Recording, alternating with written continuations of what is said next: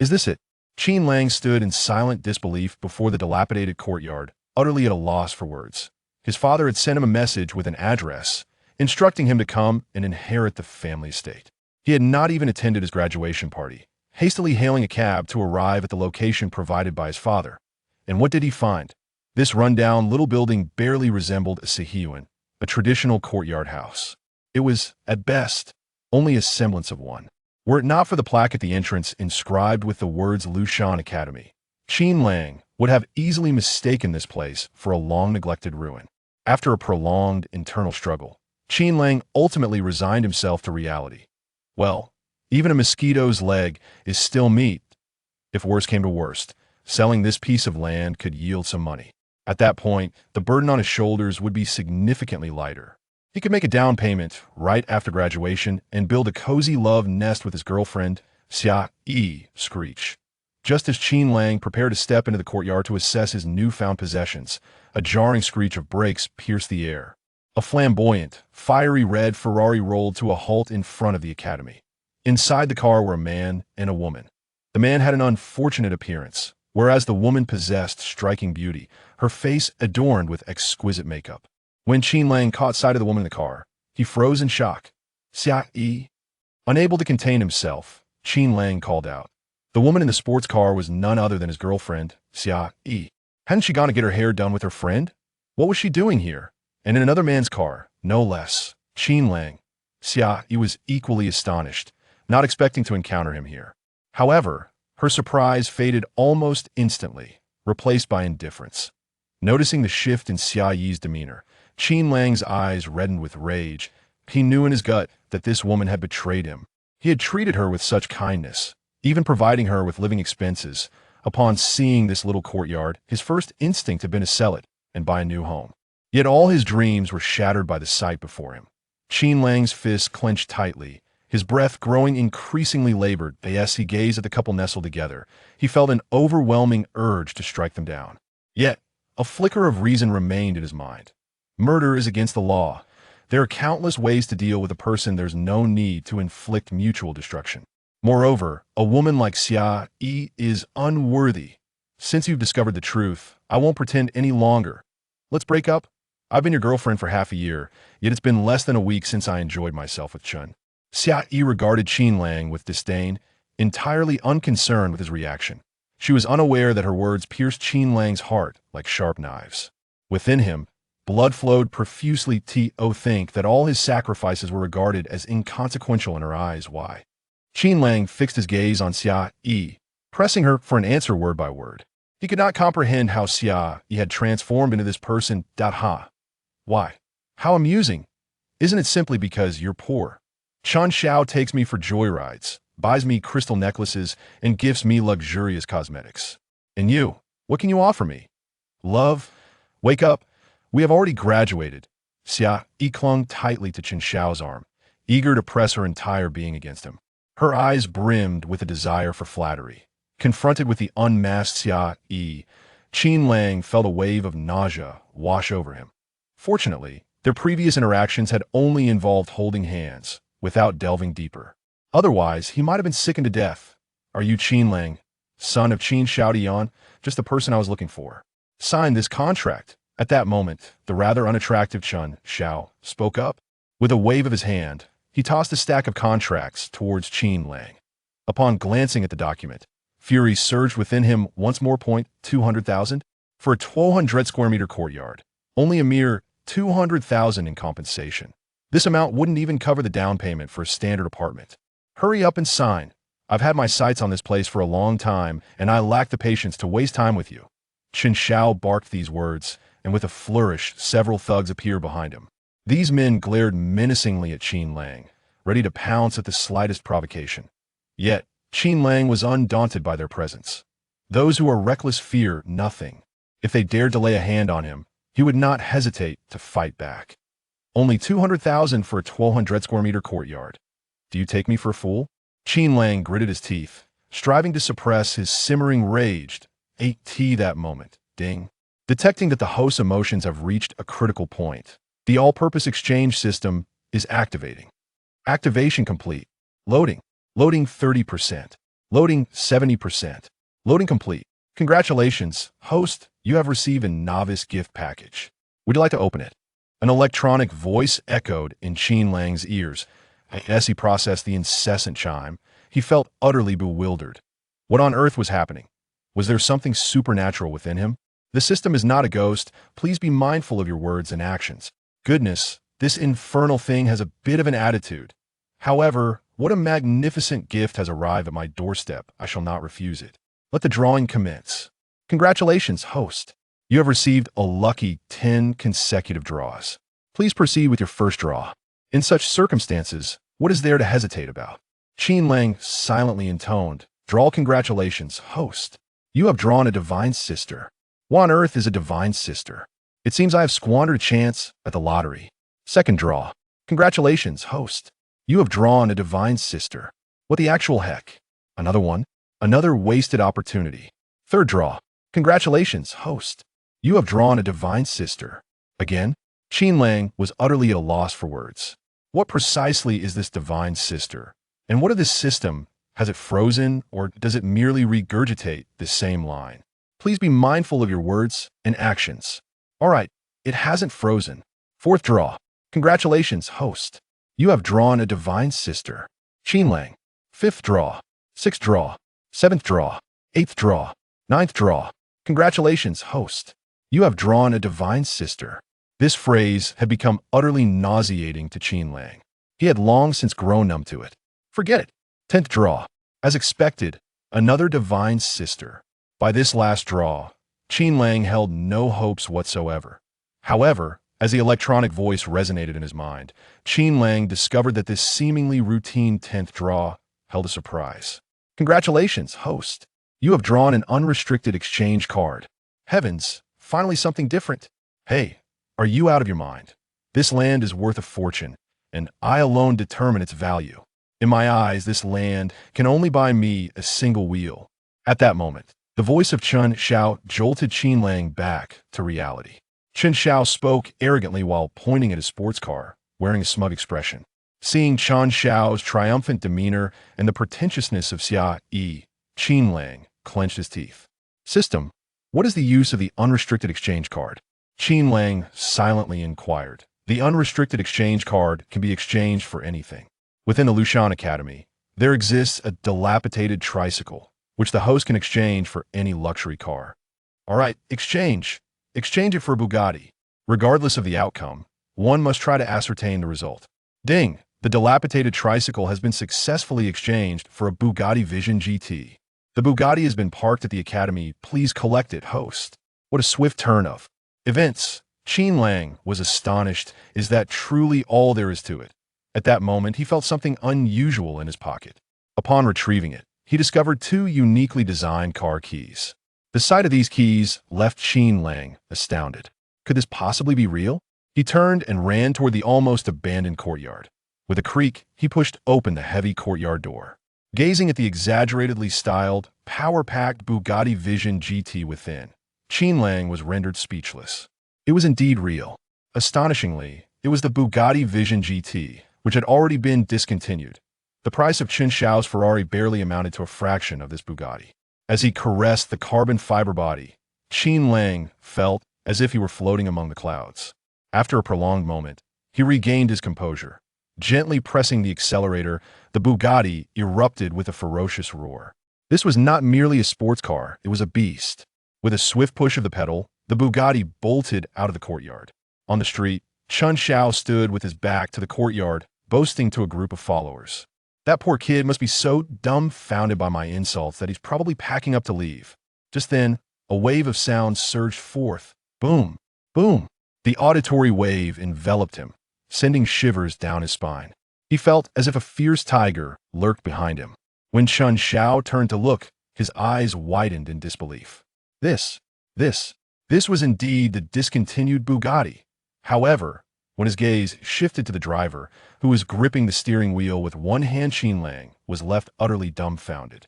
Chen Xiao stared at Qin Lang, waves of astonishment crashing over him.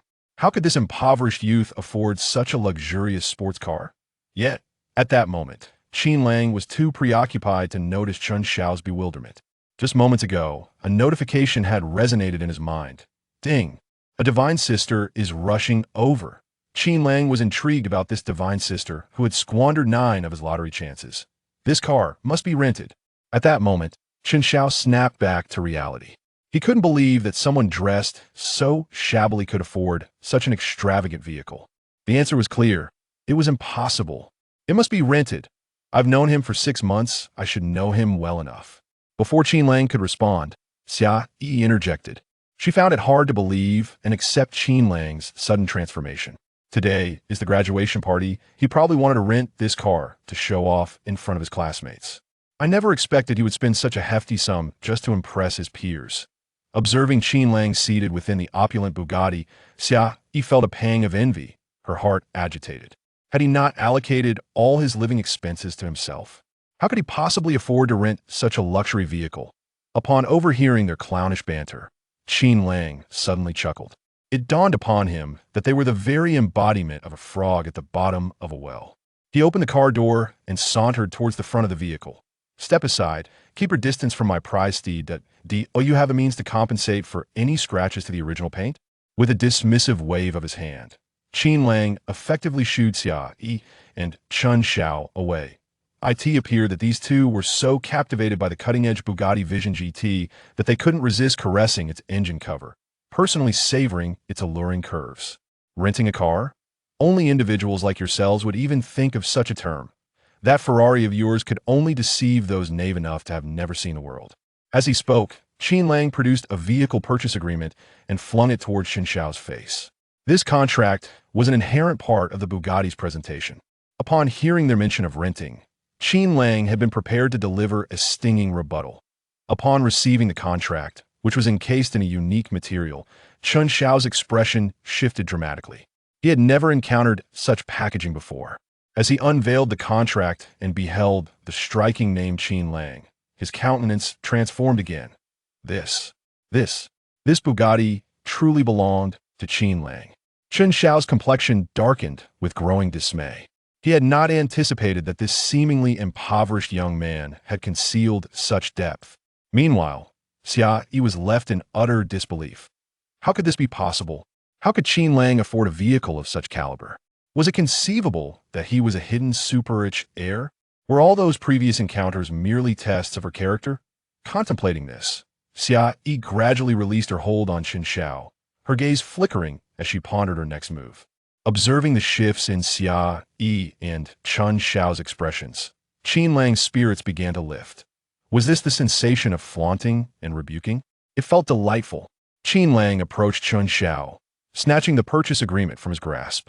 He felt that even a moment's delay in Chen Xiao's possession of the contract was a sign of disrespect towards the Bugatti. Gazing at Chen Xiao, who was reddened with fury, Qin Lang sneered.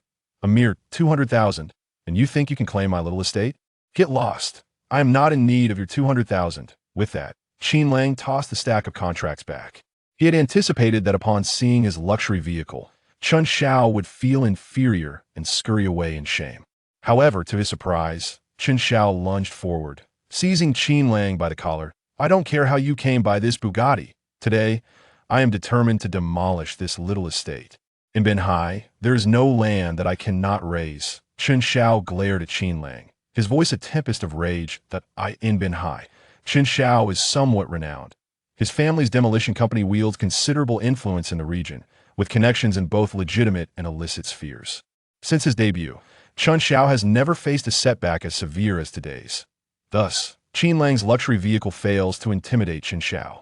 Observing the fury etched on Chen Xiao's face, Qin Lang suddenly recalls certain truths. Those who thrive on demolition are fierce, unruly individuals. Absent formidable power, they would hardly yield easily. Warning. Host is in danger. Please retaliate immediately. The voice resonating in Qin Lang's mind leaves him speechless. Damn it. With my collar seized. Do you think I'm unaware of the peril? Nevertheless, retaliation is imperative. Qin Lang abruptly thrusts his leg, sending Chen Xiao crashing to the ground. Acting tough before me? Are you courting death? Come on. Who's afraid of whom? Since childhood, Qin Lang has been taught. Avoid trouble, but do not shy away from it. Now that I possess a system, How could I be bullied by you? Thank you for the host's acknowledgement. However, after system assessment, the host has yet to acquire martial skills. In a conflict, the host is likely to be severely trampled by the several burly men opposite. Listening to the mechanical voice in his mind, Qin Lang is incensed. At such a moment, the system still has the audacity to make sarcastic remarks. What a wretched system, surely not one of my own.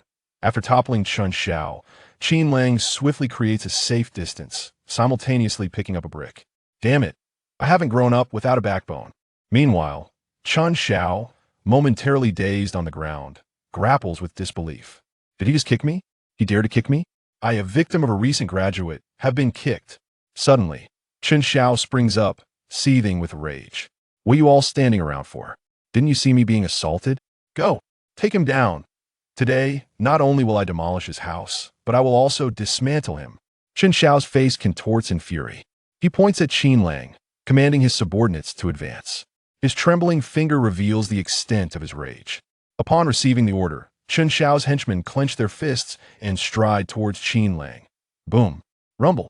Just then, a series of deep, resounding booms echo in everyone's ears. Following the sound, all eyes turn to witness a convoy of luxury vehicles rapidly approaching. SKRRT.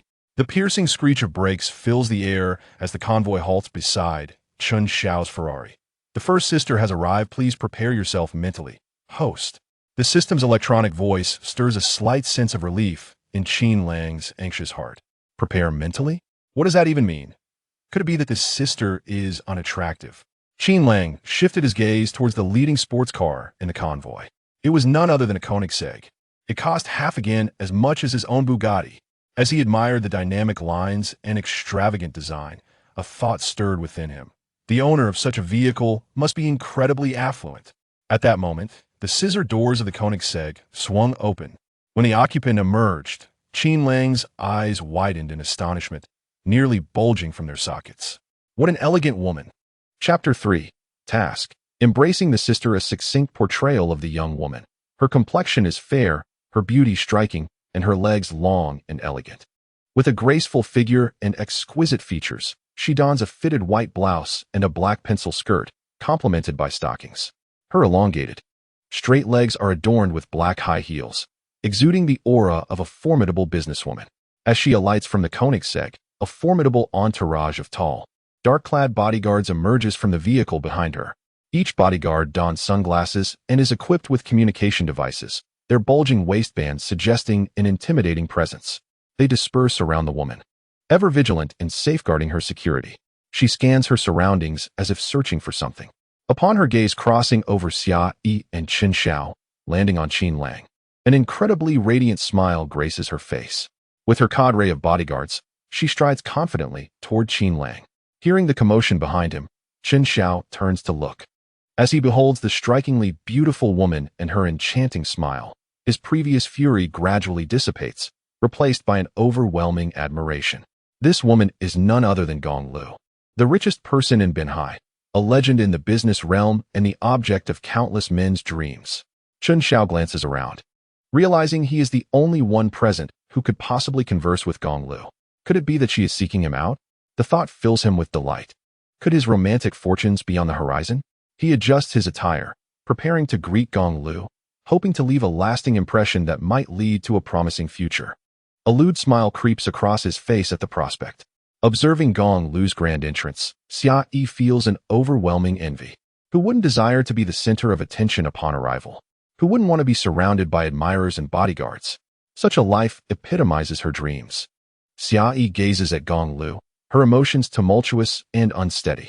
Suddenly, a powerful shove jolts her shoulder, nearly toppling her to the ground. She turns to find that it is Chun Xiao who has pushed her. Stunned by the infatuated gleam in his eyes, Sia Yi is taken aback. Did he not profess his undying affection for her? Her self-assured heart shatters in an instant. She had believed she had captivated Chun Xiao completely. Little did she know, he had toyed with many women like her. Without sparing Sia Yi a second glance, Chun Xiao strides past her, approaching Gong Liu. Hello, President Gong. I am Chun Chong of the Rinshan Group. Chun Chong is Chun Xiao's full name. He is the heir of the Rinshan Group. He extends his hands, eager to grasp Gong Liu's delicate, fair hand. Alas, what greets him instead is a pair of rough, calloused hands. A tall bodyguard forcefully pressed down on Qin Chang's head, pushing him aside. What is this? How dare you obstruct President Gong's path and seek to shake his hand? The bodyguard shot a cold glare at Qin Chang, sending a chill coursing through him. Hastily, Qin Chang stepped back, widening the distance between himself and the bodyguard. He understood that this guard was undoubtedly a formidable master, capable of taking lives with ease. At that moment, another bodyguard dashed toward the group of thugs, swiftly subduing each one of them with precision. Brother, are you all right? Gong Liu approached Qin Lang, her concern evident as she scanned him for injuries. Staring at the stunning beauty before him, Qin Lang felt momentarily dazed. Such fervor. This was merely their first encounter. No wonder that mischievous system had warned him to prepare himself mentally. Taking a deep breath of the delightful fragrance that enveloped Gong Liu, Qin Lang found himself entranced. How exhilarating. He liked it immensely. Oh, you're not hurt? Why do you look so foolish? Brother, do you not recognize your sister? Gong Liu's gentle voice resonated in Qin Lang's ears, laced with surprise and a hint of nervousness. No sooner had she spoken than the system's electronic voice echoed in Qin Lang's mind, accompanied by several options. Beep. Task 1. Respond cutely to your sister to alleviate her worries. Reward: 1 intelligence. Task 2. Embrace your sister and act adorably. Reward: martial arts entry exchange card. Task 3. Ask your sister, who are you? Reward: 1 million cash. Please make your choice within 10 seconds, or the task will be cancelled. Such an operation existed? Task 1 could be disregarded. My intelligence is already high enough. Do I need to recharge it? Task 2's embrace felt too embarrassing. To engage in such an intimate act upon first meeting was too much. Task 3's who are you? Seemed provocative and would surely invite a reprimand from my sister. Yet, the allure of 1 million cash was undeniably tempting. Should I choose to embrace my beautiful sister or opt for the cash? Still, the thought of embracing such a lovely sister filled him with embarrassment. With time running short, Qin Lang took merely half a second to decide, then opened his arms and wrapped them around Gong Liu's slender waist. Sister, why did you take so long to arrive? I was almost assaulted. Upon finishing his sentence, Qin Lang couldn't help but take another deep whiff of her enchanting scent. How delightful. It was invigorating. Could this sister be a celestial being? She radiated an ethereal aura. Gong Liu was taken aback by Qin Lang's sudden action. However, rather than becoming angry, she affectionately patted his head and chuckled. Look at you. So grown yet still acting like a child. Rest assured, dear sister shall avenge you. Please loosen your grip. I can hardly breathe. It was, after all, Qin Lang's first embrace of this sister, and in his moment of anxiety, he had exerted too much pressure. Oh, Qin Lang, feeling embarrassed, quickly released his hold. At that moment, the electronic voice sounded once more. Ding, congratulations to the host for completing a task and receiving a martial arts entry exchange card. Yet, the system's voice was entirely ignored by Qin Lang, who eagerly followed Gong Liu in search of Chen Xiao for retribution. Are you from the demolition company? Gong Liu coldly inquired as she approached Qin Chang. In that instant, she presented a stark contrast to her demeanor in front of Qin Lang. Observing his sister's sudden transformation into a captivating figure, Qin Lang felt a warmth in his heart. Such a sister. I would gladly accept as many as fate would bestow upon me. How delightful. He completely forgot that he had previously complained about the so-called divine sisters squandering his lottery cards. Meanwhile, Qin Chang, confronted by Gong Liu's inquiry, composed himself anew. Ms. Gong, I am Qin Chang, son of Chen Baiqiang, chairman of the Rinshan Group. Just now, I was negotiating the sale of this small estate with this young brother. Qin Chang endeavored to project an air of dignified composure. However, Gong Liu was utterly unimpressed by his facade. No need to discuss further. It is a waste of time. Gong Liu remained cold and unyielding. Upon hearing this, Qin Chang grew anxious. This piece of land was not merely his desire, but was sought after by someone above him. He was merely a messenger. Perhaps we could discuss it again? Qin Chang implored. Gong Liu cast a dispassionate glance at him and replied in a deep voice. You may not have grasped my intent. What I mean is, your company is about to be acquired by me. There is no need to squander time on this matter. Chapter 4. Regrets of Sia Yi. What? You wish to acquire Qin Xiao's company? Upon hearing Gong Liu's declaration of intent to purchase Qin Xiao's firm, Qin Lang was left astounded, his mouth agape. To propose an outright acquisition so boldly. This divine sister is truly extravagant. Does this mean that I shall never lack for wealth henceforth? My sister's fortune is, after all, my fortune. In an instant, an unparalleled sense of bliss surged within Qin Lang. The happiness was utterly unexpected. At this moment, Qin Lang felt his head spinning. If the first divine sister is so formidable, surely the other 8 shall be no less impressive. Sia Yi stood not far from Gong Liu and Qin Lang. Upon hearing Gong Liu's words, her chest heaved violently, and her breath grew labored. To purchase Qin Xiao's company? That company is worth several hundred million. Is such an enterprise something that an ordinary person can simply acquire? Yet, when Sia Yi recalled the grand spectacle surrounding Gong Liu's appearance, she could not bring herself to doubt her words. In an instant, her heart was filled with regret. Qin Lang has such a wealthy sister. Why did he not mention it earlier? Had he disclosed it sooner, he would not have found himself in this predicament. Sia Yi cast a disdainful glance at Qin Chong, distancing herself from him. You may not like me, but I certainly do not fancy you, you ugly brute.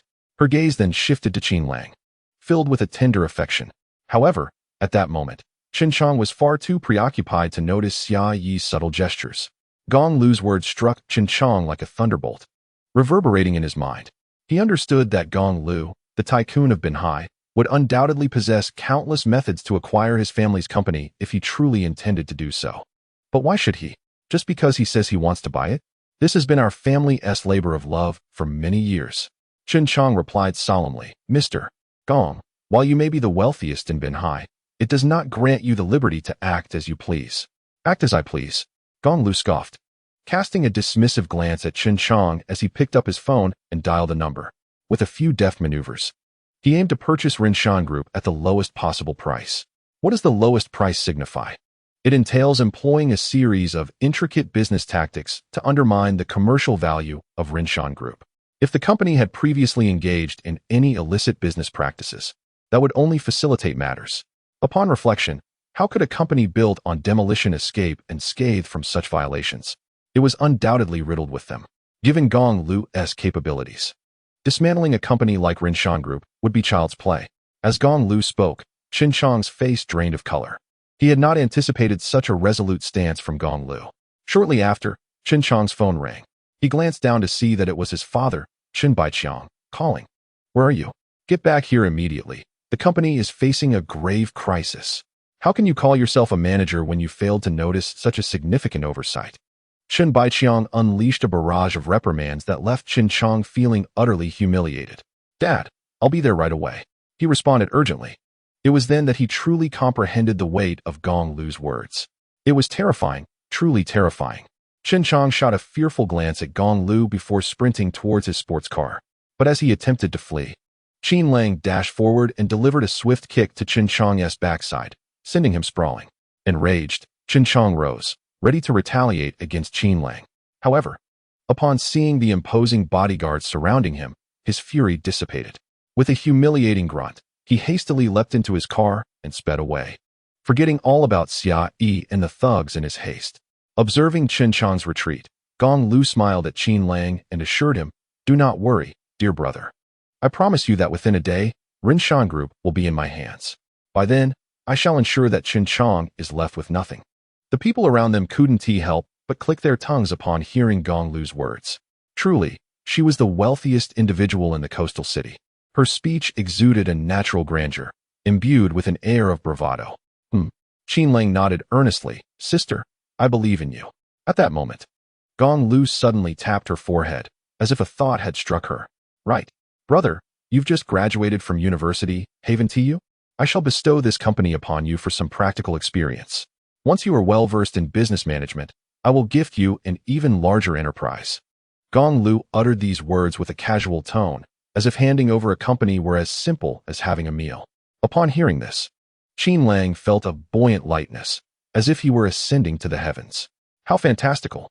Just yesterday, he was fretting over finding a job with a higher salary. And now he was on the verge of owning his own company. The thought of becoming a boss right after graduation filled him with delight. Thank you, sister. Qin Lang expressed his gratitude hastily. Gong Liu frowned slightly, displeased. Brother, why are you thanking me? Do we feel estranged? You are my brother. What belongs to me is yours. Gong Liu felt that such politeness between siblings was rather distant. Noticing his sister's furrowed brow, Qin Lang gently reached out to smooth away her worry lines. Sister, I understand. At that moment, A feeble female voice shattered the warmth between Gong Liu and Qin Lang. Qin Lang, let us reconcile. I was deceived by Chun Chang's sweet words. In truth, my heart still belongs to you. Nothing happened between us. I haven't wronged you. The speaker was Sia Yi, gazing innocently at Qin Lang, hoping for his forgiveness. One must admit, Sia Yi was a master of performance. Her eyes were slightly reddened, veiled by a thin mist, as if she were the victim, while Qin Lang was the one who had strayed. Had she displayed such emotions in the past, it would have ensnared Qin Lang completely. However, times had changed. Qin Lang had seen through Sia Yi's true nature and would no longer take her words seriously. He scoffed derisively. You really have the audacity to say such things. Thankfully, I skipped lunch. Otherwise, I might have been sickened enough to retch on you. Do you think I would still believe your nonsense? Please, keep your distance. With that, Qin Lang turned his head away, unwilling to cast even a glance in her direction. Qin Lang, have we truly lost all our feelings after being together for 6 months? I was wrong before. I promise I will never deceive you again. I beg you, grant me another chance, please. Sia Yi shouted these words, her voice tinged with tears, as if deeply pained. Yet, Qin Lang remained unmoved. One must be resolute to stand firm. Sia Yi had treated herself in such a manner before. What right did she have to expect forgiveness with merely an apology? Had it not been for the binding of the system, who knows what fate might have befallen her? At this moment, Gong Liu, who had remained silent until now, finally spoke up. Please do not entangle yourself with my brother. A shattered mirror, once repaired, does it truly signify a reconciliation? What are the cracks within? Furthermore, your qualifications are lacking. You possess neither height, nor beauty, nor figure, truly. You are devoid of all desirable attributes. My brother is an outstanding individual. Do you truly believe you are worthy of him? My close friends outshine you by 100-fold, 1,000-fold. With her words, Gong Liu unleashed a barrage akin to a machine gun, leaving Sia Yi speechless. Moreover, her discerning gaze instilled a sense of unease in Sia Yi. Subsequently, Gong Liu smiled and addressed Qin Lang, saying, Brother, beyond this village, there are 100 more establishments awaiting us. My friends are not only beautiful, but they also possess exceptional qualities in every regard. They are the Armée de l'Armée of their respective fields, and among them are several direct descendants of powerful factions. Your ex-girlfriend is not even worthy to carry their shoes. In a few days, I shall arrange an opportunity for you to meet them. Listening to Gong Liu's words filled Qin Lang with elation. Oh my, what a celestial sister I have. This is simply marvelous. Chapter 5. The martial arts prodigy. At that moment, several options resurfaced in Qin Lang's mind. Ding. Task 1. Thank your sister for her kindness and tell her that I prefer boys. Task reward. Intermediate singing skill exchange card. Task 2. Exclaim loudly to your sister, I want 100. Task reward. Basic martial arts upgrade card. Task 3. Decline your sister's goodwill and tell her, I only want you. Task reward. A beating from your sister. The first and third options were immediately disregarded by Qin Lang. What sort of devilish system was this? How could one refuse such a wonderful sister's goodwill? He silently resolved, I choose task 2. Then, with a beaming smile, he looked at Gong Liu and proclaimed, Sister, how could a mere handful suffice? I want 100. From Gong Liu, Qin Lang experienced an indescribable sense of comfort. Thus speaking those words bore him no burden. What? 100? Brother, you are putting your sister in a predicament. Where am I to find 100 friends? Gong Liu gazed at Qin Lang in bemusement, feeling a wave of helplessness wash over her. Just then, her eyes sparkled with inspiration. In an instant, she conceived a brilliant idea. With a cheerful demeanor, Gong Liu said, Fear not. I shall promptly notify the HR department to initiate an open recruitment. What are 100 girls, after all? Quite an easy task. When the time comes, you shall take on the role of an interviewer. If someone catches your fancy, pursue them with unabashed boldness. Should you find yourself in need of funds, simply approach the finance department and mention my name. Upon hearing this, Qin Lang swallowed hard, momentarily taken aback. After all, this was merely a system task, and he had initially dismissed the statement as a jest. To his astonishment, his formidable sister took it with utmost seriousness. That warm, blissful sensation surged within him once more, filling his chest to the brim. Beside him, Sia Yi was utterly bewildered. 100 candidates? Allowing Qin Lang to select at will as an interviewer? What kind of background did Qin Lang's sister possess to wield such influence? The bodyguards were equally flabbergasted. President Gong was famously known as an ice-cold beauty, having garnered countless suitors from wealthy families and elite circles, yet she rarely spared them a glance. Who could have anticipated that she would be so accommodating to this young man? In the eyes of the bodyguards, President Gong typically maintained an air of polite indifference, her demeanor as serene as a tranquil pond. Yet this young man could provoke her frowns and elicit her laughter. Who exactly was he? It had never been mentioned before that President Gong had a younger brother. This lad truly was fortunate. As the bodyguards pondered this mystery, an unusual aura began to emanate from Qin Lang. Just as this peculiar transformation in his presence occurred, the captain of the bodyguards took notice. His eyes sparkled with excitement as he approached Qin Lang briskly. "Young Master Qin, did you just experience a breakthrough in martial arts?" "A breakthrough in martial arts?" Qin Lang felt a jolt of surprise. How could this person possibly know? He scratched his head, feigning confusion. "I suppose so." It turned out that during the brief moment when others were bewildered, Qin Lang had exchanged his previously acquired martial arts entry card through the system. Subsequently, he had also exchanged a newly obtained primary martial arts upgrade card. Remarkably, these two cards proved effective. He now felt a warm vitality coursing through him, as if he possessed boundless energy. Faced with the four assailants, he believed he could defeat them barehanded, without even needing to pick up a brick. Observing the captain's expression, Gong Liu inquired, "Wang Hu, what is the matter? Is my brother unwell?" "Unwell?" At those words, Qin Lang nearly choked on his own breath. "Sister, I am your most cherished brother." Wang Hu vigorously shook his head, exclaiming, "Not unwell, but exceptionally well. Young Master Qin is achieving breakthroughs in martial arts while simply standing there. It is truly unfathomable. In all my years since entering this field, I have only heard of such extraordinary martial talent and legends. They refer to this breakthrough method as harmony of the way, to be one with the universe while standing upon the earth, engaging in a unique communion with all that exists." As these words reached her ears, Gong Liu's eyes sparkled with increasing brilliance. "Unexpectedly, my younger brother is indeed a prodigy in martial arts." Upon realizing this, Sia Yi's face was a canvas of shock and regret. In that moment, she felt an overwhelming urge to weep without tears. How had she never noticed Qin Lang's remarkable prowess before? Had she known, she would never have dared to associate with Qin Shao. Hearing Wang Hu's words, Qin Lang rolled his eyes discreetly, thinking to himself how absurdly exaggerated the claims had become.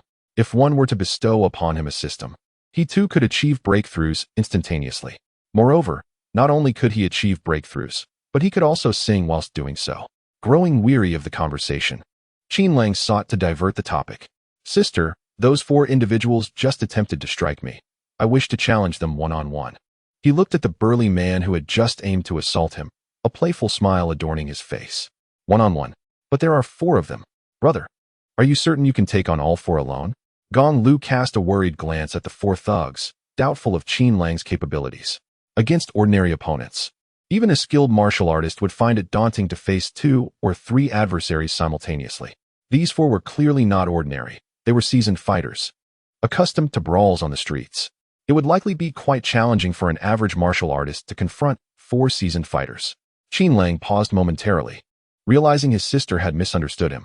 He laughed heartily. "Sister, I do not intend to face all 4 alone.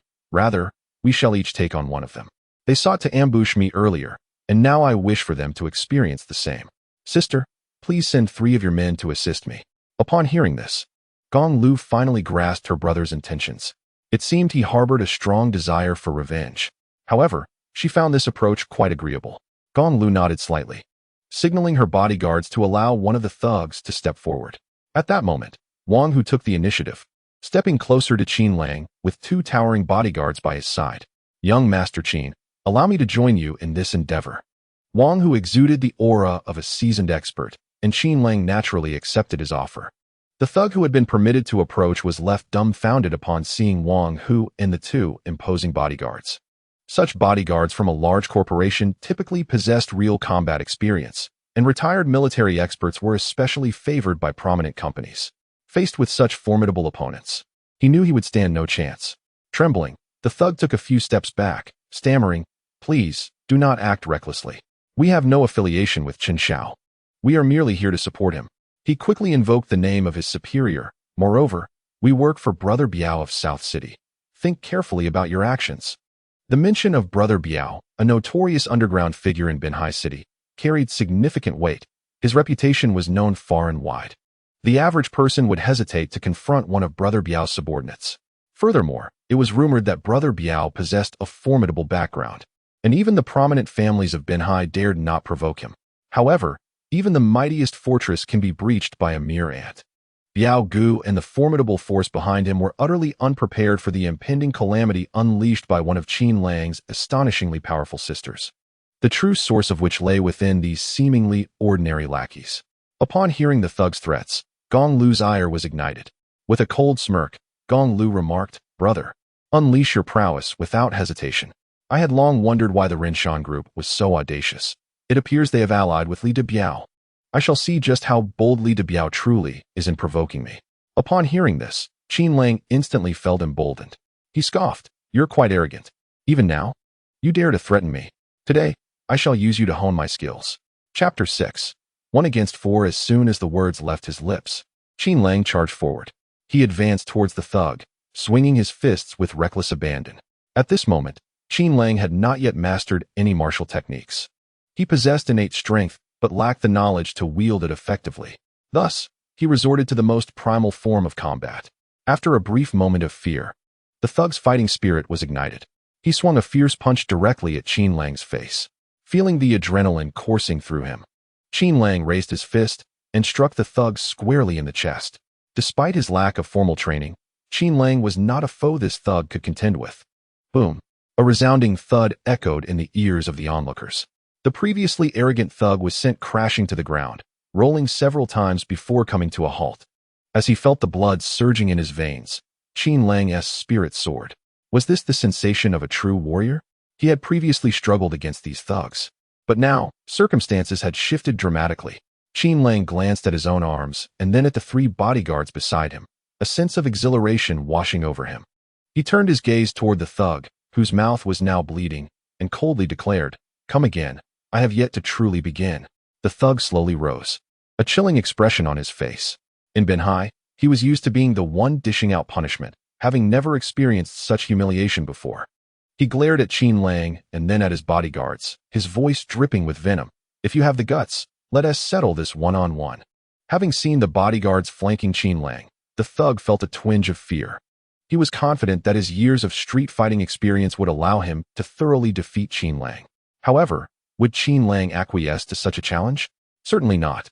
Qin Lang regarded the thug with a look of incredulity and scoffed. "Are you out of your mind? Given my overwhelming advantage, why would I engage you in a one-on-one duel?" At that moment, an electronic voice resonated in Qin Lang's mind. Ding. Task 1. Accept the thug's challenge and defeat him. Task reward. A basic martial arts skill. Task 2. Decline the thug's challenge. Task reward. Intelligence 1. Task 3. Accept the challenge from the henchman. Proactively challenge for henchmen and defeat all 4.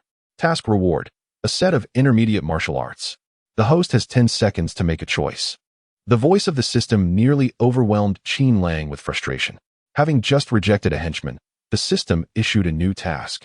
Among the 3 options, it was evident that the second would not be selected. Increase intelligence? Absurd. The more practical choices were Task 1 and Task 3. Both tasks involved accepting the opponent's challenge. Qin Lang harbored serious doubts about the system's intentions, suspecting it was designed to undermine his mental state. Whether Task 1 or Task 3, accepting either would be akin to slapping his own face. Damn it. Task 3. Qin Lang silently chanted in his mind. After a moment of vexation, he decisively chose Task 3. If he were to engage, he would aim for something grand. Moreover, Qin Lang had already devised a plan in his mind, ensuring a surefire win. Upon receiving the task, he turned towards the henchman. "You wish to duel with me? Very well. However, I shall not settle for just you. I shall take on all 4 of you," Qin Lang declared with an air of authority. Yet, as soon as his words left his mouth, everyone was left dumbfounded. Hadn't he just rejected them? What prompted this sudden change of heart? Gong Liu was speechless, struggling to keep up with her brother's erratic thought process. Had he not just claimed the other party was mentally unstable? Now, by reversing his stance, wasn't he implying the same about himself? With his current abilities, defeating 4 opponents was utterly impossible. Wang Hu had spoken highly of his talent, but talent alone required cultivation to be formidable. Gong Liu, feeling anxious, hastily interjected, "Brother, you." However, she was abruptly interrupted by Qin Lang. "Sister, rest assured, I have my own plan." Observing Qin Lang's confident demeanor, Gong Liu hesitated. Her words caught in her throat. Very well. With so many bodyguards present, it was unlikely anything would go awry. The henchman, upon hearing Qin Lang's declaration, flashed a sinister smile. "All right, you said it yourself." The henchman stood up, coldly accepting the challenge. Ding.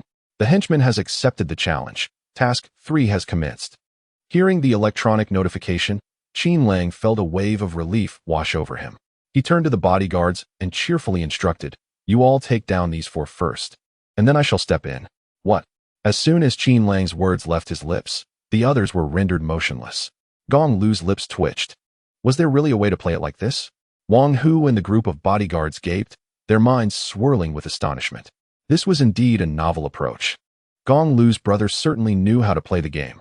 Meanwhile, the henchman stood there, utterly stunned. Was there such a way to bully others? With this entourage of bodyguards by your side, you feel invincible, do you? How lamentable it is that there exists not a shred of chivalry. The henchman, enraged, raised his hand, trembling slightly as he pointed accusingly at Qin Lang, unleashing a torrent of invective. "You little scoundrel." Yet before he could finish his tirade, he was sent sprawling to the ground by a kick from Wang Hu. With a thunderous command, Wang Hu bellowed, "Strike." Leave them gasping for breath. As soon as the words left his lips, the other bodyguards sprang into action. Cries of anguish echoed through the air. "Ah? Ouch. No more. I was wrong. For heaven's sake, stop before it escalates. Spare me, brave souls. Have mercy." The bodyguards unleashed their fury, and the scene transformed into a cacophony of weeping. Although these individuals often exhibited a brazen demeanor when bullying others, brimming with arrogance and bravado, they crumbled like fragile paper upon encountering true masters of combat. Initially, the henchmen had the energy to protest. Observing their loud outcries, Wang Hu shouted to his subordinates, "Have you all forgotten your meals?" Their cries indicate we have not yet delivered a thorough lesson.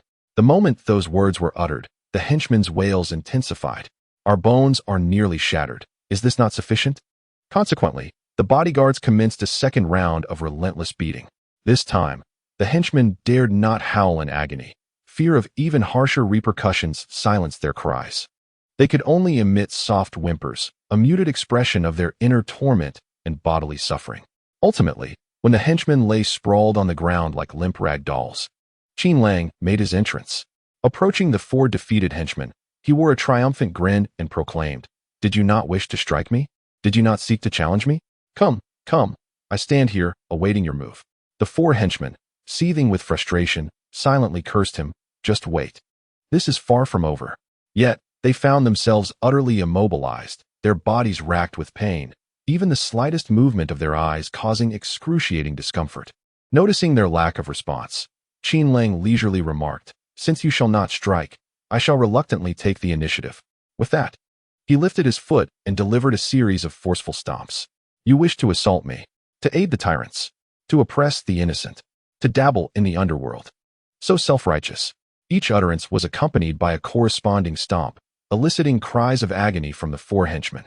Having endured 2 rounds of punishment from the bodyguards, they now faced Qin Lang's wrath, a torment that transcended mere physical pain, delving into the realm of psychological numbness.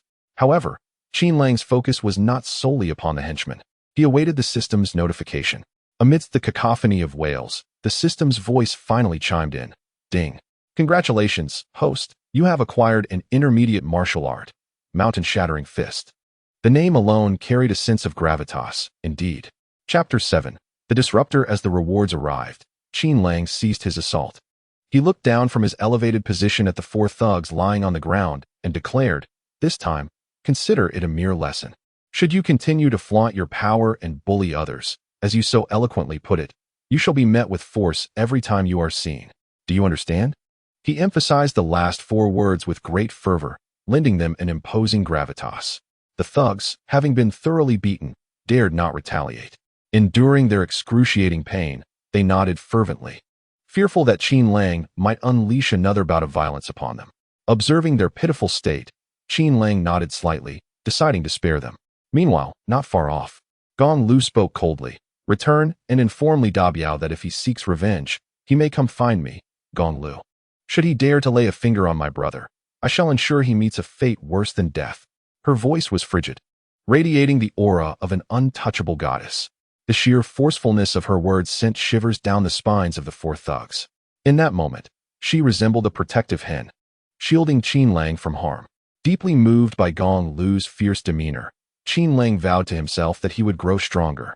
For now, it was his sister who protected him, but in the future, he would be the one to safeguard her. After delivering her formidable threats, Gong Liu turned her gaze to Qin Lang. In an instant, her previously indifferent expression transformed into one of tender warmth. The speed at which she shifted her demeanor left Qin Lang marveling internally, thinking that even the art of Peking opera's face-changing could not rival her swiftness. Brother, come. Let us head to the Lanyue group together. Gong Liu approached Qin Lang, taking his hand as they made their way towards the Koenigsegg. Qin Lang quickly halted her, whispering, "Sister, what about my Bugatti?" A tinge of guilt washed over him. The Bugatti had been a gift from the system, and he wondered if it might raise Gong Liu's suspicions. As if on cue, a flicker of confusion passed through Gong Liu's eyes upon hearing his words. However, it vanished almost instantaneously, replaced by her usual vivacity. "Ah, that must be the inheritance left to you by our father. Hand the keys to Wang Hu, and you shall ride in my car." Upon reflection, Qin Lang realized that the Bugatti had indeed been exchanged for a tricycle, which was part of the inheritance their father had left him. Thus, her assertion held merit. Yet, he pondered how his sister knew this detail. He handed the keys of the Bugatti to Wang Hu and climbed into Gong Liu's Koenigsegg. No sooner had he settled in than Sia Yi approached.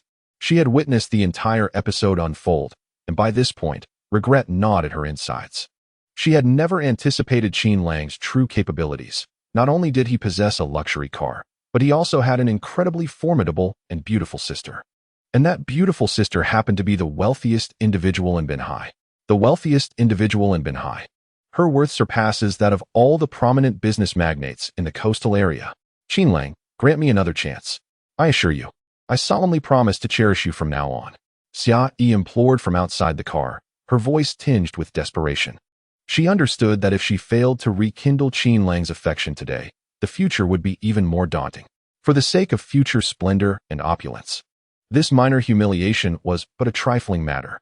However, Qin Lang merely turned his head slightly and uttered a single sentence. "You have greatly disappointed me." As soon as his words fell, Gong Liu pressed the accelerator and sped away. At last, tranquility enveloped him. Qin Lang swiftly delved into his mind, seeking answers from the system. Why did his sister know he had just graduated when he had not disclosed this to her? How did she learn about their father's inheritance? Why had she arrived at such an opportune moment? An array of questions swirled in his mind, yearning for the system's elucidation. Ding! It was all my doing. Everything about you appears entirely reasonable to the sisters. The system's response countered Qin Lang's inquiries succinctly. Fine, you are the system. You are impressive. At that moment, a spark of inspiration ignited within Qin Lang. System, do you have a name? It seems rather inappropriate to call you just System. Allow me to bestow a name upon you. How about Contrarian? What do you think? Qin Lang felt that this system had a bit of a temper, seemingly relishing in tricking the host and engaging in banter. The name Contrarian seemed particularly fitting. Ding. The system is now recording. Recording complete. Contrarian is now in use. As he listened to the electronic voice in his mind, Qin Lang silently exclaimed in astonishment. Really? That can be done? He had only intended to jest with the system, not expecting to truly name it. Contrarian? He tried calling out in his thoughts. Present. To his disbelief, it actually worked. Qin Lang felt a surge of pride, a smile creeping onto his lips. Brother, what are you laughing at? Gong Liu, noticing Qin Lang's inexplicable mirth, felt a tinge of curiosity. This question jolted Qin Lang back to reality. With a playful grin, he replied, "Oh, I was just thinking about having such a celestial sister." I couldn't help but smile in happiness. He nodded earnestly, emphasizing his sincerity. Haha, silly brother. Who else would I treat well if not you? A celestial being? Haha, brother, you are becoming increasingly adept at bringing joy to your sister. Gong Liu, gripping the steering wheel, laughed heartily. What girl doesn't adore receiving compliments? Especially when they are sincere. All do. At that moment, the wind outside swept into the car, tousling Gong Liu's hair, making her appear like an ethereal fairy, radiant and unparalleled. In an instant, Qin Lang found himself momentarily entranced. Truly, she was a celestial beauty. Soon, the group arrived at the foot of an imposing edifice adorned with colossal signs reading, Lanyue Group. Gazing up at the structure, Qin Lang couldn't help but marvel inwardly. His sister's company was indeed monumental. How wealthy could she possibly be? He softly inquired, "Sister, is this building your company?" "It's enormous." To his surprise, Gong Liu shook her head slightly. "Not entirely." "Not entirely?" Upon hearing those words, a sense of confusion welled up within Qin Lang. It appeared he had misjudged his sister. Perhaps her company occupied only a few floors within this grand building. At that moment, Gong Liu's voice rang out again. "Not just this building, the several others behind it, along with the adjacent parks, all belong to our company." Goodness! At this revelation, Qin Lang was momentarily rendered speechless. So many buildings? He had presumed his sister owned merely this one. Little did he know the structures beyond were also part of her empire. He turned to look back, and indeed, the architectural style of those buildings mirrored that of the one before him. Chapter 8. Sister's close friend. Noticing Qin Lang's expression, Gong Liu let out a soft chuckle. She tugged at his sleeve and said with a smile, "Come on." As they stepped into the building, an exceptionally graceful woman approached them. "President Gong, we have contacted all upstream and downstream enterprises of the Rinshan Group. We have also gathered all instances of their misconduct," the woman reported earnestly, holding a folder. After listening to her update, Gong Liu nodded. "Let us proceed then." She then turned to Qin Lang, introducing him to the woman. "Rushua, this is my brother." With a slight lean towards Qin Lang, she whispered, "She is one of my close friends." How delightful! The warm breath tickled Qin Lang's ear, making him feel a bit giddy. He earnestly nodded and replied softly to Gong Liu, "She truly is wonderful." Hearing this, Gong Liu beamed with joy. They say good fortune should not flow to outsiders. If her brother were to win Rushua's affection, it would indeed deepen their familial ties. Qin Lang took the initiative, smiling. "Hello, Sister Rushua, I am Qin Lang." Mo Rushua had been curiously observing him. Initially, upon seeing the closeness between Qin Lang and Gong Liu, she had thought her friend had finally found a charming young boyfriend. However, she was taken aback to discover he was merely her best friend's brother. Yet, why did their surnames differ? Could it be that the son took the father's name while the daughter took the mother's? At that moment, Qin Lang's voice interrupted Mo Rushua's thoughts. Coming back to reality, a radiant smile illuminated her face. "Hello, little brother. I am Mo Rushua. Are you here to visit our company?" Qin Lang chuckled. "Indeed, I just came here to accompany my sister for a casual visit." At that moment, Gong Liu's phone rang. It seemed there was an urgent matter at hand, pressing her for a response. After the call, Gong Liu gently addressed Qin Lang. "Brother, I must attend a rather important meeting. Please take some time to familiarize yourself with the company alongside Rushua." With that, she shot Qin Lang a knowing glance. Turning to Mo Rushua, she added, "Rushua, I entrust my brother to you. I must take my leave now." And with that, she hurriedly departed.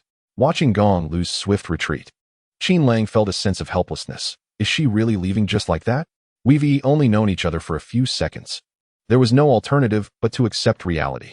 Qin Lang shrugged and remarked, "Sister Rushua, you carry on with your work. I shall simply follow in your wake." Mo Rushua sighed and replied, "Very well. I have a multitude of tasks to attend to. I wonder what your sister intends to do acquiring Rinshan Group, a company with such poor profitability. What purpose does that serve?"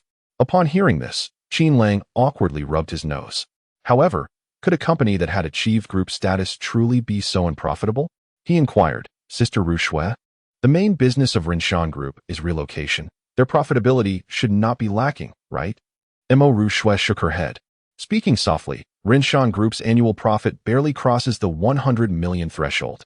Without diversifying their operations, that is their ceiling. Only 100 million? That is quite substantial. Qin Lang recalled a college classmate whose family ran a factory. Their annual profit of 10 million had made them feel like royalty. Thus, upon hearing Mo Rushua's words, Qin Lang was left speechless. Ultimately, he could only chuckle. Indeed, they cannot possibly compare to Lanyue Group. Following this, Qin Lang trailed behind Mo Rushua, getting acquainted with the surroundings. It was during this time he discovered that Mo Rushua was actually the general manager of Lanyue Group. As mealtime approached, Qin Lang found himself with nothing to do, merely tagging along behind Mo Rushua. With a sigh of relief after completing her tasks, Mo Rushua glanced at the listless Qin Lang and smiled. "Qin Lang, Let us go. Since it's our first meeting today, I shall treat you to some delectable food. With the invitation from a beautiful woman, Qin Lang felt no hesitation. He stood up, suddenly recalling that Gong Liu might not have had a meal yet. He promptly said, Sister Ru Shui, where is my sister's meeting? I'll call her to join us for dinner. Observing Qin Lang's earnest demeanor, Mo Ru Shui erupted in laughter. Rest assured, your sister is currently in a board meeting, enjoying a splendid meal. Chuckling, Qin Lang scratched his head. Oh, I see. Then let us be off. With that, the two exited the building. As Mo Ru Shui was preparing to drive, Qin Lang swiftly approached, bringing the Bugatti over. With one hand resting on the steering wheel and the other casually leaning against the car door, Qin Lang smiled and said, Ru Shui, hop in. I shall take you for a ride. His demeanor exuded an air of confidence, bolstered by the luxury of the vehicle. In the past, he would have never dared to invite a stunning beauty like Mo Ru Shui. Ah, little fellow, not bad at all. Driving a Bugatti, Mo Ru Shui remarked, a hint of surprise in her voice. The sight of Qin Lang's exquisite car left her quite astonished. Such a high-end luxury vehicle was something she could hardly justify purchasing for herself. Qin Lang waved his hand dismissively, a nonchalant smile gracing his face. It's nothing much. Observing his relaxed attitude, Mo Ru Shui smiled, her lips curving into a gracious expression as she entered the car. Soon after, they arrived at a restaurant that exuded an air of sophistication. However, as soon as they stepped inside, Mo Ru Shui's brows furrowed in dismay upon spotting someone she found particularly detestable. Stealing a glance at Qin Lang beside her, she clenched her teeth and entwined her arm around his. Qin Lang was surveying the surroundings when he suddenly caught a whiff of an enticing fragrance and felt an arm wrap around his. Turning his head, he saw Mo Ru Shui blushing slightly as she gazed at him. This unexpected scene sent his heart racing. Could it be? Was fortune smiling upon him? He had merely regarded her as an older sister. Surely, she did not harbor intentions towards him? Unbeknownst to him, a gloomy young gentleman was approaching them from a distance. As Qin Lang's heart raced, his mind wrestled with the implications of a jest he had made to Ru Shui, which she seemed to take seriously. What would he do if she truly introduced all her friends to him? Just then, he caught a glimpse of Mo Ru Shui leaning in closer, her head inching towards his profile. The mere act of the beautiful woman beside him sent a rush of heat to his cheeks. Good heavens! Was this happening too quickly? Should he refuse? He lamented internally. Ru Shui, I've just graduated. I'm still a child. Yet, his body betrayed him, remaining still, devoid of any inclination to retreat. Deep within, however, a flicker of delight sparked. Who wouldn't he be thrilled to have such a stunning beauty clinging to their arm? While Qin Lang was lost in his thoughts, Mo Ru Shui was filled with confusion. Why was this boy suddenly blushing fiercely? Did he have some sort of skin ailment? However, when she noticed his furtive glances directed at her, everything became clear. She leaned in closer, her lips brushing against his ear, and with a playful bite of her teeth, she whispered, You mischievous boy, don't let your imagination run wild. Help me out, and swat a pesky fly. The warm breath against his ear heightened Qin Lang's heartbeat even further. The enchanting scene stirred Qin Lang's blood, flooding his mind with fervor. However, as he reflected on Mo Ru Shui's words, his passion gradually waned.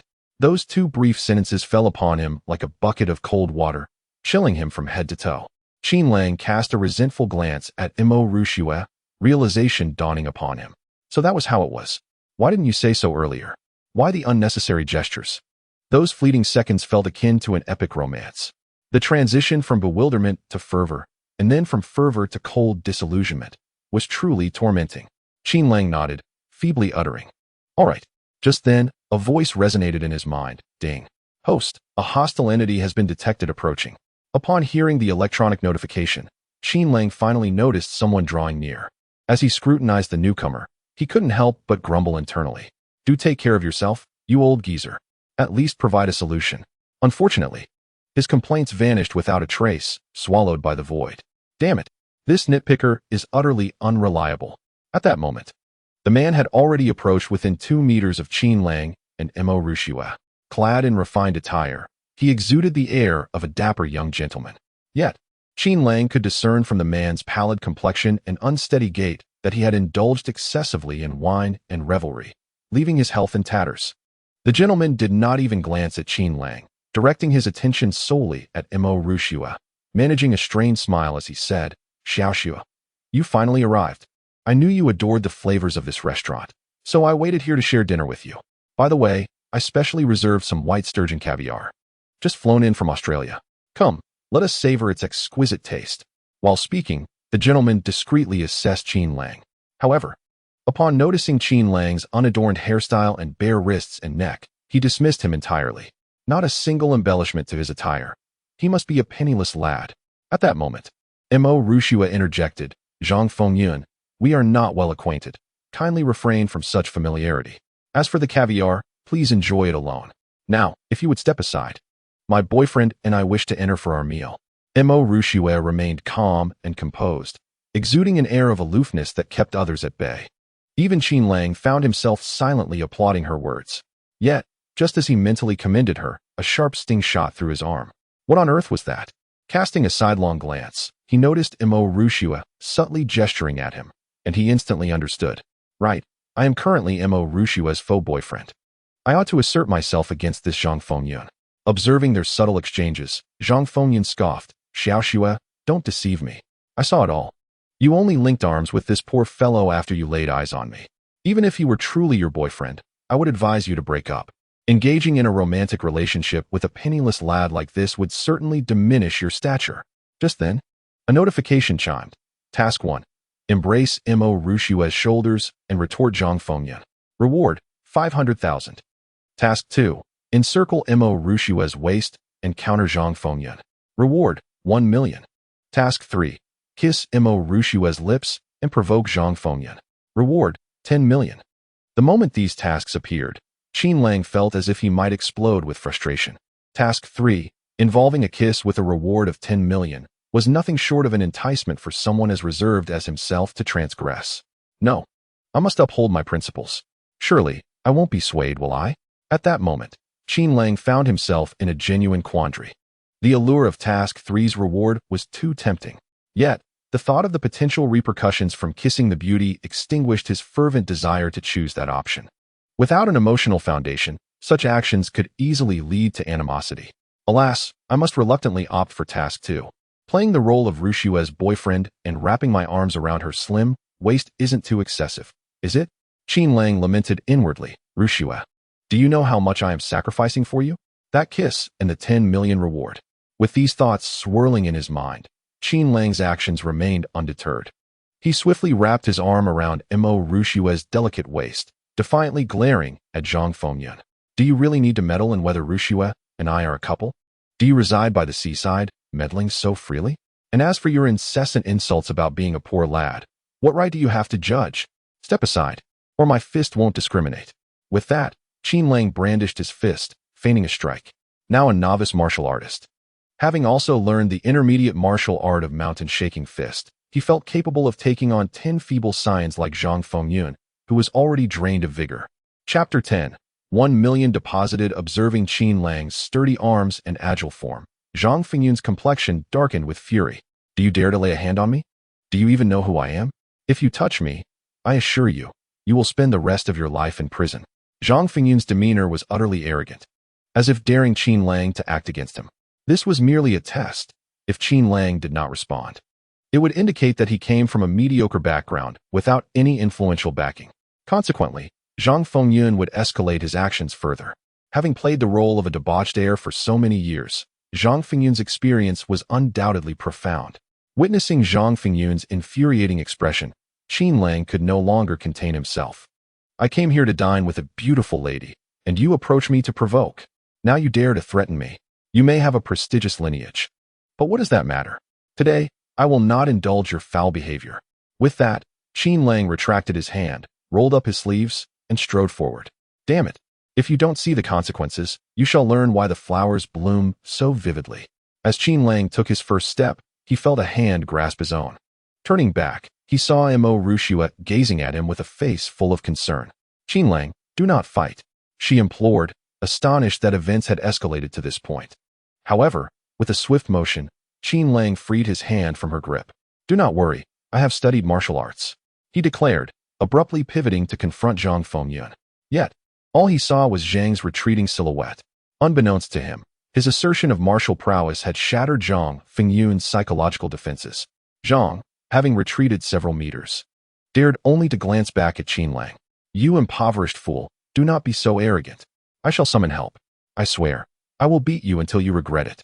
Observing the cowardice emanating from Zhang Fengyun, Qin Lang raised his middle finger in defiance, then chose to ignore him. Turning to Mo Rushua, he smiled, Sister Rushua. The fly has been chased away. Let us order our meal. While he wore a smile, Mo Rushua could not join him in laughter. She cast a worried glance at the distant Zhang Fengyun and softly suggested, Qin Lang, perhaps we should choose another restaurant? He just mentioned calling for assistance.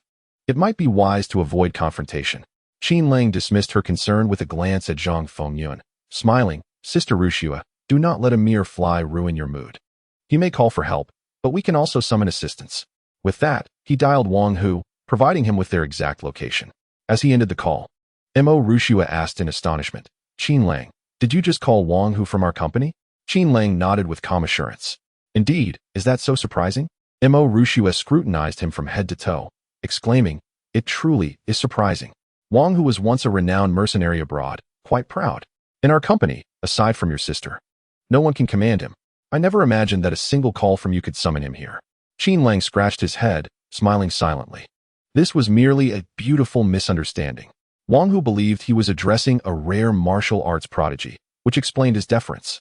Seeing Qin Lang unwilling to elaborate, Mo Rushua playfully rolled her eyes and sweetly urged, come on, let us order.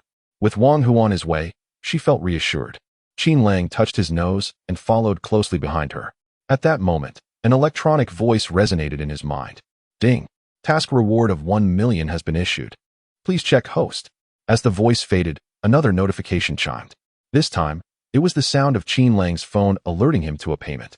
1 million had indeed been credited to his account. Wow, I have become a person of considerable wealth. Suddenly, a raucous laughter echoed from afar. Ha ha. Some people are truly pitiful. How pathetic it is to flaunt oneself with such a text notification sound. These sarcastic remarks emanated from the mouth of Zhang Fengyun, who believed that Qin Lang's notification of receiving 1 million was merely an alteration of his message tone. With a flourish of his hand, he bellowed, Waiter, where is my sturgeon caviar?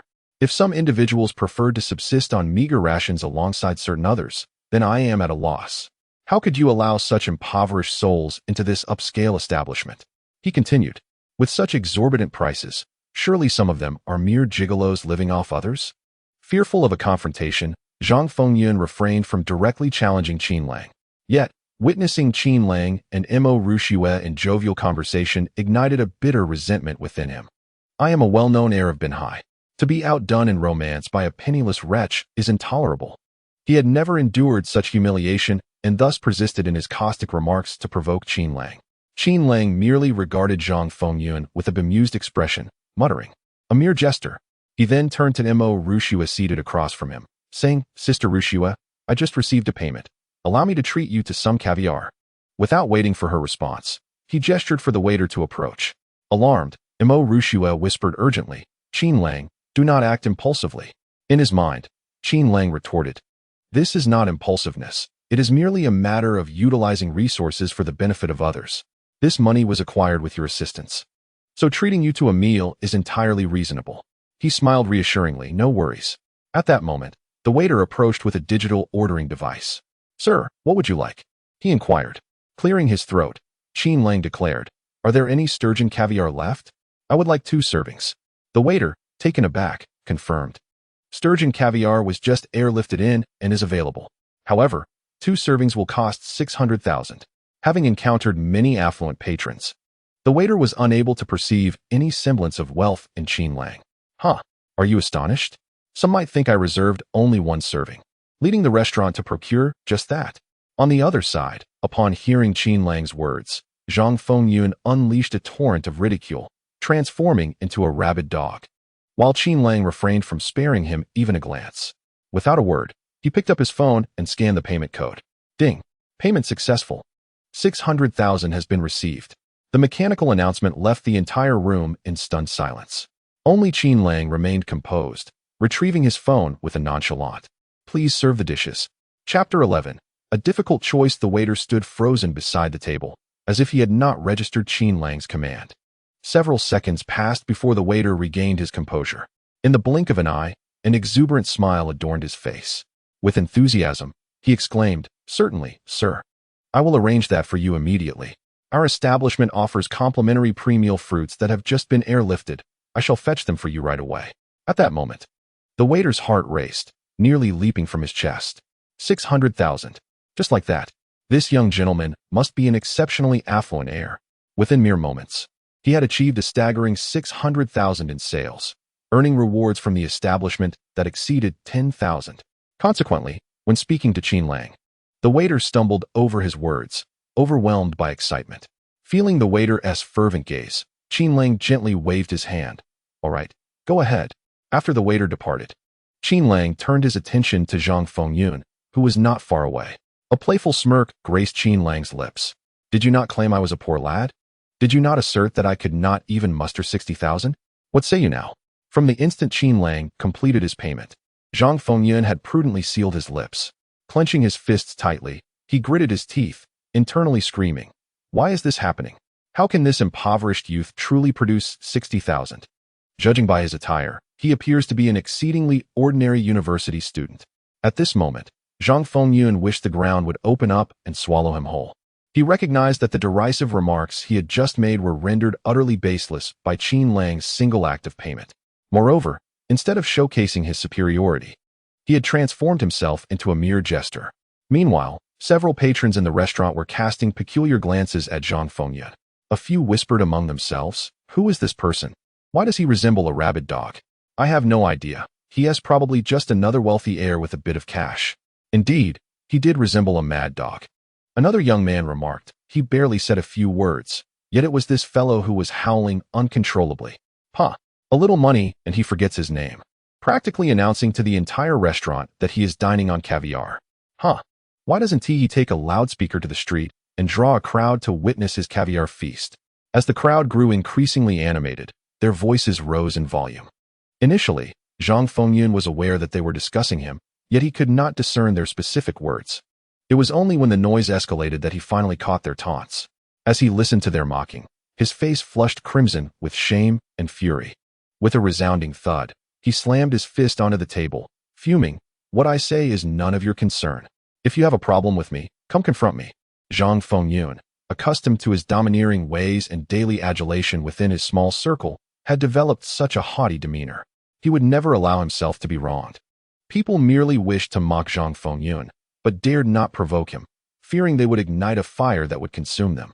At that moment, upon witnessing Zhang Fengyun's fury, the crowd hastily ceased their discussions, pretending they had not heard his words.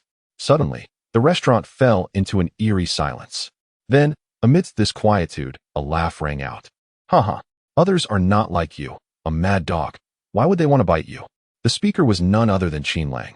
While Zhang Fengyun was in a rage, Qin Lang showed no fear.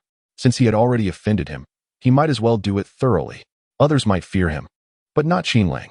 As soon as his words were uttered, the restaurant erupted into uproarious laughter. "Marvelous. This young man is quite clever. Such a splendid retort. It brings joy to the heart." Laughter filled the air, transforming the restaurant into a sea of merriment. Mo Rushua chuckled, "Qin Lang, your mind is quite agile. Zhang Fengyun allows himself to be bitten, and you liken him to a mad dog. How mischievous of you." Gazing at the radiant Mo Rushua, Qin Lang found himself momentarily breathless. So beautiful. Sister Rushua's smile resembled a blooming lily, exquisite yet not gaudy. Moreover, her gracefully arched brows and glistening eyes seemed to harbor countless stories. Observing the dazed Qin Lang, Mo Rushua's smile dimmed slightly. She raised her fair hand, delicately covering her lips, and rolled her eyes, saying, "You little rascal, what are you staring at?" "Sister Rushua, you are truly stunning," Qin Lang blurted out, unable to contain his admiration. Upon uttering this compliment, he immediately realized he had been too forthright. Fortunately, at that moment, a waiter arrived with 2 plates of golden caviar. Breaking the tension, "Come, let us indulge."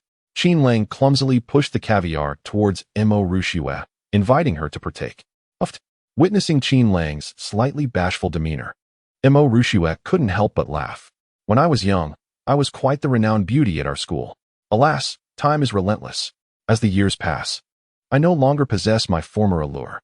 It was evident to all that Mo Rushua was eagerly awaiting Qin Lang's praise. He too intended to shower her with compliments. However, just then, a notification chimed. Task 1. Tell Mo Rushua, you are the most beautiful woman in the world. Reward, 1 IQ point. Task 2. Tell Mo Rushua, you are the most beautiful woman in Binhai. Reward, 2 IQ points. Task 3. Nod earnestly and say to Mo Rushua, indeed. Reward, 9 grade master exchange card. Seeing this task, Qin Lang felt his mouth twitch in frustration. This insufferable taskmaster had it out for him. Why were all the tasks like this? Tasks 1 and 2 were clearly to be disregarded. The allure of the rewards in Task 3 is undeniable, yet the task itself is rather peculiar. A stunningly beautiful woman deliberately claims she is not as lovely as before. Is she not merely inviting compliments from others? By asserting that she has lost her former beauty, is she not waiting for someone to extol her virtues? However, the task presented by this contrarian is contrary to expectations. If I were to agree with her, who knows what consequences might ensue? Yet, the temptation of the 9-rank master exchange card is equally enticing. At present, Qin Lang is aware that martial artists are categorized into 9 major realms, progressing from the 9th rank to the 1st rank, each level significantly stronger than the last. A 1st-rank master stands at the pinnacle of the mortal realm, where power and wealth are within easy reach. Qin Lang, currently a novice martial artist, must ascend a significant realm to become a 9th-rank master. Despite the 9th rank being the lowest tier, it is only by achieving this rank that one can rightfully append the title of master to their name. At this moment, Qin Lang wonders, if I cancel this task, will the 3rd reward still be available in the future? Ding! If the task is cancelled, it will be automatically deleted, and the probability of the reward appearing will diminish significantly. Sighing at the explanation provided by the contrarian, Qin Lang cannot help but lament. It's too difficult for me. Ultimately, he decides to pursue Task 3. To grow stronger, it seems he must offend Mo Rushua. Chapter 12. Strange demands. From the moment the task was issued to Qin Lang accepting it, only a few seconds elapsed. Mo Rushua, seeing Qin Lang momentarily stunned, mistakenly believed he was searching for words in his mind to lavish praise upon her. Therefore, she was fully prepared to receive his compliments. However, the words that followed left her momentarily speechless, her lips slightly parted in astonishment for at least 3 seconds. Qin Lang nodded earnestly and stated, that is indeed true. There is a well-known adage, time flows like a river, ceaseless and relentless. It suggests that time, like the unyielding currents of a mighty river, moves inexorably forward, and none can hold it back. To alleviate the potential awkwardness of his affirmation, he added the latter 2 lines as embellishment. As soon as his words fell, the voice of the contrarian echoed in his mind. Ding! Congratulations, host, you have obtained the 9-rank master exchange card. Qin Lang silently intoned, exchange. Then, he cautiously observed Mo Rushua's reaction, hoping she would not be overwhelmed with anger. Mo Rushua was stunned. She stared at Qin Lang, lost in thought, unable to regain her composure for an extended period. In her mind, she replayed his words repeatedly. The affirmation of indeed validated her earlier statement of not being beautiful, while the phrase time flows like a river, ceaseless and relentless hinted at the fleeting nature of her youth and beauty. Finally, the realization dawned upon her. This fellow was insinuating that she was growing old. Enraged, Mo Rushua bit her silver teeth, the sound echoing sharply. With her large eyes fixed intently on Qin Lang, she sought any flaw to retaliate against him. Observing Mo Rushua's reaction, Qin Lang immediately adopted a serious demeanor, showcasing his naive side. Internally, he lamented, alas, I knew uttering those words would lead to trouble. Sister Rushua is furious. Just look at her clenched jaw. One would think she wishes to swallow me whole. The two engaged in a silent contest of glances. To the onlookers, this scene appeared as a tender gaze filled with unspoken affection. Witnessing the profound connection between Mo Rushua and Qin Lang, envy washed over the faces of those nearby. This was indeed a match made in heaven. An exquisite woman paired with a handsome and cheerful man, a perfect union. Little did they know, at that moment, Qin Lang treaded carefully, as if walking on thin ice. Meanwhile, Zhang Fengyun seethed in his seat, glaring with venomous hatred toward Qin Lang and Mo Rushua. In his eyes, everything stemmed from Qin Lang's actions. If it weren't for him, none of this would have transpired. Zhang Fengyun cursed inwardly. You little brat, you wretched scoundrel. Just you wait.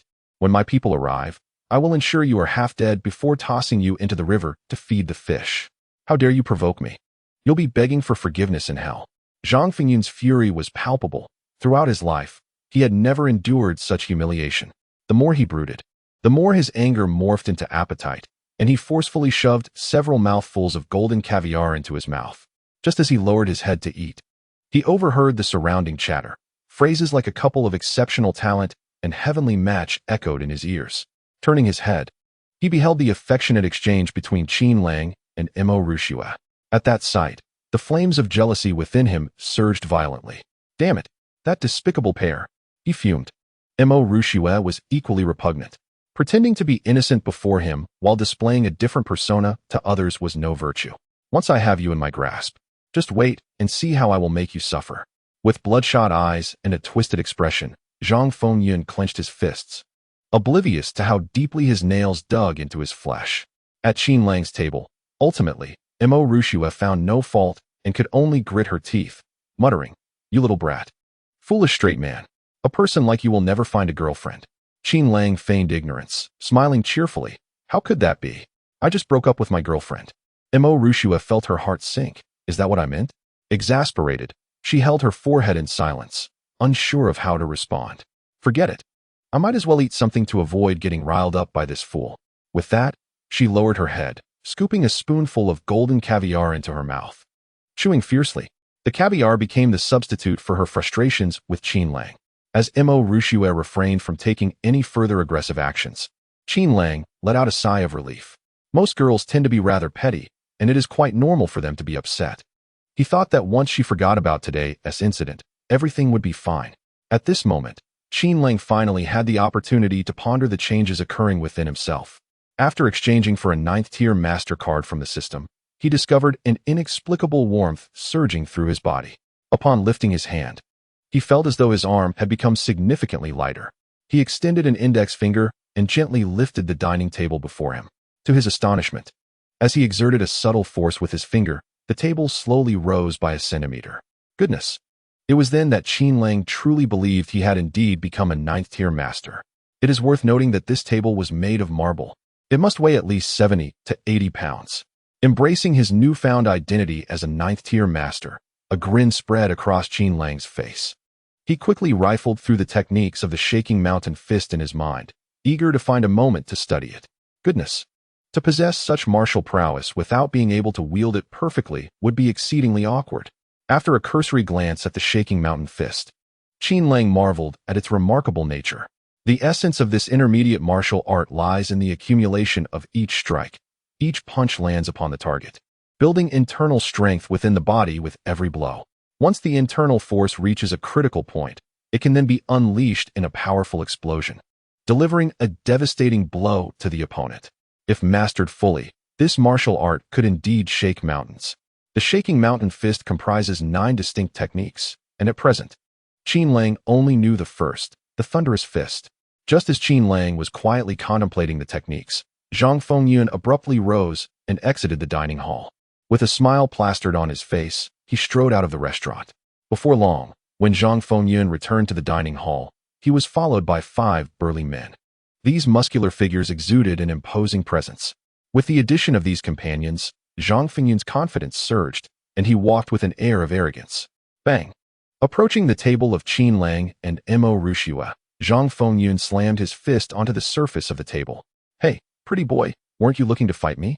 Come on, I'm right here. Let us see if you dare to make a move. With so many allies at his side, Zhang Fengyun was convinced that Qin Lang would not dare to retaliate.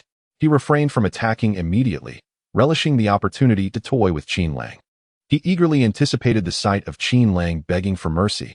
The feeling of having someone beneath his foot was simply exquisite. Qin Lang suddenly looked up, a flicker of anger flashing in his eyes. He had been engrossed in practicing the shaking mountain fist when he was abruptly interrupted, which left him quite displeased. Rising abruptly, he slowly rolled up his sleeves. With a cold smile, he remarked, "Such an unusual request is a first for me. Since you humbly beg, I shall graciously oblige." Chapter 13. I am quite magnanimous, humbly beg. Zhang Fengyun was nearly driven to laughter by the absurdity. Indeed, you possess an extraordinary talent for self-aggrandizement. Zhang Fengyun stepped forward, brazenly thrusting his face toward Qin Lang, arrogantly proclaiming, "Come on, here I am. Go ahead and hit me if you dare." Simultaneously, the burly men Zhang had summoned advanced. Surrounding him, they wore expressions of disdain, clearly skeptical that Qin Lang would dare to strike. Mo Rushue, seeing the multitude of muscular figures, hurriedly moved behind Qin Lang. Grasping his hand, she anxiously implored, "Qin Lang, there are too many of them. Please, do not act impulsively." She feared that if Qin Lang took the initiative, it would incite their wrath, leading to dire consequences for him. Moreover, Wang Hu was already on his way. If they could just hold on a little longer until Wang Hu arrived, everything would be fine. With Mo Rushue holding his hand, Qin Lang found himself momentarily restrained from action. At that moment, she turned to Zhang Fengyun and stated firmly, "Do not act recklessly. We have our own reinforcements." The thought of Wang Hu's prowess brought her a sense of calm. "Recklessly? I thrive on chaos." Zhang Fengyun scoffed. "What reinforcements could you possibly have? Let me tell you. Every one of these brothers behind me is a certified beginner-level martial artist from the Martial Arts Association. Each one can take on 3 ordinary individuals. The Lanyue group is not your family business. I doubt you can summon Wang Hu from there." Zhang Fengyun pointed proudly at the imposing figures behind him, his expression one of triumph. Just then, one of the burly men growled, "Zhang Xiao, why waste time talking to them? Let us just take care of this kid." Zhang Fengyun waved his hand dismissively, sneering, "This brat has caused me so much humiliation. Simply beating him would be too lenient." With that, he thrust his face once more toward Qin Lang and taunted, "I am a magnanimous person. Let me give you another chance. Weren't you eager to strike me before? Didn't you feel invincible? Come, let me show you what true arrogance looks like." He sought to demonstrate his brutality and psychologically torment Qin Lang, aiming to instill fear and compel him to beg for mercy. However, with a resounding slap, the sharp sound echoed in everyone's ears. Thud! A heavy object soon followed as it hit the ground. Qin Lang slowly withdrew his hand, smirking as he asked, "How does that feel?" "I am more than willing to indulge your peculiar request. I too am quite generous. If you find it unsatisfactory, I can gladly deliver another slap." Yet, as his words hung in the air, silence enveloped the scene. An eerie stillness prevailed. All present stared at Qin Lang, stunned into speechlessness. Zhang Fengyun, momentarily dazed, lay on the ground, gazing up at Qin Lang, his face still frozen in the astonishment of the moment just before the strike. The force of that slap was overwhelming, leaving his head buzzing and his mind blank. Mo Rushue was taken aback, unable to fathom that Qin Lang had broken free from her grasp to deliver a blow to Zhang Fengyun. Clearly, the impact was significant, as Zhang Fengyun appeared utterly stunned. How impulsive! Qin Lang was far too rash. Zhang Fengyun had summoned numerous allies, yet with Wang Hu and his crew yet to arrive, Qin Lang could not restrain himself from striking. While the act may have provided him with a fleeting sense of satisfaction, he was sure to face severe repercussions from those allies. Mo Rushue shut her eyes, unable to bear the thought of the impending chaos. The hired help of Zhang Fengyun stood in shock. They could not comprehend how this slender young man dared to strike before their very eyes. Did he truly have no fear of death? Diners nearby were equally astonished. The moment Zhang Fengyun and his muscular companions entered, it was clear something was amiss. They anticipated that Qin Lang would likely cower, as the situation was far from favorable for him. Yet, Qin Lang's actions defied their expectations. The onlookers shook their heads, unable to suppress their sighs. This young man was surely courting disaster. Indeed, his youthful arrogance blinded him to the consequences of his actions. With so many burly men present, they would not let him escape unscathed. The disparity in strength was too great, and they held no hope for Qin Lang. As anticipated, the strong men sprang into action. Their faces were clouded with fury, their hearts seething with rage. How brazen, how utterly arrogant. Did they not exist in his eyes? To strike before them, had he consumed the heart of a bear and the gall of a leopard? One of the men closest to Qin Lang shouted angrily, "You're finished." With that, he swung a powerful punch aimed squarely at Qin Lang's temple, intent on ending it with a single blow. The man had murder in his heart. Mo Rushue, witnessing the ferocity of the punch, screamed in terror and covered her eyes. The onlookers sighed, anticipating the brutality about to unfold. Yet, Qin Lang smiled. A smirk danced on his lips as he silently rejoiced. "This is perfect. Let me witness the true power of this thunderous fist." The assailant caught sight of Qin Lang's grin, and his fury surged. Laughing, how could he still be smiling? I'll make you weep in an instant. Thus, he intensified the force behind his fist, disregarding the consequences. When he saw Qin Lang retaliate, a cruel smile crossed his face. You dare to resist? This punch will shatter your bones. Bang! A resounding thud echoed as their fists collided. Crack! A faint, almost imperceptible sound resonated.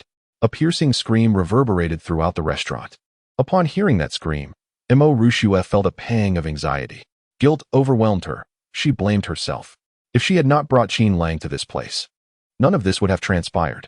With this thought, her eyes brimmed with tears. However, why did Qin Lang's scream sound so coarse? Had he been struck so hard that his voice had changed? In an instant, a spark of realization flashed through Mo Rushue's mind. This was not Qin Lang's voice. The sound emanated from that assistant. Mo Rushue lowered her hands that had covered her eyes and turned in astonishment toward Qin Lang's position. To her surprise, she found Qin Lang standing there, completely unharmed. Meanwhile, the previously menacing brute now lay on the ground, grimacing in pain, clearly suffering from a severe blow. With a sigh of relief, Mo Rushue's anxious heart settled. She gazed at Qin Lang's upright figure, her eyes sparkling with admiration. She had never anticipated that Qin Lang was so formidable. He had effortlessly taken down such a towering figure with a single punch. At that moment, the onlookers gasped in astonishment. Who was this young man? How could he possess such strength? It was utterly astonishing. To think that he had felled such a large man with just one blow.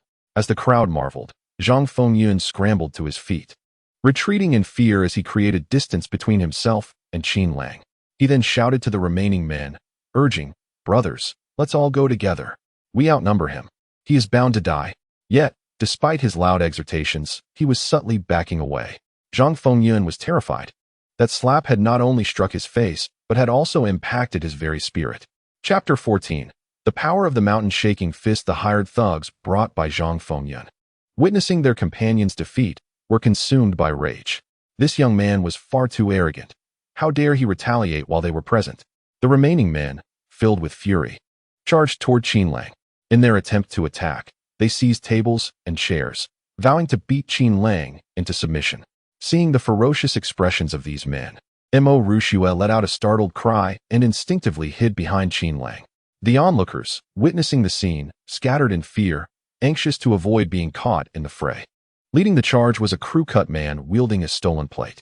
With great force, he swung the plate toward Qin Lang's head.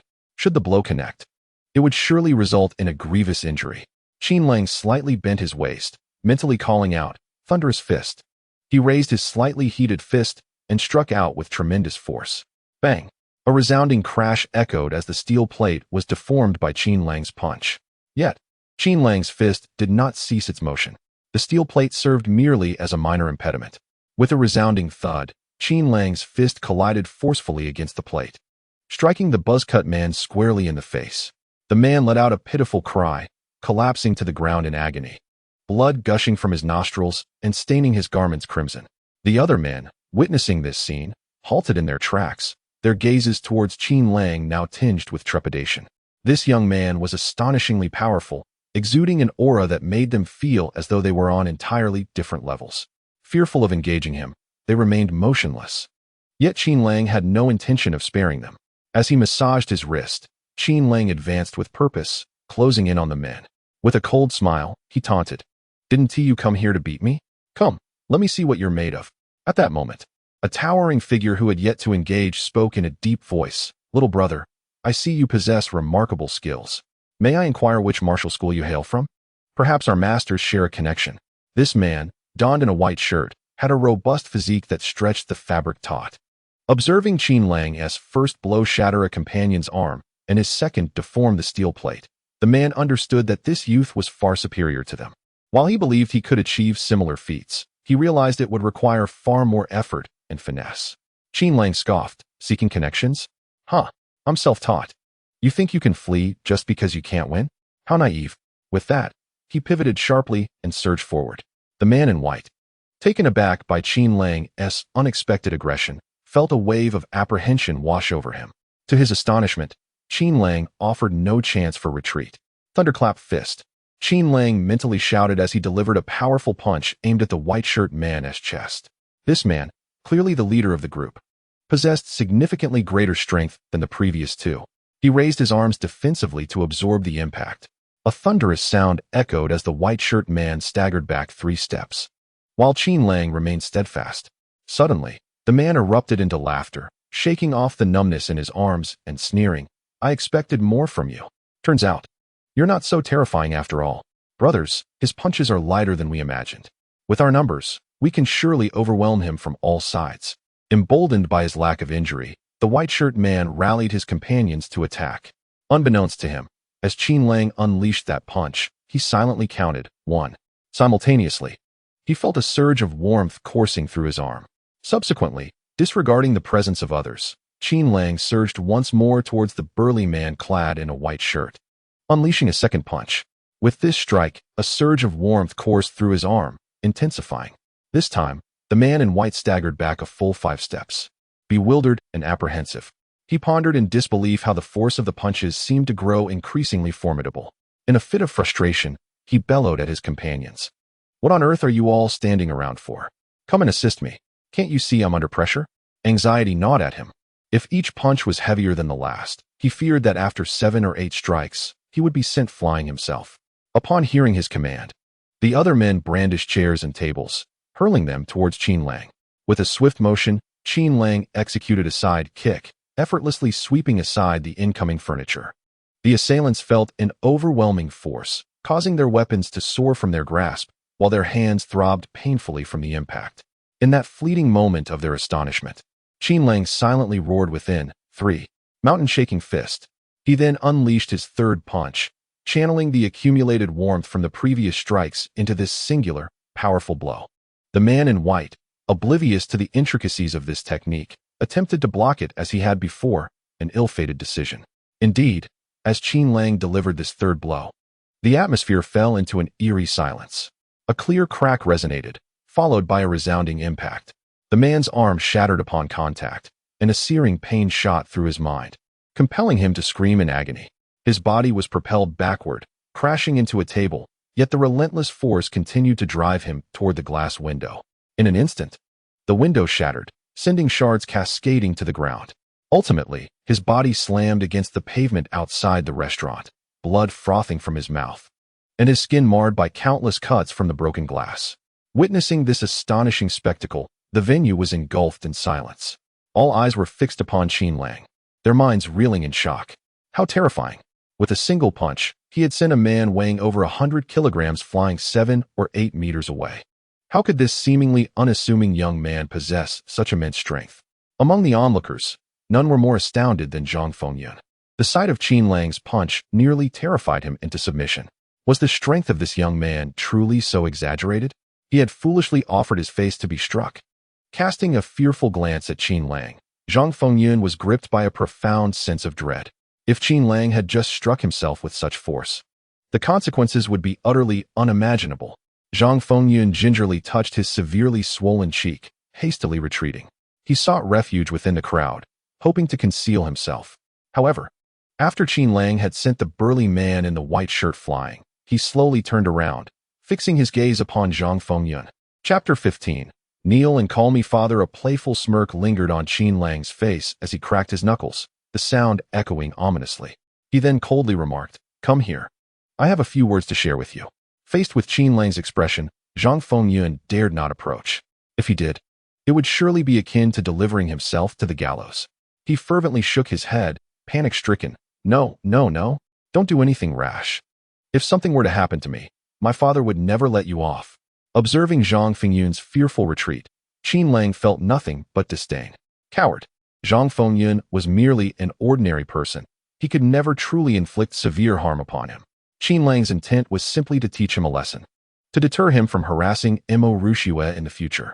At that moment, a voice echoed in Qin Lang's mind, announcing 2 tasks. Ding. Task 1. Make Zhang Fengyun apologize to Mo Rushue. Reward: 1 strength. Ding. Task 2. Have Zhang Fengyun kneel and call the host father, while apologizing to Mo Rushue. Reward: 1 million. Qin Lang was rendered speechless by these task options. Was this system endowed with a peculiar sense of humor? To issue such absurd tasks. Call me father? Bah! I certainly do not have such a son. If I did, he would surely drive me to my wit's end. Nevertheless, the allure of that million was quite enticing. After a moment's hesitation, Qin Lang decisively opted for task 2. Having Zhang Fengyun, this spoiled rich heir, Neil held no moral burden for him. Were it not for himself today, some ordinary individual might have been oppressed by Zhang Fengyun. The only discomfort lay in the notion of being called father. Qin Lang was indifferent to Zhang Fengyun's feelings. It was his own discomfort that lingered. Oh well, one utterance of father for a million is hardly a loss. With that thought in mind, Qin Lang fixed a piercing gaze on Zhang Fengyun and proclaimed loudly, "Your father won't he spare me? Huh. Whether you leave this restaurant unscathed is not up to your father, but me. Come here, kneel, and call me father. And apologize to Sister Rushua, promising never to harass her again. Otherwise, I assure you, you will be carried out of this restaurant on a stretcher." Upon uttering these words, the atmosphere in the restaurant shifted dramatically. Many patrons regarded Qin Lang with peculiar expressions, their gazes laced with complexity. To compel someone to kneel and call you father? How could a young man possess such peculiar proclivities at such a tender age? How old could you possibly be? That Zhang Fengyun appears to be older than you. Are you truly allowing him to call you father? Many found a sense of relief and chuckled at the absurdity. At that moment, Mo Rushua approached Qin Lang and, in a state of disbelief, remarked, "You insolent boy, what on earth are you saying? Do you not feel disgusted by the idea of him calling you father? Where on earth did you acquire such a wretched sense of humor?" Mo Rushua rolled her eyes repeatedly, utterly exasperated. What could Qin Lang possibly say? He was rendered speechless. In his heart, he lamented, "Indeed, my father was correct. Earning money has become exceedingly arduous. However, one must sacrifice to gain." And enduring the peculiar gazes of others in pursuit of a million was a price he was willing to pay. While Mo Rushua spoke, none of them noticed that some of the burly men standing nearby had quietly slipped away. At that moment, the atmosphere in the restaurant had lightened considerably, thanks to Qin Lang's reprimand of the thugs. Yet, one individual remained an exception, Zhang Fengyun. His face flushed with indignation. He glared at Qin Lang, questioning whether he had misheard. Call someone younger than himself father? Impossible. Absolutely inconceivable. This was an affront to his dignity. Zhang Fengyun bellowed, "Qin Lang, you have crossed the line. Not only have you assaulted so many, but you also dare to make such a demand of me. Be cautious, or I shall sue you. You wish for me to kneel? For me to call you father? You must be dreaming. Even if you were to beat me to death today, I would never yield." He shouted with increasing volume, as if the louder he roared, the braver he felt. Qin Lang merely shrugged, a wry smile on his lips. "A son like you. I would not want even if you begged. Were it not for the task at hand, no one would stoop to allow you to utter such a title. For a million, I shall endure." With a cold sneer, Qin Lang raised his fist and taunted, "Are you certain? Since you exhibit such courage, allow me to fulfill your wish." With that, Qin Lang took a few strides towards Zhang Fengyun, feigning an impending strike. The moment Zhang Fengyun glimpsed Qin Lang's hand, his legs turned to jelly. He gritted his teeth and roared, "You wait here." In an instant, he bent his knees and collapsed to the ground with a thud. In his heart, Zhang Fengyun reassured himself. Those who understand the times are the true heroes. This was not submission, it was a strategic kneel. As long as I survive this ordeal, I need not fear future retribution. Historically, Han Xian endured humiliation.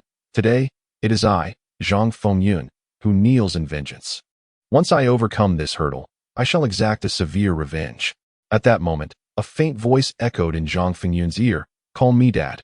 He looked up only to find Qin Lang pouting, his face a mask of discomfort.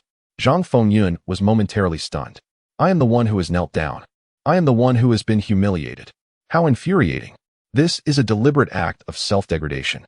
Zhang Fengyun clenched his fists tightly, gritting his teeth, and forced out 2 words, "Father." Simultaneously, Qin Lang incessantly chanted in his mind, "I do not have a son like you. You are not my son. Unfilial wretch. Abominable creature. Scoundrel." Just as Zhang Fengyun uttered the word father, an electronic sound resonated in Qin Lang's mind. Ding. Upon hearing this notification, Qin Lang's heart leapt with joy. Another million is about to arrive. How delightful. The words spoken by Zhang Fengyun are unrecognizable. Please have the host repeat them. What? No way. Such a mechanism exists. After hearing the critic's second statement, Qin Lang was left dumbfounded. Incredible. This critic knows how to play. Alas, since the system has stated it so, I have no choice but to comply. For the sake of a million, I shall endure. Qin Lang furrowed his brow, looking down at Zhang Fengyun, and coldly commanded, "Speak more clearly, repeat it." What? The others, upon hearing Qin Lang's words, were collectively bewildered. This is utterly tormenting. Zhang Fengyun was stunned. He desperately wanted to ask Qin Lang, "Are you a devil? This is not how one bullies another. Is it only me you will target?" However, when he saw the frown on Qin Lang's face, he immediately cowered. He fixated on Qin Lang and shouted loudly, "Father!" This time, Zhang Fengyun articulated each word clearly and distinctly. Ding. Congratulations to the host for receiving 1 million. Ding. 1 million has been credited to Alipay. Upon hearing these two notifications, Qin Lang finally nodded in satisfaction. Subsequently, Zhang Fengyun assured Mo Rushue that he would no longer disturb her. Just when Zhang Fengyun sighed in relief and prepared to slip out of the restaurant, a loud voice boomed from outside. "Who has the audacity to harm my people from the Jinshan Martial Arts Hall?" Chapter 16. Wang Hu arrives as soon as the voice echoed outside. Discussions erupted within the restaurant. The Jinshan Martial Arts Hall. Are those burly men from the Jinshan Martial Arts Hall? Lu Chang, the master of the Jinshan Martial Arts Hall, is a well-known 7th-grade expert. Indeed, when he first arrived in Binhai to establish his martial arts hall, several other hall masters took issue with him and attempted to challenge him, yet none succeeded. I have also heard that during that time, the Jinshan Martial Arts Hall garnered considerable attention. The mere mention of the Jinshan Martial Arts Hall piqued everyone's interest. At this moment, all eyes turned to Qin Lang, filled with sympathy. This young man is doomed. Lu Chang is known for being protective of his own. He will go to great lengths to exact revenge on anyone who offends the Jinshan Martial Arts Hall. Although the Jinshan Martial Arts Hall has not been in Binhai for long, its business has flourished immensely. The root of the matter lies in Lu Chang's character. Young individuals, brimming with bravado, often seek the protection of a patron who will shield them from harm. At this moment, a figure appeared at the entrance of the restaurant, a man clad in a black short-sleeve shirt and sporting sunglasses. He appeared to be in his 30s, perhaps not exceeding 40.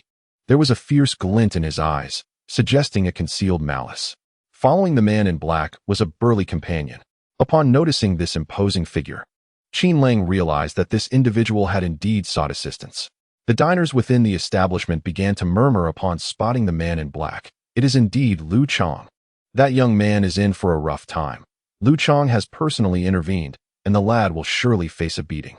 Moreover, the previously injured giant was battered and bruised, and Lu Chang would likely demand compensation. Alas, youth often breeds recklessness. One acts without contemplating the consequences. As Qin Lang listened to the murmurs around him, a heaviness settled in his heart. This man in black was, astonishingly, a master of the 7th rank. However, the events had already unfolded. What was destined to come would arrive in due time. Qin Lang straightened his posture, quietly observing the approach of the man in black. Upon reaching Qin Lang, the man surveyed him, noting the youthful innocence that lingered in his demeanor. A disdainful smile crept across the man's lips, as he had expected a figure of greater significance, only to find a mere university student who had dabbled in martial arts. He removed his sunglasses and contemptuously addressed Qin Lang. "I am Lu Chang. Have you heard of my name?" "Old man." Qin Lang furrowed his brow, retorting coldly, "I have not heard of you." With his arms crossed, he regarded Lu Chang with indifference, eager to witness how Lu Chang would respond to him. Wang Hu was en route, and by Qin Lang's estimation, he would arrive shortly. Prepared for a confrontation, Qin Lang was resolute. Once Wang Hu arrived, retribution would be swift. A man must know when to exhibit humility, yet must never show weakness in the face of adversity. Observers in the restaurant shook their heads at Qin Lang's boldness. This young man was far too straightforward. A softer demeanor at this juncture might lead to a milder confrontation when the time came. Lu Chang appeared momentarily taken aback, gazing at Qin Lang's indifferent expression, slightly dazed. What audacity did this young man possess? Did he have some substantial backing? At that moment, the burly man behind Lu Chang bellowed, "You dare show disrespect to our patron? Do you even know how to write the word death? If you do not receive a proper lesson today, I shall take your surname." Before the burly man could complete his threat, Lu Chang raised his hand, silencing him. With a frosty demeanor, Lu Chang coldly declared, "You have but two choices. First, for injuring a disciple of the Jinshan Martial Arts School, you shall compensate 1 million as medical expenses. Certainly, if you find yourself lacking in funds, you could liquidate your assets, such as your house and car, which would surely allow you to repay a portion. Should that still prove insufficient, I am willing to provide you with an IOU.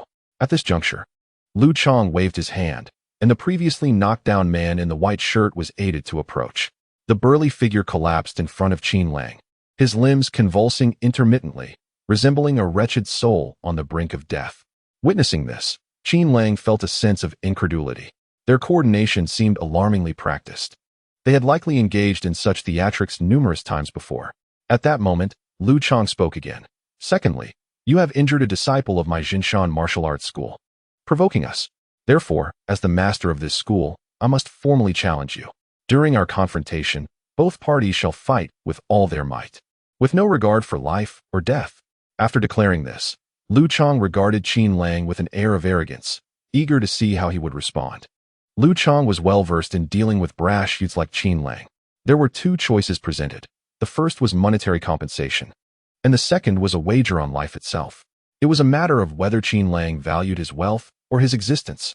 Typically, when faced with such daunting options, fledgling individuals would be left utterly dumbfounded, having never encountered such overwhelming adversity in their nascent lives. Many would soon find themselves kneeling in despair, weeping profusely while pleading for mercy. Lu Chong maintained a stoic expression, scrutinizing the fluctuations of Qin Lang's demeanor. However, upon observing Qin Lang's countenance, he was momentarily stunned. What was this? Had the boy lost his wits? At such a critical moment, he was smiling. Just then, Qin Lang gestured towards Lu Chong's rear and remarked with a grin, I have no money. He is my sister's bodyguard. You might want to ask him for funds. If you possess the ability, $1 billion should be no issue. Lu Chong scoffed, declaring with arrogance, in Benhai, there is no sum of money that I, Lu Chong, cannot procure. His confidence stemmed from a long history of decisively handling those who dared to cross him, employing unique methods each time. Is that so? Then give it a try. A voice, frigid as ice, resonated from behind Lu Chong. The sound reverberated ominously in his ears, causing him to shudder. You dare, Lu Chong cursed as he turned in a fit of rage, ready to confront the audacity of this interruption, but his words faltered mid-sentence, as he beheld a figure he would never dare to provoke. Brother Hu, what brings you here? Upon seeing Wang Hu, Lu Chong's fury dissipated instantly, replaced by a simpering smile. Wang Hu ignored Lu Chong entirely, flanked by two bodyguards clad in black, and made his way directly to Qin Lang. Young Master Qin, are you unharmed? I apologize for my tardiness. I was caught in traffic. A trace of guilt flickered across Wang Hu's face. Qin Lang smiled and waved his hand, exclaiming, Brother Hu, your timing is impeccable. With Wang Hu's arrival, Qin Lang felt a sense of reassurance. However, the others were left utterly dumbfounded. Lu Chong stared blankly at the respectful demeanor Wang Hu exhibited towards Qin Lang, his heart churning with tumultuous emotions. Wang Hu was a renowned fifth-tier master, the esteemed chief bodyguard of the Lanyue group. Chapter 17. Please bestow guidance. Not only Lu Chong, but the others were equally stunned. The burly men hastily retreated, seeking refuge behind Lu Chong. They had trained at the Jinshan Martial Arts Institute precisely for such occasions, anticipating that their master would shield them in times of crisis. The onlookers in the restaurant regarded Qin Lang with a mixture of complex emotions, an indescribable sentiment blossoming within them. This young man had surprised them time and again. When Zhang Fengyun mocked Qin Lang for his lack of funds, they expected him to be humiliated. Instead, Qin Lang effortlessly scanned a payment of 600,000. When Zhang Fengyun's reinforcements arrived, they believed Qin Lang would be brutally beaten. Yet, he single-handedly toppled a group of hulking men. When Lu Chong from the Jinshan Martial Arts Institute arrived, he boasted a brash attitude, confident in his status as a seventh-tier master. However, the illustrious Wang Hu, a fifth-tier master from the Lanyue group, treated him with utmost respect. A fifth-tier master naturally possesses a sense of pride. However, to see one extend such deference to Qin Lang spoke volumes. It indicated either that Qin Lang himself was remarkably formidable or that his background was exceedingly impressive.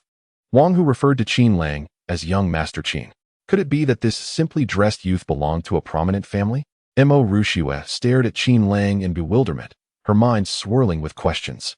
Wang Hu, the chief bodyguard of the Lanyue group and captain of Gong Liu's bodyguard team, could be summoned with just a phone call, a feat beyond the capabilities of her position as general manager. Moreover, to command Wang Hu's respect was an entirely different matter. What extraordinary qualities did Gong Liu's brother possess? At this moment, Having confirmed that Qin Lang was unharmed, Wang Hu slowly turned, casting a cold gaze upon Lu Chang. Lu Chang, you are quite arrogant. 10 million?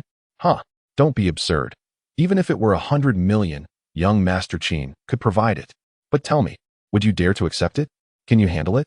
Wang Hu's words were chilling, sending shivers down Lu Chang's spine. Wang Hu was furious. Qin Lang's martial arts talent was unparalleled. Such an aptitude, cultivated in any nation, would be nurtured with care. Individuals like him are destined to become the pillars of martial arts in Huagua. In these times, with neighboring nations eyeing Huagua with hostility, the country was in the process of grooming a new generation of super warriors. Lu Chang was notoriously ruthless, and had anything untoward happened to Qin Lang today, leading to a disruption in his martial arts journey, it would have been catastrophic. Thus, the nation of Hua would lose a most cherished seed of martial arts. A loss that is truly incalculable. In the present Western realm, had it not been for the newly cultivated female war goddess employing iron-fisted measures to fiercely suppress the 36 nations of the Western territories, the western gates of Hua would have long been breached. Therefore, witnessing the quaking Lu Chang before him, Wang Hu could barely contain his desire to tear him apart. Lu Chang felt as though he were pierced by 1,000 needles under Wang Hu's scrutinizing gaze, discomfort washing over him. Upon hearing Wang Hu's words, he became even more restless. He cautiously inquired, "Brother Hu, may I ask the identity of this young Master Qin?" Lu Chang's heart sank into a profound abyss of despair. It was over. Having walked along the riverbank for too long, he had finally wet his shoes. Judging by Wang Hu's demeanor, this young Master Qin must surely be a scion of a wealthy family. Lu Chang shot a sidelong glance at the burly men, harboring resentment within. These wretched souls have brought about my ruin. When they provoked others, did they not bother to ascertain whether that person was worth the trouble? Lu Chang knew that the events of the day would not end well. What identity? Young Master Qin is the younger brother of the esteemed President Gong of the Lanyue Group. Did you not desire wealth? If you dare, you may personally seek out President Gong. Wang Hu scoffed, his eyes brimming with disdain. A person of Lu Chang's ilk, even endowed with 1,000 lives, would not dare to cause a ruckus at the Lanyue Group. Once, a third-rank expert boasted of making Gong Liu his mistress. Shortly thereafter, he audaciously stormed the Lanyue Group and seized Gong Liu. However, that very night, after making his threats, the man inexplicably vanished without a trace. Completely vanished. Not a single sign remained. From then on, no one dared to entertain any ill intentions toward the Lanyue Group. It was speculated that a colossal force stood behind the group. It was at that moment that Wang Hu realized he might merely be a fade invited by Gong Liu. The true guardians of the Lanyue Group were others entirely. Indeed, upon hearing the name Gong Liu of the Lanyue Group, Lu Chang was left in utter bewilderment. Good heavens, how have I angered such a personage? Gong Liu is a legendary figure in the coastal business world. This young Master Qin is no mere wealthy scion. He is evidently a brother of the affluent. Gong Liu alone embodies a powerful lineage. Not only was Lu Chang stunned, but Zhang Fengyun, who had been lurking in the shadows, was equally taken aback. He had always assumed that young Master Qin was merely a pretty boy seeking to curry favor with Mo Rushua. Little did he know, the man's sister was the grand figure of the Lanyue Group. Ironically, it was Mo Rushua, the general manager, who was working for this brother and sister duo. In an instant, Zhang Fengyun found himself enveloped in an endless quandary. The reputation of the Lanyue Group was known far and wide. Should he secretly seek revenge against young Master Qin? Just as Zhang Fengyun was mired in his inner conflict, Lu Chang had already begun to frantically apologize. Young Master Qin, I am truly sorry. It is I who have failed to recognize your worth. Qin Xiao, I assure you, such incidents shall never transpire again. Lu Chang, while offering his apologies, resolved in his heart to avoid Qin Lang by 3 streets in the future. No matter how much Lu Chang pleaded, Qin Lang would never accept his contrition. Had it not been for him today, had it not been for Wang Hu, Lu Chang would have undoubtedly committed a grievous act once more. Qin Lang, with an air of indifference, proclaimed, You have presented me with 2 choices. I shall reciprocate with 2 of my own. Since you lack the courage to seek financial assistance from my sister, let us engage in combat. If my abilities are insufficient, I shall call upon Brother Hu for assistance. Wang Hu immediately responded, I would be more than willing. Witnessing their harmonious exchange, Lu Chang broke into a cold sweat. He stammered, with Brother Hu's formidable prowess, how could I dare to compete against him? The disparity between a 5th-tier and a 7th-tier warrior, though merely 2 ranks apart, is akin to the chasm between heaven and earth. Qin Lang coldly smirked. Then how does a 7th-tier expert dare to threaten me with a duel? Lu Chang sought to argue further, but Wang Hu stepped forward, closing the distance between them. With a slight bow, he coldly requested, "Please enlighten me." Following this, he assumed an offensive stance. Realizing the seriousness of the situation, Lu Chang quickly adopted a defensive posture. Then, with a thunderous crash, Lu Chang was sent sprawling across the bar, landing several meters away, struggling to rise. Chapter 18. The reappearance of the unlimited exchange card as Lu Chang was sent flying. The onlookers felt no pity for him. Lu Chang had long sheltered his martial school students, often bullying the weak, which had incited considerable resentment among many. Now, witnessing his brutal downfall, they erupted in applause. "Were you not so arrogant?" Wang Hu advanced, delivering a resounding slap to Lu Chang's face. "Did you not seek to extort money?" Another slap followed. "Did you not demand exorbitant medical fees?" Yet another slap. "Did you not wish to stand up for your students?" Wang Hu, gripping Lu Chang by the collar, continued his barrage of slaps, delivering over 10 in rapid succession, leaving Lu Chang dazed and bewildered. This spectacle caused Lu Chang's students to tremble in fear, nearly soiling themselves. Zhang Fengyun, unable to bear the sight, tightly shut his eyes. It was only when Lu Chang's face had swelled grotesquely that Wang Hu finally relented. At that moment, Lu Chang appeared disheveled, blood oozing from his mouth and nose, tears streaming down his face, his visage resembling that of a swollen pig, a pitiful sight indeed. Nevertheless, he mustered the strength to apologize to Qin Lang and Wang Hu. As a martial artist, he knew that while his injuries were severe, they were not fatal. He understood the necessity of sincerity in his demeanor. Having heard of Wang Hu's formidable reputation, knowing of his lethal encounters beyond the domain, he recognized that any act of defiance might provoke Wang Hu's wrath, jeopardizing his chances of leaving the restaurant unscathed. Wang Hu chose to ignore Lu Chang and turned his attention to Qin Lang, observing how he would handle the situation. After all, this was Qin Lang's affair. Just as Qin Lang was about to speak, a notification rang out. Ding. It has been detected that Lu Chang is resentful and harbors grievances against the host, planning to ambush the host under the cover of night. What the? Qin Lang was momentarily taken aback by the alert. Could the contrarian be so astute as to discern the thoughts of others? However, Lu Chang still felt unsatisfied. Had he not been subdued? Ding. Lu Chang has been cowed by Wang Hu, yet he remains unyielding towards the host. Ah, so that was it. Qin Lang turned to Lu Chang and asked, "Are you convinced?" This was a test from Qin Lang. Lu Chang was taken aback for a moment, then furtively glanced at Wang Hu before hastily nodding. "Convinced, convinced. I am wholeheartedly convinced." Lu Chang scrutinized Qin Lang with astonishment, his mind racing. What was happening? How could this person know his thoughts? Nonetheless, he stubbornly refused to yield. Wasn't it simply because he had Wang Hu and Gong Liu backing him? Without them, what was he worth? As a martial artist, one's own strength was the foundation. Relying on others hardly constituted true martial prowess. Noticing Lu Chang's subtle actions, Qin Lang confirmed the information from the contrarian. This fellow was outwardly compliant, but inwardly defiant. Moreover, his admiration was solely directed towards Wang Hu.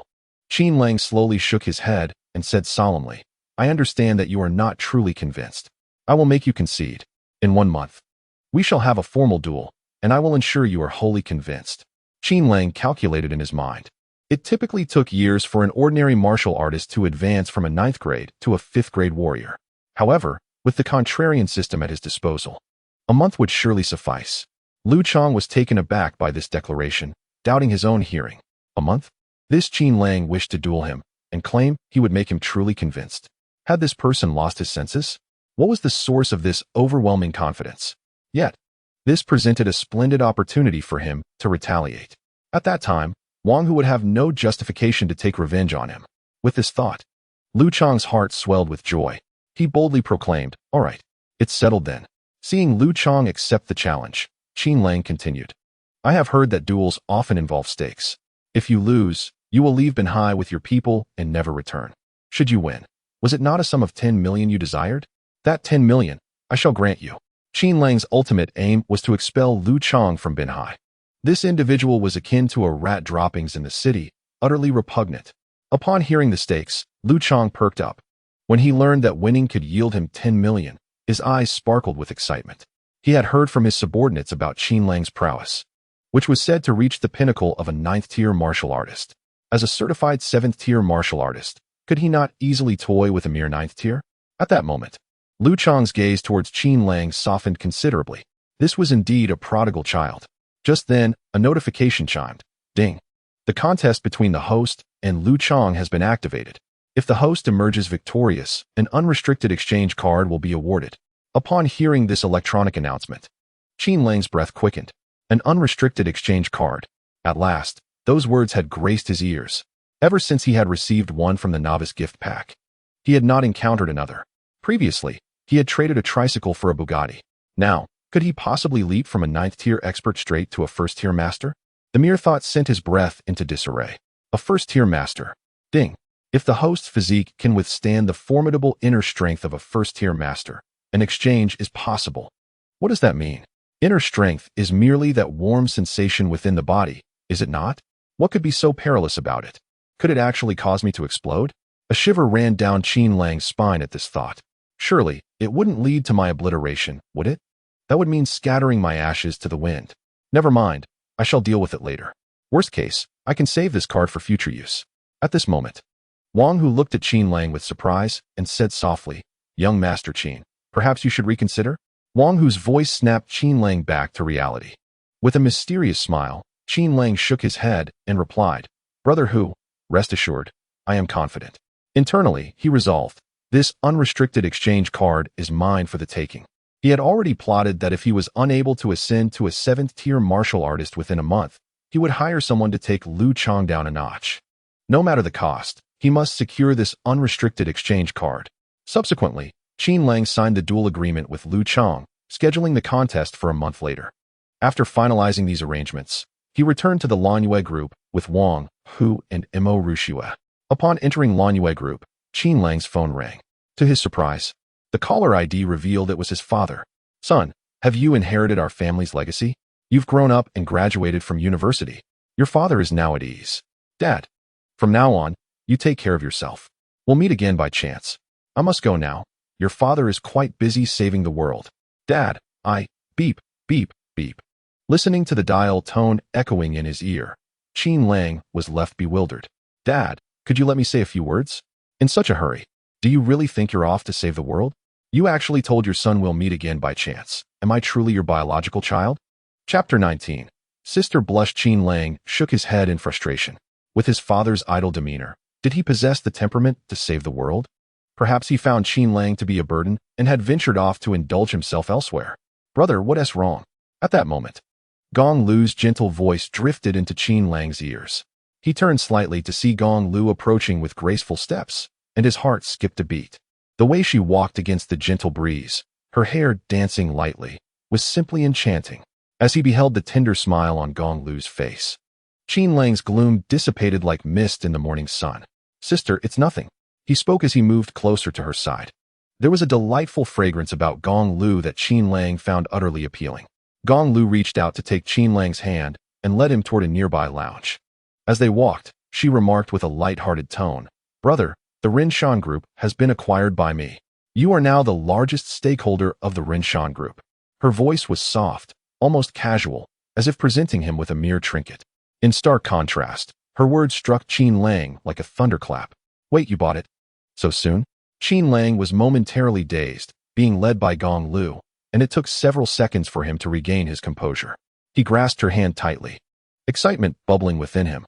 Sister, does this mean I now own a company? Indeed. Seeing Qin Lang's exhilaration, a faint smile danced at the corners of Gong Liu's lips. Her gentle demeanor stirred a wave of warmth in Qin Lang's heart. He had never known the joy of having a sister who cherished him so dearly. With open arms, Qin Lang enveloped Gong Liu in a heartfelt embrace. Sister, thank you, he whispered, deeply moved. Yet at that moment, Gong Liu's cheeks flushed a delicate crimson. The instant Qin Lang held her, an overwhelming masculine presence enveloped her, a sensation she had never experienced before. Unbeknownst to her, Qin Lang had already reached the level of a 9th-tier warrior. His vitality and energy surpassed that of an ordinary person several times over. Moreover, having just graduated, he was in the prime of his youthful vigor, making him irresistibly appealing to women. Noticing Gong Liu's silence, Qin Lang, puzzled, released his hold on her and gently cupped her shoulders, concern etched on his face. A single glance was enough for him to detect something amiss. Gong Liu's face was flushed, her eyes glistening with an unusual sheen. Qin Lang raised his hand to check her forehead, his worry deepening as he sensed her elevated temperature. Suddenly, a series of peculiar sounds echoed around them. As Qin Lang turned his head, he noticed several employees from the Lanyue group standing nearby, their expressions blank as they stared in shock at the scattered folders at their feet. The sound that had just echoed through the air was indeed that of those folders falling to the ground. Observing their direction of travel, it seemed they had merely stumbled upon this scene by chance. Not perceiving any immediate cause for concern, Qin Lang dismissed it from his mind. Little did he know, his actions had stirred a tempest of astonishment among the employees of Lanyue Group. The employees were expressions of disbelief, their faces frozen in shock. Good heavens, what is happening? President Gong has been embraced by a young man. Who would dare to act so audaciously towards President Gong within the confines of the company? Yet, this young man not only held President Gong in his arms, but also tenderly caressed her forehead. Such an audacious display was truly shocking. Over the years, there had been no whispers of scandal involving President Gong. Could it be that this young man is her chosen partner? Moreover, the typically aloof and regal President Gong was blushing like a schoolgirl. The commanding aura she usually exuded seemed to vanish entirely in his presence. President Gong, already breathtakingly beautiful, revealed an entirely different charm with that rosy hue gracing her cheeks. Wait, wasn't this young man following General Manager Mo Rushua around all day? Goodness! Could it be that this young man possesses such extraordinary prowess, capturing both President Gong and General Manager Mo? Oh, if this were true, it would be utterly terrifying. Not only would he win the affections of two exquisite beauties, but he would also inherit the Lanyue Group as a dowry. The female employees were astounded at the thought, while the male employees felt a pang of envy. They longed to shout, "Release her, and let me take my chance." At that moment, Gong Liu regained her composure. She shot a playful glare at Qin Lang and admonished him gently, "This is the workplace. Be mindful of your sister's image." Then, casting her gaze over the employees, she inquired, "What are you all standing around for? Is everything all right?" With her words, the employees snapped back to reality, hurriedly gathering the scattered folders. Subsequently, they cast furtive glances at Gong Liu and Qin Lang before hastily departing. Observing the employees' hurried retreat, Qin Lang cautiously asked, "Sister, have I caused you any trouble?" Gong Liu shook her head and replied softly, "Not at all." Noticing the blush on Gong Liu's face beginning to fade, he raised his hand once more, placing it against her forehead to check her temperature. What a surprise! He was taken aback to find her temperature had returned to normal. "Sister, what just happened?" "Your forehead was burning hot." Gong Liu raised her eyebrows, bemused by Qin Lang's cautious demeanor. She thought to herself, "Surely I cannot tell you that your masculine presence is overwhelming, and the surge of hormones is rather intoxicating." Gong Liu gently took Qin Lang's hand and reassured him. "Don't worry, sister is fine." After speaking, she led him to the door of a lounge. At that moment, a dark-skinned, plump girl stood at the entrance. Just then, a voice rang out, "Ding! Host, a divine sister is nearby. Please prepare yourself mentally." The voice of the instigator instantly piqued Qin Lang's curiosity. A divine sister? He already had 9 divine sisters. Gong Liu was merely one among them, and she was already so remarkable. If all 9 sisters gathered, could they perhaps summon a divine dragon and become invincible? At this moment, Qin Lang inquired in his heart, "Instigator, how far is that divine sister from me?" He glanced at the dark-skinned girl at the door of the lounge, feeling somewhat apprehensive. Could this plump girl truly be my divine sister? Noticing Qin Lang staring at her, the girl, with a hint of pride, retorted, "What are you looking at? Haven't you seen a beauty before?" Then, the instigator's voice echoed again, "Ding! This divine sister is only 3 meters away from the host." Bang! The instigator's words struck Qin Lang's mind like a cataclysmic thunderbolt. Surely, it couldn't be this girl at the door. Unbeknownst to him, a graceful silhouette was reflected in the frosted glass door behind the plump girl. Chapter 20. The Goddess of Song. Li Shihe. Qin Lang couldn't help but take a step back, lamenting internally, "No, this is not the divine sister I desired. The disparity is too great." He glanced at the stunningly beautiful Gong Liu, then at the dark-skinned plump girl at the entrance, feeling overwhelmed by frustration. It wasn't that he held any prejudice against the slightly narcissistic girl. It was simply that the contrast was too jarring for him to accept at that moment. Was this the peak right from the start? Gong Liu glanced at Qin Lang, puzzled by his gloomy expression, unsure of what was troubling him. She nodded at the plump girl and smiled. Xiao Lu, thank you for your hard work. After that, she pushed the door open, intending to pull Qin Lang into the lounge. The plump girl initially beamed with a radiant smile, insisting it was no trouble. However, as she noticed Qin Lang also attempting to enter, she immediately spread her arms to block the entrance. With a serious demeanor, the girl declared, Sister Gong, you may enter, but this guy cannot.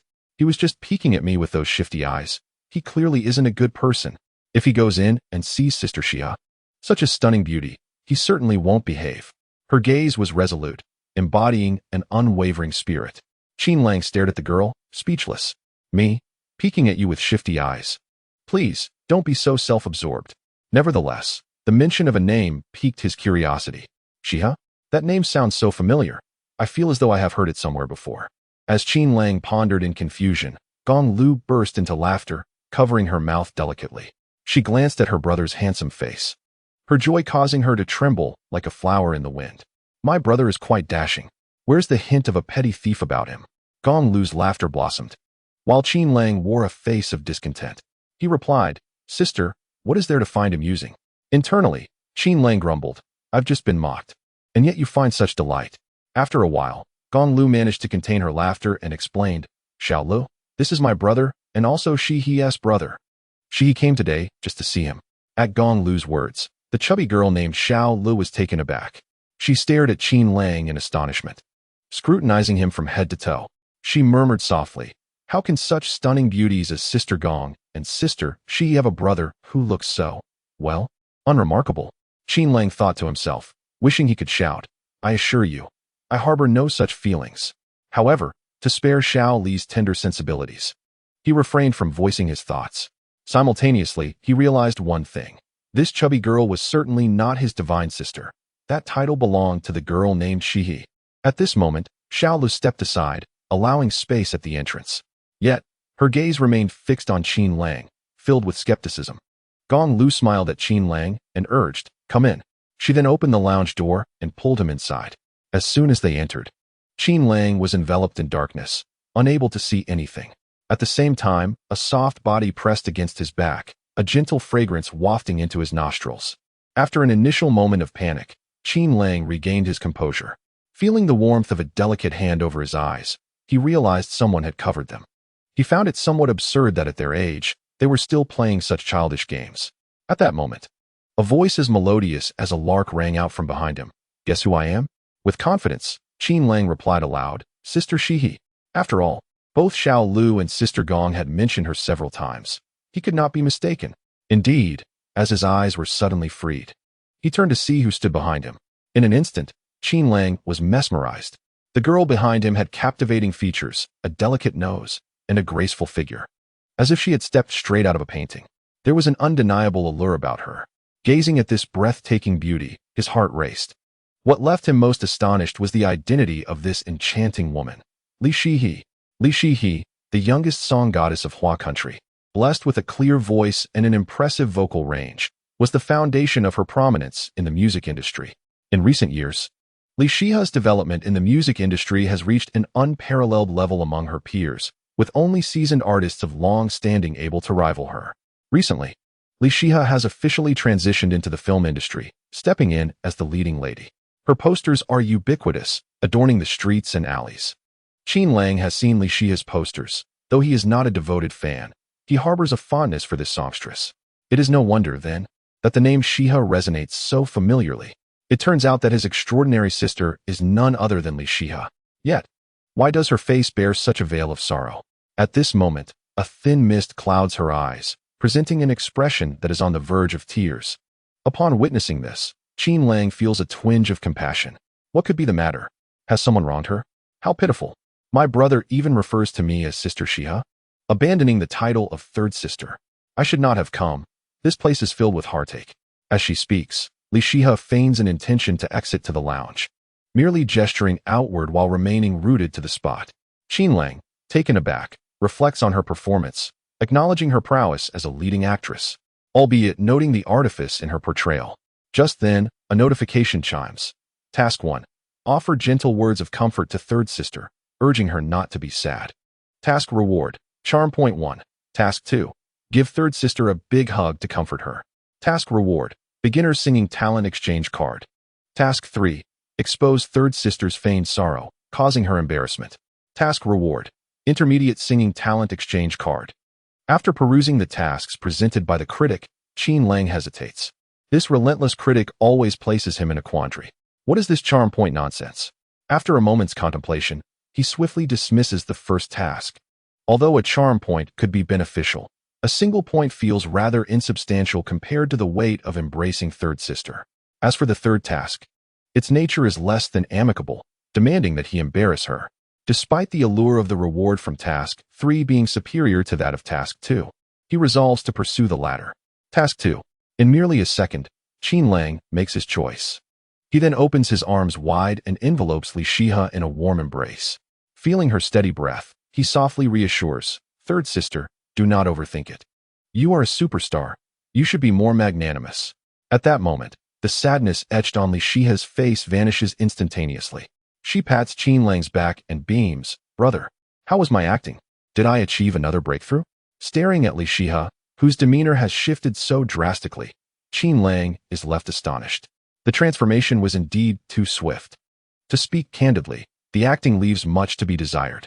However, Qin Lang would not voice such a truth. At times, benevolent falsehoods are indeed quite essential. Qin Lang nodded repeatedly, smiling as he declared, "Third sister's performance is already commendable." Upon receiving Qin Lang's affirmation, Li Shihe's face blossomed with joy, her delight evident. "All right, come over and sit down," said Gong Liu, observing the scene with a smile. Subsequently, the three reclined languidly in the 3 massage chairs of the lounge, with Qin Lang positioned centrally, flanked by Gong Liu and Li Shihe. The enchanting fragrances emanating from both sisters enveloped Qin Lang, leaving him feeling weightless, as if adrift in the clouds. He mused to himself, among the 9 divine sisters, 2 had now graced his presence. Both were formidable beauties, leaving him to wonder what the other 7 divine sisters might be like. "Brother, now that you have graduated, what do you wish to pursue?" Li Shihe inquired gently, turning her upper body to face Qin Lang. After a moment's contemplation, he replied, "Third sister, my eldest sister has gifted me a company. I wish to focus on nurturing it." Upon hearing Qin Lang's response, Gong Liu's face broke into an appreciative smile, clearly pleased with his answer. However, Li Shihe's expression darkened. She pouted adorably, saying, "What of third sister if you follow eldest sister? It is lonely and pitiful for a sister to strive alone in the world."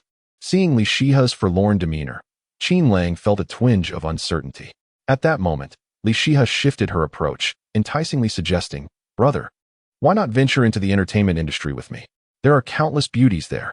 With your physique and looks, I cannot promise you stardom, but at the very least, you could become a second-tier celebrity." Qin Lang found himself torn between the prospect of managing a company with his eldest sister and embarking on an entertainment career with his third sister. Just then, Gong Liu appeared somewhat anxious.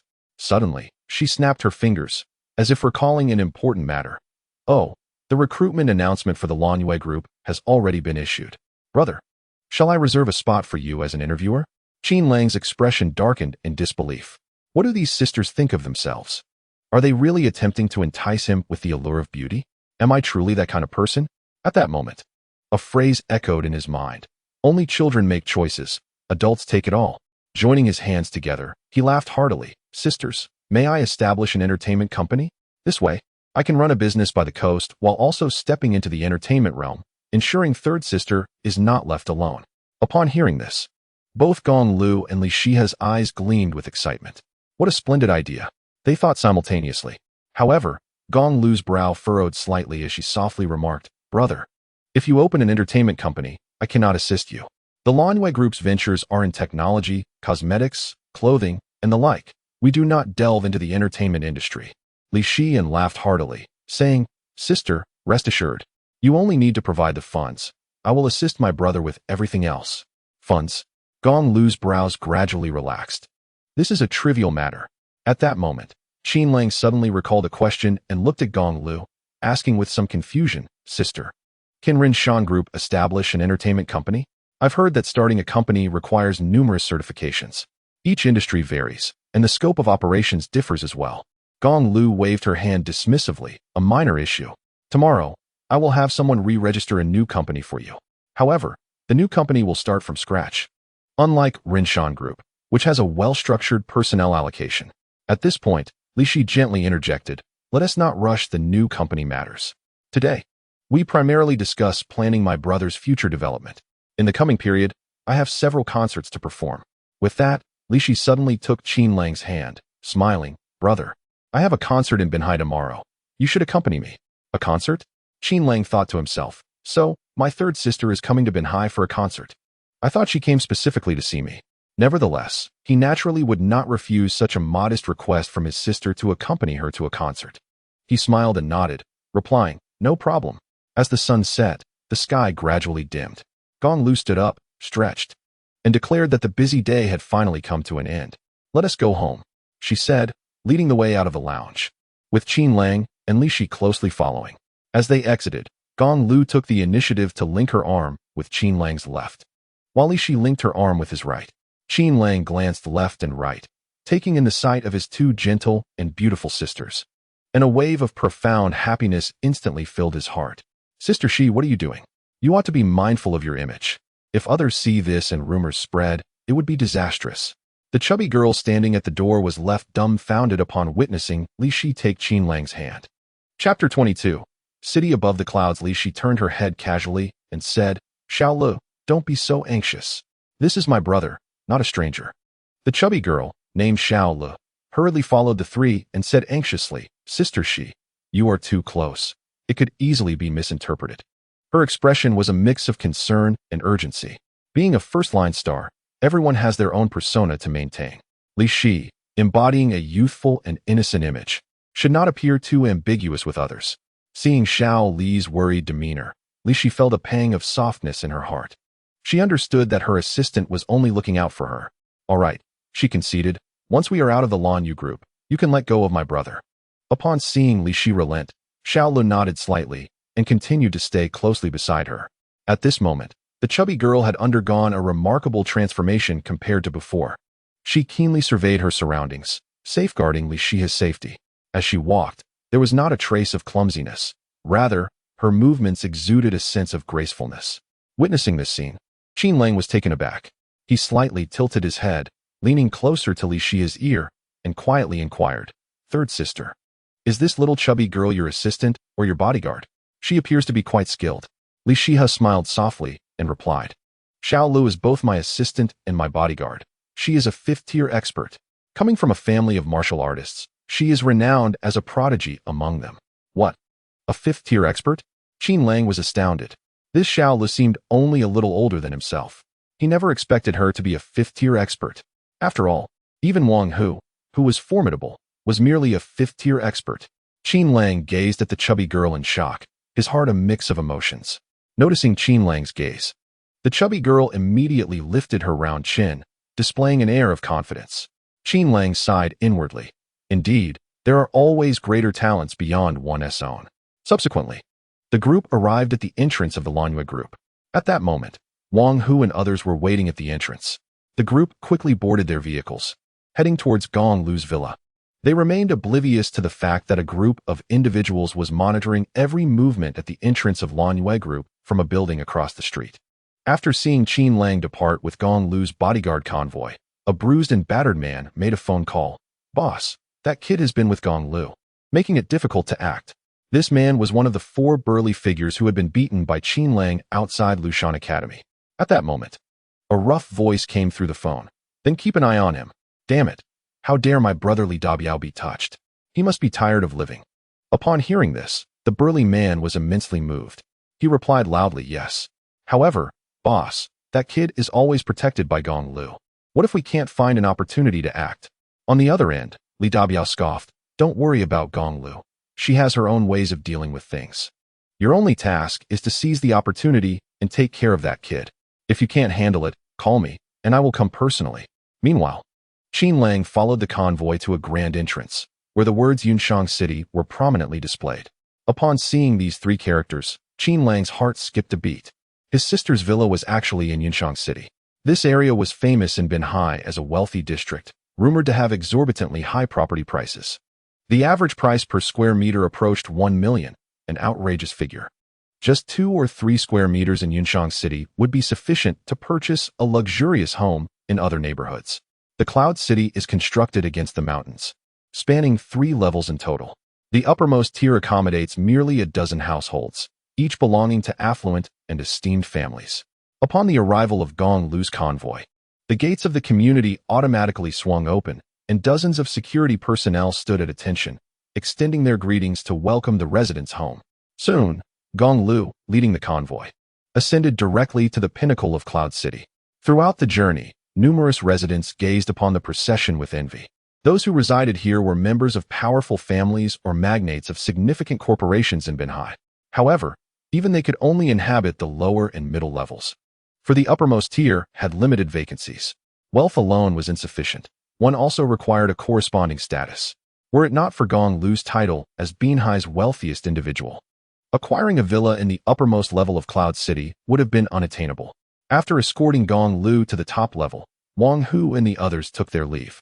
Security concerns were negligible at the pinnacle of Cloud City, as it was rumored that the enigmatic developer had enlisted a third-grade master to safeguard the area. This master, shrouded in mystery, had never revealed himself, yet no security incidents had ever occurred in the upper echelon. Behind this facade of tranquility lay the potential influence of the third-grade master working covertly. With such a formidable guardian, no one dared to instigate trouble in Cloud City, for doing so would likely incur the wrath of its elusive proprietor. Upon pushing open the villa's grand door, Qin Lang was momentarily taken aback by its vastness. The villa was so expansive that it was divided into zones: a fitness area, a leisure zone, a movie-watching space, a dining hall, and a living room, among others. Ascending to the second floor, Gong Liu led Qin Lang into an unoccupied room. "Brother, this shall be your bedroom from now on. I am just across the hall. Should you require anything, simply call for me. You've just graduated. I presume you haven't retrieved your belongings from school yet? Tomorrow, I shall accompany you to collect them." Upon hearing this, Qin Lang hastily shook his head. "Sister, you are so busy. I can manage it alone tomorrow." "Very well. You've worked hard today. Go rest." After Gong Liu and Li Shihe exited the room, Qin Lang lay on the spacious bed, lost in thought. Chapter 23. Another divine sister reflecting on his recent experiences, Qin Lang felt a surge of astonishment.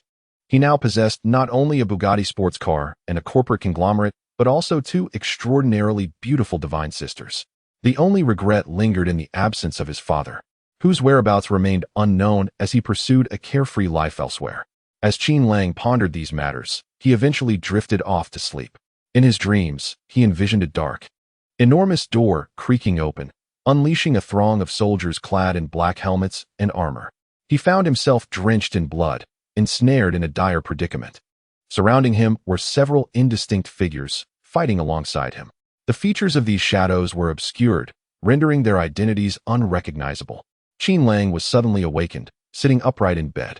He turned his head towards the window, which was shrouded in a gray haze, still devoid of dawn. He pondered within himself, "Jiangjing, what time is it?" "It is 6 in the morning." Qin Lang murmured, "Is it only 6 o'clock? It's still early. I shall indulge in another brief slumber." With that, he lay back down, covering his head with the blanket. However, after tossing and turning for quite some time, he found himself unable to sleep. Since sleep eluded him, he resolved to forego it altogether. Qin Lang stepped out of his room and noticed that his 2 elder sisters' doors were firmly shut, indicating they were still asleep. He stretched languidly and strolled leisurely onto the grassy expanse outside the villa. The early morning air was refreshingly humid. He inhaled deeply, allowing the coolness to fill his lungs, instantly invigorating his somewhat drowsy mind. Seeing no one around, Qin Lang gradually assumed a stance, executing the initial movements of the Thunder Fist. Simultaneously, a surge of warmth coursed through his body once more. As he practiced his sequence of punches, the warmth flowed slowly between his arms. Sensing this unusual sensation within him, Qin Lang felt a surge of joy. This must be the internal energy of a martial artist. Noticing the effectiveness of his practice, Qin Lang's spirits soared, and he became increasingly enthusiastic. Once, twice, thrice, 7 times. Suddenly, As he reached the 8th repetition, a peculiar sound emerged with his punch. At that moment, he felt a rush of blood to his hands, accompanied by an intense warmth. Alarmed, Qin Lang instinctively queried, "Jiangjing, what is happening? Is my body mutating? Goodness. If I end up becoming a monster from training, what is the point of it all?" At that instant, Jiangjing's voice resonated in his mind. "Please do not panic, host. This is a characteristic of the Thunder Fist. When mastered to perfection, a single punch can unleash a thunderous roar." In astonishment, Qin Lang's heart raced at Jiangjing's response. So formidable indeed. A mid-level martial art possesses such a striking effect. His imagination began to run wild, envisioning himself effortlessly unleashing a punch before his adversaries, accompanied by a resounding clap of thunder. The sheer spectacle alone would be enough to intimidate anyone. Thus, invigorated by this newfound potential, Qin Lang continued to punch, each blow more powerful than the last, the sounds growing increasingly pronounced and clear. Each strike resonated, traveling 7 to 8 meters away. So engrossed in his practice was he that he failed to notice an elderly man with graying hair standing not far off. "Young man, is that the mountain-shaking fist you are practicing?" An aged voice suddenly broke through as Qin Lang was lost in his fervor. "Huh."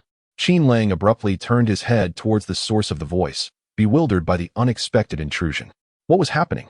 Was it not said that the Cloud City is guarded by formidable masters, making such intrusions into private residences impossible? Qin Lang, with a wary gaze fixed upon the suddenly appearing elder, cautiously replied, "Indeed. Old sir, how did you gain entry?" Doubt clouded Qin Lang's mind. With so many patrolling security personnel, had none of them noticed this suspicious old man? The elder, with a faint smile, remarked, "I have always been here. Young man, your mountain-shaking fist is merely in its infancy, is it not? Quite impressive that you have managed to produce a faint rumble of thunder within just an hour of practicing the first form, the thunderous fist.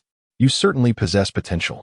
The elder, by Fengxing, stood with his hands clasped behind him, exuding an air of a seasoned master.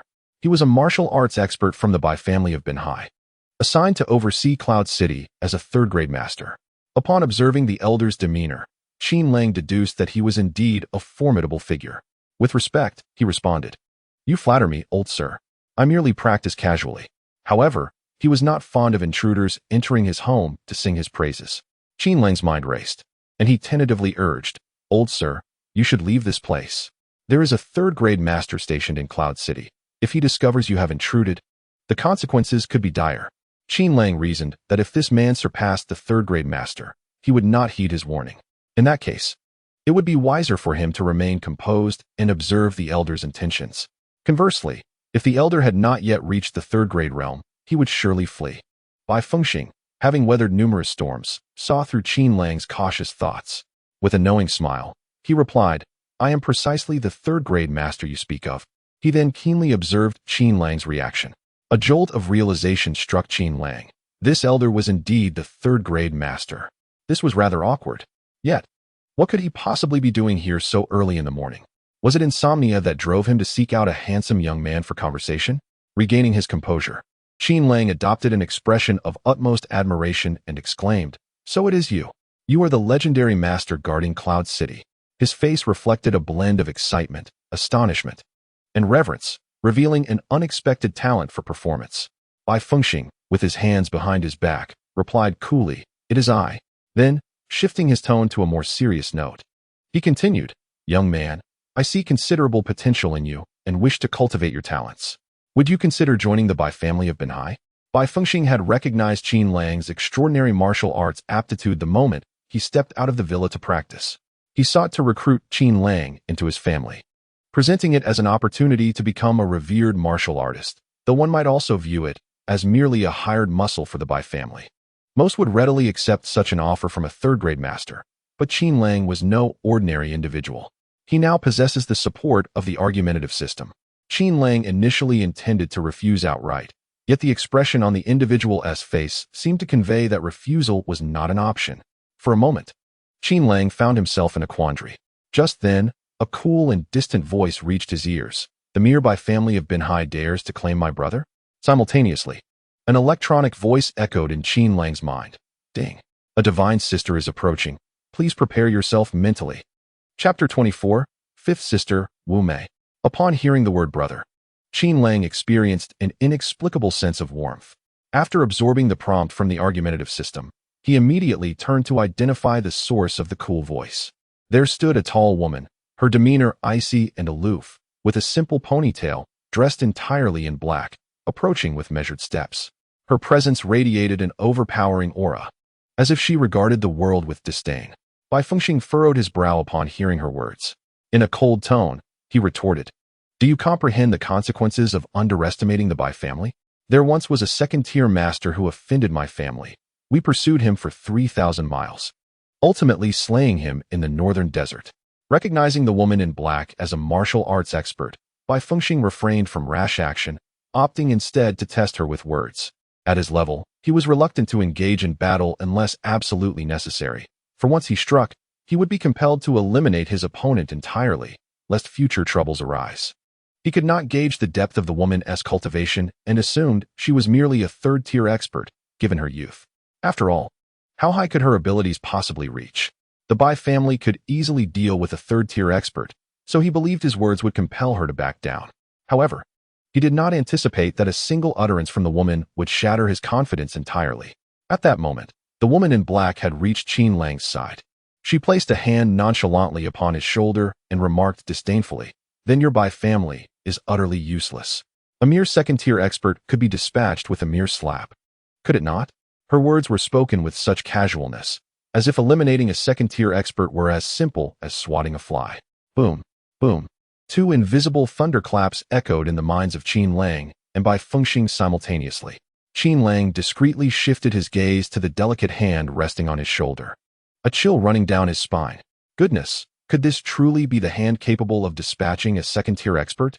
At that moment, he recalled the system's reminder to prepare himself mentally. He harbored no doubts about the words of this divine sister beside him. These extraordinary sisters were each more formidable than the last. Since she claimed she could annihilate a second-tier expert with a single blow, he had no doubt she could. Urgently, he called out in his mind, "Argumentative system, provide me with the information about this divine sister, swiftly. This sister is truly formidable. Qin Lang must prepare in advance." What if he mistakenly calls her name later and ends up getting slapped into a pulp? Ding. Name: Wu Mei. Height: 185 measurements. Qin Lang, upon seeing the information in his mind, was momentarily speechless. What on earth is the purpose of this? I merely wish to know which divine sister this is. He hastily inquired, "How many sisters do I have?" "This is the host's fifth sister." "Well, that suffices." Qin Lang turned around, smiling at the aloof Wu Mei, and said, "Fifth sister, you have arrived." His smile appeared somewhat forced, lacking genuine warmth. Wu Mei slowly nodded and softly replied, "Yes, I heard you graduated, so I came to see you." Then, she furrowed her brow, intently scrutinizing Qin Lang's face, completely absorbed in her examination. Qin Lang felt a jolt of alarm within him, silently pleading, "What is she doing? Why the frown? If there's something to discuss, let us do so calmly." Just as his thoughts were in chaos, Wu Mei extended her hands and pinched Qin Lang's cheeks, kneading them gently up and down. She did not apply much pressure, merely smoothing away the awkward smile on his face. Qin Lang stared blankly at Wu Mei, who was earnestly massaging his face, feeling utterly helpless. What is happening? Is this a game? After dissipating the stiffness from Qin Lang's smile, Wu Mei exhaled. "Ah, there we go. Brother, why are your facial muscles suddenly twitching for no reason?" This question left Qin Lang feeling a bit embarrassed. It was not muscle twitching, it was sheer fright. Nevertheless, seeing fifth sister express such concern for him, his trepidation naturally evaporated. He declared loudly, "Perhaps I was overly excited upon seeing fifth sister and lost control of my expression." His words were delivered with such conviction that he nearly convinced himself. Wu Mei broke into a smile, playfully ruffling Qin Lang's hair and laughing. "Little rascal." Unbeknownst to her, her smile left Qin Lang utterly spellbound. At that moment, it felt as if a warm spring breeze had blown through the ancient glaciers of his heart. Both shocking and soothing, the siblings chatted intimately, oblivious to their surroundings, creating a warm atmosphere. Meanwhile, Bai Fengxing was drenched in cold sweat, his clothes clinging uncomfortably to him, and he felt exceedingly distressed. However, he dared not move, fearing Wu Mei's wrath. After Wu Mei uttered those two sentences, a thunderclap echoed in Bai Fengxing's mind. The ability to effortlessly slay a second-tier expert with a single palm, What level of mastery must that entail? Even a first-tier expert could not achieve such prowess. After careful contemplation, Bai Fengxing felt a mixture of belief and skepticism. However, when Wu Mei cast a cold glance in his direction, he was rendered utterly dumbfounded. In that fleeting moment, Bai Fengxing felt as though he was not gazing upon a mere woman, but rather an ancient deity towering alongside the mountains. A peculiar sensation washed over him, as if his life was not his own but belonged to this formidable woman, reminiscent of a divine spirit.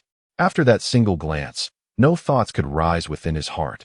He stood quietly in place, even controlling his breath to a mere whisper, fearful of disturbing the brother and sister nearby.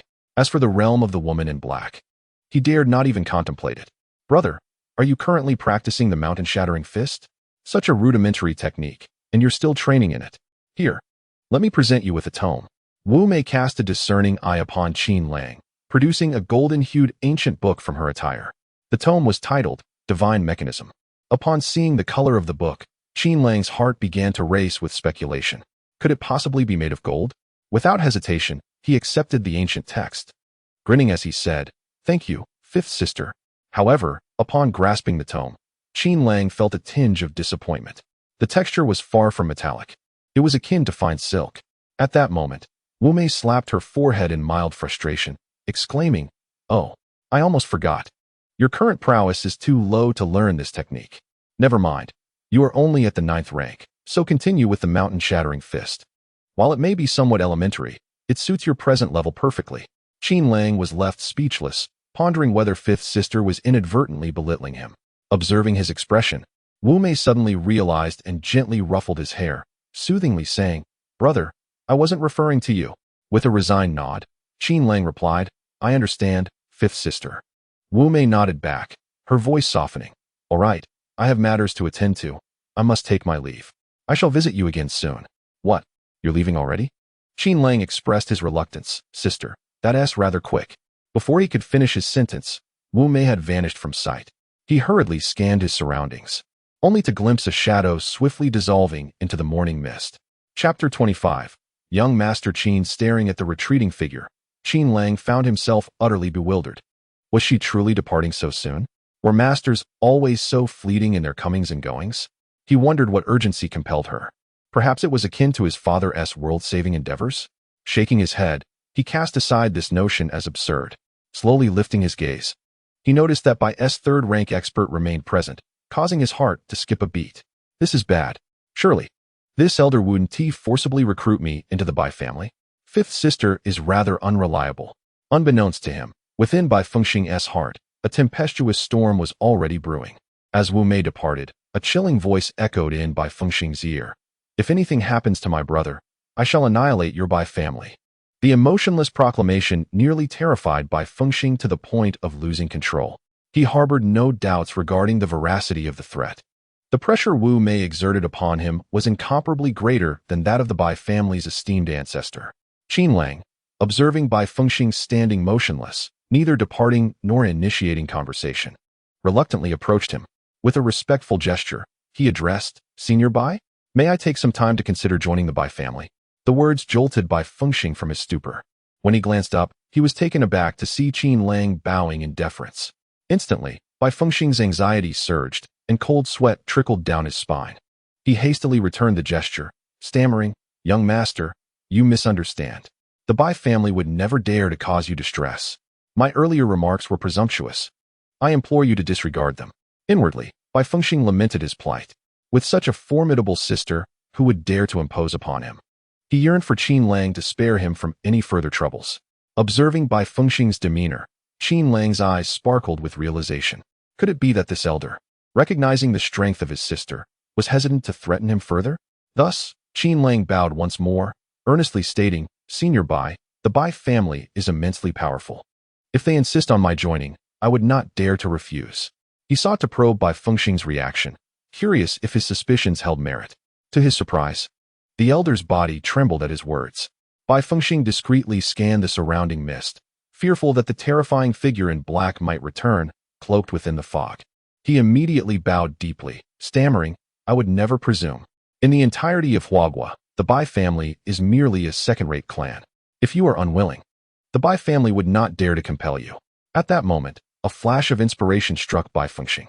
If he could forge a positive relationship with this young man, it might provide him an indirect connection to that fearsome woman in black. With this thought, he smiled amiably, saying, I am Bai Fengxing, a member of the Binhai Bai family. May I inquire your esteemed name, young master? By this time, Qin Lang had gleaned the outcome. He understood that with the emergence of his sister, the elder no longer dared to coerce him into joining the Bai family. The tension within him eased, and he replied casually, Senior Bai, my name is Qin Lang. Ah, it is young Master Qin.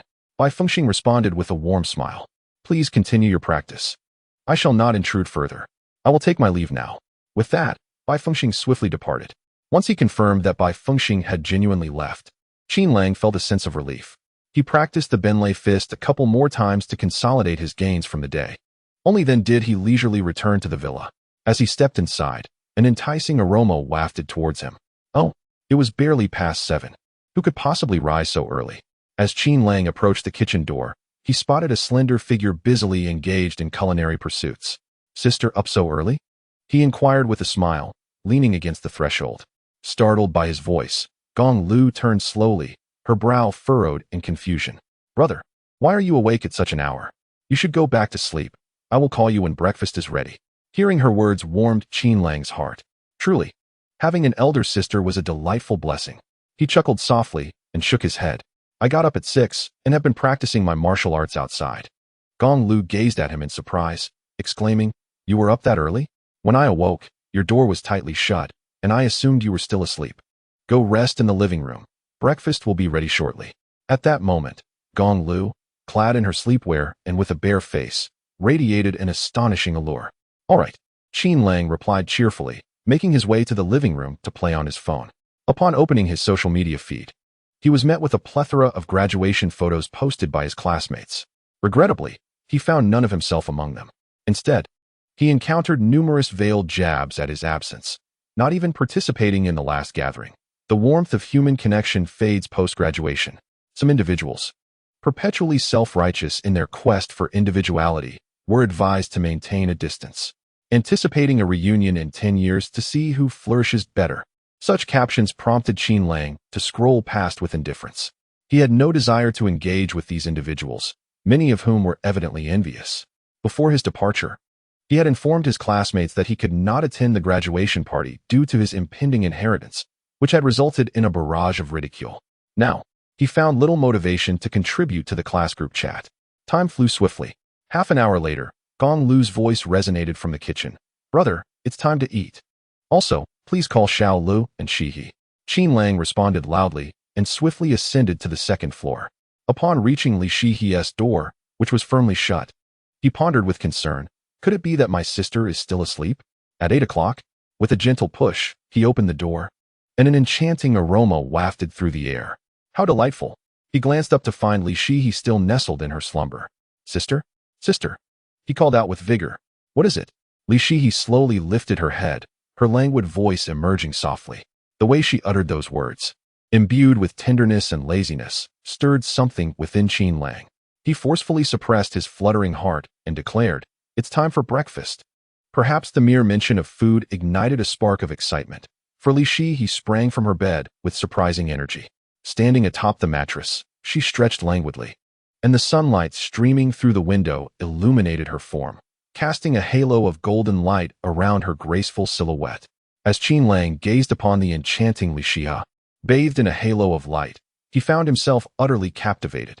Indeed, as a renowned star, her every pose radiated grace and elegance. Subsequently, Qin Lang took the initiative to descend the stairs, intending to invite the chubby assistant, Li Lu, to join him for a meal. It must be noted that Li Lu, serving as a bodyguard, exhibited a commendable level of vigilance. The moment Qin Lang pushed open the door to the room, Li Lu sprang upright from the bed, regarding Qin Lang with a scrutinizing glare, as if to question his intentions. Qin Lang was left speechless. This little chubby assistant was exceedingly wary. Chapter 26, A Grand Figure, Dining. Upon uttering the words dinner, Qin Lang promptly made his exit, fearing that misunderstanding might ensue with the chubby assistant. At the dining table, the sisters savored their meals delicately, akin to little kittens, while Qin Lang devoured his breakfast with great eagerness, finishing it in mere moments. Setting down his utensils, he turned to Li Shiha and inquired, "Sister, your concert is this evening, correct?" Having promised Li Shiha he would accompany her to the concert, he naturally kept this in mind. Li Shiha nodded in affirmation, yet her brow furrowed with curiosity. "Yes. Why do you ask?" With a smile, Qin Lang explained, "I need to return to the university this morning to collect my belongings and bid farewell to my dormitory comrades." He shared a strong bond with his fellow dorm mates. And now that graduation was upon him, it was only fitting to conclude this chapter of his academic journey. At that moment, Li Shiha's eyes sparkled with excitement as she exclaimed, "Brother, I shall accompany you." It had been quite some time since she last set foot on a university campus, and she yearned to relive that experience. Absolutely not.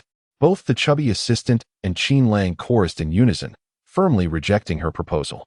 The chubby assistant transformed into a stern little aide, stating, "Sister Shia, there are too many people on campus. Even in disguise, it is highly likely that others will recognize you. Moreover, if you accompany Qin Lang, it could easily lead to misunderstandings. Additionally, with the concert scheduled for later tonight, we have numerous preparations to attend to." Li Lu regarded Li Shiha earnestly, hoping to quell her burgeoning enthusiasm with rational arguments. With a resigned sigh, Li Shiha conceded, "All right. I understand." Observing the slight disappointment etched on her face, Qin Lang felt compelled to clarify, "Sister, I simply wish to bid farewell in peace. If you accompany me, the commotion it would cause would be monumental. Even if you were not a superstar, your breathtaking beauty alone would leave all the boys at school utterly spellbound, and we would find it difficult to extricate ourselves from the crowd. Rest assured, I shall return promptly." As Qin Lang elaborated, he complimented Li Shiha, knowing well that such words would resonate with her. Indeed, upon hearing this, Li Shiha's expression brightened, and she waved her hand cheerfully. Go on. Return early. If you come back late and it affects my performance tonight, the responsibility will fall squarely on your shoulders." What sort of logic is this? Is this not mere nonsense?" Qin Lang, feeling helpless, nodded and replied, "All right. I shall do my utmost to return promptly." He then proceeded to the garage beside the villa, climbed into his Bugatti, and revved the engine as he descended the mountain. Meanwhile, at the entrance of Cloud City, a young woman expressed her dissatisfaction, saying, "Grandfather San, who exactly are we waiting for? In this coastal city, who could possibly make us wait at the entrance?" The grandfather San she referred to was none other than Bai Fengxing, a third-tier expert guarding Cloud City. Bai Fengxing sighed and gently remarked, "Child, you have been chattering in my ear for half an hour now. Go bother your grandfather instead. Just wait a little longer. They should be arriving soon." Beside them stood a robust, spirited elderly man with white hair. He admonished, "Xiaoya, cease your nonsense. This operation is crucial for the future development of our family. If you do not wish to wait here, you may return at once." Chastised by the elderly man, the young woman known as Xiaoya fell silent, pouting in discontent. She was curious to see who could command the attention of so many key members of the Bai family. After all, the Bai family was one of the 4 prominent families in the coastal city. Cloud City was merely one of their many enterprises. In this coastal region, there were countless individuals eager to curry favor with the Bai family, yet it was rare to see the Bai family seeking to ally with others. Upon arriving at the entrance of Cloud City, Qin Lang sensed an unusual atmosphere. The entire security detail had vanished, replaced by a number of stern-faced, burly men clad in black. Observing the robust arms and steady breaths of these black-clad figures, Qin Lang deduced they were likely martial artists. The ability to summon such a formidable assembly of black-clad warriors must belong to a significant force. Nearly 200 of these men stood resolutely on either side of the entrance, awaiting someone of importance. Witnessing such a grand display, Qin Lang marveled. Surely, they were anticipating a distinguished guest. At that moment, the area around the entrance of Cloud City was teeming with passers-by. The onlookers scrutinized the black-clad men, engaging in animated discussions. Wow, what a spectacle! Is a notable figure arriving? Isn't that stating the obvious? Such a grand arrangement must be for a special guest. The imposing stature of these black-clad individuals was unmistakable. They were not to be trifled with. The sheer scale of this display indicated an extraordinary force behind it. Have you noticed? The security personnel at Cloud City have vanished, someone pointed out. This means these black-clad individuals have assumed control here. Only a handful of forces in the entire coastal city could achieve such a feat, remember. The mysterious owner of Cloud City is not one to be trifled with. The crowd engaged in speculation, confidently asserting that these black-clad individuals belonged to a formidable power. Although Qin Lang was curious about the identities of the black-clad individuals, he had pressing matters at hand and could not afford to linger.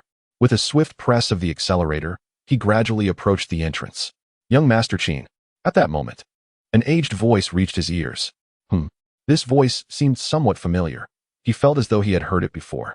Following the sound, Qin Lang beheld the third-grade master, Bai Fengxing, whom he had encountered earlier that morning, smiling at him from a distance.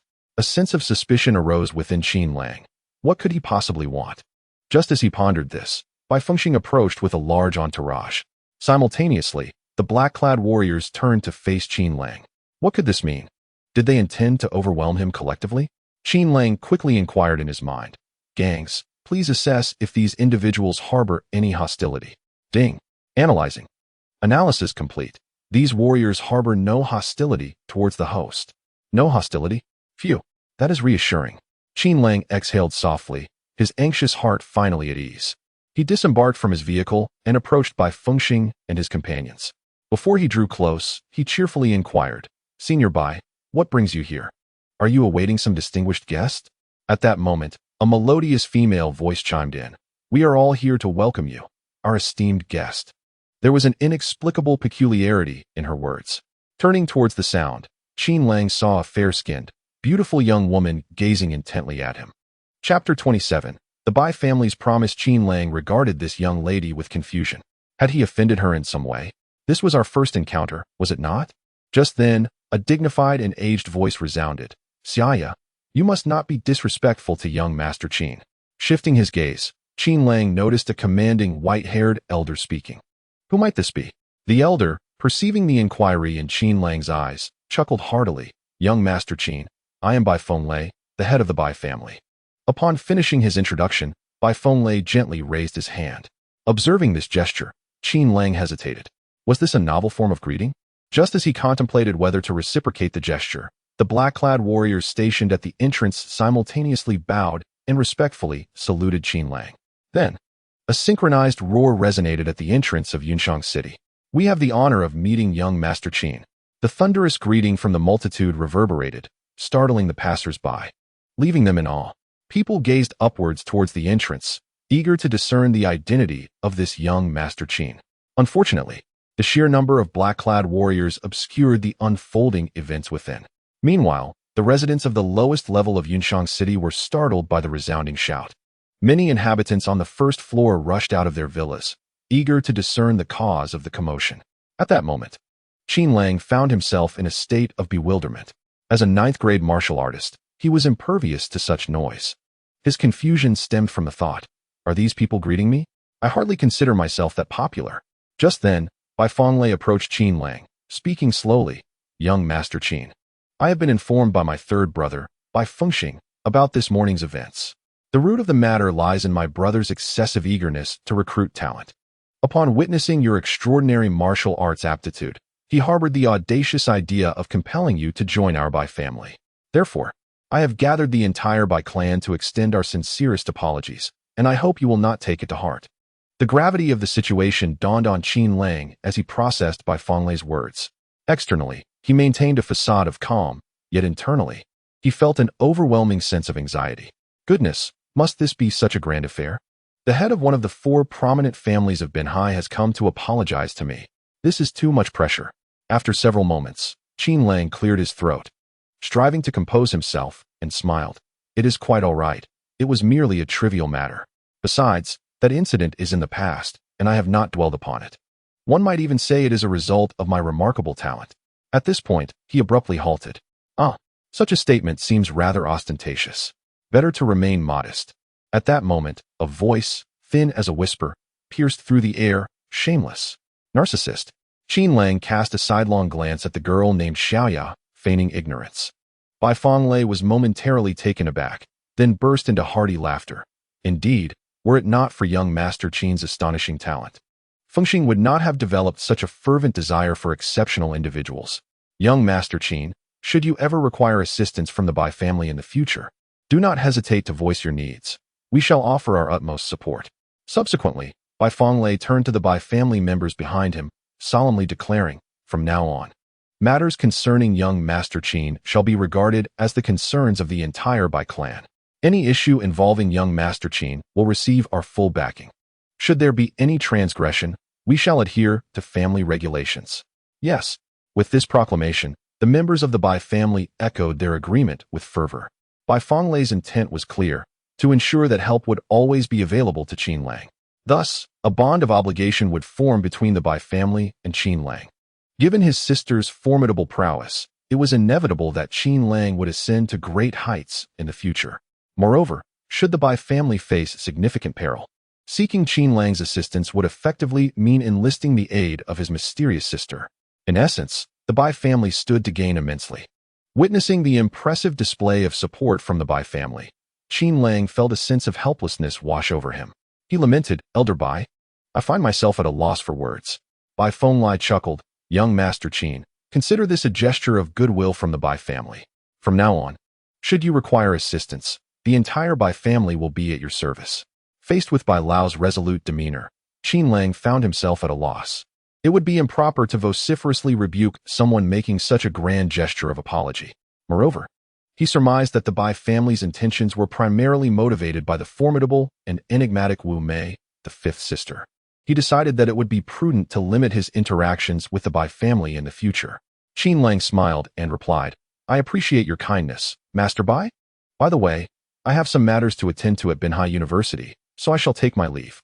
Binhai University, the institution he attended, stood as the premier university in Binhai, attracting the offspring of the region's elite, all of whom were either affluent or influential. A smaller contingent, however, consisted of students like Qin Lang, who gained admission through exceptional academic performance.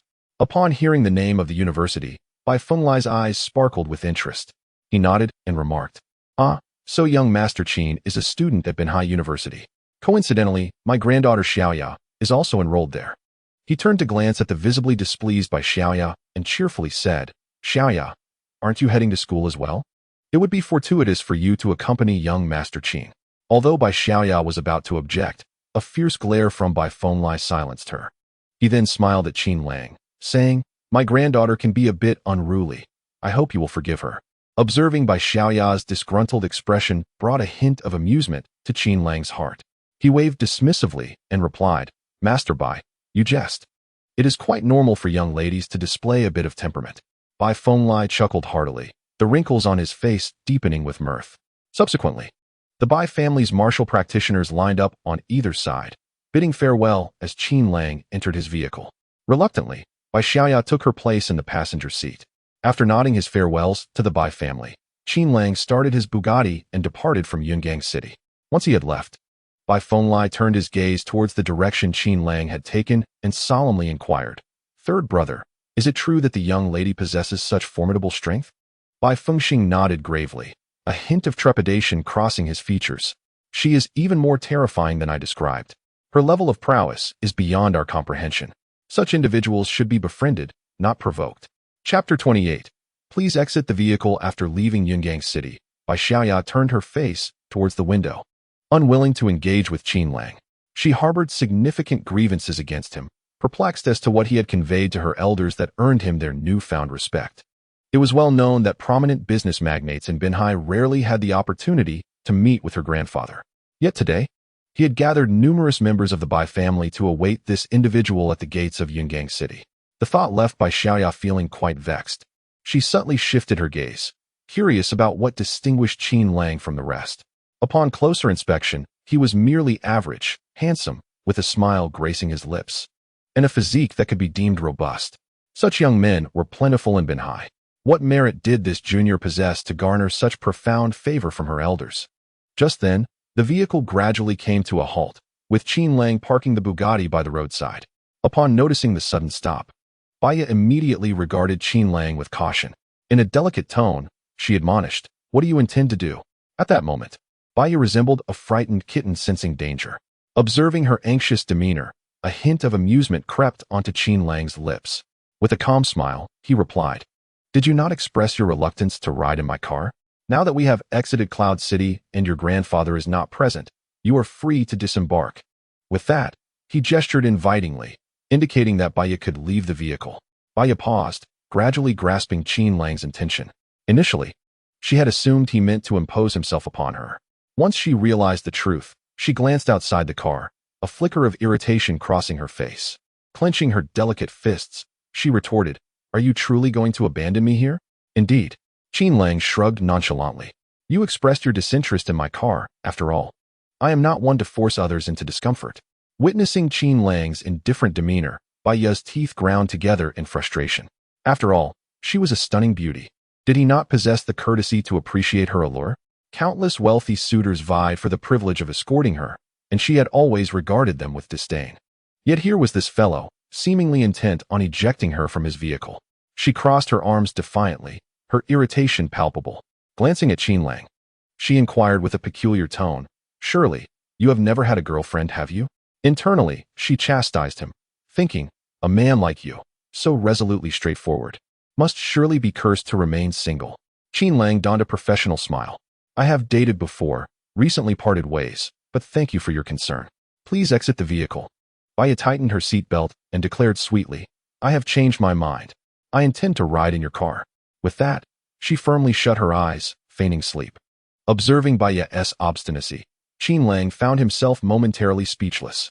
It was evident she had initially refused to ride, yet now, when he kindly offered her the chance to exit, she was unwilling to comply. Oh, the complexities of a woman's heart are as elusive as a needle in the depths of the ocean. Nevertheless, he could not resort to forcibly removing her from the car. With a jolt, Qin Lang pressed the accelerator, propelling the Bugatti forward. Sensing the car's acceleration, Bai discreetly opened her eyes a crack, scrutinizing Qin Lang's expression. Upon witnessing his bemused look, a wave of triumph washed over her. Slowly, she opened her eyes fully and chuckled, "Let me inform you. Others are clamoring to have me ride in their cars, and I scarcely glance their way. Here I am, personally occupying your passenger seat. Revel in your good fortune." Bai, the cherished princess of the Bai family, has been adored since her childhood. Having encountered numerous wealthy heirs and affluent young men, she finds their self-proclaimed superiority utterly trivial in her presence. Qin Lang chuckled, "So, should I express my gratitude to you?" "No need for thanks." Bai waved her hand, exuding an air of generosity. Qin Lang, having lost interest in conversation, remained silent throughout their journey. In contrast, Bai, seemingly unburdened by prior events, opened up and shared her stories. It was only then that Qin Lang discovered that Bai was, in fact, his junior, currently a third-year student at Binhai University. With Qin Lang having graduated, Bai was soon to embark on her summer vacation. Half an hour later, Qin Lang arrived at Binhai University, parking his car in the designated area at the entrance. As graduation season unfolded, a multitude of students gathered outside, capturing memories and photographs. The moment his Bugatti rolled onto the scene, it drew the attention of many onlookers. Numerous heavily made-up girls cast curious glances toward the passenger seat, eager to see who occupied it. Upon spotting Bai seated there, disappointment flitted across their faces. After all, those capable of affording such luxury vehicles were invariably affluent young masters. To be associated with such a wealthy individual would alleviate any worries about future prospects. Alas, it seemed someone had already claimed that privilege. "Get out." Qin Lang unfastened his seatbelt and said coolly. Observing his indifferent demeanor, Bai rolled her eyes, retorting, "Who would covet your shabby car?" With that, she flung open the door and stepped out. The moment Bai made her entrance, she instantly captivated countless gazes. The girls were eager to discern what set the occupant of the Bugatti apart from themselves. Upon witnessing Bai's stunning visage, they were left feeling inadequate. Bai radiated not only the vibrant beauty of youth, but also an intangible air of nobility. Such elegance could only be cultivated over time, gradually manifesting in one's persona. It was a quality that could not be feigned. At that moment, a young man in the crowd exclaimed, "Wow, it's Bai, the most renowned campus belle of her third year. I've heard her background is quite mysterious, and she has turned down many suitors from wealthy families." Another voice interjected dismissively, "Pride? Nonsense. She's merely climbed into someone else's luxury car." A flamboyantly dressed girl, driven by jealousy, chimed in, "Only you naive boys would idolize these so-called goddesses and campus belles. Huh, aren't they merely two eyes and a mouth?" Her words immediately garnered the attention of several young men, who, upon seeing her face, collectively turned away. Indeed, they were just two eyes and a mouth. However, while others possess enchanting eyes and a delightful smile. You evoke a reluctance to gaze upon a second time. A young man clad in a floral shirt observed Bai Ye and Qin Lang alighting simultaneously, promptly seizing his phone. He shall hurry to the school gate. It seems a young man is pursuing Bai Ye. He drives a Bugatti, suggesting he is quite affluent. He appears unfamiliar, likely not one of our circle. Qin Lang and Bai Ye strolled side by side toward the gates of Binhai University. As a ninth-tier warrior, Qin Lang's hearing surpassed that of ordinary individuals. He overheard numerous discussions regarding Bai Ye and curiously inquired, "Are you quite famous at school?" Bai Ye proudly lifted her chin, "Of course." Simultaneously, within Binhai University, a throng of young men began to converge rapidly. Chapter 29, What Are You Worth? Standing at a height of 185 meters, Qin Lang towered half a head above Bai Ye. When he spoke, he slightly tilted his head and lowered it. In contrast, Bai Ye held her head high, a confident smile gracing her face. This scene, though ordinary for the two of them, appeared remarkably intimate to onlookers. Classmates witnessing this interaction felt a twinge of envy. Why? Why was this male lead not themselves? The boys gazed at Qin Lang's handsome visage and then at the Bugatti behind him, their hearts brimming with resentment. Was it only the tall, wealthy, and handsome who could win the favor of beautiful women? Meanwhile, the girls internally shouted, "Why is this female lead not me? I am not lacking in appearance either." Bai Ye merely possessed a bit of fame, crowned as the school beauty. Previously, they had heard Bai Ye described as a pure goddess, but now it seemed rather unremarkable. Seeing the envious gazes of others, Qin Lang felt a surge of satisfaction. Once, he had been one of them, but now he had transformed. He was no longer that impoverished boy. Upon reaching the entrance of Binhai University, Qin Lang waved with a smile, "Farewell, never to meet again." Though Bai Ye was pleasing to the eye and her looks acceptable, she paled in comparison to the elder sisters. Observing Qin Lang's relief, Bai Ye felt a surge of anger, while others yearned to engage with her. This fellow seemed to evade her like a plague. Rolling her eyes, Bai Ye retorted, "As if anyone would be eager to see you." After delivering her retort, she strode forward, ready to leave the gate. However, after just 2 steps, she immediately turned back, standing beside Qin Lang once more. Not only that, but she also took the initiative to wrap her arm around his, wearing an expression of bliss. Qin Lang, taken aback by Bai Ye's sudden return and embrace, was filled with confusion. What was this? What was her intention? Was it love at first sight? Surely his charm could not have reached such heights. Soon, a familiar sensation arose within Qin Lang's heart. 3 words emerged in his mind: tool person. This scene bore an uncanny resemblance to the moment when Mo Rushua stood before the restaurant door. Could it be that this fellow wished for my assistance in dealing with a persistent suitor? Sure enough, a faint, mosquito-like voice reached Qin Lang's ears. "A troublesome ghost has arrived. Could you lend a hand and help me fend them off? Just refrain from speaking. I shall handle it." Upon hearing Bai Ye's words, Qin Lang sighed inwardly. Indeed, it was as he suspected. Was my fate to be nothing more than a tool? At that moment, a notification chimed in. Ding. Bai Ye's request has been detected. Please make the following choice. Task 1. Accept Bai Ye's request and assist her through this predicament. Task reward: 1 superpower punch exchange card, single use. Task 2. Accept Bai Ye's request and intentionally sabotage her. Task reward: 10 charm points. Task 3. Decline Bai Ye's request, push her away, and walk away. Task reward: 500,000. The sudden emergence of these options stirred a slight excitement within Qin Lang. Finally, a task had arrived.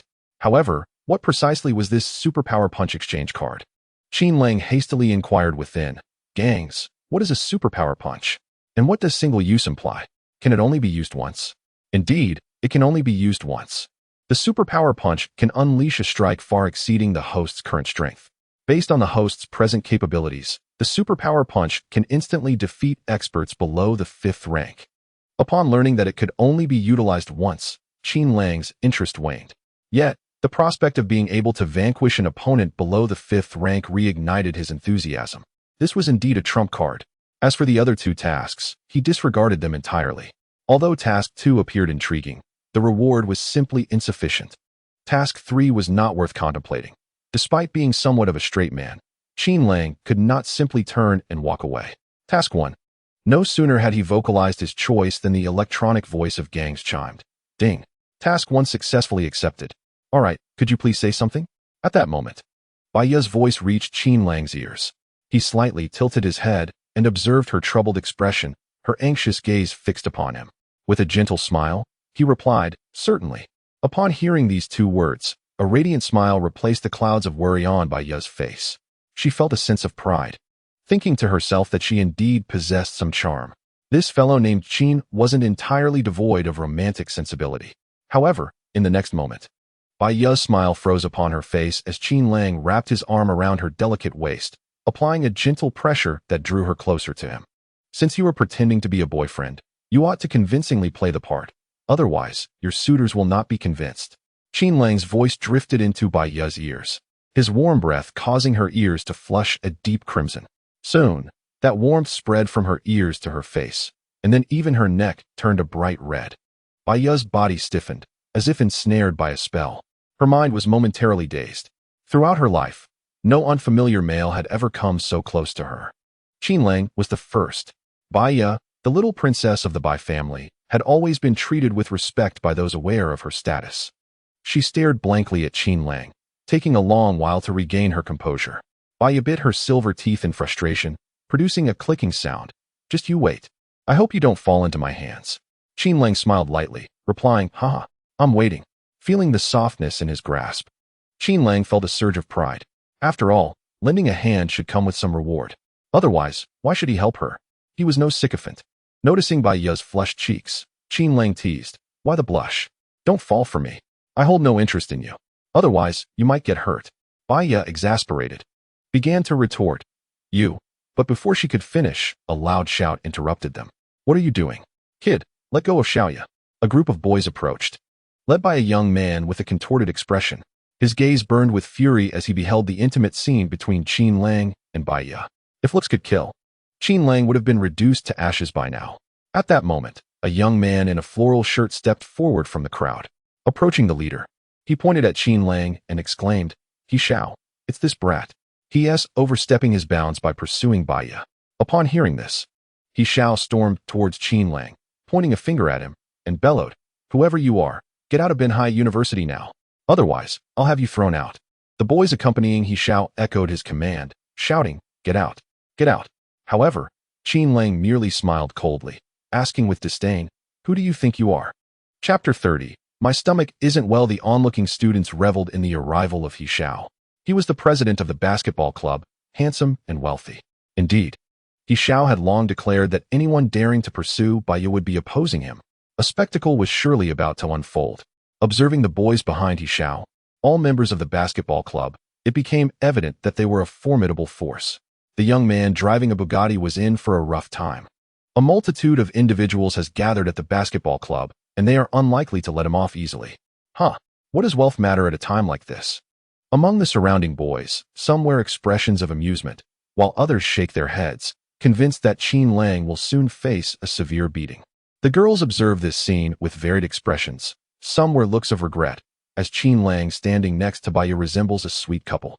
Others seem unable to bear witnessing the forthcoming events and choose to leave. Meanwhile, a few heavily made-up girls' eyes flicker with anticipation, preparing to step forward after Qin Lang is struck, hoping to leave an impression on him. At that moment, Qin Lang's retort, "What are you even worth?" reached the ears of his classmates. Instantly, the air around them thickened, and a multitude of questions flooded their minds. Who is this person? What gives him the audacity to act so arrogantly? Is he unaware of the supporters behind He Xiao? Has he never endured a beating before? Does he think his wealth can resolve this situation? Upon hearing Qin Lang's words, He Xiao was immediately infuriated. "What the hell are you?" he growled, stepping forward, ready to confront Qin Lang with fists. At that moment, words were futile. It was time to settle matters with strength. However, just as he took a step forward, he abruptly halted. Bai Ye had positioned herself in front of Qin Lang. With her hands on her hips and a fierce expression, Bai Ye declared, "He Liangpin, please leave. Who I choose to date is none of your business." He Liangpin's expression soured, and he retorted defiantly, "How is this not my concern? Xiaoya, I like you, and you can only be my girlfriend.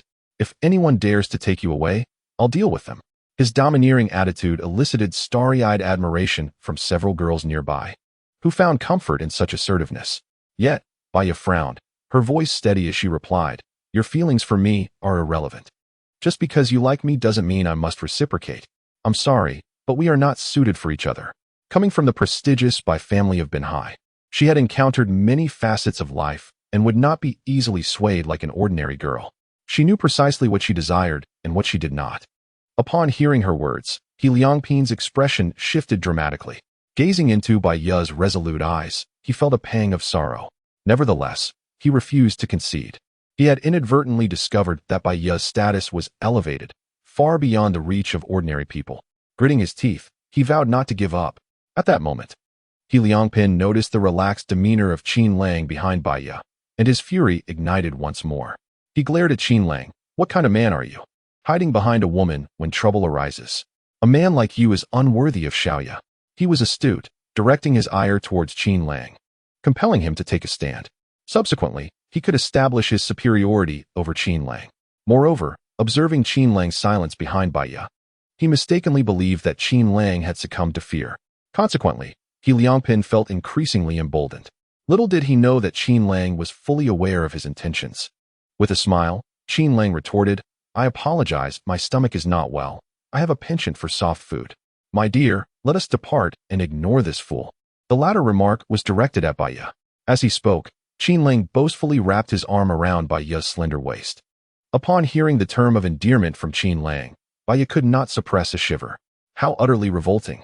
Feeling Qin Lang's arm encircle her once more, Bai Ye gritted her teeth in indignation. Was this man so accustomed to such behavior? Once this matter passed, she vowed not to let him off the hook. Witnessing Qin Lang's actions and hearing his words, He Liangpin seethed with rage, his anger surging within him. He could no longer contain himself. He felt that if he did not retaliate, he would be driven to the brink by Qin Lang's provocations. Damn you! He Liangpin cursed, raising his fist and charging at Qin Lang, aiming directly for his cheek. Unbeknownst to He Liangpin, as he unleashed that expletive, Qin Lang's expression darkened instantly. Having never known his mother, he was particularly sensitive to any insults directed at her. With a frosty demeanor, Qin Lang advanced, delivering a swift kick.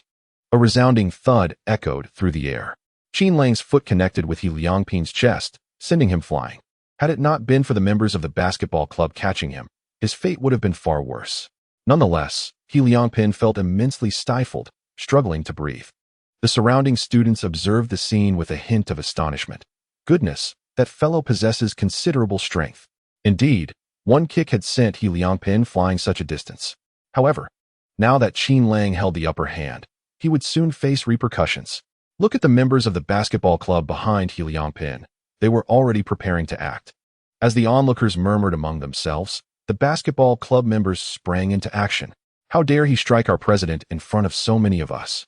By heavens, let us show him what happens when one disrespects us. Oh, you dare to fight back? You think so little of us, do you? The basketball club members rolled up their sleeves and charged at Qin Lang.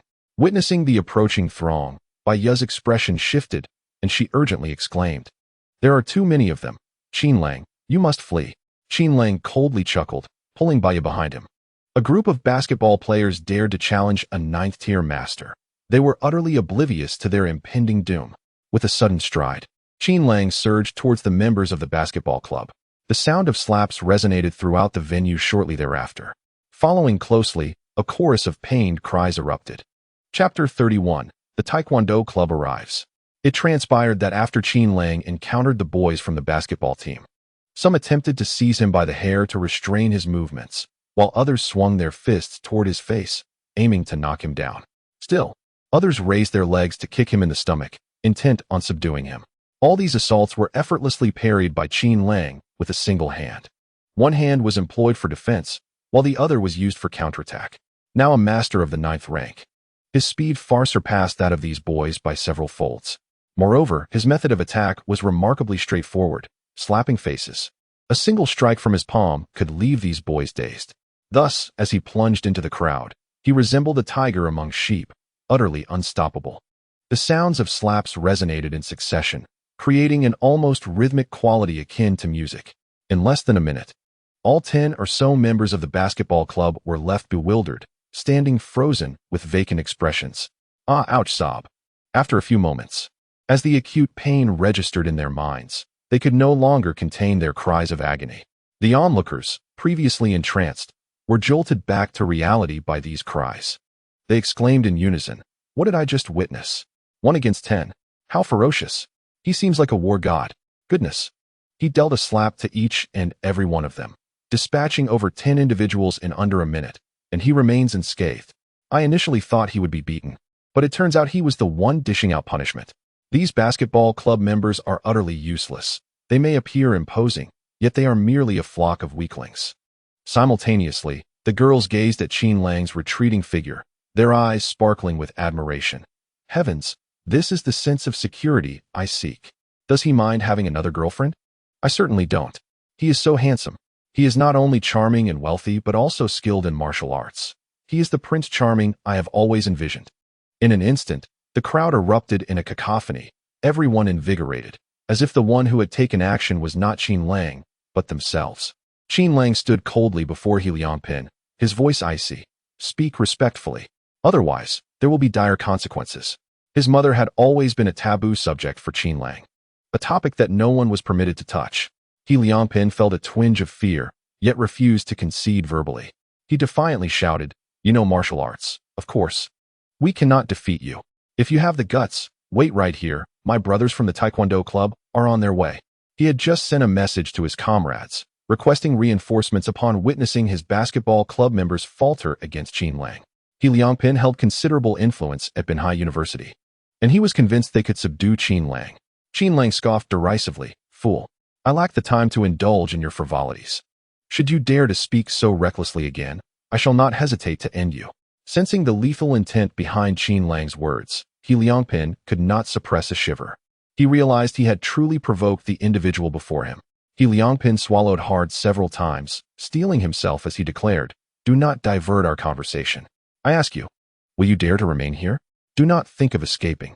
My comrades have already arrived, and you shall not evade them." He Liangpin's sole desire was to stall Qin Lang until his reinforcements arrived. At that moment, Bai Yu approached, reproaching him. "He Liangpin, do you possess any strength at all? I have made it clear that my preferences are of no concern to you. What is your intention in persistently pursuing Qin Lang?" Bai Yu felt a twinge of guilt. She merely wished for Qin Lang to feign being her boyfriend. She intended to handle the rest herself. Little did she expect the situation to spiral so far from her intentions, resulting in an altercation. Previously, He Liangpin's attempts to court Bai Yu merely involved gifting flowers, which she had brushed off. Bai Yu could hardly fathom the depths of He Liangpin's malice in private. Had Qin Lang not possessed martial skills, he would have surely been beaten today. Observing He Liangpin's tenacity, Bai Yu contemplated whether to invoke her family's influence. He Liangpin furrowed his brow and replied in a grave tone, "Xiaoya, do not involve yourself in this. This is a matter between men." Hearing his tone, Bai Yu nearly laughed in exasperation. She longed to retort, "And who do you think you are to dictate to me?" She turned to Qin Lang, offering an apologetic smile. "Qin Lang, let us depart. Pay them no mind." Just then, a commotion erupted from the crowd. "Ah, the Taekwondo club is rushing this way. They seem to have brought quite a number. Did young master he summon them?" "Young master he certainly wields considerable influence." The individual driving the Bugatti was doomed. The basketball club, while possessing physical prowess, lacked true combat effectiveness. In contrast, those trained in Taekwondo honed their fighting skills daily, rendering them far superior in combat. I have heard tales of the Taekwondo club previously clashing with a group of local ruffians, relentlessly pursuing them in the streets. Indeed, the strength of the Taekwondo club is beyond comparison with the basketball club. Bai Yu's boyfriend is destined to be soundly thrashed. Although Qin Lang had bested the basketball club members, the onlookers remained skeptical of his chances. The Taekwondo club was formidable, and with such numbers, Qin Lang had little hope of resisting. Upon hearing the ruckus around him, He Liangpin quickly glanced up. Sure enough, a throng of individuals clad in training uniforms was approaching. Precisely the reinforcements he had summoned. In an instant, He Liangpin's face regained its confident smile. He smugly declared, "So you are called Qin Lang? You shall find no escape now. I grant you one final opportunity. Leave Sia Yi and vacate Binhai University. Should you acquiesce, I will allow you to depart unharmed. However, if you refuse, prepare to be carried out of Binhai University." His brazen threat stemmed from an overwhelming sense of confidence. Bai Yu, disapproving of He Liangpin's demeanor, was about to speak, yet was halted by Qin Lang. Rolling up his sleeves with a mischievous grin, he declared, "Today, I am eager to witness how you intend to send me out on a stretcher." He Liangpin, assuming Qin Lang was about to strike, hastily retreated a few steps, widening the distance between them. At that moment, a group clad in martial arts attire rushed over. He Xiao, who possesses such audacity to confront you? The leader of the Taekwondo Society was a tall and robust young man. Upon his arrival, the onlookers' expressions shifted. As they turned to Qin Lang, pity glimmered in their eyes. Chapter 32. A family must be united, my word. It is none other than Yang Wei, the president of the Taekwondo Society. I heard he has already received certification from the Martial Arts Association as a novice warrior. Indeed, that was half a year ago. Undoubtedly, he has made significant progress since then. With his prowess, aside from the few heads of combat clubs, I doubt anyone could best him. Not only Yang Wei, but have you noticed the three young men behind him? They are the Wu brothers, the three elite members of the Taekwondo Society. I am aware of their reputation. They are formidable warriors under Yang Wei's command, known for chasing away thugs on the streets. Alas, with such a multitude of experts from the Taekwondo Society arriving, this fellow is doomed. The gathered students whispered amongst themselves, casting awe-filled glances at the newcomers. Simultaneously, they held a degree of admiration for Qin Lang. For despite the formidable presence of the Taekwondo experts, he remained unperturbed. Moreover, his gesture of rolling up his sleeves suggested he was eager to take the initiative. Was this sheer audacity or a reckless disregard for his own safety? One could only hope he wouldn't end up begging for mercy shortly. He Liangpin, buoyed by the arrival of reinforcements, regained his bravado. Pointing at Qin Lang, he bellowed, "Let us see how long you can maintain your bravado. Yang Wei, teach him a lesson. This brat's arrogance is intolerable. Such insolence has no place at Binhai University." Yang Wei frowned slightly at He Liangpin's commanding tone. Yet, contemplating the significance of He Liangpin's family business, he chose to hold his tongue. After graduation, he might very well find himself reliant on their family for opportunities. Assessing Qin Lang, Yang Wei perceived him as of average build, seemingly lacking in combat prowess, and thus dismissed him with disdain. Lifting his chin, he coldly remarked, "Boy, you stand alone yet dare to be so audacious, flaunting your bravado at Binhai University. I must commend your audacity. However, such bravado comes at a cost. If you believe yourself to be skilled, then prove it by defeating all those I have brought with me. Hey Chow, go up and test his mettle. All right. I hope he can withstand a kick from me." As soon as Yang Wei's words fell, a tall young man stepped forward from the crowd. A Chow approached while stretching his body, seemingly at ease. The onlooking students began to murmur. They've sent Wu Chao, one of the three Wu brothers. Yang Wei clearly intends to deny Qin Lang any opportunity. Indeed, starting with one of the three great masters, Qin Lang is doomed. Even if he manages to defeat Wu Chao, the Taekwondo club has many more members, one after another. Qin Lang simply cannot endure. Just watch. If Qin Lang doesn't get beaten to a pulp today, I'll stand on my head and urinate. The surrounding spectators buzzed with excitement, their chatter creating a lively atmosphere. However, Qin Lang remained unfazed, his expression as tranquil as a still pond. Dealing with these individuals was merely a matter of lifting a hand. Winning would yield little sense of accomplishment. Wu Chao stood before Qin Lang, adopting an aggressive stance. With a mighty roar, he pivoted on his toes and charged at Qin Lang. Wu Chao's preferred technique was the flying kick. So he unleashed his leg while still 2 meters away from his opponent, launching himself into the air to strike at Qin Lang's head. The move appeared impressive and carried a degree of force. The boys from the Taekwondo club cheered in approval, with Yang Wei nodding vigorously. Such a kick was surely unstoppable by an ordinary person. However, in the next moment, their cheers abruptly ceased, as the unfolding scene defied their expectations. As Wu Chao soared through the air, he noticed Qin Lang standing still, seemingly paralyzed by his fierce onslaught. Delighted by his perceived advantage, Wu Chao reveled in his moment of triumph. Yet, before he could fully savor his victory, Qin Lang made his move, remaining rooted in place. He lifted his leg and delivered a swift kick to Wu Chao's thigh. With a cry of pain, Wu Chao's body was sent spiraling away. Thud! He crashed heavily to the ground, rolling in agony. "You dare strike my brother? You're asking for death." 2 voices thundered from behind Yang Wei. 2 young men, who bore a striking resemblance to Wu Chao, emerged, glaring menacingly at Qin Lang as they advanced to retaliate. These 2 were none other than Wu Meng and Wu Da, the other 2 brothers of the Wu family. "Stay back, I'll handle this myself." At that moment, Wu Chao struggled to his feet, blocking his brother's approach. Fixing a furious gaze on Qin Lang, he declared, "I was overconfident just now. No need for your assistance. I can deal with him. Seeing their brother's resolve, Wu Ming and Wu De reluctantly retreated.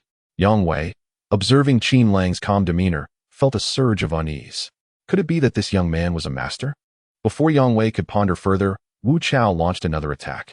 Wu Chao's face was stern, and he remained silent as he charged towards Qin Lang. This time, he opted to use his fists. However, as he closed in to within a meter of Qin Lang swiftly kicked out, sending him flying once more. Bang! Wu Chao was hurled backward, crashing heavily to the ground, curling up and crying out in pain. Qin Lang calmly retracted his leg and disdainfully remarked, "Is that all?" Those two brief words struck like daggers to the hearts of the Taekwondo Society members.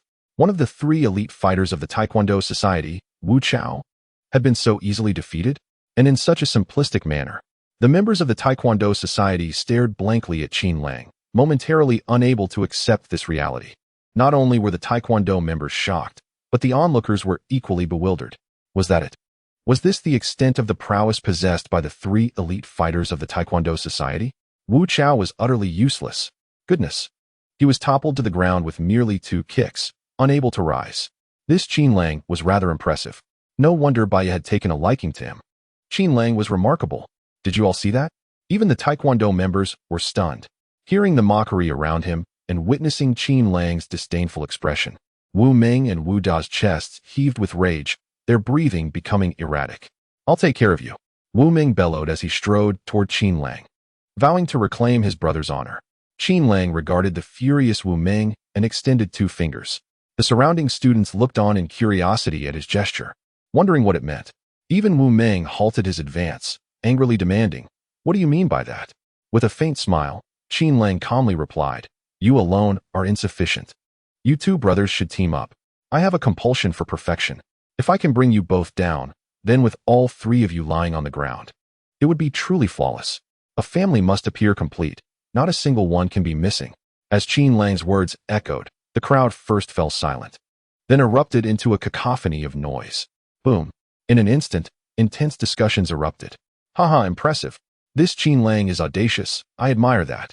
Look at the expressions on the Wu brothers' faces. They look as if they've swallowed a fly.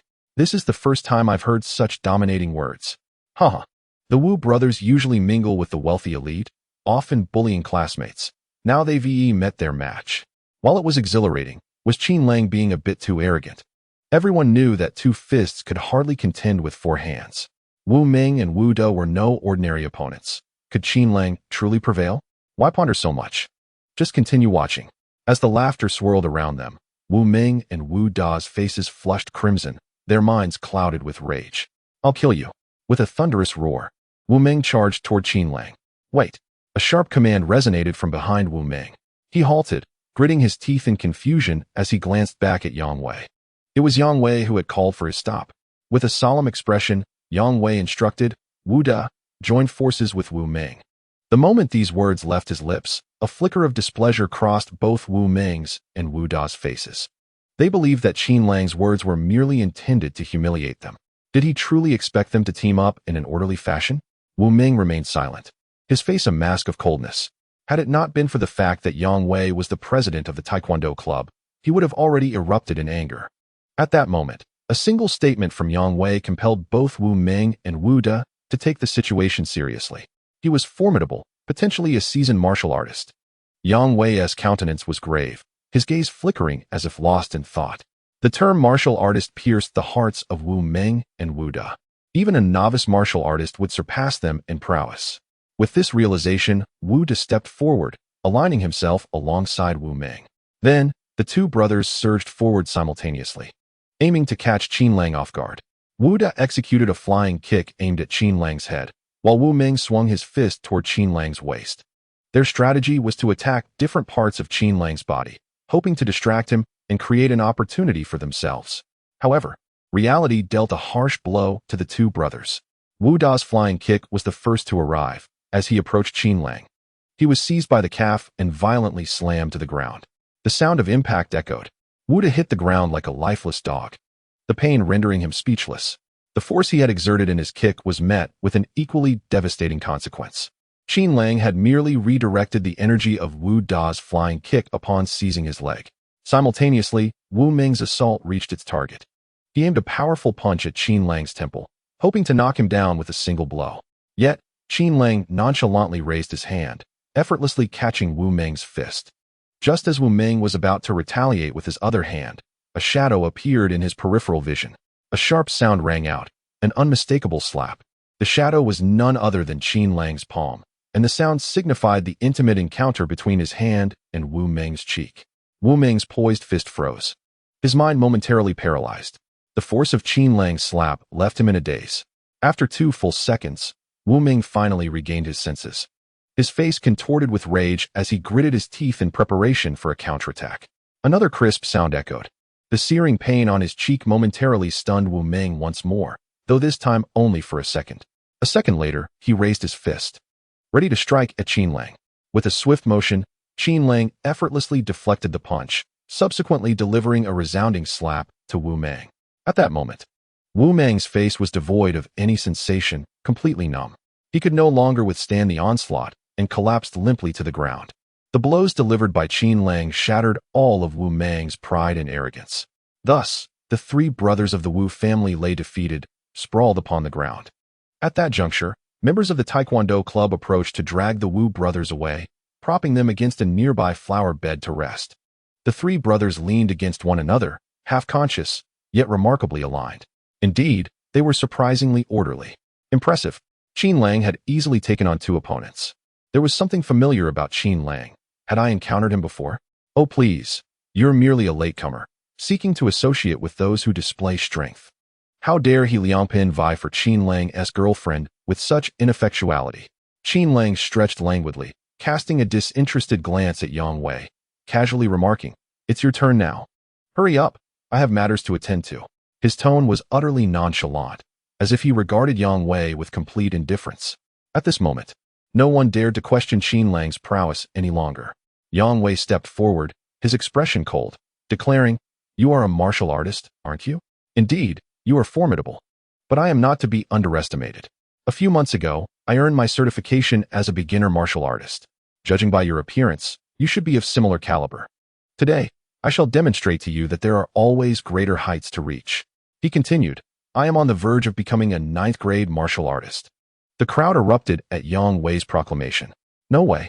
Yang Wei is about to become a 9th-grade martial artist. It seems Qin Lang's undefeated streak may soon be at an end. But how old is he? Is yet another martial arts prodigy about to rise? Yet, one could argue otherwise. He is still a beginner martial artist. Who knows if he can truly ascend to the level of a 9th-grade martial artist? It is said that there exists a significant divide between beginner and 9th-grade martial artists. Only by reaching 9th grade can one truly be regarded as having entered the martial arts realm. Seeing Yang Wei and the others speak so grandiosely, Qin Lang couldn't help but chuckle inwardly. Is becoming a 9th-grade martial artist truly that arduous? Qin Lang had no desire to listen to Yang Wei's incessant rambling. It felt like a waste of time. With a pivot of his foot, he charged forward.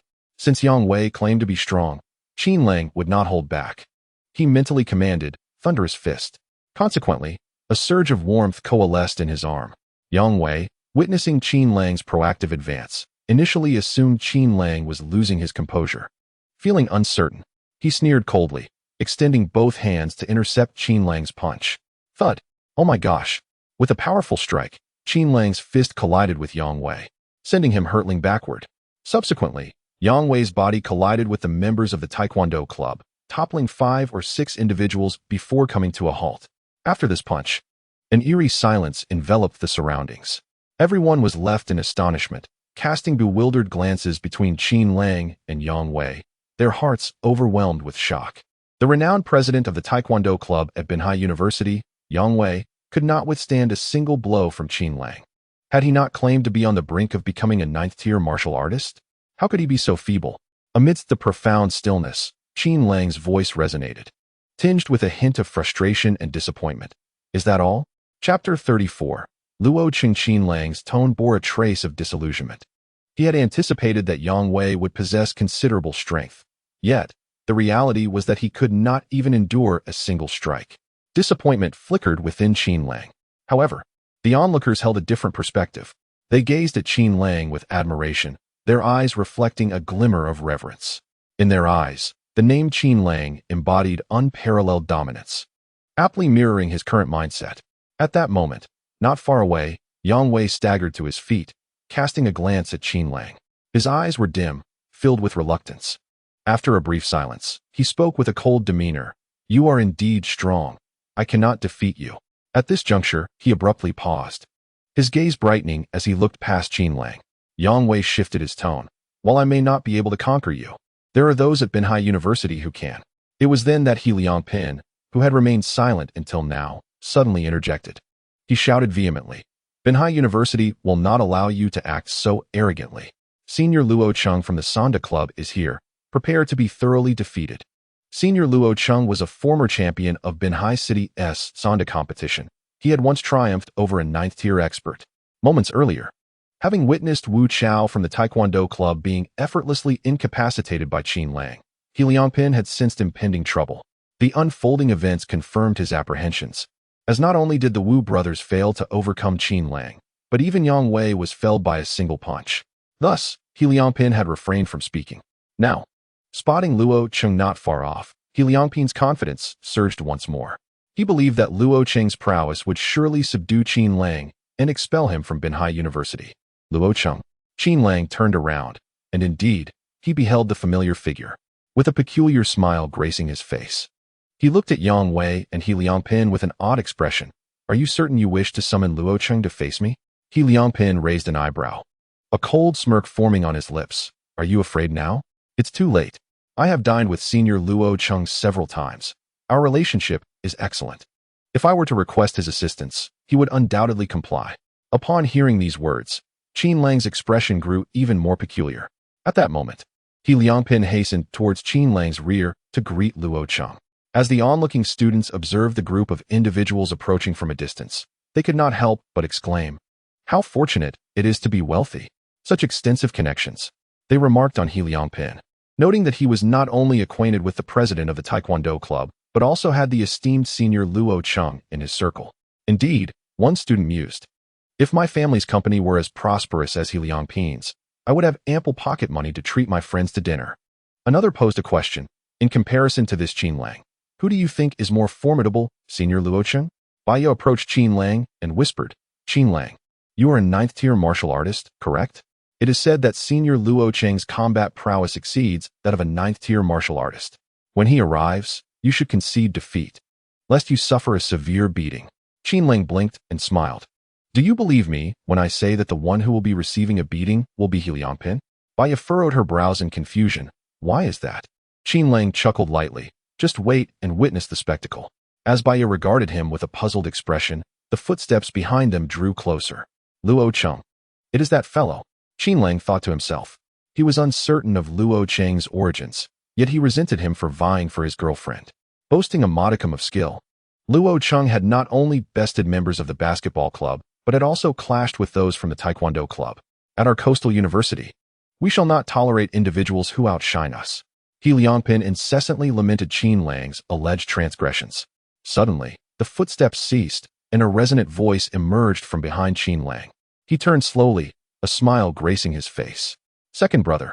A robust young man with slightly dark skin approached Qin Lang, clapping him heartily on the shoulder.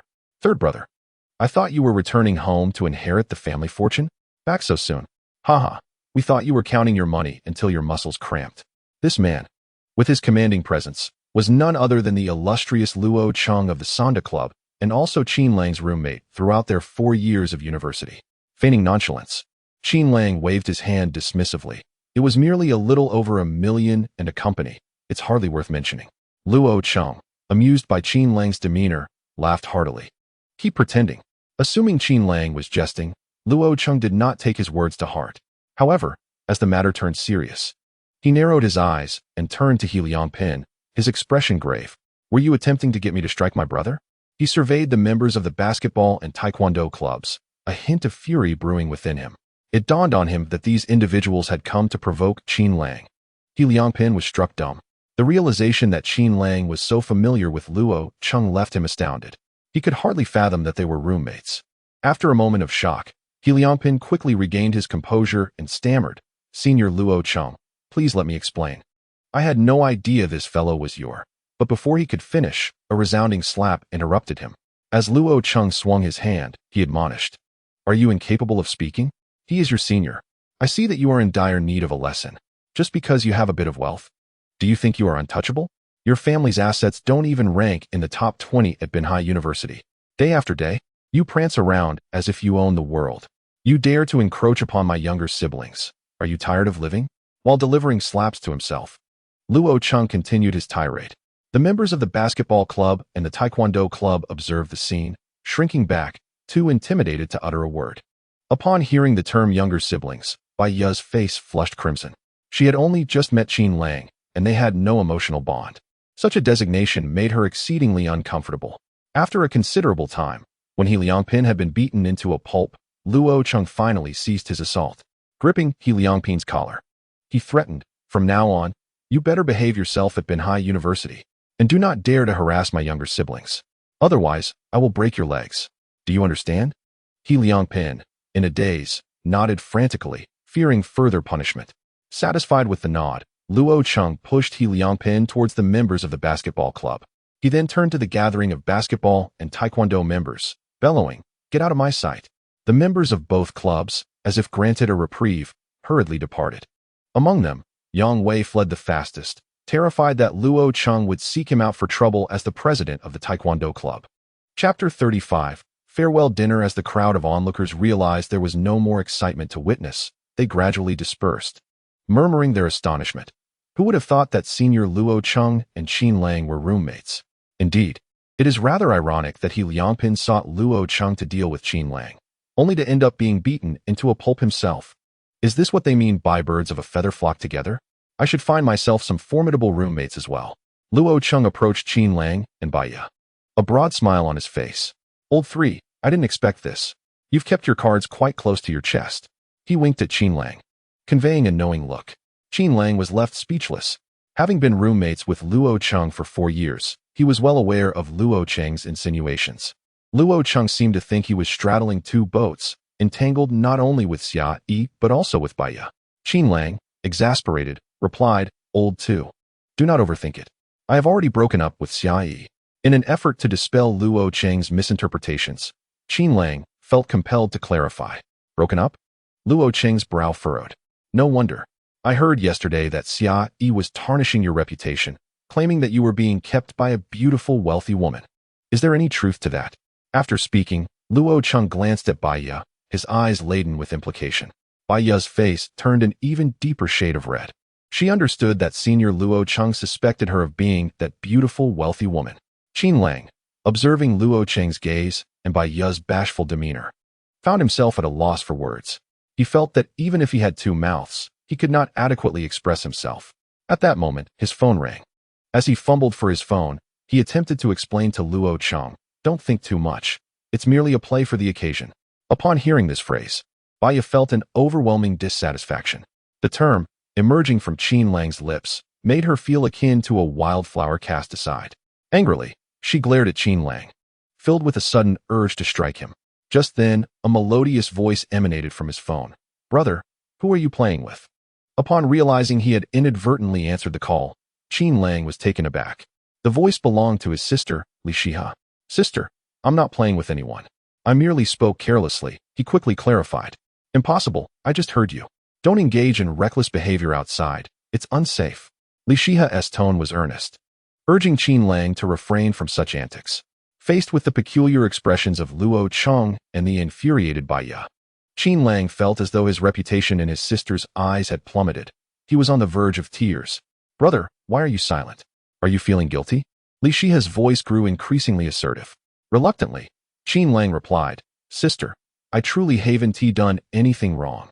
Li Shiha retorted, "I never claimed you were doing anything wrong. Are you admitting to misconduct?" Qin Lang thought, "What kind of illogical reasoning is this?" His head spun slightly. "Sister, can you hear me? The signal here is poor. I must hang up." With no other option, Qin Lang resorted to this desperate measure to abruptly end the call.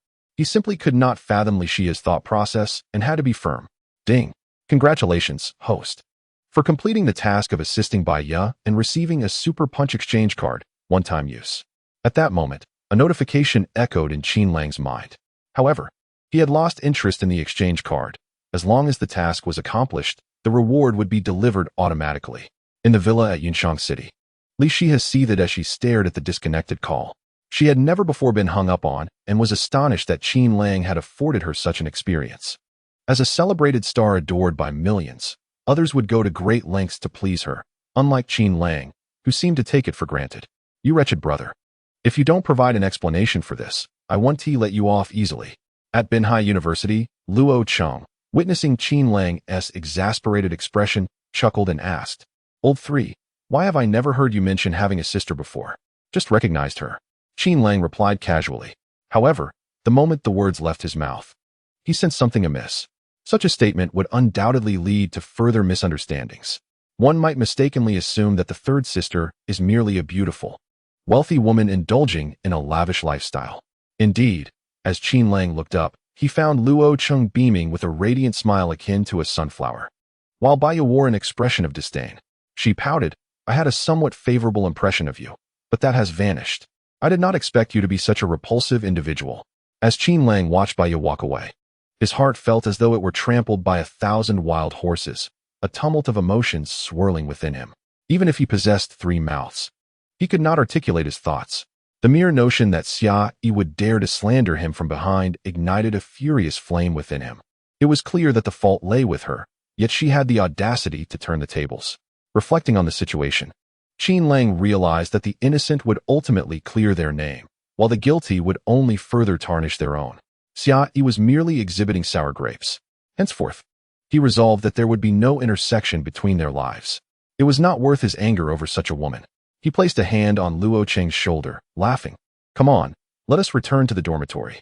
Luo Cheng, grinning, inquired, Old Third, why not impart your secret techniques to your elder brother? Qin Lang responded, What secret techniques? With a mysterious smile, Luo Cheng replied, How to win the favor of beautiful, wealthy women. Qin Lang erupted into hearty laughter, feigning profundity as he declared, That is our family's treasured secret. It is precisely this tone that has enabled me to capture the hearts of numerous affluent ladies. If you wish to obtain this knowledge, there is but one shortcut. Luo Cheng, intrigued, asked what shortcut. Qin Lang chuckled, Simply call me daddy, and we shall become family. Only then can I entrust this cherished family secret to you. Luo Cheng's expression soured as he retorted, Go to hell. Upon returning to the dormitory, they found their leader, Wang Hai, and the 4th member, Li Xingze, already present. As Qin Lang entered, greetings and banter ensued. Initially, the conversation revolved around Qin Lang and the topic of wealthy women. Gradually, however, the atmosphere grew somber. Everyone was acutely aware that after today, this small group would disband. Finally, Qin Lang proposed, as is tradition, let us have a farewell meal. At present, he had over $1 million in liquid assets. For this last supper, he intended to treat his brothers to something special. Chapter 36. By Ye's gratitude upon Qin Lang's suggestion, there was no dissent among the others. Moreover, with noon approaching, mealtime was upon them. The 4 friends descended from their dormitory and made their way to Half Street, located behind Binhai University. The name Half Street originated from the fact that the entire street behind the university was lined with eateries and entertainment venues, occupying a substantial portion of the thoroughfare. In this area, the restaurants and hotels thrived, with the dining establishments being particularly bustling. Among these eateries, Rui Building stood out as a unique presence. The dining establishments surrounding universities typically offer reasonably priced fare, benefiting from the constant influx of students, ensuring a steady stream of patrons. However, the Rui Building stands in stark contrast, with prices soaring to exorbitant heights. Some dishes are priced outrageously. Although most students at Binhai University hail from affluent backgrounds, their allowance from home remains finite. Thus, dining at Rui Building has become a rather extravagant affair, for friends strolled leisurely through the campus, savoring their final moments of university life.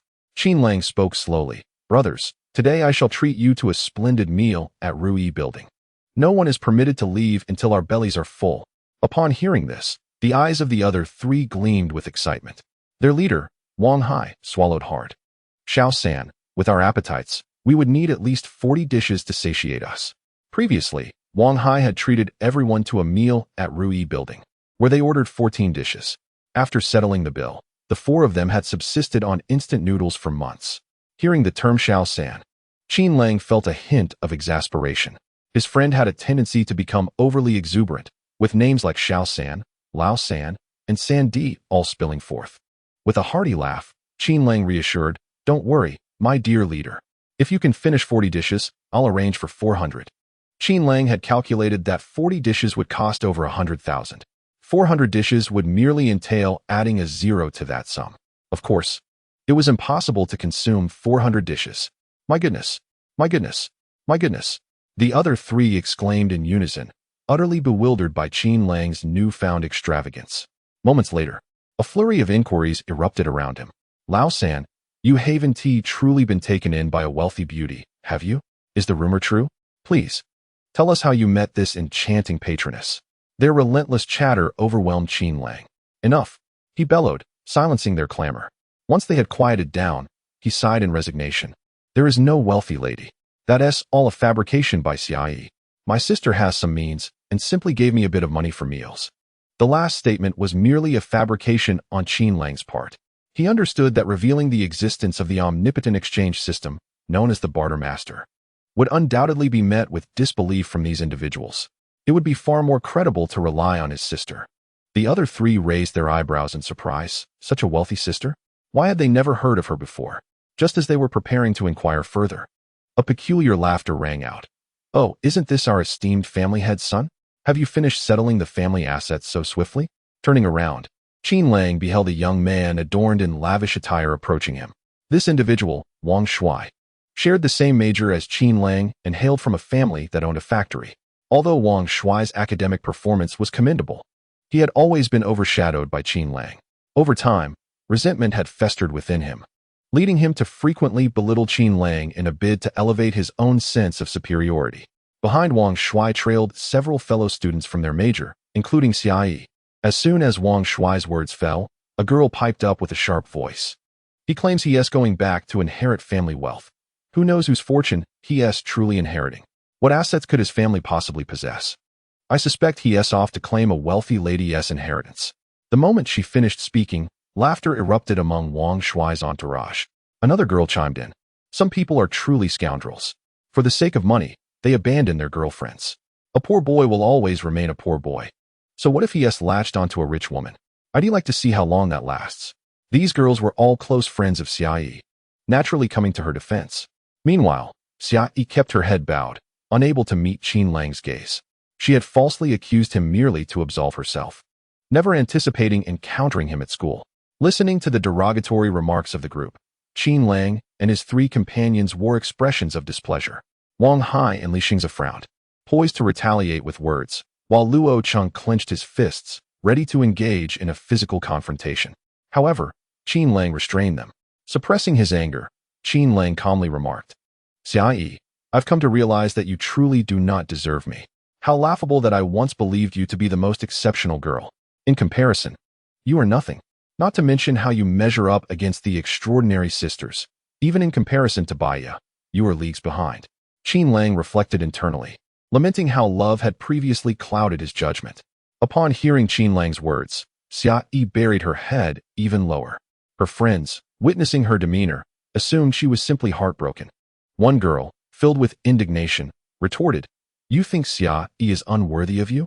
How dare you say such a thing? Let us see, aside from Sia Yi, who would be foolish enough to look your way? At that moment, Qin Lang sensed a familiar fragrance wafting beside him. Almost immediately, he felt his arm being embraced. A melodious voice then resonated near him. What is this? Do you wish to quarrel? Do you think you have the right to insult my boyfriend? My boyfriend is not someone just anyone can match. Qin Lang turned his head and was surprised to find Baya. As soon as Baya appeared, she immediately captivated the attention of those girls. After all, Baya is a renowned campus beauty in her third year. Compared to her, Sia Yi pales in comparison. They never expected that Baya would take an interest in Qin Lang. At this moment, Baya slightly rose on her toes, leaning in to whisper into Qin Lang's ear. I am merely repaying you for the favor you did at the school gate. Do not overthink it. I have no interest in you. She spoke with a smile, as if whispering sweet nothings to Qin Lang. Yet, her words and expression were starkly different. Chapter 37. Dear one, Qin Lang smiled faintly and replied, What a coincidence. I am not interested in you either. His smile was gentle, creating an impression of warmth. To onlookers, it appeared as though Qin Lang and Baiya were gazing into each other's eyes, exchanging soft words, as if they were a perfect match of talented man and beautiful woman. Sia Yi's friend, witnessing this scene, found herself momentarily speechless, unable to retort. After all, the slap in the face came too swiftly. Wang Shuai and the other boys watched Qin Lang with jealousy, inwardly lamenting, why? Why would Baiya be interested in Qin Lang? What does this poor boy possess that has captured her heart? Is it merely his academic excellence? What good is good grades if he will just end up working for someone else? Seeing the sweet interaction between Qin Lang and Baiya made them green with envy. Meanwhile, Qin Lang's 3 dormitory brothers, except for Luo Cheng, were left gaping in disbelief, their mouths agape enough to fit a duck egg. Wang Hai and Li Xingzi stared blankly at Qin Lang, their minds in turmoil. They felt weak in the knees, almost compelled to kneel before Qin Lang and beg for his secrets to winning over girls. It was simply outrageous. They had just broken up yesterday, and today he had already acquired a new campus beauty as a girlfriend, a true model for our generation. At this moment, Wang Shuai snorted disdainfully, saying with a sour tone, Baiya, do not let yourself be deceived by this guy. He just broke up with Sia Yi yesterday to latch onto a wealthy woman. Since you are our junior, I am kindly warning you. Do not fall for Qin Lang's tricks. Upon hearing Wang Shuai's words, the group behind him brightened up. Well said. It was time to publicly expose Qin Lang. He even pretended to inherit a fortune. Bah, who doesn't know he is a penniless wretch, with his living expenses entrusted to Sia Yi? What a farce. They looked at Qin Lang and Baiya with malicious intent, eagerly anticipating Baiya to confront Qin Lang. However, the next words from Baiya would likely remain etched in their minds for a lifetime. I know. Being able to attract a wealthy woman is also a skill. Qin Lang earns his keep through his own merit.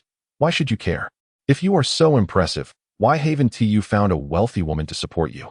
Only a man as captivating as Qin Lang could inspire such fervent competition among so many admirers. I am utterly enchanted by the unique charm he possesses, am I not? Dear? Baiya, with a delicate lilt in her voice, concluded her remarks while fluttering her large eyes, her face radiating bliss. Upon hearing Baiya's words, Qin Lang nearly choked on his own astonishment. When did I ever become a sugar baby? Furthermore, can you please take your role as my girlfriend a bit more seriously? Which girlfriend possesses such a carefree demeanor? That term of endearment feels oddly familiar. The tone and inflection are strikingly reminiscent of what I once said to her at the school gate. Qin Lang distanced himself from Baiya with a hint of disdain. He sensed that her intentions were not to assist him, but rather to ensnare him. Could it be that she was seeking revenge for my insistence on her alighting from the vehicle, or for the embrace at the school gate? Indeed, women often harbor a degree of vindictiveness.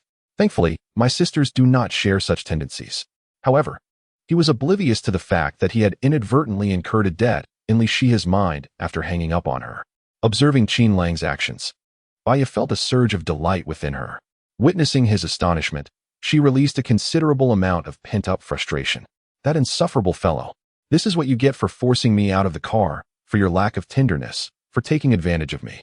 Humph. This is the law of cause and effect, an unending cycle. With this thought, Baiya stepped closer, tightly embracing Qin Lang's arm, her expression one of innocent exuberance. Faced with Baiya's renewed closeness, Qin Lang felt slightly speechless. Embrace me if you must. After all, I shall not be the one at a loss. As for my reputation, Sai? At this moment, only Qin Lang and Baiya were engaged in their little antics, while the rest remained frozen in place. Baiya's words echoed in their minds like a cataclysmic thunderclap, shattering their worldview in an instant. Is it possible that such an extraordinary woman exists in this world? What enchantment has Qin Lang employed to leave a campus beauty so utterly bewitched? Wang Hai, Li Xingzi, and Luo Cheng gazed at Qin Lang with admiration, scrutinizing him from head to toe. At that moment, Qin Lang's stature in their eyes had ascended several notches. Just then, Baiya tugged at Qin Lang's arm and sweetly urged, "My dear, let us be off. It is time for a meal." With that, she waved to the several astonished girls behind her. Come along. These girls, Baiya's roommates and close friends, were all stunningly beautiful. They stared at Baiya, their minds blank. What on earth has happened to Xiaoya? Typically, she would ignore the advances of those affluent and handsome suitors. Why is she so warmly inclined towards this young man today? Is he her boyfriend? That cannot be. Until today, I have never heard her mention him. Moreover, she audaciously wrapped her arms around the young man's. If those affluent suitors of hers were to witness this, they would likely turn green with envy. It is beyond comprehension. Truly perplexing. Qin Lang waved his hand at Luo Cheng and the others, signaling them to move on. Upon spotting Bai Ye's close friends, Luo Cheng and his companions instantly perked up, straightening their chests as they hastened to follow. The moment they exited the rear gate of Binhai University, Bai Ye decisively released her hold on Qin Lang. All right, we are even now. Qin Lang casually waved his hand dismissively. Let's go, let's go. His gestures were nonchalant and carefree, devoid of any lingering sentiments. Observing Qin Lang's demeanor, Bai Ye felt an inexplicable surge of irritation within her. Was her innate beauty not enough to pique his interest even slightly? Fuming, Bai Ye tugged at her friends and strode away. As Bai Ye and her companions departed, Luo Cheng and his friends grew anxious. What is wrong with you, third brother? As a man, how could you upset your girlfriend? Hurry and go bring her back. The trio gazed anxiously at Bai Ye's retreating figure, seemingly more worried than Qin Lang, her supposed boyfriend. Qin Lang shrugged helplessly, clarifying, she is not my girlfriend. She merely assisted me in countering Sia Yi's friend. Really? Luo Cheng regarded Qin Lang with skepticism, unconvinced. As they walked, Qin Lang recounted the events that had transpired. Though he refrained from disclosing Bai Ye's true identity, respecting her desire for privacy, which surely had its own rationale, the four brothers took a shortcut to Rui Building, securing a window-side table, eager to indulge in a feast. Chapter 38. Sia Yi's Revenge in Pursuit of a Satisfying Meal. And under the astonished gazes of Luo Cheng and the others, Qin Lang ordered a staggering 40 dishes. All the dishes he had previously hesitated to order were now on the table. Ever since attaining the rank of a 9th-class warrior, his appetite had significantly increased. These 40 dishes were nearly sufficient to satiate his hunger. While the four engaged in boastful banter and awaited their meal, Wang Shuai and his companions appeared at the staircase. Wang Hai muttered, "Why are they following us?" Luo Cheng clenched his fists, solemnly stating, "If these individuals dare to speak disrespectfully again, no one should stop me. They will continue their reckless ways unless taught an unforgettable lesson." Qin Lang nodded in agreement. They certainly need to be taught a lesson. At that moment, Wang Shuai noticed Qin Lang and his group. Envious rage surged within him as he gazed upon Qin Lang's handsome visage. This impoverished youth, after aligning himself with a wealthy woman, dared to dine at Rui Building. Previously, he would not have even dared to glance at it, for reasons unknown. Wang Shuai chose a seat at the adjacent table to Qin Lang and his friends. Qin Lang cast a sidelong glance at Wang Shuai and his companions, but remained silent. Resolved in his mind, if they dare to provoke him, he will certainly make them regret it. As for Sia Yi, who was seated at Wang Shuai's table, she was completely disregarded by Qin Lang. The bond between them had been irrevocably severed. Soon, the dishes ordered by Qin Lang began to arrive at the table. The waitstaff brought dish after dish until the entire table was laden with food, leaving no room for additional servings. Observing the sumptuous spread at the adjacent table, Wang Shuai couldn't help but click his tongue in disbelief. Goodness, did they win the lottery? Those dishes were all the ones he had wished to order, but dared not. The cost of this feast must surely start at 100,000. Who was this extravagant individual, gazing at the table brimming with delectable dishes? Qin Lang and his companions were practically drooling. Wang Hai chuckled, "We owe a debt of gratitude to our generous third brother for this meal." At that moment, Luo Cheng had already begun to use his chopsticks. As he reached for a dish, he remarked with a grin, "Indeed, if it weren't for our third brother, I wouldn't dare to indulge so freely at Rui Tower." After swallowing a piece of crystal shrimp, Li Xingzi couldn't help but rave about the food. "It's exquisite. Third brother, I don't want to leave. I want to dine with you permanently." Qin Lang replied with a smile, "Sure, I just took over a company. You can join me anytime." Observing their lively conversation, Qin Lang noticed their hands moving with remarkable speed. He felt a pang of urgency. Damn it, I haven't even started yet. He let out a low exclamation and joined in the fray. Wang Shuai and the others were covertly monitoring Qin Lang's table. After hearing Wang Hai and the others, they gradually deduced a startling revelation. The one treating was Qin Lang.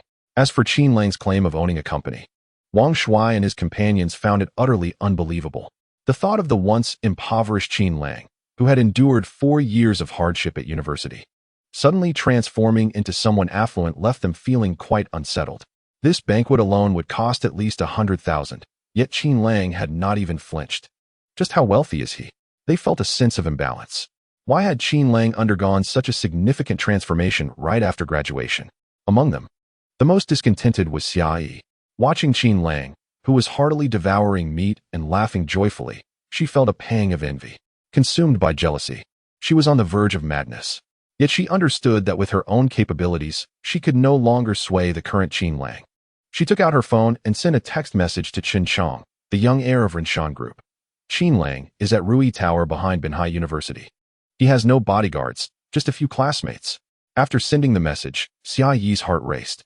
She knew that because of Qin Lang, his sister would target Chen Chong's Rinshan Group. Qin Lang was an adversary to Chen Chong.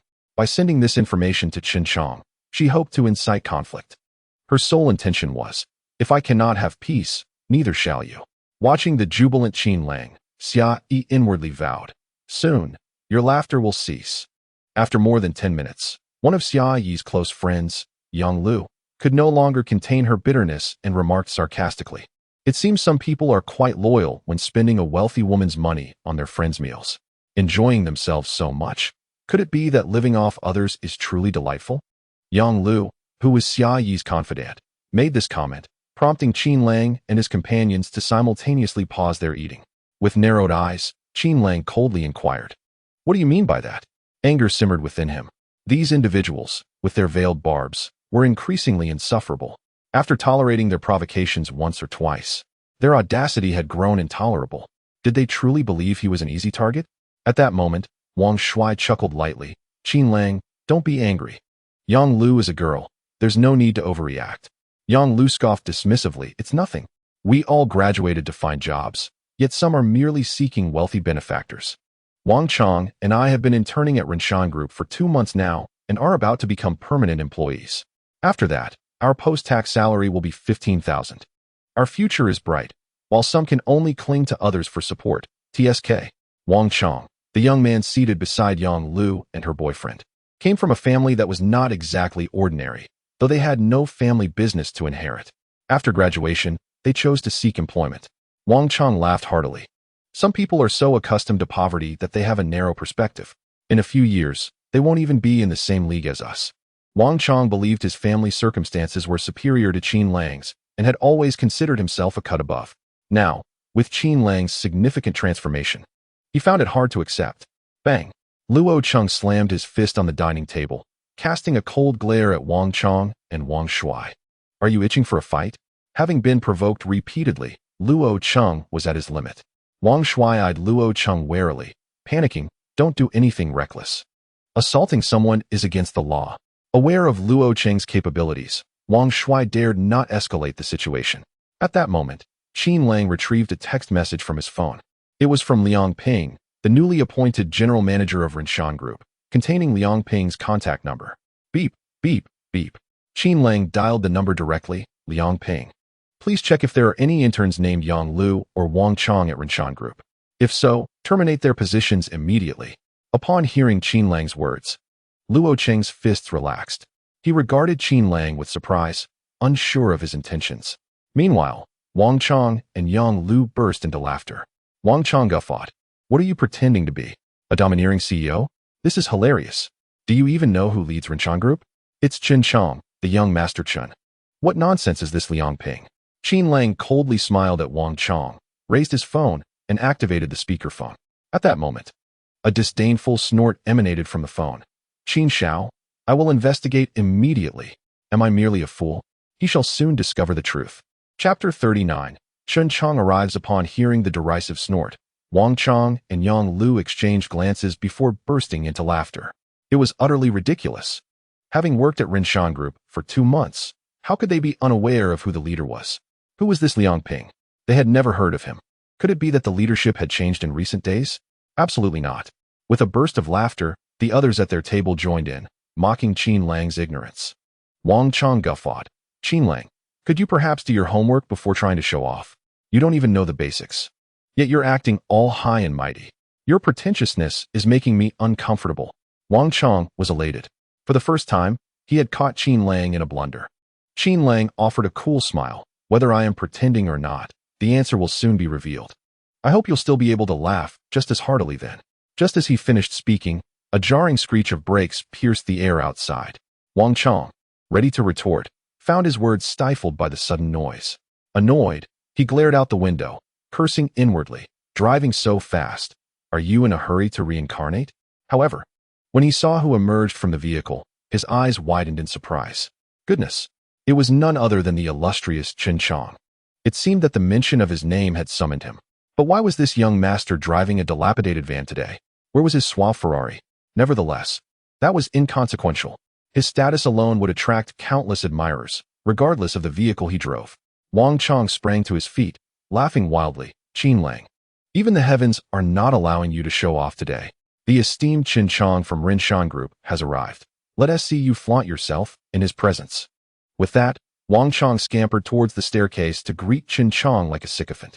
At that moment, upon hearing of Qin Chong's arrival, Sia Yi's face darkened with malice. She thought grimly, no one shall have it easy. Soon, hurried footsteps echoed from the staircase. A man, drenched in sweat and visibly anxious, soon came into view. It was Qin Chong. Seeing this, Wang Chong quickly plastered a smile on his face and approached. Qin Xiao, what brings you here? There's a fraud pretending to be a high-ranking member of Rinshan Group. You must not let him off the hook. Yang Lu looked at Qin Lang with disdain. Mocking, well now, the real deal has arrived. I'm curious to see how you plan to fire us. With that, Yang Lu stood up and walked towards Qin Chong. Meanwhile, Qin Chong wore a look of urgency, his heart racing with unease. He observed Wang Chong approaching with a smile, swiftly waving him aside. Get lost. Qin Chong growled. Damn it, where did this eyesore come from? At that moment, Yang Lu stepped in front of Qin Chong, sweetly calling out, young Master Qin. However, before she could finish her sentence, she met the same fate as Wang Chong. Qin Chong forcefully pushed Yang Lu aside, bellowing, scram. In his urgency, Qin Chong paid no heed to these two insignificant figures. He lifted his gaze and spotted the impassive Qin Lang. Without hesitation, he quickened his pace and hurried towards Qin Lang. Behind him, Wang Chong and Yang Lu stood in stunned silence, their faces etched with disbelief. They felt somewhat dazed. What was going on with young Master Qin? Hadn't he greeted them at the company earlier? Did he suddenly not recognize them? The thought of their peers witnessing Qin Chong pushing them away left both Yang Lu and Wang Chong feeling quite uncomfortable. The sensation of having their warm greetings met with cold indifference was quite distressing. However, when they saw Qin Chong hastening towards Qin Lang, a flicker of hope ignited within them. Could it be that young Master Qin, in his haste, sought to confront Qin Lang? With this thought, Wang Chong and Yang Lu exchanged glances, their eyes reflecting anticipation. They crossed their arms, eager to witness the unfolding drama. They were curious to see whether Qin Lang would maintain his composure in the presence of the scion of the Rinshan Group. Sia Yi was taken aback upon seeing Qin Chong. Why had he come alone? Qin Lang's roommate, Luo Cheng, was the former president of the martial arts club. Wasn't he inviting trouble by coming alone? Upon noticing Qin Chong's approach, Wang Shui immediately donned a smile and rose to his feet. Though the Rinshan Group was not a top-tier organization, it held some renown in Binhai due to its specialization in demolition and connections in both legitimate and illicit circles. Everyone was inclined to show them a bit of respect. In contrast, Luo Cheng and his companions clenched their fists, glaring at the advancing Qin Chong with hostility. They had already resolved that if Qin Chong dared to make a move, they would ensure he left Ru Yi building on his hands and knees.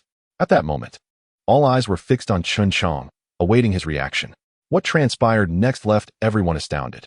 Qin Chong hurriedly approached Qin Lang and executed a deep, 90-degree bow, simultaneously exclaiming, "Young Master Qin, I apologize.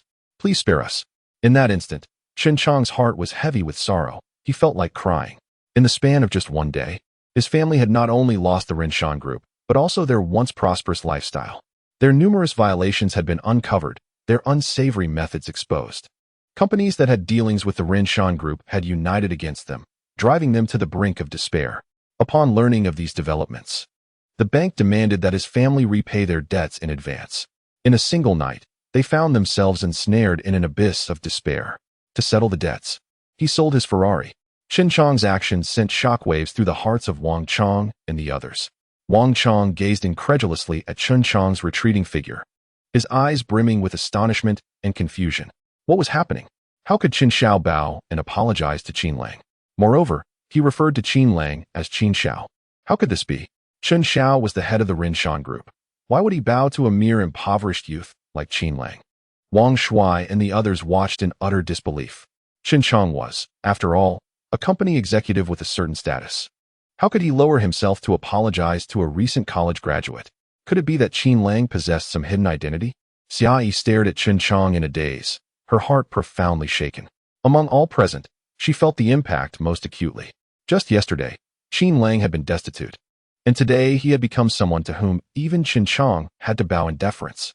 The thought of having missed out on the potential of Qin Lang filled Sia Yi with regret. Meanwhile, Qin Lang's roommates exhibited little reaction. They merely exchanged puzzled glances, questioning what Qin Chang was doing. As for who Qin Chang was, they had never heard of him. At that moment, an electronic voice echoed in Qin Lang's mind. Ding. Detecting Qin Chang's emotions, the host is now required to make a choice. Task 1. Forgive Qin Chang and invite him to sit down for a meal. Task Reward. 9-rank martial artist exchange card, advanced. Task 2. Tell Qin Chang to leave. Task Reward. 9-rank martial artist exchange card, intermediate. Task 3. Force Qin Chang to reveal the truth and restore the host's reputation. Task Reward. 5 charm points. Upon seeing the contents of Task 1, Qin Lang was momentarily speechless. Task 1 offered an option to forgive him and invite him to dine together. Had he lost his mind? Simply refraining from striking him would be generous enough. Task 1 was out of the question. Yet, ironically, it offered the most substantial reward. Was this infernal system truly at odds with him? Furthermore, what did the terms advanced and intermediate following the 9-rank martial artist exchange card signify? Ding. The host is advised to mind his language. Each level of martial artist is categorized into beginner, intermediate, advanced, and elite. The host is currently a beginner 9-rank martial artist. Upon obtaining the 9-rank martial artist exchange card, intermediate, the host can upgrade to an intermediate 9-rank martial artist. So that is how it is. Task 2. After hearing the explanation, Qin Lang did not hesitate. He promptly selected Task 2 in his mind. As for the contents of Task 3, he was utterly indifferent. Just as he completed the task selection, the electronic voice resonated in his mind.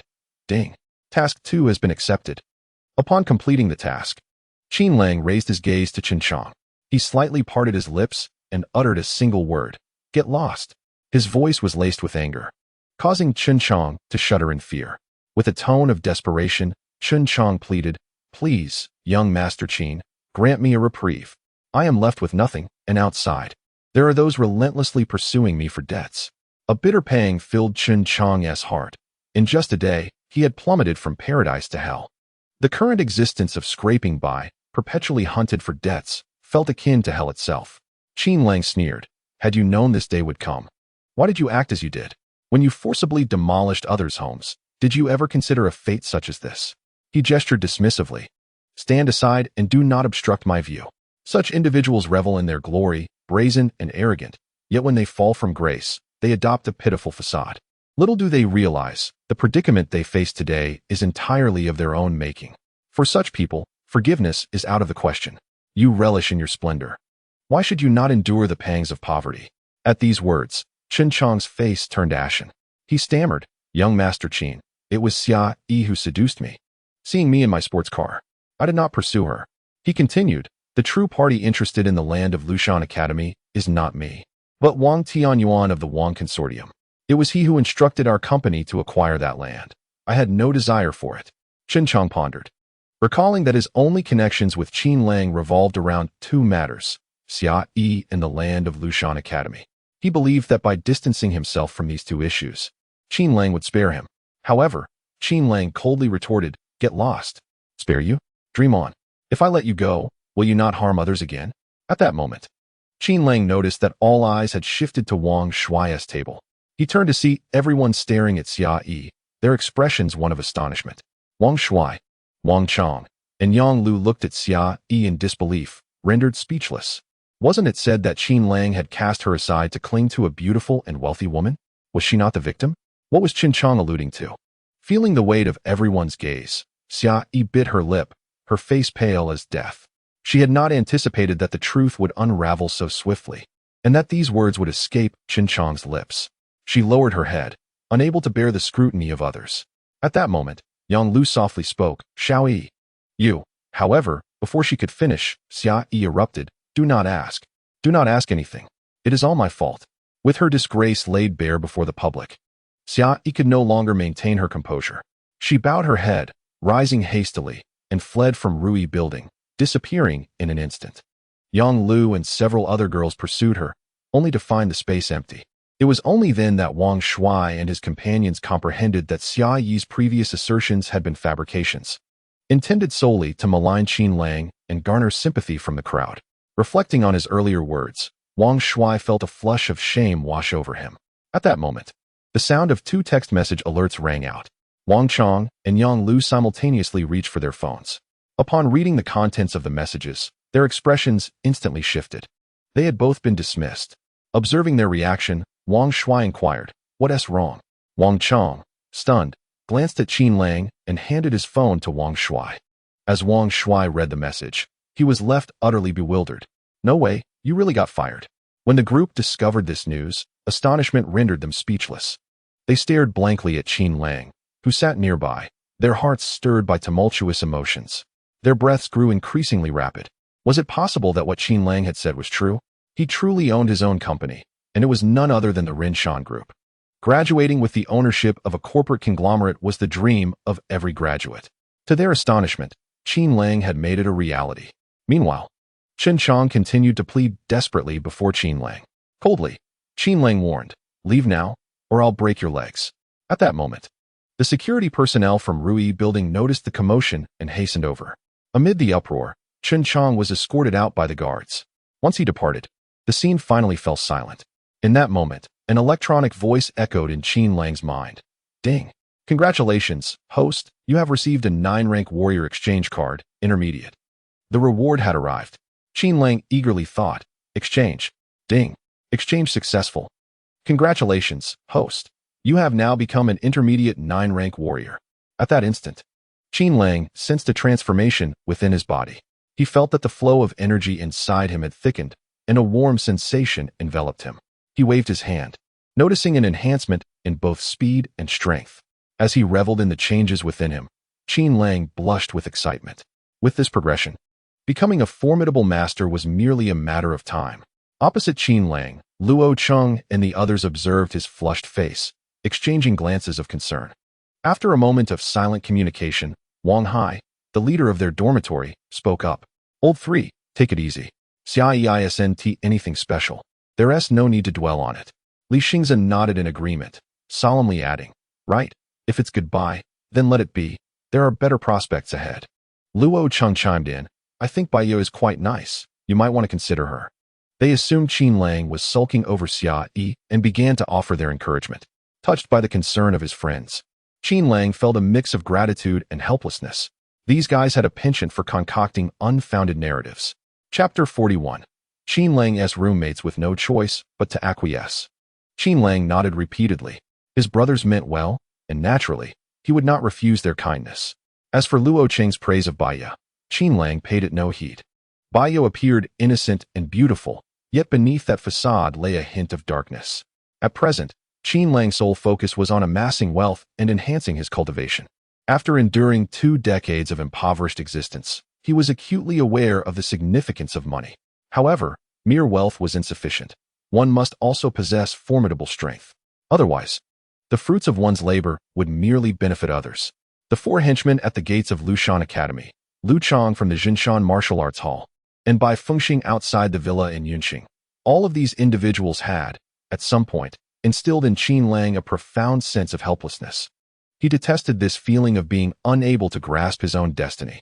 One's life must be controlled by oneself. Meanwhile, Wang Chong and Gong Liu occasionally stole glances at Qin Lang, their hearts in turmoil. They yearned to apologize to him, yet their pride hindered them. It was difficult for them to humble themselves before someone they had once looked down upon. Qin Lang, of course, sensed their gaze but feigned ignorance, choosing to ignore them. The current Qin Lang exuded an air of mystery, and even Wang Shuai and the others dared not mock him any longer. Soon, the farewell dinner concluded, and the 4 brothers departed from Rui Building. Upon returning to their dormitory, Qin Lang packed his belongings and embraced each of the 3 in farewell. They agreed to meet regularly in the future. Afterwards, Qin Lang left the dormitory with his possessions in hand. Once he was gone, Wang Hai and the others stood in stunned silence. Finally, Wang Hai softly remarked, The third brother feels somewhat different now. He appeared confident and enigmatic. Luo Cheng nodded in agreement. Indeed, I sense an aura of strength emanating from him. Perhaps it is due to the incident with Sia Yi. He has truly changed. Li Xingzi chuckled. I share that sentiment. However, everyone harbors their own secrets. That is quite normal. We once thought the third brother was the most ordinary among us. Yet it seems he is anything but. He then added, well, now that the third brother has departed, we have no more ties here. Eldest and second. It is time for me to return home and inherit the family fortune. Just then, a knock sounded at the door. Li Xingzi grinned. Here it comes. Outside stood an elderly man with silver hair, respectfully poised at the entrance. Upon seeing Li Xingzi, the elder bowed slightly and said, Young master, you have finally agreed to return. The convoy is already waiting at the back gate of Binhai University. Let us proceed to the airport. The family's private aircraft is also prepared. Li Xingzi nodded and bid farewell to Luo Cheng and Wang Hai. Shortly thereafter, a procession of Rolls-Royce cars slowly departed from the back gate of Binhai University, heading towards the airport. After Li Xingzi left, Luo Cheng smiled at Wang Hai and jested. Eldest, the one who leaves last bears the heaviest heart. As the eldest, you ought to let me have this one. I have departed, and now you can freely and boldly shed your tears alone. Wang Hai chuckled and scolded, Get lost. I am not one to be overly sentimental. Subsequently, the two shared a tight embrace. Luo Cheng picked up his luggage, waved goodbye to Wang Hai, and turned to leave the dormitory. His strides were steady and light. The heavy burden he carried felt as weightless as a feather in his grasp. Upon stepping out of the dormitory, his aura grew increasingly formidable with each step. As if with every motion, his prowess deepened. At this moment, his presence was no longer comparable to that of an ordinary ninth-tier warrior. Luo Cheng arrived at the foot of the dormitory building, where a robust man awaited him. This muscular figure was a sight to behold, his physique far more exaggerated than those strongmen seen on television. Students and teachers passing by could not help but steal glances at him, for his impressive muscles were truly captivating. Upon seeing Luo Cheng emerge from the dormitory, the burly man approached, respectfully addressing him as young master. Luo Cheng nodded slightly and strode confidently toward the school gate. Inside the dormitory, only Wang Hai remained. He let out a long sigh, silently tidying up his belongings before stepping out of the dormitory. At this moment, he appeared as ordinary as ever, yet there was an air of subtle change about him. Outside the school gate, Qin Lang arrived with his luggage beside his Bugatti. A few beautiful young women were taking pictures next to the car. Not wishing to interrupt their focused photography, Qin Lang patiently waited nearby. However, the women mistakenly assumed he had ulterior motives. One of them glanced at the canvas bag containing his belongings and disdainfully remarked, What are you staring at?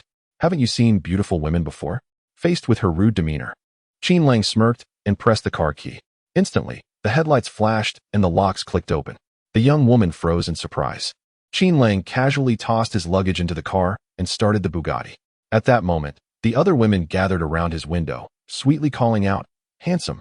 Before they could finish their sentence, Qin Lang pressed down on the accelerator. With a roar, the Bugatti surged forward like an arrow, vanishing in an instant.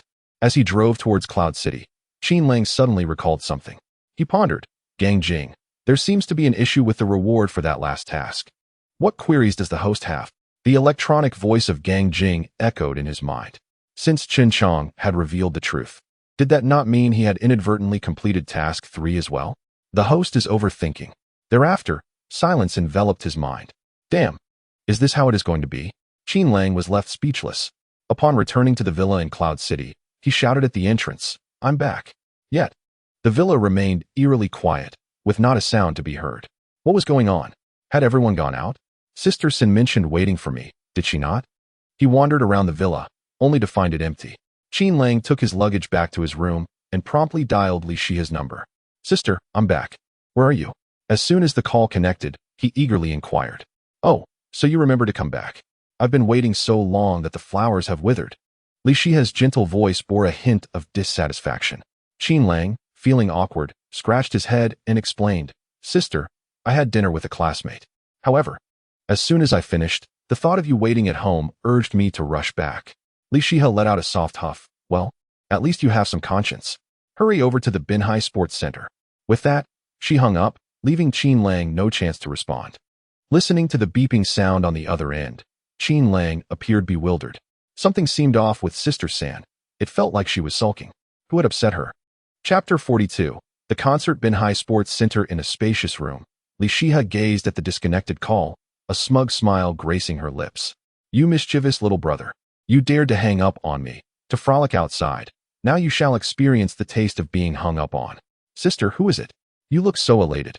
Could it be your romantic interest? A sweet voice chimed in beside her. Standing next to Li Shiha was a girl with an oval face, her features well defined. With a delicately pointed chin. Not the exaggerated, trendy cone-shaped face, but just pointed enough to appear somewhat endearing. At that moment, the girl looked at Li Shiha with a charming glint in her eyes, radiating an indescribable beauty. Li Shiha rolled her eyes and laughed. Li Ying, how dare you tease your senior? Just wait, I won't let you off easily. With that, Li Shiha lunged at Zhao Liying, and they began to playfully tussle. Before long, their hair was disheveled, cheeks flushed, and they were both panting. Just then, a knock echoed from outside the door. Shiha, I've come to see you. It was a man's voice. Upon hearing it, Li Shiha's brows knitted together. Yunshang's city villa Qin Lang hurriedly jumped into his Bugatti, revving the engine towards the Binhai Sports Center. He silently vowed, I better not find out who has angered Sister San. Otherwise, they shall face my wrath. He drove swiftly and soon arrived outside the Binhai Sports Center. The security guard, upon seeing him in the Bugatti, promptly raised the barrier to let him through. After parking, Qin Lang approached the entrance where guards were already stationed. A throng of fans was milling about, brandishing support signs adorned with Li Shiha's images. Observing the fervent crowd, Qin Lang couldn't help but marvel. Sister's fame is truly immense. Previously, he had only glimpsed a few videos on his mobile device, merely noting the throngs of people. However, upon arriving at the venue, he was genuinely awed by the fervent atmosphere. As Qin Lang listened, the fans incessantly spoke of Li Shiha, either discussing her latest musical endeavor or her most recent cinematic work. Qin Lang. He was preparing to step into the sports center when a feminine voice called from behind. Turning to see the source, a smile graced his face. The young lady was also a student at Binhai University and a classmate of Qin Lang's. Renowned in their class for her beauty, and Xiaoran. Xiaoran, what brings you here? Qin Lang inquired with a cheerful tone as he approached her. And Xiaoran possessed an ethereal beauty that exuded a sense of grace. Waving the ticket in her hand, she replied with a smile. I am a devoted fan of Li Shiha. And you? Are you also one of her admirers? I never noticed before. With a smile, Qin Lang responded, I wasn't before. But I certainly am now. Upon hearing this peculiar reply, and Xiaoran couldn't help but laugh. At that moment, a well-dressed young man standing beside Xiaoran, observing their jovial exchange, exhibited a flicker of displeasure. He interjected, extending his hand towards Qin Lang and stating firmly, Hello, I am Cheng Dao, and Xiaoran's boyfriend. Seeing his cordiality, Qin Lang reciprocated the handshake. However, as their hands clasped, Qin Lang felt a sudden force. Looking up, he noticed a cold smirk at the corner of Cheng Dao's mouth, and in that instant, understanding dawned upon him. Suppressing a chuckle, he discreetly exerted his strength, pushing back with equal vigor. What? Just trying to have a pleasant conversation, and you can't stand it? Let me show you a thing or two. As Qin Lang exerted force, Cheng Dao's mouth twitched in pain. The sharp agony surged through him as if his bones might fracture. Cheng Dao, astonished, regarded Qin Lang with wide eyes. He was well aware of his own strength as a martial artist. Yet he had not anticipated that the seemingly unassuming Qin Lang could possess such power. Gritting his teeth, Cheng Dao managed, Pleased to meet you. May I ask your name? Qin Lang tightened his grip and replied nonchalantly, Qin Lang. Such a fine name. Cheng Dao exhaled, nearly uttering a cry of pain. At that moment, and Xiaoran, somewhat displeased, remarked, Cheng Dao, we are still in the stage of getting to know each other, not yet a couple. Wiping the sweat from his brow, Cheng Dao gritted his teeth. Not yet, but soon. As their handshake lingered, and Xiaoran sensed the tension and gently asked, What are you two doing? Only then did Qin Lang release Cheng Dao's hand, casually remarking, We hit it off right away, and we were reluctant to let go. Gazing at the beads of sweat on Cheng Dao's forehead, and Xiaoran couldn't help but let out a soft chuckle. With a radiant smile, she remarked, Qin Lang, your wit grows sharper by the day. Observing in Xiaoran's beaming laughter, Cheng Dao felt a surge of indignation. Internally, he seethed, Humph. She rarely smiles when she's with me, yet here she is. Utterly delighted in the presence of this fool. His eyes, directed at Qin Lang, concealed a multitude of malevolent thoughts. At that moment, Ticket inspections commenced at the entrance, and the crowd began to stir. Cheng Dao spoke in a low tone. Xiaoran, let us proceed. It is time to enter. Noticing that Qin Lang held no concert ticket, he feigned surprise, inquiring, Qin Lang, are you not a fan of Li Xia? How is it that you lack a ticket for the concert? If you are facing financial difficulties, I can assist you with the purchase. Then, realizing the tickets were sold out, he added, my apologies. It seems I can offer you no help after all. Though he uttered apologies, his expression betrayed no hint of remorse. Having suffered a loss to Qin Lang, Cheng Dao sought to reclaim his pride through words. He believed this was his moment to shine before Xiaoran. He imagined that his remarks would leave Qin Lang utterly embarrassed. However, Qin Lang's response was unexpectedly underwhelming. With a calm smile, he replied, I do not require a ticket to attend the concert. Cheng Dao felt a twinge of irritation at Qin Lang's nonchalance. What pretense is this? Who are you trying to fool? Everyone knows how difficult it is to obtain tickets for Li Xia's concert. As if you have some special connection. You've never been so skilled at feigning composure. Cheng Dao sneered, is that so? They have begun checking tickets. Why not step inside and see for yourself? And Xiaoran sensed the tension between the two, but was at a loss for how to mediate. Qin Lang nodded slightly, smiling, sure. I was just about to make my entrance. With that, he dialed a number, saying, please come to the entrance to pick me up. Observing Qin Lang's serene demeanor, Cheng Dao scoffed in derision. What arrogance! As if you could possibly be associated with a star of Li Xia's caliber. One might think you have connections inside. Before long, a minor commotion erupted near the entrance. A plump girl with a dark complexion appeared. Wow, isn't that Li Xia's assistant? Yes, indeed. What is she doing here? Is Li Xia about to make an appearance? I haven't heard anything about Li Xia interacting with fans outside. Could their schedule have changed? Excuse me. Could you possibly get me an autograph from Li Xia? I would love one too. It would be even better if Li Xia could leave a kiss mark on it. Goodness, you must be dreaming. Dare you to desecrate the goddess of Laozi? Amidst a minor commotion, the dark-skinned, plump girl Li Lu squeezed through the crowd and emerged. Upon seeing Li Lu, Cheng Dao's eyes sparkled with intrigue. He feigned surprise, exclaiming, is that not the assistant by Li Xi in her side? Has she come specifically to fetch you? Cheng Dao's heart chuckled coldly, relishing the prospect of watching Qin Lang squirm in embarrassment. Qin Lang raised an eyebrow, seemingly unfazed. He nodded with an air of nonchalance. Indeed, I called her out just now. Cheng Dao could not contain his laughter, believing he had cornered Qin Lang, who was now resorting to nonsensical fabrications. Such easily disprovable lies were a testament to the chaos swirling in his mind. And Xiaoran regarded Qin Lang with a hint of confusion, as her recollection of him did not align with this boastful demeanor. At that moment, an unsettling premonition gripped Cheng Dao's heart, for the dark-skinned assistant glanced around before striding directly towards them. Cheng Dao mentally screamed, no, no, no. Do not approach. Do not come near. He understood that if this assistant truly were summoned by Qin Lang, then his prior mockery would rebound upon him with merciless force. Who would willingly slap their own face? Yet, contrary to his wishes, the assistant approached. Observing the reluctant Li Lu, a smile crept upon Qin Lang's lips. He hastened to greet her, cheerfully stating, Li Jia, I appreciate your effort to come all this way. Thank you. Li Lu rolled her eyes and retorted, you know I'm busy, yet you still had me come to fetch you? Let us go. I have matters to attend to. Qin Lang nodded repeatedly, acknowledging that with so many people present, her frustration was entirely understandable. He turned to the astonished Xiaoran, waving goodbye. Xiaoran, I shall head in first. Following closely behind Li Lu, he sauntered towards the entrance. Upon reaching the door, the security guards exchanged glances between Li Lu and Qin Lang, uttering not a word before allowing them to pass. And Xiaoran stared blankly at Qin Lang's retreating figure, struggling to process the situation.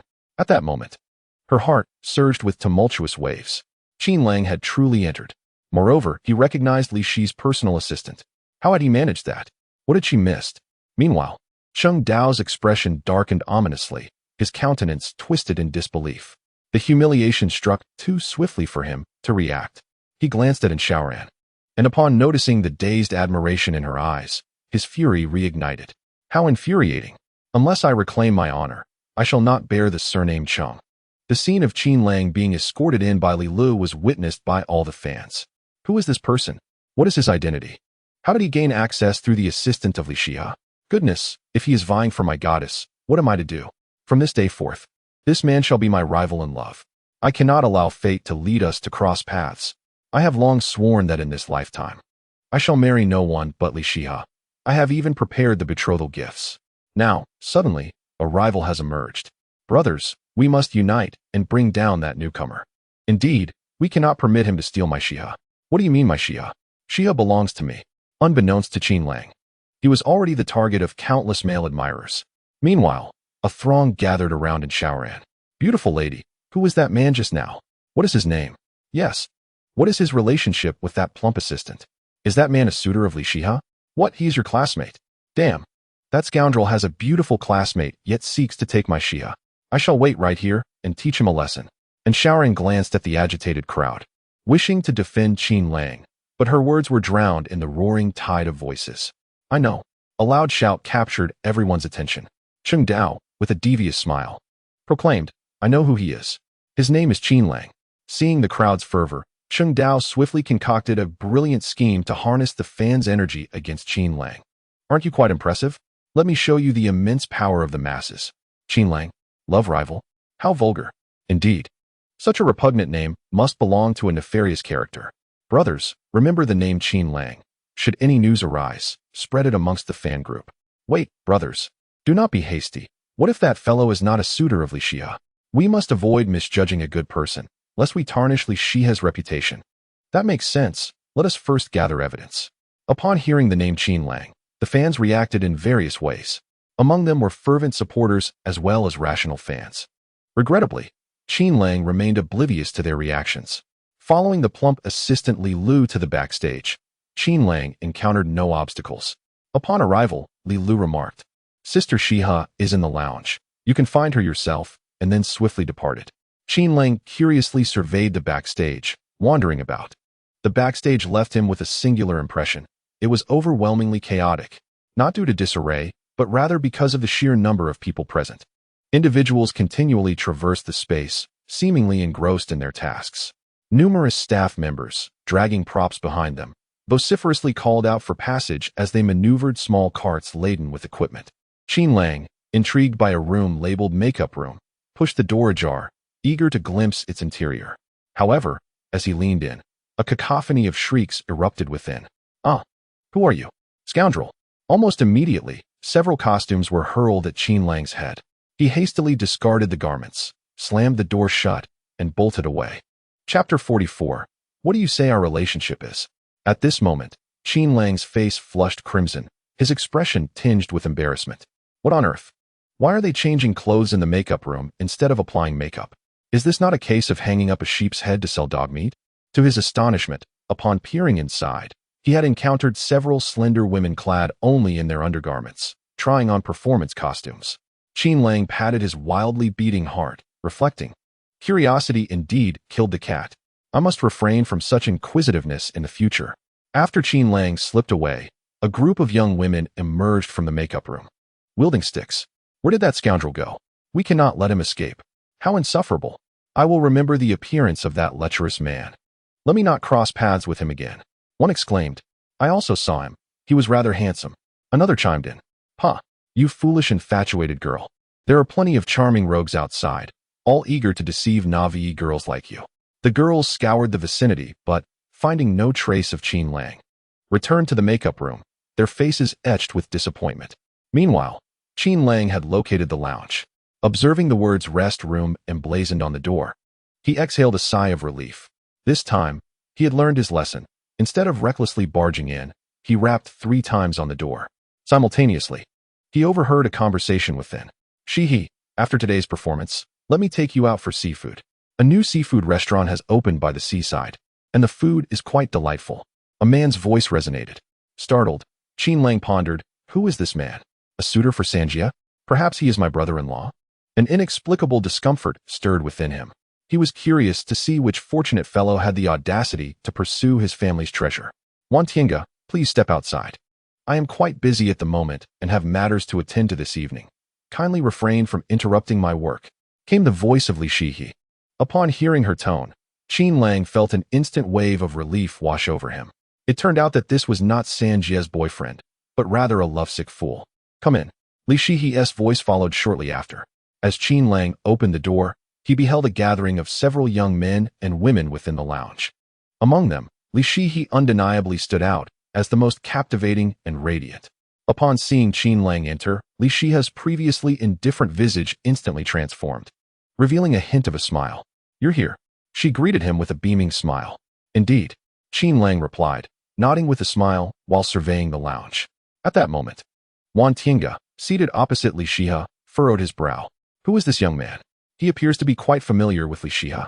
Just moments ago, she had been so aloof, yet now her demeanor shifted entirely, radiating warmth toward him. My goddess can only smile at me. In an instant, Wang Tiange's sense of rivalry surged within him. He scrutinized Qin Lang, evaluating his attire, ultimately concluding that Qin Lang came from a modest background, lacking in taste. Meanwhile, Qin Lang had approached Sia Yi. Wang Tiange promptly inquired, "Sia Yi, who is this? What is your relationship with him?" Just as Sia Yi was about to introduce Qin Lang, he interrupted her. Qin Lang confidently sat beside Sia Yi, drawing close to her. Not stopping there, he casually draped an arm around her shoulder. With a cheerful grin, he declared, "Can't you see what our relationship is?" Upon entering, Qin Lang had pondered strategies to extricate Sia Yi from any potential awkwardness. Ultimately, he decided to feign being her boyfriend. Having previously played the role for Mo Rushue and Baya, he was well versed in this charade and executed it with ease. Witnessing Qin Lang's boldness in embracing Sia Yi, Wang Tiange sprang to his feet, his expression darkening. "What is your relationship?" he demanded. "Remove your filthy hands at once. Who do you think you are to touch Sia Yi?" Wang Tiange was seething with rage. After fervently pursuing Sia Yi for so long, he hadn't even held her hand, yet this insolent brat was already in an embrace. Was he courting death? Furthermore, Sia Yi made no attempt to resist being held. Wang Tiange's composure was on the verge of shattering. Not only was Wang Tiange losing control of his emotions, but the others in the room were also taken aback by the scene, their expressions shifting dramatically. They all shared a singular question. What was the nature of this young man's relationship with Sia Yi? Observing Wang Tiange's almost explosive reaction, Qin Lang remained unfazed. "Your sister isn't interested in you, yet you act like a mangy dog. What do you expect to achieve?" Qin Lang smiled lightly, shifting his hand from Sia Yi's shoulder to her delicate waist. "Ah, soft and quite elastic." He grinned and asked, "What? Can't you discern the nature of my relationship with Sia Yi?" Feeling the warmth of his hand on her waist, Sia Yi discreetly rolled her eyes. She pressed down on Qin Lang's hand, gently pinching him as a subtle reminder not to overstep his bounds. Wang Tiange's emotions were clearly on the verge of unraveling. Qin Lang merely moved his fingers, conveying a reassuring message. "Fear not, I shall take care of everything." However, the moment he gestured, Sia Yi felt an unbearable tickle at her waist, a matter beyond her control due to her personal constitution. In an effort to stifle her laughter, she swiftly turned away, burying her head in Qin Lang's shoulder, unable to contain her mirth. Little did she know, Wang Tiange's ire intensified upon witnessing her reaction. Fuming with rage upon seeing the close bond shared between Qin Lang and Sia Yi, Wang Tiange trembled with indignation. He pointed an accusatory finger at Qin Lang, shouting, "You brat, come out. I challenge you to a duel. If I don't make you cry for mercy today, I shall forsake my name." Wang Tiange felt a seething heat enveloping him, a fire of pent-up frustration yearning for release. If he did not unleash it soon, he feared he might explode. Simultaneously, several silent male companions of Wang Tiange approached him from behind. They were originally there to witness Wang Tiange's pursuit of Sia Yi, yet found themselves witnessing his humiliation instead. As friends, they could not simply stand by. "Come on. With so many ladies present, this is hardly appropriate.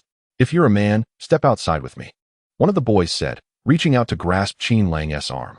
In response to the outstretched hand, Qin Lang smirked coldly. With a swift motion of his wrist, he seized the boy's hand, applying pressure that elicited a pained howl. It was only upon hearing the cry that Sia Yi recognized that a confrontation had erupted. Instantly, her expression hardened, and she rose abruptly, commanding, "Wang Tiange, you better leave this instant. You do not want to provoke my wrath. The consequences are beyond what either you or your mother can bear." Wang Tiange's heart raced at the sight of Sia Yi's sudden transformation. Her fury was truly formidable. Chapter 45. The mightiest of the ninth-tier experts. Wang Tiange's mother was a shareholder in the company where Sia Yi was employed, which afforded him the privilege of unrestricted access to the backstage. This connection fueled his desire to pursue Sia Yi. although he relied on sheer audacity and never dared to overstep his bounds. There had been wealthy young men who attempted to set their sights on Li Shihe, employing despicable tactics against her.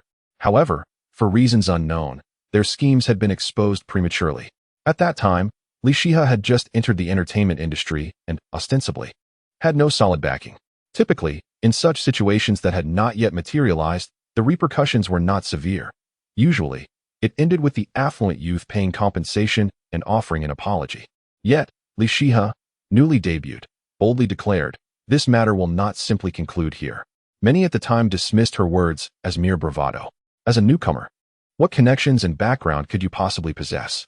The affluent family's influence is formidable, having produced several titans of industry. Surprisingly, shortly after Li Shihe uttered those words, that very family came under investigation. All their dealings were laid bare for public scrutiny, and the principal members were incarcerated, still languishing in prison to this day. Subsequently, whispers circulated that a more powerful force had intervened. In the face of such authority, the wealthy family was utterly powerless to resist. Thus, when Wan Tiange resolved to pursue Li Shihe, his mother cautioned him to avoid provoking her. Witnessing Li Shihe's fury now sent a tremor through Wan Tiange's heart, extinguishing his anger in an instant, leaving only bewilderment in its wake.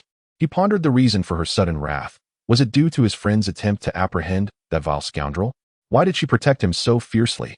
This line of thought stirred a pang of jealousy within Wan Tiange. As Li Shihe seethed, he dared not linger any longer.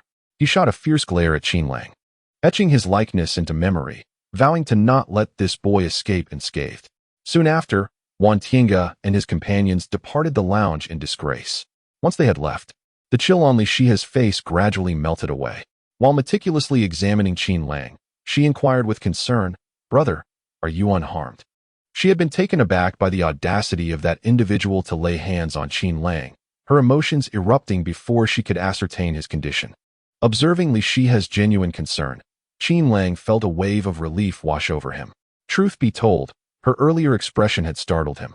He had not anticipated his gentle third sister to exhibit such ferocity, resembling a mother tiger fiercely guarding her cub. As Li Shihe regained her gentle demeanor, Qin Lang smiled, assuring her, "Sister, I'm fine. I am a master of the 9th rank. That fellow couldn't possibly harm me." Li Shihe extended her delicate finger, akin to pure white jade, and lightly tapped his brow. Adopting a serious tone, she questioned, "Now tell me, where were you this morning? And why did you hang up on my call?" Qin Lang was momentarily taken aback. Was his sister still brooding over the phone call? Reluctantly, he provided a brief explanation of the morning's events. Upon hearing his account, Li Shihe cast him a sidelong glance, remarking, "I didn't realize you were so fond of fighting. With countless masters in this world, what will you do if you encounter a true expert? From now on, refrain from acting recklessly, do you understand?" Qin Lang had no choice but to nod obediently. At that moment, other girls from the lounge gathered around, exclaiming, "Sister Shihe, you were so domineering just now. Sister, you are indeed quite impressive. Sister, I had no idea he wasn't your boyfriend. Judging by his expression just now, I assumed he truly was your partner. Sister Shihe, your brother is quite handsome." The girls sat beside Qin Lang and Li Shihe, chattering incessantly. Observing the girls around her, Li Shihe suddenly smiled with an air of mystery. She leaned her crimson lips close to Qin Lang's ear and whispered softly, "Brother, weren't you just heartbroken? Don't you think these girls are beautiful?" Her voice was gentle, laced with a hint of allure. Feeling the warmth of her breath against his ear, Qin Lang felt a tickling sensation, as if a small kitten were scratching at his heart. What does third sister mean? Is she trying to introduce me to a girlfriend? At that moment, a notification chimed. Ding. Li Shihe's thoughts detected. Please select a task. Task 1. Respond to Li Shihe. They're all unattractive. Task reward. 9 rank master exchange card, the strongest. Task 2. Respond to Li Shihe. You are the only one who is beautiful. Task reward. Charm value 5. Faced with these two options, Qin Lang found himself in a quandary. Judging by the task rewards, he was inclined to choose task 1. However, to speak frankly, the girls before him were indeed quite lovely. Youthful, radiant, and adorned with a hint of innocence, they seemed to be newcomers in the industry. Most importantly, Qin Lang worried that if he responded to third sister with task 1, she might think his taste was too refined and subsequently refrain from introducing him to potential partners. As for task 2, he dismissed it entirely. third sister was already stunning. What purpose would it serve for him to say such things? Moreover, a mere charm value of 5 held little allure. Task 1. Without much hesitation, Qin Lang made his choice. He slightly turned his head and quietly said to Li Shiha, "Third sister, they're all unattractive." As expected, upon hearing this, Li Shiha furrowed her delicate brows. She looked at the girls with confusion. They were quite beautiful, after all. Could it be that her brother's taste was flawed? With a sigh, she decided to let it be. She turned back and smiled as she answered the girls' questions. Qin Lang sat quietly in his seat, his heart brimming with joy. The potency of the 9-rank Master Exchange card, the strongest, exceeded his expectations. As soon as the card arrived, he exchanged it immediately. Upon completing the exchange, he felt a surge of heat coursing through his body, as if a fire were concealed within him. Inquiring with a knowledgeable friend, he finally understood where the true value lay. Initially, when he saw the term the strongest, he thought it referred to a realm of existence. However, his friend clarified that the strongest referred to actual power. At the 9-rank level, Qin Lang was now the most formidable person in the world. Astonished, upon receiving this revelation, Qin Lang felt an exhilarating urge to leap. The most powerful 9-rank master in the world. This meant that whenever he encountered a 9-rank master, he could easily eliminate them. Chapter 46. The appearance of that man. As time progressed, Li Shiha became increasingly occupied. In preparation for an upcoming concert, she had a multitude of tasks to accomplish. Wherever Li Shiha ventured, Qin Lang followed closely behind, akin to a small tail. Qin Lang trailed lazily behind her, feeling somewhat aimless. Just as he assumed that the hours would pass in mundane monotony, he heard a phrase that sent his heart racing. "Brother, come on. It's time for me to get ready." Li Shiha glanced back at Qin Lang, beckoning him to accompany her. Upon hearing those words, Qin Lang instantly lost his composure. Tentatively, he inquired, "Sister, are we heading to your private dressing room?" Li Shiha shook her head. "No, the venue is limited, and there is only one dressing room available. It is well equipped and quite convenient." At these words, Qin Lang felt a chill run down his spine. What should he do? What if he inadvertently crossed paths with those girls? Before he could ponder further, Li Shiha had already grasped his shirt, urging him to move quickly. With no other option, Qin Lang begrudgingly followed. He silently prayed that the girls were merely changing clothes and would depart soon. Otherwise, if they revealed that he had been peering at them, it would be an irretrievable situation. Although he had only stolen a glance by chance, it could indeed be deemed as spying. Amitabha, may the Almighty protect me, and may the deities of the heavens bless me. Qin Lang fervently prayed to the divine entities, hoping that the girls had already left. However, upon the door to the dressing room swinging open, his heart sank. Not a single one was missing. They were all present. Upon noticing the tools in their hands, Qin Lang felt a wave of despair wash over him. It turned out these girls were all makeup artists responsible for the cosmetics. What are you all doing changing the outfits of other performers? Is it amusing? As Li Shiha pushed open the door, the girls within greeted her with cheerful smiles. After all, they felt honored to assist the illustrious songstress. However, when they caught sight of Qin Lang behind her, their expressions shifted dramatically, a hint of anger flashing across their faces. Several girls promptly emerged from behind the door, brandishing sticks, ready to confront Qin Lang. Though their attacks posed no real threat to him, he could easily evade them with a slight bow or a nimble leap. This situation was hardly sustainable. While dodging, Qin Lang called out, "Why are you attacking me? This is a misunderstanding. I didn't mean it." Yet, the girls paid no heed to his explanations. As they brandished their sticks, they scolded, "Dealing with a scoundrel like you warrants a direct approach. Indeed, a beating would ensure he refrains from peeping again. What nonsense! Do you take us for naive girls fresh out of society? Precisely, we will not be deceived by you. Your actions are not merely unintentional, they are deliberate." With so many girls present, Qin Lang could hardly contend with them. He cast a desperate glance towards Li Shiha, only to find her in a state of bewilderment. Li Shiha, taken aback by the sudden ferocity of the usually gentle makeup artists, took a few moments to comprehend the situation. After several seconds, she regained her composure and hurried forward to halt the makeup artist's aggression. Upon seeing Li Shiha intervene, the artists promptly lowered their sticks, for her status compelled them to show her respect. Furthermore, with her imminent performance, any trouble would pose a significant issue. One girl, brimming with indignation, questioned, "Sister Shiha, why are you associating with this rogue? Be cautious, this fellow is no good." Li Shiha glanced at Qin Lang, her confusion deepening. She inquired, "What is happening? Has he caused trouble again?"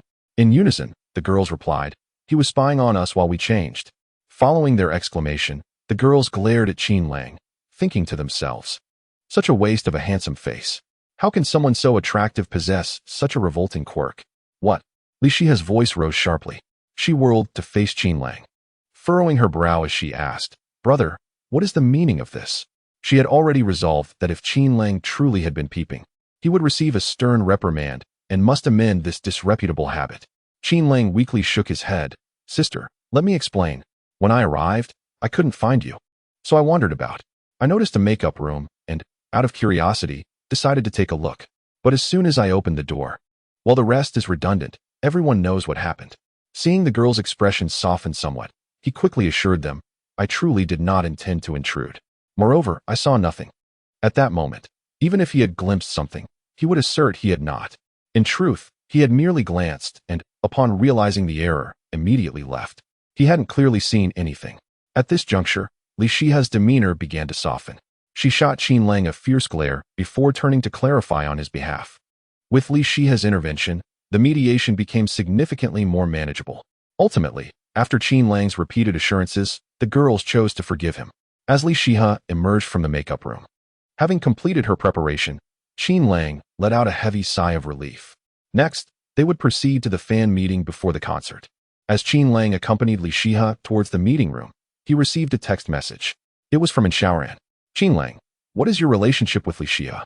You would do well to avoid appearing in front of her fans, as they all regard you as a suitor vying for her affection. There are many who are saying they want to confront you, so please exercise caution.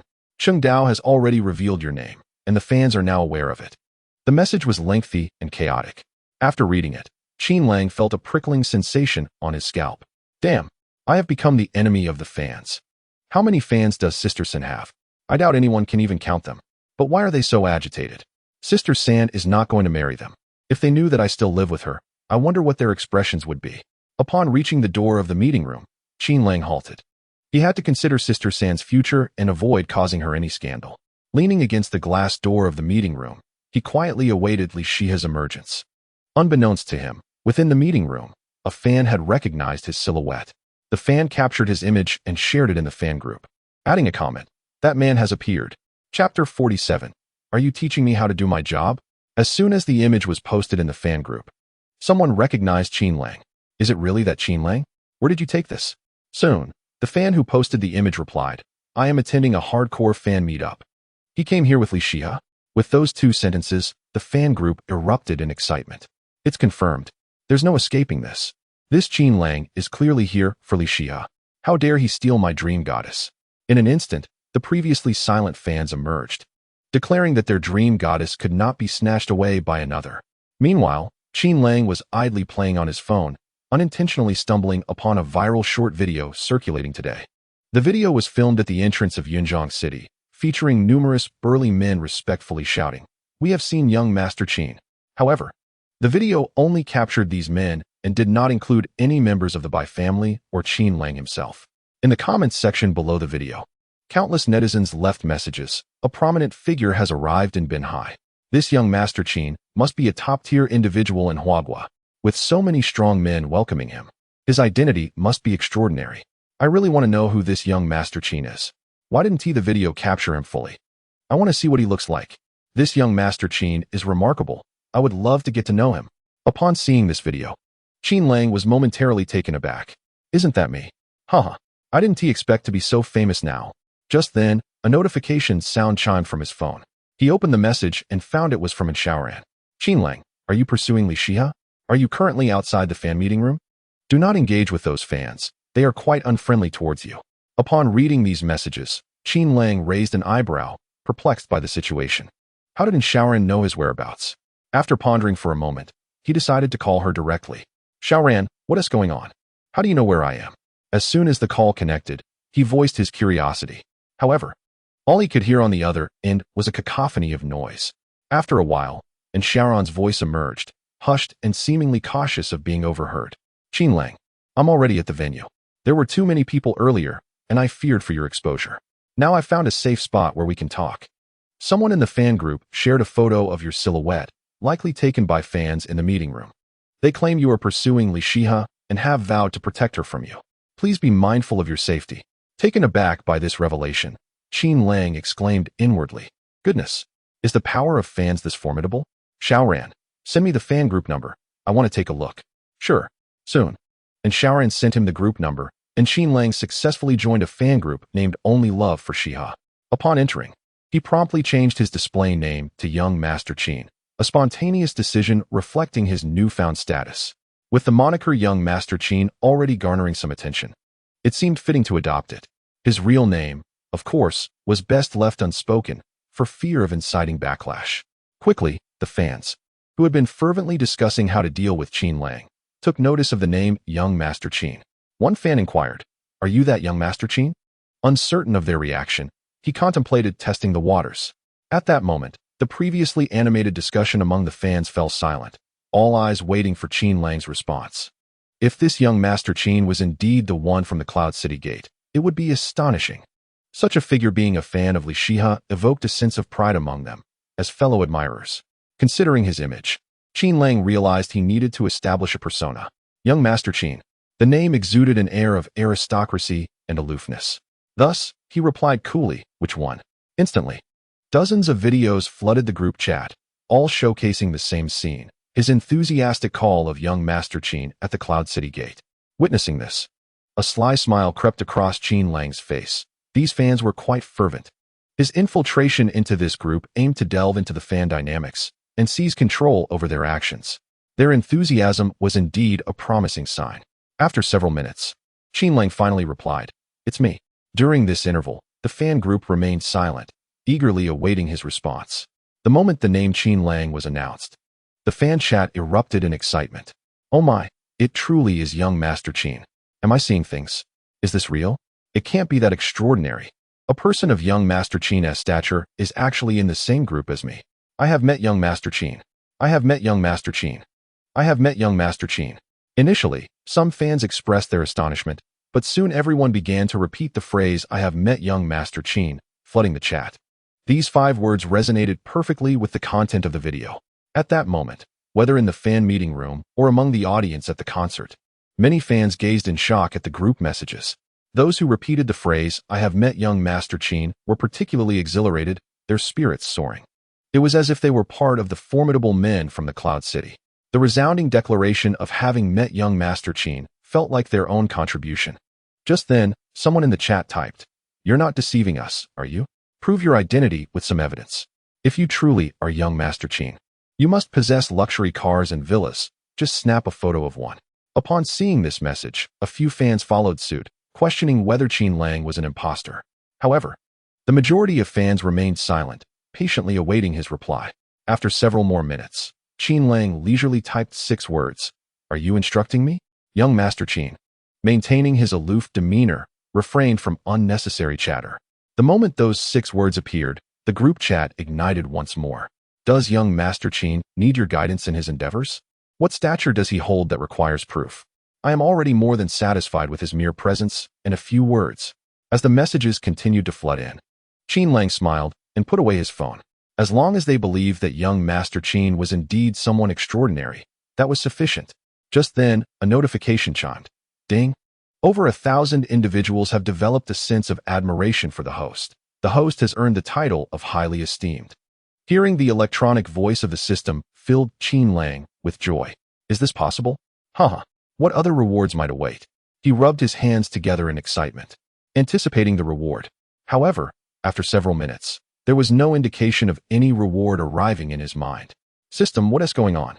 Where is my reward? Have you kept it for yourself? Qin Lang pondered. He had always found the system unreliable, often opposing him. Had it finally revealed its true nature? Ding! The familiar electronic sound echoed. Qin Lang's heart leaped. Was the reward finally on its way? However, the system's subsequent words infuriated him. Chapter 48. Precisely the intention, alas. To receive a title of high esteem without any tangible reward? What utility is there in such a title? Concrete rewards are the true essence. Where, then, is my reward? Qin Lang pondered within his heart. Detection indicates that over 1,000 individuals harbor malevolent intentions towards the host. Thus the reward has been nullified. Oh, such a mechanism exists? Stunned by the explanation, Qin Lang was momentarily speechless. It goes without saying that these malevolent thoughts undoubtedly originated from those fans. Indeed, the waters that carry the boat can also capsize it. After approximately 10 minutes, Li Shihe emerged. Qin Lang immediately fell and stepped beside her, and they walked together. Li Shihe, at a loss for words, inquired, "Brother, can you guess the question they asked the most?" Without a moment's hesitation, Qin Lang replied, "It must be whether you have a romantic interest, or if there are any suitors pursuing you." Li Shihe's eyes widened in astonishment as she gazed at Qin Lang. "Brother, how did you know?" Indeed, the most frequent queries from the fans revolved around whether she had any suitors or plans for marriage. Hearing these questions left Li Shihe feeling overwhelmed. Moreover, such inquiries were especially abundant today. Qin Lang, with a mysterious smile, remarked, "With a sister as beautiful as you, it's only natural for fans to be concerned about your romantic life. They all aspire to win your favor."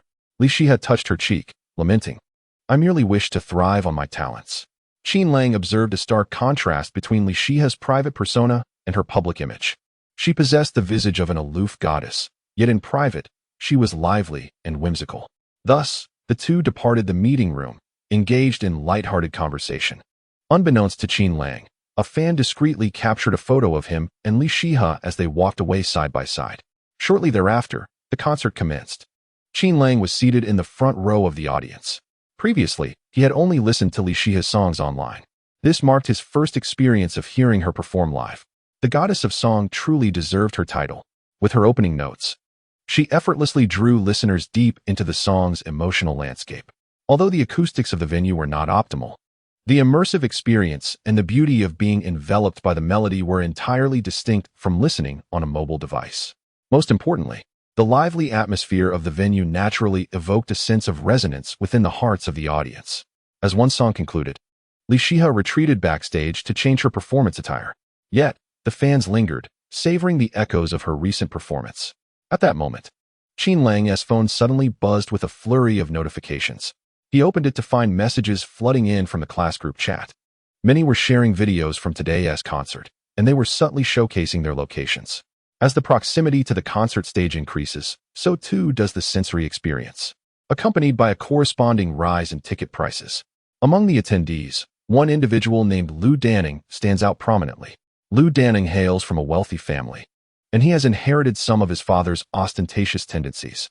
He firmly believes that by flaunting his wealth with sufficient flamboyance, he will earn the admiration of others. Currently, he inundates the class group chat with videos from the concert, boasting about the exorbitant amount he spent on his seat and extolling the unparalleled viewing experience it affords. Qin Lang, upon viewing his video, deduces that Lu Danning occupies a seat in the third tier behind him. The ticket for such a position costs approximately 70 to 80,000, a considerable sum for a recent graduate. Initially, Qin Lang opts to disregard him, given his current state. He finds no merit in engaging with Lu Danning, who has lost his appeal in his eyes. Subsequently, Sharon shares a video in the group, lamenting her inability to see the performer Li Shihe from her location. Lu Danning seizes the opportunity to mock her relentlessly. Witnessing this exchange, Qin Lang furrows his brow, disapproving of a grown man belittling a girl. Consequently, he records a video of his own and posts it in the group chat. Almost instantaneously, the chat erupts with astonishment. "Qin Lang, are you in the front row of the concert? Wow, how did you become so wealthy? That seat must cost at least 500,000. The flood of admiration swiftly drowns out Lu Danning's earlier taunts. Once the commotion subsides, Qin Lang leisurely comments, "The viewing experience from the front row is quite average, not nearly as good as Lu Danning's from the third row." This statement serves as a blatant mockery of Lu Danning's prior claims. For the front row is merely 7 to 8 meters from Li Shihe. How could it possibly be inferior to the third row? The others in the group, sensing the tension between the two, choose to remain silent, content to observe the unfolding drama. Meanwhile, in the third tier, Lu Danning abruptly rises, squinting towards the front row. To his astonishment, he recognizes a familiar figure. Though shocked, he feels a twinge of resentment.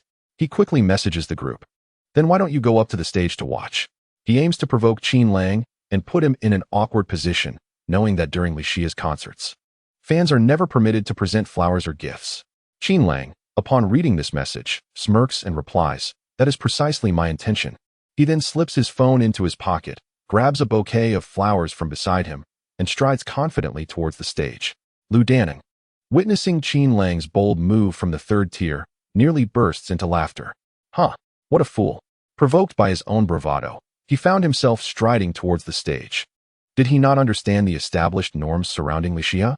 Today, he was determined to witness firsthand how one could embarrass themselves in front of such a multitude.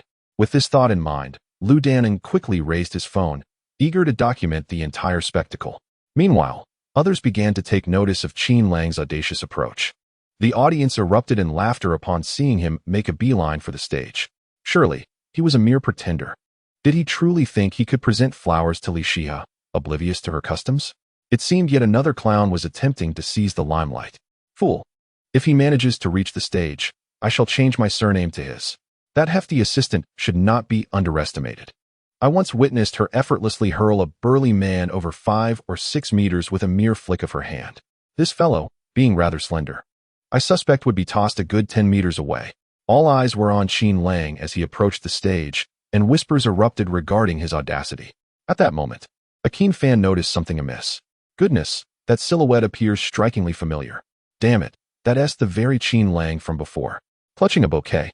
What does he intend to do? Offer flowers to Xia? Has he never heard of her customs? If she were to accept his flowers, I would be the biggest fool. This chap dares to pursue Xia in front of us. What a sycophant. As Qin Lang made his way to the stage, Li Lu, the plump assistant, stood guard with a line of bodyguards before the stage. At that moment, Qin Lang thought to himself, exchange for a basic singing talent card. This card had been in his possession for some time, yet he had never redeemed it. Ding! Basic singing talent card successfully redeemed. As the notification echoed, Qin Lang felt a warm sensation radiate from his throat to his chest, a most pleasant feeling. Surprised, he thought, incredible. The effects are immediate. Upon reaching the stage, Li Lu positioned herself squarely in front of him. With hands firmly planted on her hips, she retorted, "What do you want now?" She had just heard rumors of Qin Lang peeping at a beautiful makeup artist changing outfits backstage. This fellow was evidently no saint. Clearly, her suspicions from yesterday were not unfounded. Henceforth, she must remain wary of him. At this moment, the audience roared with laughter upon seeing Li Lu obstruct Qin Lang's path, nearly collapsing with mirth. Huh, I told you, the little assistant would never let him through. He doesn't even understand the rules of Xia's concert, yet he dreams of pursuing her. To be ridiculed in front of so many, and still have the audacity to chase after Xia? Even if he bribed the assistant, there's no way Xia would accept his flowers. He is simply inviting humiliation upon himself. Huh, I relish witnessing such slapstick moments. They never grow tiresome. Qin Lang raised the bouquet in his hand and chuckled. I'm delivering flowers to my sister. Li Lu pouted, then turned her body, creating a pathway for him to pass. It is unavoidable. This fellow is indeed the younger brother of Sister Sia Yi.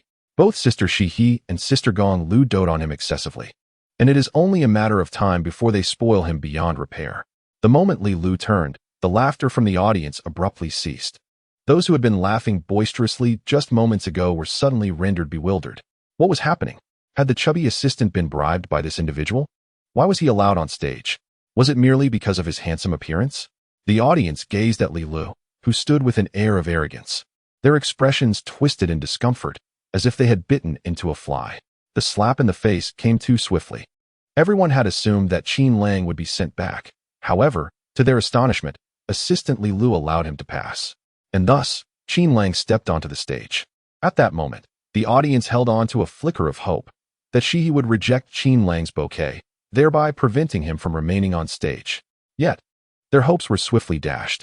Not only did Sia Yi accept Qin Lang's flowers, but she also sang while enthusiastically waving the bouquet at everyone present. Moreover, her smile grew radiantly bright upon receiving the flowers. While her smile shone brilliantly, the hearts of the audience were drenched in sorrow. Why? Why would Sia Yi accept that young man's flowers? What was so special about him? Was it merely his slightly handsome visage and sunny demeanor? The fans were filled with resentment. Meanwhile, standing on the stage, Qin Lang gazed at the singing Sia Yi, a flicker of brilliance illuminating his heart.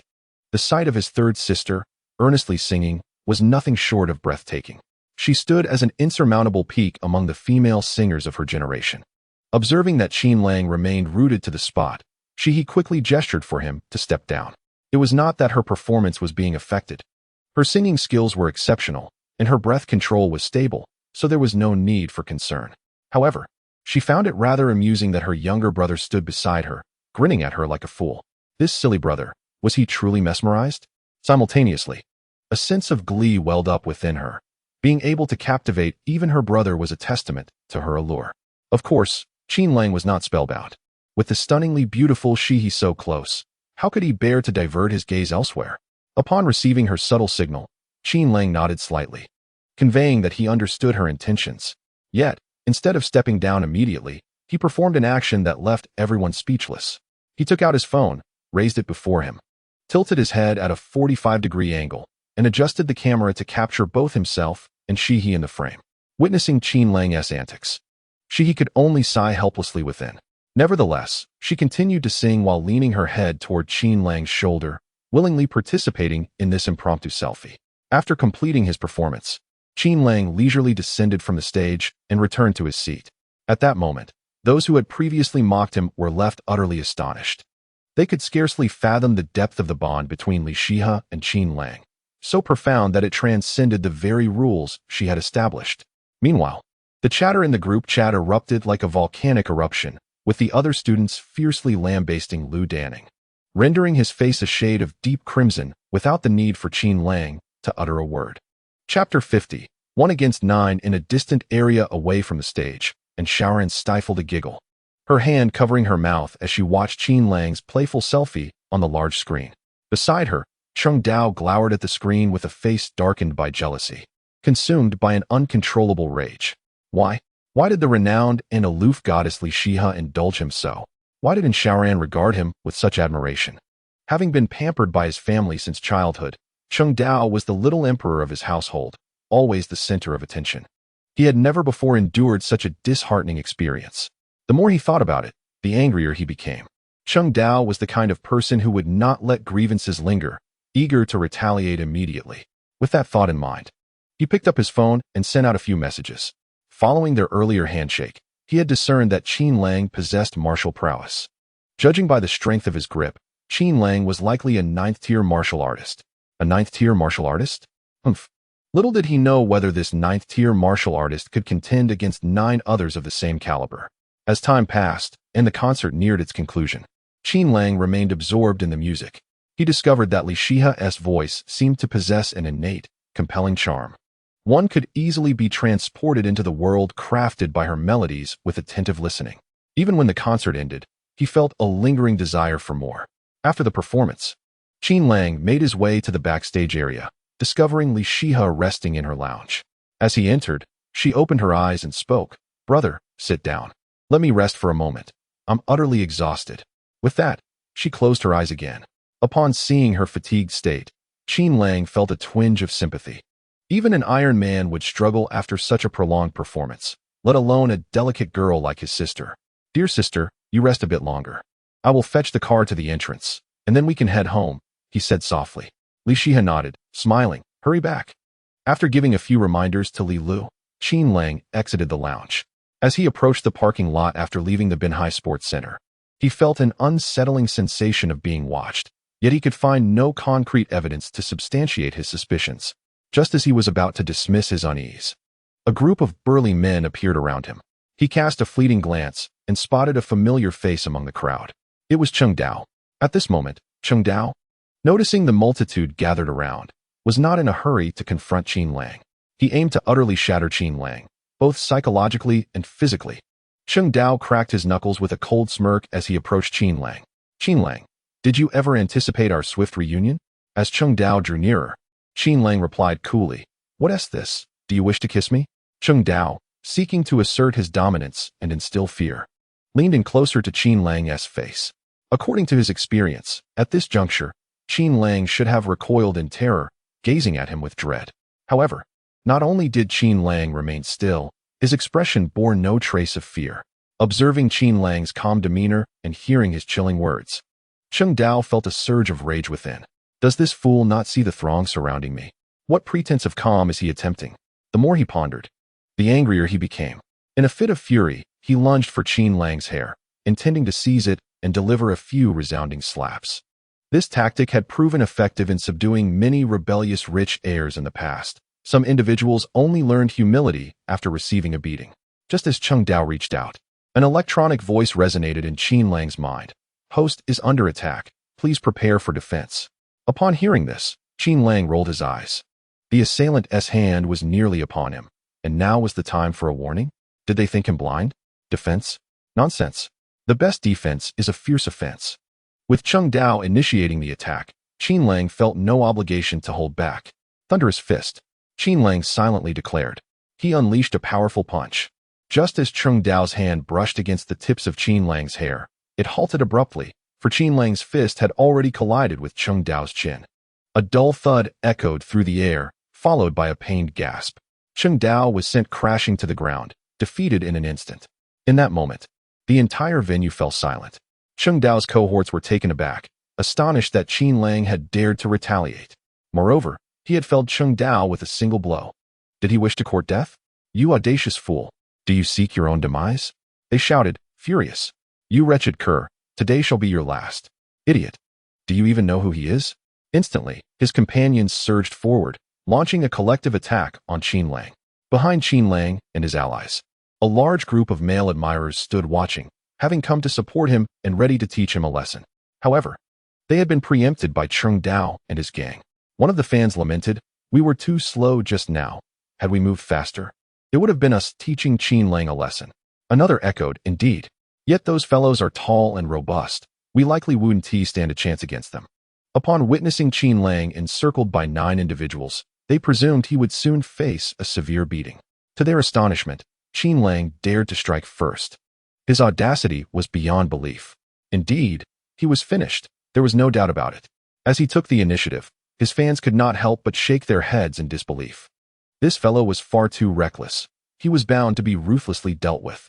As anticipated, the 8 burly men lunged at Qin Lang. Observing this scene, the fans lamented, "Will Qin Lang be beaten to a pulp? It's quite possible. He might end up in the hospital for at least 3 months." Yet, before their lamentations could fully escape their lips, they beheld an unforgettable spectacle. The 8 assailants, instead of overwhelming him, dispersed like petals in bloom. Boom, boom, boom. With consecutive thunderous sounds, the 8 men crashed to the ground simultaneously, wailing in agony. In that moment, it became clear that Qin Lang stood as the most formidable 9th-tier martial artist. His prowess was undeniable. The fans were left in utter shock. What had just transpired? Was this reality or an illusion? The bewilderment only deepened when, after dispatching the 8 men, Qin Lang turned and approached them. Chapter 51. The fans are frightened. Gulp. The fans swallowed hard, their hearts racing with trepidation. What did he intend to do? Surely, he couldn't have sensed their desire to confront him? What should they do now? It was too late. He was drawing closer. They resigned themselves to fate, their hearts pounding in their chests. As Qin Lang stood before them, arms crossed, he remained silent, casting a sidelong glance at the fans. He keenly observed their expressions. The sight of their trembling forms brought him a sense of hidden satisfaction. Was this the sensation reserved for the strong? These fans were mere ordinary individuals. He would never truly harm them. After all, they had no martial training and possessed little resilience. What if they turned against him? However, he could certainly instill a sense of fear to impart a lasting lesson. Qin Lang's demeanor was not menacing. He merely wore a cold expression. Yet, to the fans, it appeared somewhat fearsome, particularly after he had just dispatched 9 formidable men. The image of those burly figures exploding outward would remain etched in their memories forever. Gulp. What do you want? A male fan at the forefront, unable to withstand Qin Lang's imposing presence, mustered the courage to inquire. His voice trembled significantly, clearly betraying the panic that had consumed him. Others, inspired by his bravery, began to voice their concerns. What is with that expression? Why are you looking at us like that? You've just assaulted someone. Shouldn't you be fleeing? Rest assured, we shall not expose you. Indeed, you should depart at once. Delay any longer, and you may find it impossible to leave. The fans feigned concern, urging Qin Lang to vacate the premises. It was only then that Qin Lang slowly spoke. What are you all doing? His voice was frigid, laced with an undercurrent of menace. Upon hearing his tone, the fans felt a chill run down their spines. Could this fellow be contemplating silencing them? Goodness! I am but a passerby, unfamiliar with their identities. I merely ventured out for errands and inadvertently arrived here. I suffer from night blindness and saw nothing just now. Oh, how did I end up here? My mother is calling me home for dinner. I must take my leave. In their desperation to extricate themselves, the fans' already tenuous unity shattered instantly. Qin Lang then witnessed the true essence of the 8 immortals crossing the sea, each demonstrating their unique skills. The excuses presented by the fans were more bizarre than the last, eliciting laughter. Had he not been striving to maintain his icy demeanor, Qin Lang might have burst into laughter. Halt! Seeing the fans attempting to flee, Qin Lang's authoritative shout reverberated like thunder, freezing them in place. I know who you are. I am well aware of your intentions. If you wish to strike me, be prepared to endure the consequences. This time, I shall let you off lightly. Should you entertain such thoughts again, brace yourselves for broken limbs. After sufficiently intimidating them, Qin Lang issued a stern warning. Yes, we shall never dare again. I shall return home immediately. We would never dream of harboring ill intentions. Qin Lang's words sent beads of cold sweat cascading down the fans' brows. So, he was aware of it all. Could there be a traitor among the fan group? No, that person must be unmasked. Once he had sufficiently frightened the fans, Qin Lang dismissed them. He then approached Cheng Dao, who was leaning against the flower bed, blood frothing at his lips, with several bloodied teeth scattered nearby. Qin Lang's punch had not only stunned Cheng Dao, but had also shattered his pristine set of teeth. As Qin Lang approached, Cheng Dao glared at him with venomous hatred and bellowed, "You little wretch! Wait for me. I will surely make you pay." Upon hearing Cheng Dao's curses, Qin Lang's expression darkened. Had he never faced the harsh realities of life? Did he truly wish for death? He stepped before Cheng Dao and delivered a kick to his arm. Crack! Ah! Cheng Dao clutched his arm, screaming in agony. Qin Lang crouched down, his expression cold as ice. Are you about to boast about your illustrious family? Are you implying that you wish to boast about how formidable your father is? Or how impressive your mother may be, hoping they will avenge you? Or perhaps you intend to leverage some connections to have them eliminate me? Fool! What relevance do those claims hold for you? At present, you are merely a wretch incapable of safeguarding your own existence. Qin Lang smirked, a glint of murderous intent flickering in his eyes. His father once imparted the wisdom, do not provoke trouble, yet do not shy away from it. When faced with true peril, one must eradicate the root of the issue. A lion spares no effort even when hunting a rabbit. Do not grant your adversary a moment's respite. Observing Cheng Dao's expression, it was evident he would seek vengeance in the future. However, the thought of killing him weighed heavily on Qin Lang's conscience. In the past, when he lacked martial prowess, he had harbored many impulsive thoughts. Yet now, endowed with the capacity to dictate the fate of others, he found himself paralyzed by hesitation. He could not surmount the internal conflict within his heart. Meanwhile, Cheng Dao was engulfed in terror, unable to fathom Qin Lang's resolute demeanor. The murderous intent in Qin Lang's gaze sent Cheng Dao scrambling backward in a frenzy. Do not kill me. Please spare my life. I was wrong. I apologize. I beg you for mercy.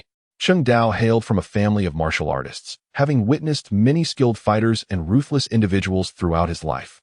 The look in Qin Lang's eyes was unmistakably that of a ruthless man. Watching Cheng Dao's desperate pleas, Qin Lang let out a sigh. Years of education instilled in him a respect for life. Perhaps he could grant him a reprieve. Should he dare provoke him again in the future, he would ensure he spent a lifetime in a hospital bed. With this thought, Qin Lang delivered a swift kick to Cheng Dao's chin, releasing the pent-up frustration within him. I'll let you off this time, but a kick for good measure seems only fair. With a thud, Cheng Dao spat out broken teeth and collapsed to the ground. As for the other 8 burly men, they lay sprawled in their respective positions, lamenting their plight. Once Qin Lang departed, the 8 strong men gradually rose, limping over to assess Cheng Dao's injuries. Qin Lang made his way to the parking lot, driving his Bugatti to the entrance of the Coastal Sports Center. As he approached, he noticed a crowd gathered at the entrance. Faintly, he heard a familiar voice exclaiming, "Get away." It was unmistakably the voice of Li Xia. Something must have gone awry. Qin Lang furrowed his brow and hurried toward the throng. As he neared, he discerned another familiar male voice. Sia Yi, just accompany young Master Chen for a few songs. It's merely singing, I assure you. There are no ulterior motives. Chapter 52, Young Master Chen. Qin Lang pushed through the crowd, spotting Li Xia with a frosty expression, standing resolutely at the center of the gathering. Before her, Wan Tiange was fervently attempting to persuade her. The surrounding staff, intimidated by Wan Tiange's stature, refrained from intervening. Qin Lang, maintaining a composed demeanor, placed a hand on Wan Tiange's shoulder. Wan Tiange, with an impatient wave of his hand, exclaimed in irritation, "Who is it? Do not disturb me." Yet, he did not turn around, remaining focused on Li Shihe. Having just dealt a blow, the murderous intent still lingering, Qin Lang smiled, a smile chilling to the bone. He seized Wan Tiange by the hair, forcefully turning his face towards him. "Me," he uttered coldly, followed by a swift slap. The sharp crack of the slap shattered the silence of the scene. "Ouch!" Wan Tiange covered his face, fear etched across his features as he staggered backward. Observing this, Wan Tiange's companions hastily drew their weapons, preparing to retaliate against Qin Lang. At that moment, a plump figure emerged among the group of aides. It was Li Lu. Despite her round face and seemingly ample physique, Li Lu moved with astonishing speed. In the blink of an eye, those aides were sent flying, crashing harshly onto the ground. Witnessing this, Qin Lang felt a wave of admiration. Is this the prowess of a fifth-tier master? The speed is truly astonishing. "Kid, do you know what you're doing? Angering Chen Xiao means you can await your demise."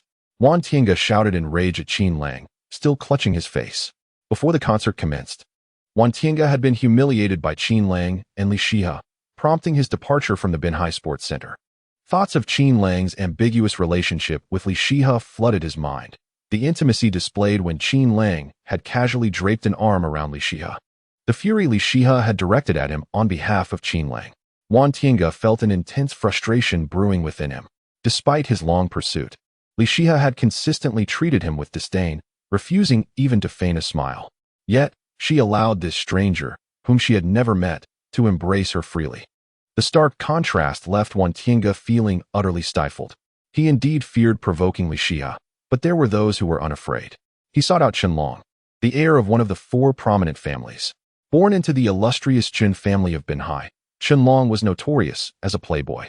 Upon finding Chen Long, Wan Tiange boldly recommended Li Shihe to him, who was unaware of Li Shihe's reputation.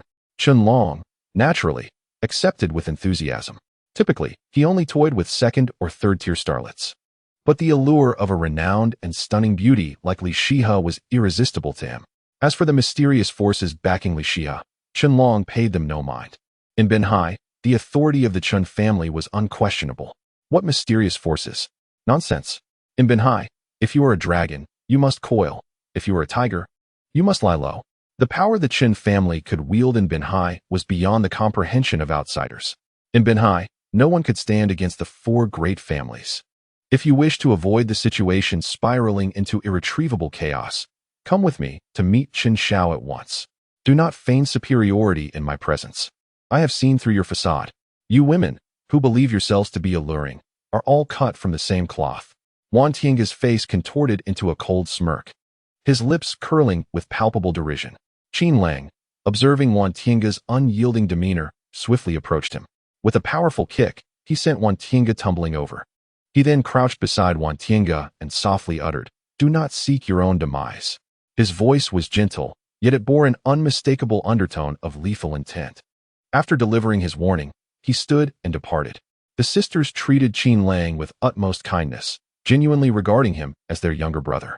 Though Qin Lang was acutely aware that they were not his biological sisters, he relished the feeling of being their brother. Should anyone dare to harm them, Qin Lang would be the first to object.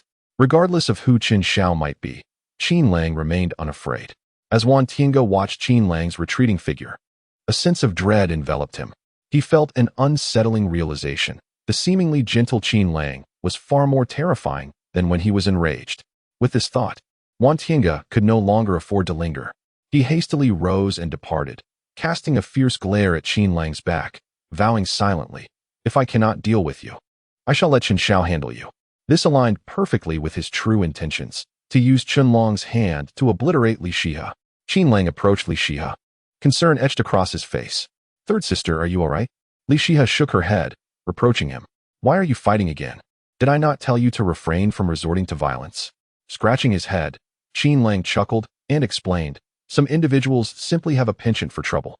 Reasoning with them verbally is futile, and thus, one must resort to persuasion through force." Fallacious reasoning. Li Shihe shot him an exasperated glance. With that, she seized his sleeve. Yawning as she declared, "Let us go home. I am utterly exhausted." They then entered a Bugatti and set off towards Yinzhou City, trailed by Li Lu in a business vehicle to ensure their safety.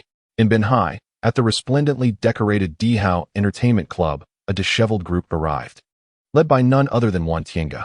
Outside a lavishly appointed private room, he instructed his companions to remain outside before pushing the door open.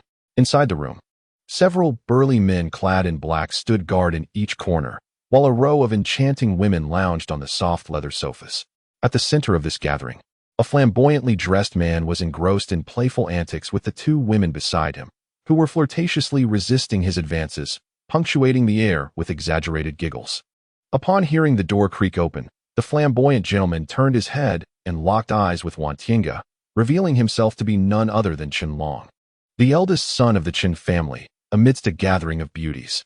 Upon the entrance of Wan Tiange, Qianlong promptly abandoned the two beauties and hastened towards him. "Brother One has arrived. Please, take a seat. How is Li Xia? Is she waiting outside for my personal greeting? It is only fitting, after all. She is a leading star. A little temper adds to the charm. A fei, summon our illustrious celebrity." As he spoke, Qianlong began to stride towards the exit. Observing Qianlong's exuberance, Wan Tiange's expression turned somber. "Chen Xiao, Li Xia did not come," Wan Tiange uttered weakly, lowering his gaze, unable to bear Qianlong's reaction. "Did not come? Haha, did not come." Qianlong echoed Wan Tiange's words, the smile on his face gradually fading. He returned to the company of the beauties, dismissively waving his hand. "A fei, break one of his legs, and then throw him out." "Yes," a man in black shouted in affirmation, seizing Wan Tiange by the neck and dragging him outward. "Break a leg?" Wan Tiange was bewildered. "No, I have not committed any heinous act." "Please, no? Chen Xiao, allow me to explain. There is a reason Li Xia is not here. Please let me elucidate." Wan Tiange struggled desperately, attempting to escape a fei's iron grip.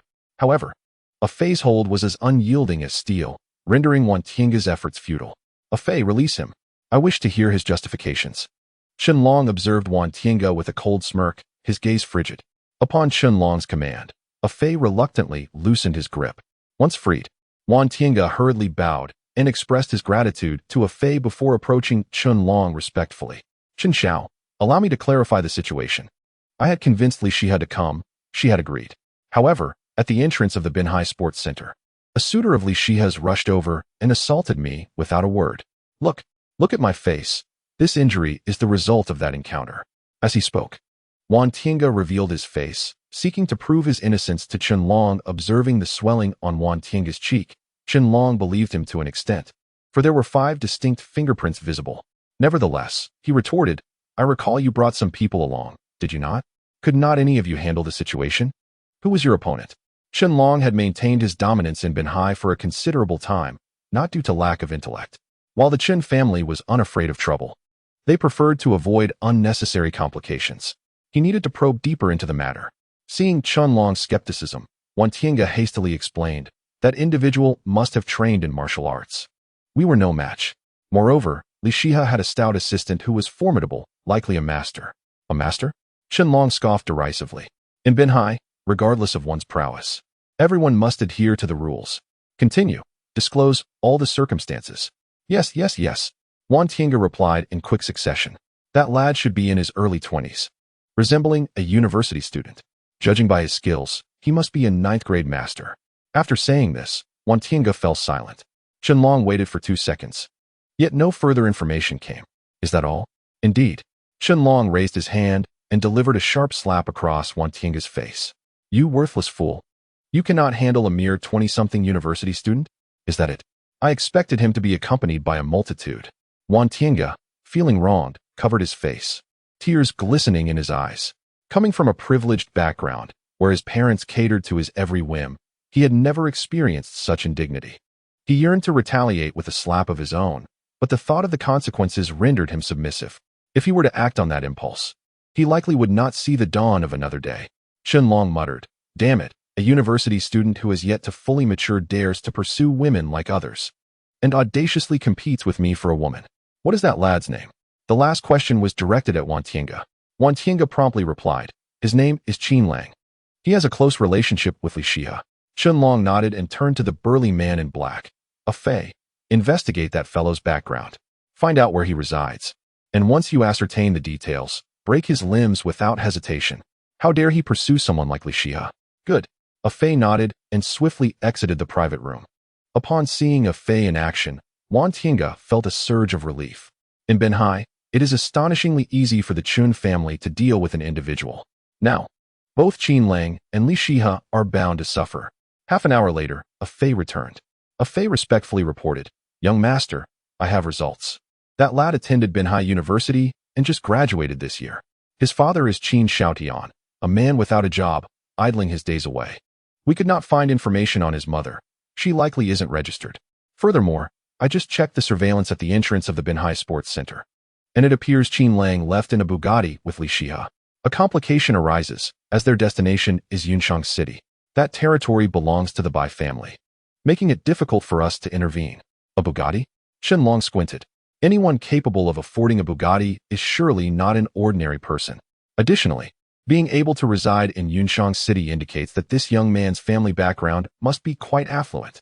At that moment, Wan Tinga seethed, "Young Master Chen. That Bugatti and the residence in Yunshang City must have been financed by Li Shihe. How could that lad, a mere recent graduate, possibly afford such luxuries? It is highly probable that he is merely a kept man for Li Shihe. Damn it. I always wondered why Li Shihe consistently rejected me, and why her relationship with that young man was so intimate.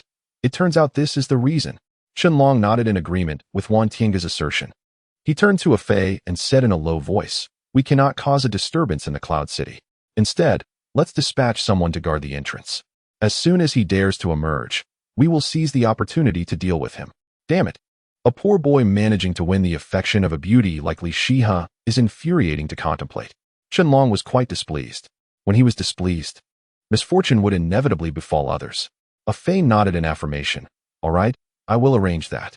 In the Cloud City, at the villa, Wang Hu gazed at Qin Lang in astonishment, exclaiming, "Qin Xiao, has your strength increased again?" Just as Qin Lang and Li Shihe returned to the villa, Gong Liu also arrived. Upon seeing Qin Lang, Wang Hu was momentarily bewildered. "What speed is this? This is not merely training. It's akin to riding a rocket." While others toil for years to elevate their cultivation, for Qin Lang, it appears as effortless as eating or drinking. This can no longer be described as talent. It is simply monstrous. Qin Lang smiled and nodded. "Indeed. I am not sure why, but I just felt a warmth throughout my body, and then my strength surged."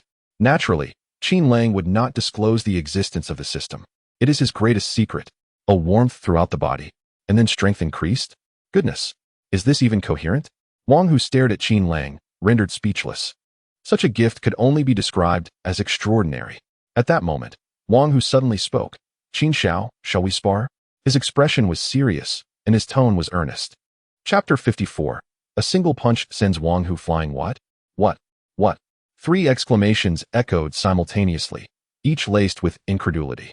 Gong Liu and Li Shihe observed the serious Wang Hu with a hint of anger. Wang Hu is a fifth-grade expert. No matter how extraordinary his brother's talent, he could never surpass him. Gong Liu and Li Shihe were baffled by Wang Hu's words. Meanwhile, Qin Lang wore a puzzled expression, silently thinking, could it be that Wang Hu is feeling envious of my exceptional talent and wishes to vent his frustrations by striking me? How surprising. He appears so honest, yet turns out to be rather petty. Among everyone, only Li Li's eyes brightened, as if he had discerned Wang Hu's intentions. Seeing the astonishment of the others, Wang Hu clarified, typically, a person's cultivation progresses gradually, allowing the body to adapt to their advancement. However, Qin Xiao's strength has escalated far too quickly. His body's various organs may not yet have adjusted to such a sudden change. He requires some training to expedite this adaptation to his current strength. Furthermore, when I spar with Qin Xiao, I will restrain my power, keeping it just slightly above his. Thus, he provided Qin Xiao's body with a certain degree of pressure, yet remained within the limits of his physical endurance. Upon his statement, Gong Liu and Li Shihe finally grasped his intention. As long as it was beneficial to Qin Lang, there was no cause for concern. The two women turned their gaze towards Qin Lang, their eyes brimming with radiance. "Brother, this is all for your consideration. You should engage in a contest with Wang Hu," they urged in unison. "Brother, since this sparring session is advantageous, you should embrace it." With that, the two sisters enveloped Qin Lang's arms, one on each side, supporting him in the middle. At this moment, Qin Lang was still inwardly lamenting Wang Hu's initial remarks. "What a joke. Is it abnormal for me to swiftly break through in strength? At this pace, I find it rather sluggish. If only I could leap directly to the pinnacle of mastery, that would be exhilarating. Nevertheless, a flicker of concern crossed Qin Lang's mind. Could it truly be as Wang Hu described? What if there were lingering repercussions? It would be futile to exchange for gains if he were to suffer setbacks. Perhaps a steadier approach would be wiser. He quickly queried within his mind, is what Wang Hu said true? If so, you must compensate for my losses. A sense of unease settled within him. At that moment, a notification chimed. Ding. False. While assisting the host in enhancing strength. This system has already comprehensively improved the host's physical attributes. Wang Hu's scenario only applies to those who cultivate independently. Now it becomes clear.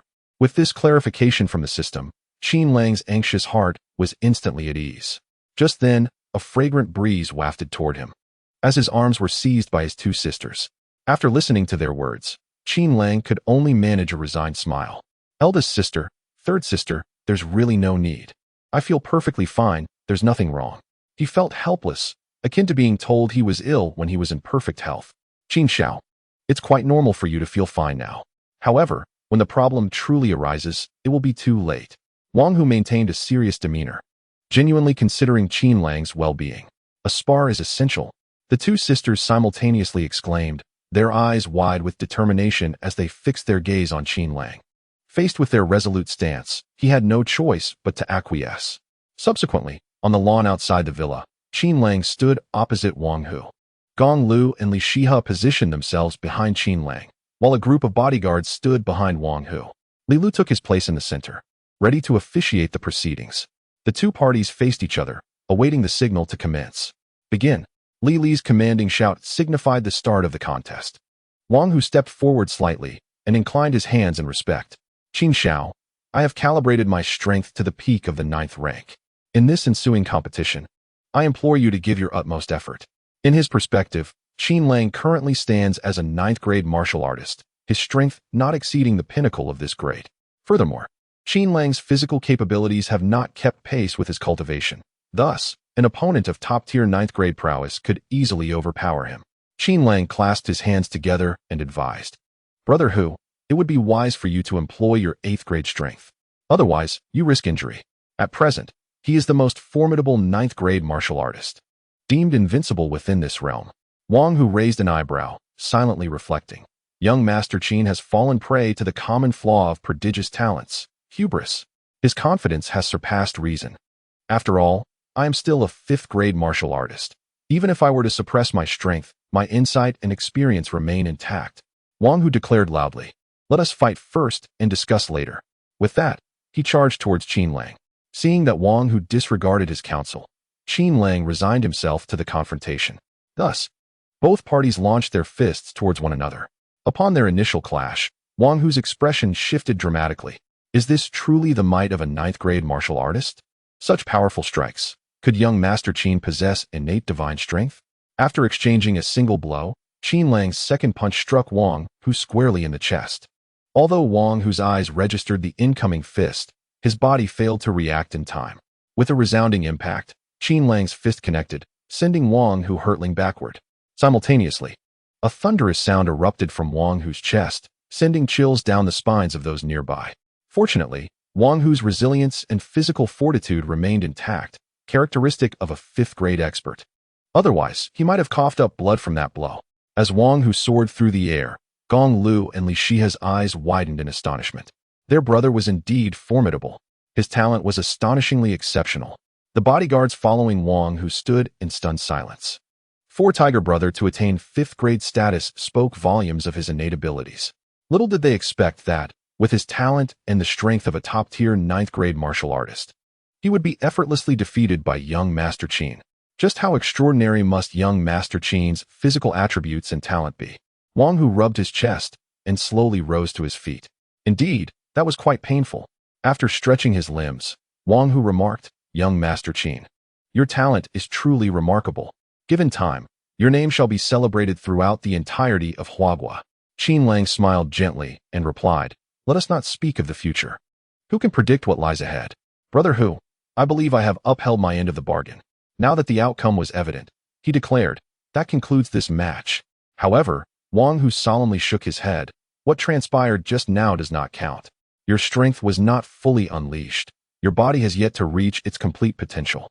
I intend to engage you at the level of a mid-grade, 8th grade martial artist, aiming to draw out your full capabilities. This way, your body can swiftly acclimate to your current strength. Shall we continue? Qin Lang was left speechless. However, he reconsidered and thought, why not give it a try? Can a formidable 9th-tier martial artist defeat an 8th-tier martial artist? Chapter 55, Mixed Doubles. Qin Lang pondered for a moment and decided it would be prudent to consult the expert.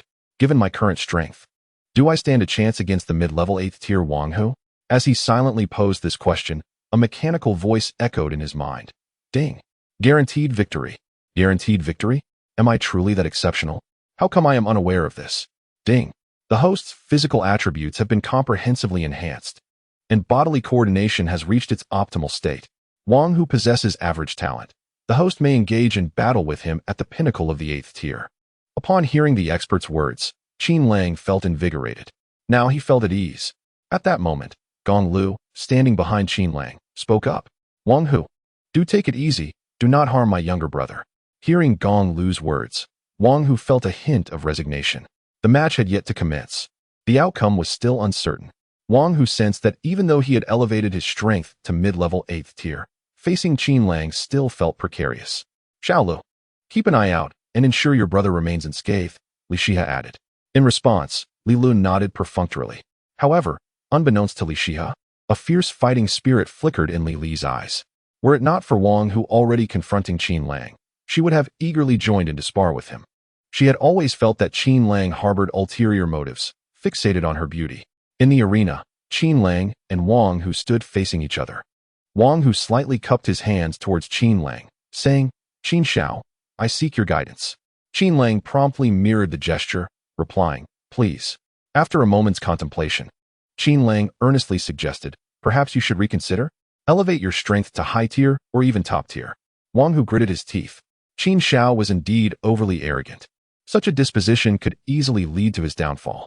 Today, I shall endeavor to help him amend this flaw. I will impart a valuable lesson. Wang Hu slowly shook his head and solemnly declared, no need. We shall see after the match. With that, he subtly shifted his hands in front of him, and his aura transformed. At that moment, Wang Hu's presence surged, and his strength ascended to an elevated tier. He bellowed, Qin Xiao, here I come. With that, he pivoted on his toes, sending a cloud of turf and soil flying backward. Wang Hu's body surged forward, charging directly at Qin Lang. Seeing Wang Hu's advance, Qin Lang dared not underestimate the situation. Even a lion employs its full strength when hunting a rabbit. Moreover, Wang Hu was no defenseless rabbit. Qin Lang mentally shouted, Thunderous Fist. With that, he activated the heat coursing through his arms and lunged toward Wang Hu. As the two figures swiftly approached, Li Shiha could not bear to witness such a scene and concealed himself behind Gong Liu. Meanwhile, Li Lu observed Qin Lang with a cheerful demeanor, hoping he would receive a beating from Wang Hu. The bodyguards behind Wang Hu fixed their gaze intently on the arena, eagerly anticipating the outcome of this contest. Unbeknownst to everyone, atop a colossal camphor tree at the pinnacle of Cloud City, an elderly man sat cross-legged on the branches. This venerable figure was none other than Bai Fengxing, the esteemed guardian of Cloud City and the younger brother of the head of the Coastal Bai family. Bai Fengxing watched the contest below with keen interest, exclaiming in admiration, this young man is destined for greatness. If the Bai family can forge a bond with him, they will undoubtedly soar to new heights. In these tumultuous times beyond our borders, one can only wonder how long Huagua can endure. This young man shall undoubtedly shine amidst the chaos. On the lawn, a resounding clash echoed, bang. Two fists collided. Boom. Subsequently, Qin Lang and Wang Hu struck each other squarely on the chest, both staggering backward. Qin Lang retreated 3 steps, while Wang Hu was forced back a full 10 steps. Qin Lang rubbed his chest, feeling a sharp pain as if his very organs had been shaken. Moreover, a sense of oppression weighed heavily upon his chest, making it difficult to breathe. Gradually, he began to circulate the warm energy within his body, and the discomfort in his chest began to dissipate. In his focus on assessing his own condition, Qin Lang remained oblivious to the fact that everyone around him had been rendered speechless. Gong Liu gazed at Qin Lang's silhouette. Her heart profoundly stirred.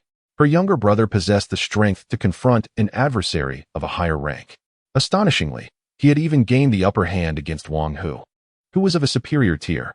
Was it truly this remarkable? Li Li's eyes widened in disbelief as he regarded Qin Lang. Could this seemingly lecherous fellow truly be so formidable? Rubbing his chubby chin thoughtfully, Li Lu mused. No, this fellow must not be allowed to become too arrogant. His malevolent influence must be curtailed. Otherwise, who knows how many innocent girls would fall prey to him in the future. Wang Hu stood frozen in shock. He glanced at Qin Lang, then at himself, his expression one of utter bewilderment. How could he, an 8th-tier fighter, find himself at a disadvantage against a 9th-tier opponent? This was truly humiliating. Just how extraordinary was Qin Xiao's talent? This was an embarrassing defeat of monumental proportions. Wang Hu turned to his subordinates behind him. Indeed, they were all wearing bemused smiles. Wang Hu's reputation was formidable, and they had never witnessed him falter before. Seeing it now brought them an inexplicable sense of satisfaction. At that moment, Qin Lang's voice rang out. Brother Hu, I told you it wasn't necessary. My body has a remarkable capacity for adaptation. His words were laced with mirth. Yet to others, they bore an insufferable tone. What do you mean it wasn't necessary? It most certainly is. At this juncture, Li Li's voice echoed in response. Li Lu approached Wang Hu and exclaimed, I see that Brother Hu is rather overwhelmed. Allow me to lend a hand. Qin Lang, surely you are not afraid, are you? A spark of determination flickered in Li Li's eyes, and a surge of combat spirit erupted from within him. Observing Li Li's eagerness, Qin Lang instantly grasped his intentions. This fellow was intent on seizing the opportunity to strike him. A mixed-gender tag team? He would not fall victim to such a scheme. Just then, an electronic voice echoed in Qin Lang's mind. Ding. Challenge from Li Lu detected. Please select from the following tasks. Task 1. Accept Li Li's challenge. Reward, 1 million in cash. Task 2. Decline Li Li's challenge. Reward, 5 charm points. Task 3. Accept Li Li's challenge while also challenging Wang Hu. Reward, the second move of the mountain shaking fist, the rising dragon fist. Upon reviewing the tasks, Qin Lang felt an urge to drag the pedant out and give him a thrashing. This infernal system always presented such tasks at the most inconvenient times. Was it not undermining him? Among the 3 rewards, only the 3rd task held any allure for Qin Lang. 1 million in cash? He was not in need of money at the moment. Charm points? Utterly uninteresting. Only strength was what Qin Lang yearned for at this juncture. If the first move of the mountain shaking fist, the thunderous fist, was already formidable, the rising dragon fist would surely be even more powerful. Task 3 it is. Reluctantly, he resolved to choose task 3. Li Lu, do not act rashly. At that moment, Li Shiyan interjected. Concerned that Qin Lang might suffer too severe a beating, and could not help but voice her objection to Li Li's challenge. Hearing her words, Qin Lang turned and smiled reassuringly. Sister San, it's fine. I was just contemplating this. He then directed his gaze towards Li Lu and boldly declared, What, afraid? However, you must limit your strength to the intermediate 8th rank. Qin Lang calculated, since his strength could contend with the top 8th rank. Facing 2 individuals of intermediate 8th rank should pose no significant challenge. Witnessing Qin Lang's agreement, Li Lu felt a surge of delight. She waved her hand nonchalantly.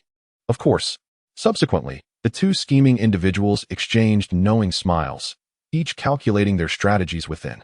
Chapter 56. The second move of the mountain shaking fist, the rising dragon fist. Outside the villa, on the lawn, Wang Hu and Li Lu stood on one side, while Qin Lang positioned himself on the opposite side. Li Lu slightly cupped her fists and laughed heartily. Here I come. No sooner had she spoken than she charged forward. Her speed was astonishing. In mere seconds, she had traversed nearly 10 meters to stand before Qin Lang. Gazing upon Qin Lang's handsome visage, Li Lu silently vowed, Today, I shall turn you into a pig's head. With a fierce shout, she invoked Great Ancestor Dragon Fist. The Great Ancestor Dragon Fist was a unique martial art of Li Li's family. Their ancestor had once been an emperor, born in tumultuous times, and had engaged in warfare across the lands for many years. The Taizu Dragon Fist is a technique that this emperor comprehended on the battlefield, while seemingly unaltered. Its destructive power is immense. Li Li's punch was aimed squarely at Qin Longjuan's face, intent on transforming it into a grotesque visage.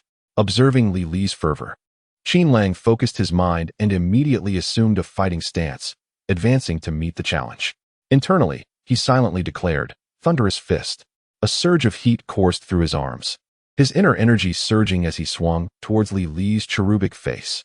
After both parties unleashed their punches, They were taken aback to discover that each had aimed for the other's face. However, astonishment quickly gave way to the harsh reality of combat. Both individuals, being rather stubborn, awaited the other's maneuver. Consequently, after both fists collided with their intended targets, neither altered their approach. By the heavens! Ouch! The simultaneous cries of pain echoed. Li Li's punch struck Qin Lang squarely on the cheek, causing him to stagger back 4 or 5 steps. The force of Li Li's blow left half of Qin Lang's face numb. Following that brief numbness, a wave of excruciating pain surged forth, prompting Qin Lang to grimace and shed tears. Li Lu, however, fared even worse, as he was sent sprawling to the ground. Given that Qin Lang was taller, Li Lu had leapt to enhance the power of his punch.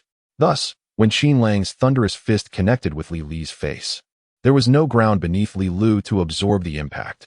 He was sent reeling, losing his balance and crashing to the ground.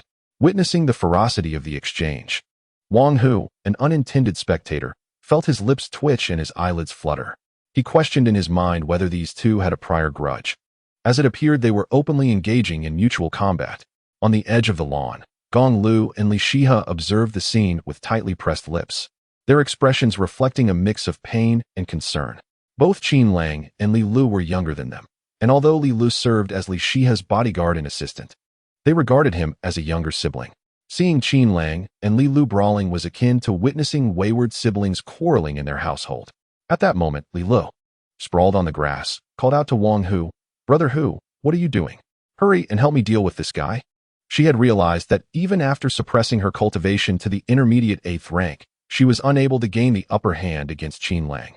Currently, Li Lu was gnawing on a mouthful of grass, her already plump face now swollen, giving her an even rounder appearance, and looking quite disheveled. Wang Hu, at a loss for words, thought to himself, "Our initial intention was to help young Master Qin strengthen his physique. Isn't it better to apply pressure gradually? Your words sound as if you're calling for help in a street brawl." Nevertheless, Wang Hu recognized that Qin Lang possessed commendable physical prowess and could likely withstand their combined assault. Thus, as soon as Li Li's words fell, Wang Hu charged towards Qin Lang. Subsequently, the battle among the three commenced. Initially, Qin Lang struggled to adapt to the onslaught from both opponents, enduring a considerable number of blows. Many of the punches he received seemed as though they were guided by radar, targeting his face with relentless precision. It goes without saying that these were all delivered by Li Lu. Li Lu harbored deep resentment towards Qin Lang, who showed no mercy. The memory of Qin Lang's initial heavy strike ignited a fury within her, causing her teeth to grind in irritation. Since she began her martial arts training in childhood, she had never suffered such humiliation until this day. Therefore, whenever she seized an opportunity, she unleashed her fury upon Qin Lang's face. As Qin Lang acclimated to their joint assault, his mastery of power utilization grew increasingly refined. The attacks from his adversaries facilitated his rapid growth. Techniques he had only rehearsed mentally were now being executed with increasing proficiency. His thunderous fist became more adept with each strike, resonating with a dull thud. Gradually, both Wang Hu and Li Lu began to feel the pressure. At this juncture, Qin Lang initiated his counterattack. He typically harnessed the surging energy of his mountain-shattering fist in his arms, then unleashed it explosively, sending Wang Hu flying. Following this, he commenced a one-sided domination over Li Lu, targeting her plump face with each punch. As time progressed, even when Wang Hu and Li Lu teamed up, Qin Lang effortlessly countered their efforts, and they endured numerous blows themselves. Eventually, witnessing not only their inability to gain the upper hand but also suffering considerable punishment, Li Lu exclaimed that she no longer wished to fight. Thus, this contest, proposed by Wang Hu, concluded amidst the exchanged threats between Qin Lang and Li Lu. The bout lasted over an hour. Ding! Congratulations to the host for acquiring the second stance of the mountain-shattering fist, the Rising Dragon Fist. As soon as the contest ended, the reward for the meticulous observer arrived. The thought that their efforts had not been in vain filled Qin Lang with delight. In the villa, both Qin Lang and Li Lu reclined on the sofa, their faces bruised and swollen, groaning in discomfort. Gong Liu and Li Shihe busied themselves beside them, diligently applying ointment to their faces. However, neither Gong Liu nor Li Shihe had ever performed such delicate tasks. With every tremor of their hands or slight pressure, both Qin Lang and Li Lu cried out in pain. Qin Lang, observing Li Shihe as she tended to his wounds, gently implored, Third sister, be gentle. Li Shihe shot him a glare, chiding, who told you both to fight so fiercely? Several times, you nearly came to blows.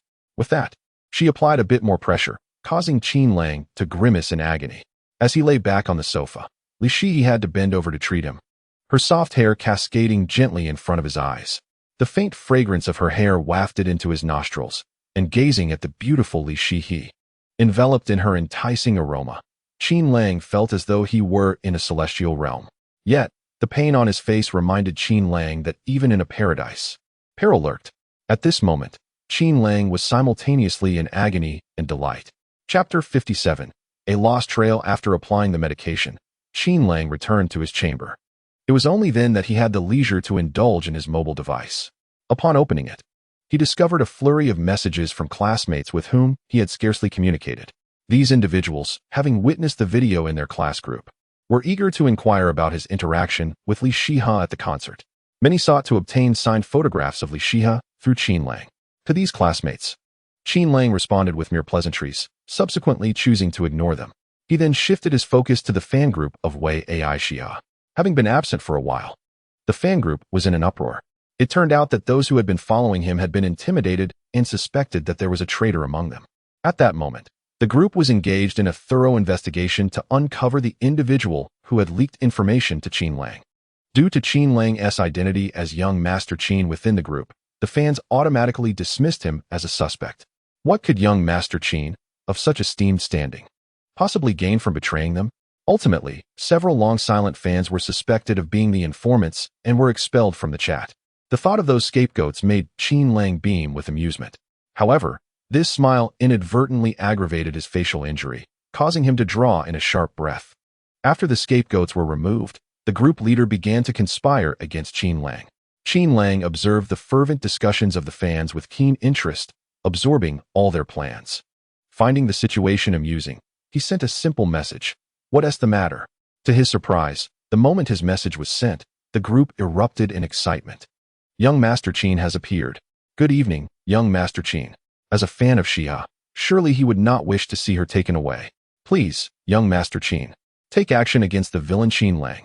In an instant, that last plea flooded the chat. The fans, buoyed by the profound and enigmatic identity of young Master Qin, felt a surge of hope. Upon reading this message, Qin Lang couldn't help but burst into laughter. Haha, am I to strike myself? Despite the discomfort from his facial injury, which brought tears to his eyes, he could not suppress his mirth. He chuckled and replied, I'm occupied at present. We shall discuss this later, and promptly exited the chat. Just then, the door to his room swung open. Qin Lang's exuberant laughter had startled both Gong Liu and Li Shihe. Upon entering, they found Qin Lang in a state of both laughter and tears, leading them to believe he had gone quite mad from his injuries.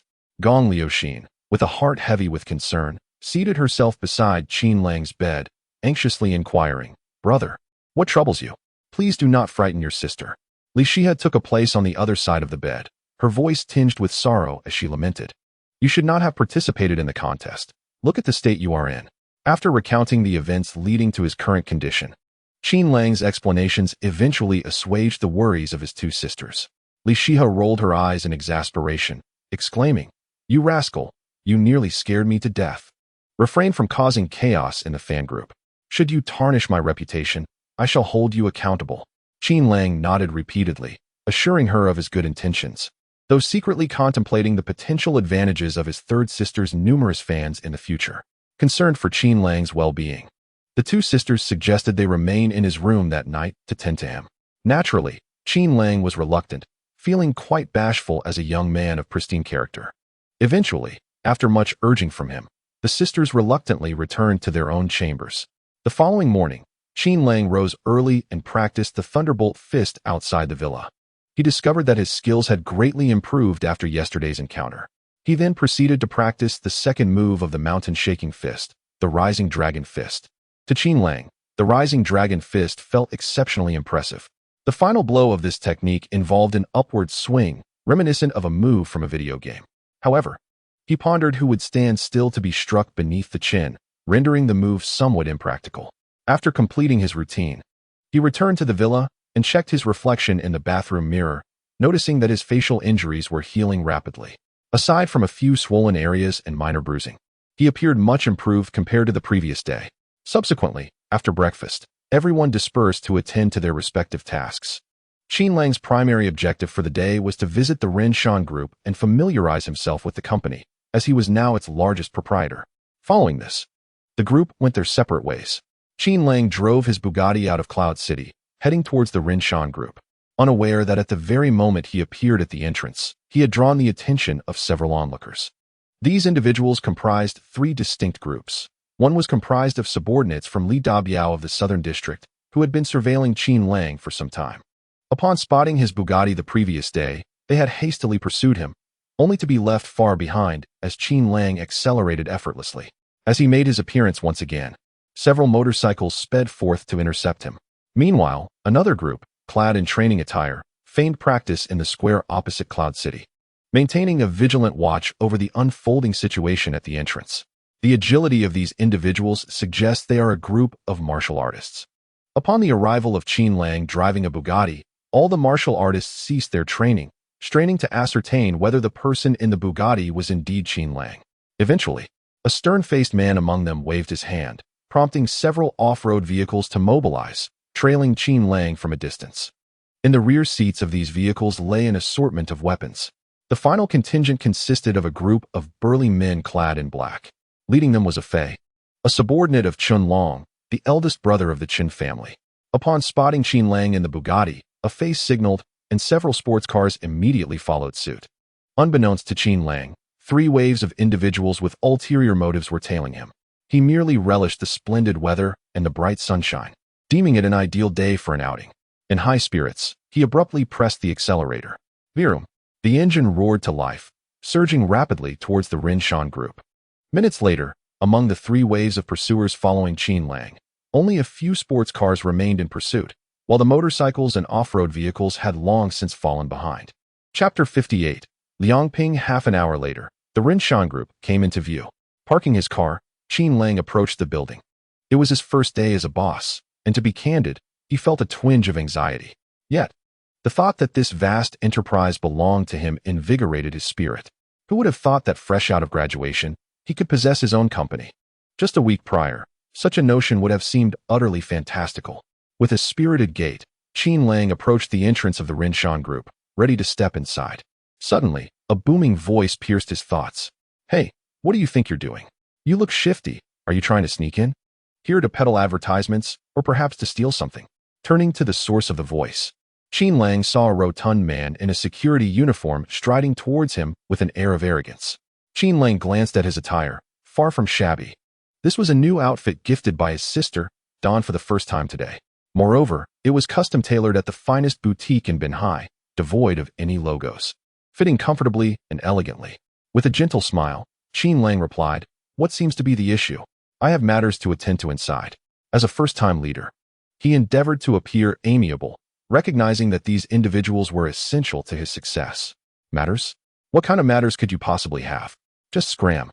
The security guard scrutinized Qin Lang, noting the absence of any designer labels, and maintained his haughty demeanor. The guard's attitude irked Qin Lang considerably. The security guard exhibits a complete lack of reasoning. Could it be that he has always treated visiting guests in such a manner? Such a person ought to be dismissed. Should they remain, what purpose would they serve? The smile on Qin Lang's face gradually faded, revealing a cold sneer. He regarded the rotund security guard and taunted. "Are you truly certain you wish to expel me? Do you not yearn to know my purpose for entering? Do you not wish to discover whom I seek?" This was Qin Lang's final opportunity for the guard. "Whoever you are matters not to me. Leave at once." The security guard, having already decided that Qin Lang was merely a door-to-door salesman, scoffed internally. These young individuals, freshly emerged from academia, appear utterly oblivious to etiquette. When conducting business, one must know how to entice with a humble offering. How dare he expect to draw out the treasure without first casting a stone? Has he never heard that meeting the king of hell is easier than dealing with a pesky ghost? How can one hope to traverse this threshold without first appeasing those within? Today, I shall impart a lesson. The corpulent guard resolved to summon Qin Lang back, once he had left in disgrace. At that point, he would demand a favor to allow him entry. However, Qin Lang's reaction took the guard by surprise. He promptly produced his phone and coldly stated, "I am at the company entrance. and a security guard is preventing my entry. Please come and address this matter." With that, he hung up the call.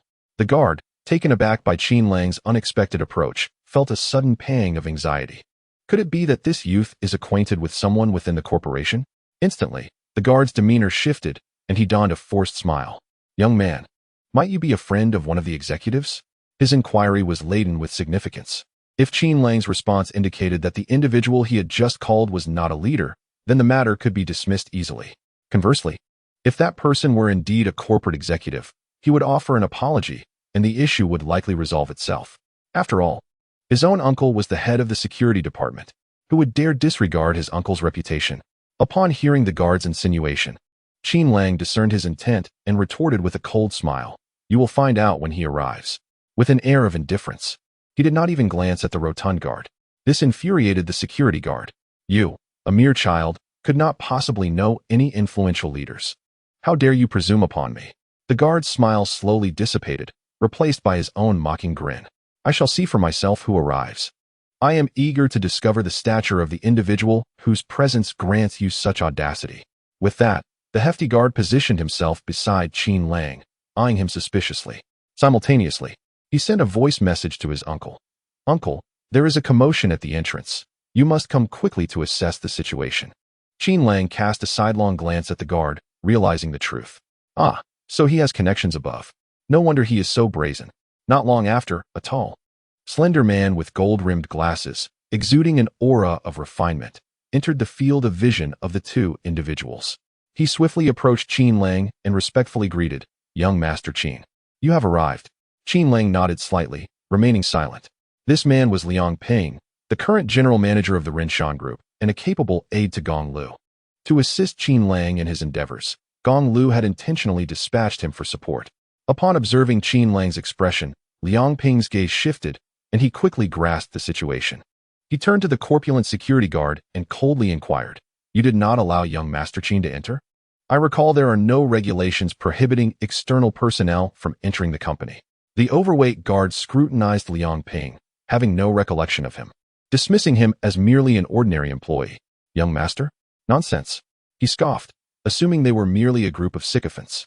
Noticing Liang Ping's unfriendly demeanor, he arrogantly replied, "What of it? I saw him acting suspiciously and did not wish to grant him entry. So what?" Liang Ping was nearly amused by the guard's arrogance. "Your desires hold such significance?" He retorted icily. "You may not need to return tomorrow. Proceed to the Human Resources Department and resign at once." The overweight guard laughed derisively.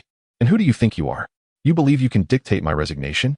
Infuriated, he boasted, "Do you know who my uncle is? He can enter or leave as he pleases." With thoughts of his uncle's imminent arrival, the corpulent guard felt emboldened. What does a mere employee think he is? Playing the role of a big boss? Liang Ping chuckled, albeit in a chilling manner. "And who, pray tell, is your uncle?" The guard, puffing out his chest with pride, declared, "I fear revealing his identity might frighten you. My uncle is Hong Min, the head of the security department." At that moment, a cacophony of footsteps echoed as a group of security personnel armed with rubber clubs, led by a burly man, marched towards the entrance with an intimidating presence. "Who dares to cause a disturbance on my territory?" The man spoke, his tone reminiscent of a bandit leader from centuries past. Upon recognizing the approaching figures, the overweight guard's spirits soared. He rushed forward, eager to report, "Uncle, it's that young man at the entrance. I sensed something off about him, so I refused him entry. But he insisted on barging in. He even called for reinforcements. The one behind him, the bespectacled fellow, is no good either. He audaciously threatened to have me dismissed.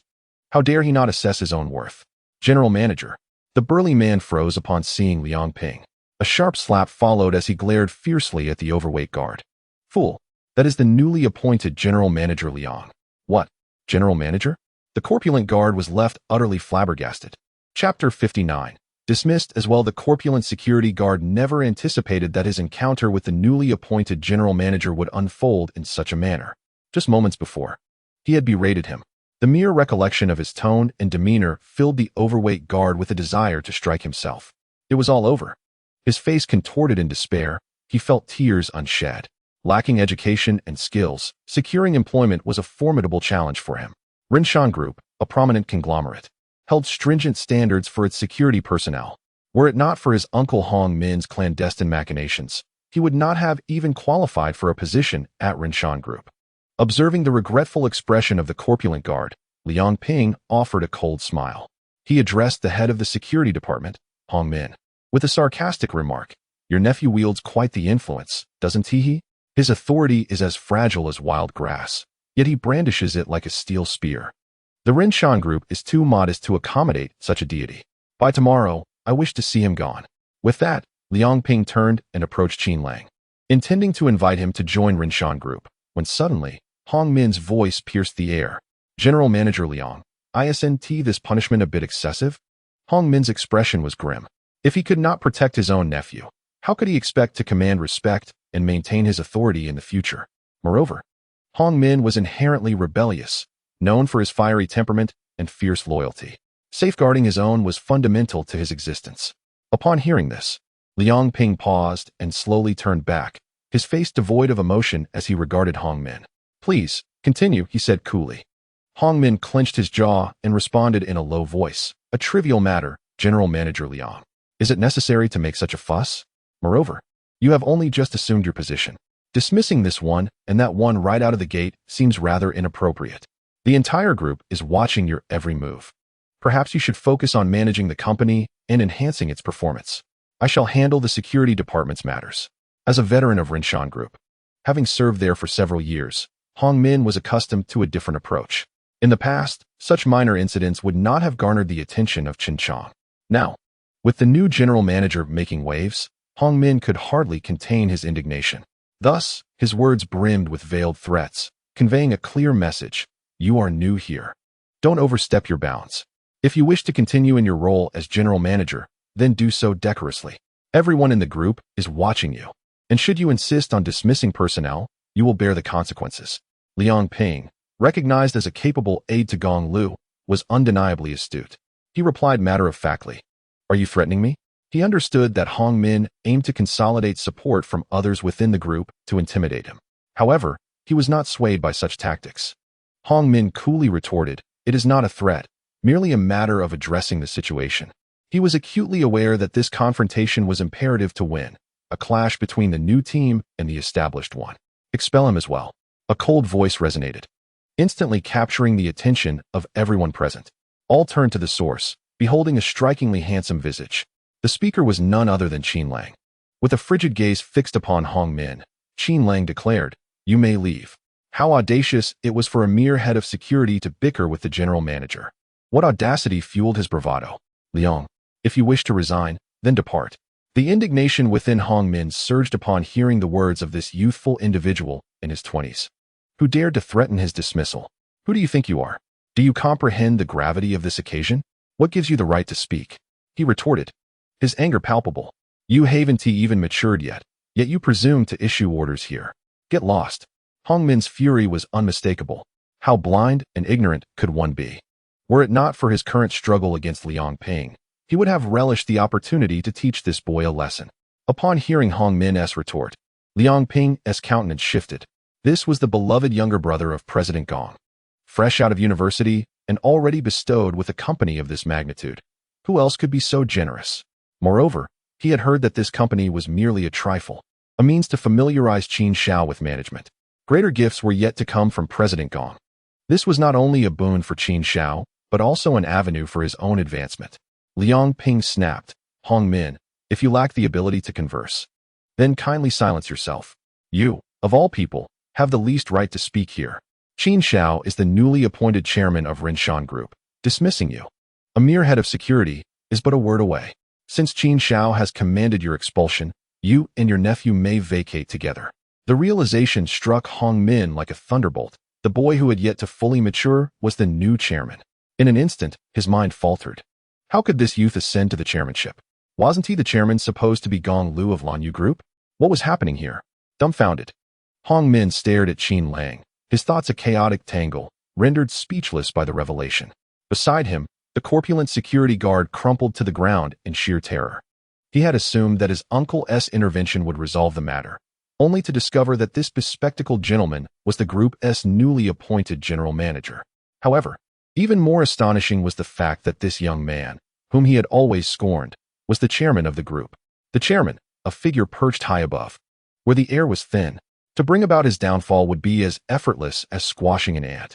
Despair enveloped the corpulent guard. The other security personnel behind Hong Min were equally bewildered. What were they doing? Assaulting their own chairman? Striking their own employer? Had they lost their minds? The guards hastily concealed their rubber batons behind their backs, distancing themselves from Hong Min. If it were merely a general manager, it might be tolerable. But the chairman has also emerged. Who on earth would dare to associate with you? Such a person, even after resignation, would still possess the means to deal with you. Hong Min noticed the subtle movements of the security personnel nearby, and his heart plummeted. His expression shifted erratically, revealing a tumult of emotions. Eventually, Hong Min forced a smile and approached Qin Lang, respectfully addressing him. Chairman. Qin Lang merely cast a glance in his direction and nonchalantly replied, "Get lost." The simplicity of that word shattered all of Hong Min's pride in an instant. Being reprimanded by a mere youth in his early 20s nearly infuriated him. The smile on Hong Min's face vanished, replaced by an icy demeanor. He growled, "You will regret this, kid." Qin Lang merely glanced at him, remaining silent. This was a classic case of anger stemming from humiliation. At that moment, a loud shout echoed from a short distance away. "Are you Qin Lang? Come here." Qin Lang turned to see a group of men in black standing by the roadside at the entrance of the Rinshan group. These imposing figures resembled dark towers, standing resolutely and exuding an intimidating presence. Upon recognizing the leader among them, Hong Min's heart sank. It was none other than Ah Fei, a subordinate of the Chun family's young master, Chun Long. The look on Ah Fei's face indicated trouble was brewing. Hong Min glanced back at Qin Lang, a cold smile gradually forming on his lips. Chapter 60. Allow me to introduce you to the renowned name of Chun Long. Everyone in the circle is well aware of Chun Long's reputation. Ah Fei, a thug under Chun Long's command, was likely dispatched to assist Chun Long in handling matters. In Benhai, those who offend Chun Long rarely meet a favorable end. The Chun family is an indomitable force in the eyes of 99 of the populace in Benhai. Hong Min scoffed inwardly, thinking, the insignificant Rinshan group pales in comparison to the Chun family. Not to mention the Rinshan group. Even the Lan Yu group would think twice before crossing the Qin family. Today, I shall witness your demise. At this moment, Qin Lang furrowed his brow, pondering the origins of these individuals. Are you afraid to come over? Then I shall come to you. Seeing Qin Lang remain motionless, Ah Fei, filled with rage, led his men forward. The group exuded a menacing aura, radiating hostility. At that moment, the security personnel of the Rinshan group realized that these men in black were here to cause trouble. They exchanged glances, nodding slightly. This was an excellent opportunity to make an impression in front of the general manager and chairman. Moreover, these individuals seemed intent on troubling the chairman. If they could assist in driving them away, a promising future would lie ahead. The security guards immediately brandished their batons and confronted the group of black-clad men. What do you want? Is the chairman's name something you can utter? Dare to cause a commotion at our Rinshan group? You possess quite the audacity. Leave promptly, or we shall show no mercy. The security guards were unfamiliar with Ah Fei and the origins of these men in black. Consequently, they exhibited no fear towards Ah Fei and his formidable companions. Observing the guard's demeanor, Ah Fei was momentarily taken aback. He then sneered and inquired, "You do not recognize me?" A burly security guard, with a deep voice, retorted, "Who the hell are you? Do I need to know you?" This guard was quite hefty, likely weighing around 200 pounds. No sooner had he spoken than he was lifted off the ground by Ah Fei, with one hand gripping the guard's neck. Ah Fei effortlessly hoisted him into the air. "Do not recognize me? Very well, today I shall make you aware." With a swift motion of his arm, the 200-pound guard was flung across the air, tracing an arc. A cacophony of sounds ensued. Crash, pop, crack, and boom. After soaring 7 or 8 meters, the guard crashed through the glass doors at the entrance of Rinshan Group, toppling over a row of cabinets before landing heavily on the ground. Witnessing Ah Fei's terrifying strength, the remaining security guards swallowed hard, feeling a sense of impending doom. Had they known these men in black were so formidable, they would never have instigated this confrontation. At that moment, the burly men in black forcefully shoved the group of guards aside, cornering them against the wall. "Stay still. Behave yourselves. Anyone who dares to move will meet their demise. If you wish to survive, obey." The black-clad men shouted and shoved, instilling fear in the guards, who dared not utter a word. Liang Ping, observing the ferocity of these men, quickly turned to Hong Min and said in a serious tone, "Hong Min, you have not yet resigned. You are still the head of the security department. This matter requires your intervention." "Need me?" Hong Min scoffed. "Haven't you just fired me? What use would I be to you now? Weren't you quite arrogant when you dismissed me? Now you expect me to serve you? Have you lost your mind?" Hong Min felt a surge of pride and satisfaction. How swiftly retribution arrives. Seeing Hong Min's smug expression, Liang Ping's face turned pale with anger. "Damn it." At that moment, Hong Min shifted his tone. "I have some acquaintance with the leader, a Fei. I could speak a few words with him. However, if you wish for me to intervene, you must beg me." He laughed heartily, reveling in his triumph. At that moment, he felt an overwhelming sense of elation.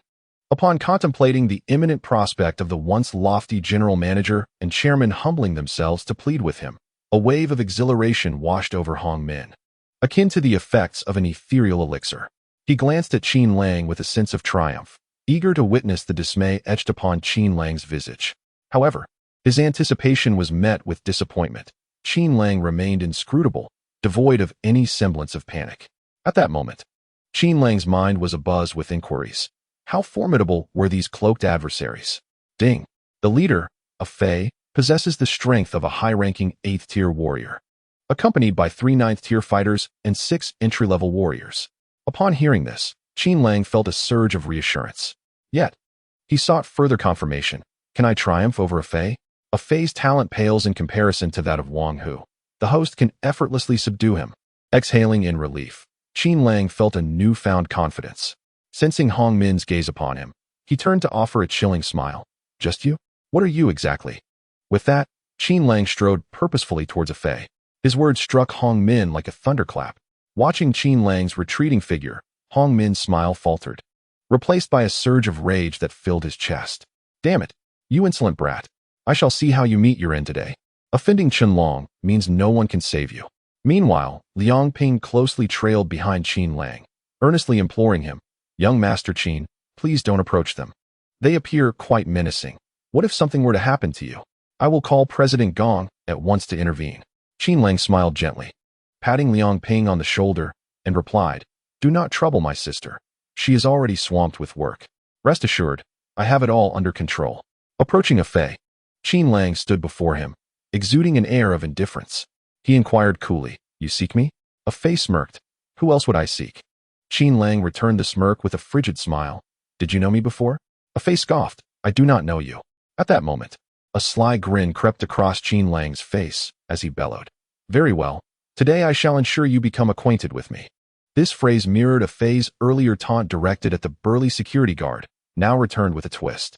Without delay, Qin Lang unleashed his pent-up energy, swiftly seizing a Fei by the throat and executing a powerful shoulder throw. Boom. A resounding crash echoed as a Fei was violently slammed onto the concrete floor. The excruciating pain compelled a Fei to scream, yet the grip on his throat stifled his cries, rendering him helplessly uncomfortable. Chapter 61. The Contrarian's withdrawal. The sudden eruption of violence left all witnesses in a state of shock. Liang Ping, standing right beside Qin Lang, felt the intensity of the moment most acutely. It was as if a tremendous roar reverberated in his ears, followed by the very ground trembling beneath them. He swallowed hard, his mind racing with disbelief. Despite Qin Shao's seemingly gentle demeanor and lack of physical prowess, how could he possess such extraordinary strength? Moreover, his actions were remarkably decisive. Before anyone had the chance to react, he had already incapacitated his opponent. To his astonishment, beneath Qin Shao's refined exterior lay a heart so ferocious. Hong Min stood transfixed, as if paralyzed by an unseen force, his body rooted in place. At that moment, a single thought consumed him. Who exactly is this Qin Lang? As a martial artist himself, and a junior 8th grade practitioner at that, Hong Min was among the few who truly grasped the situation. He recognized that Qin Lang's swift strike had been executed with blinding speed.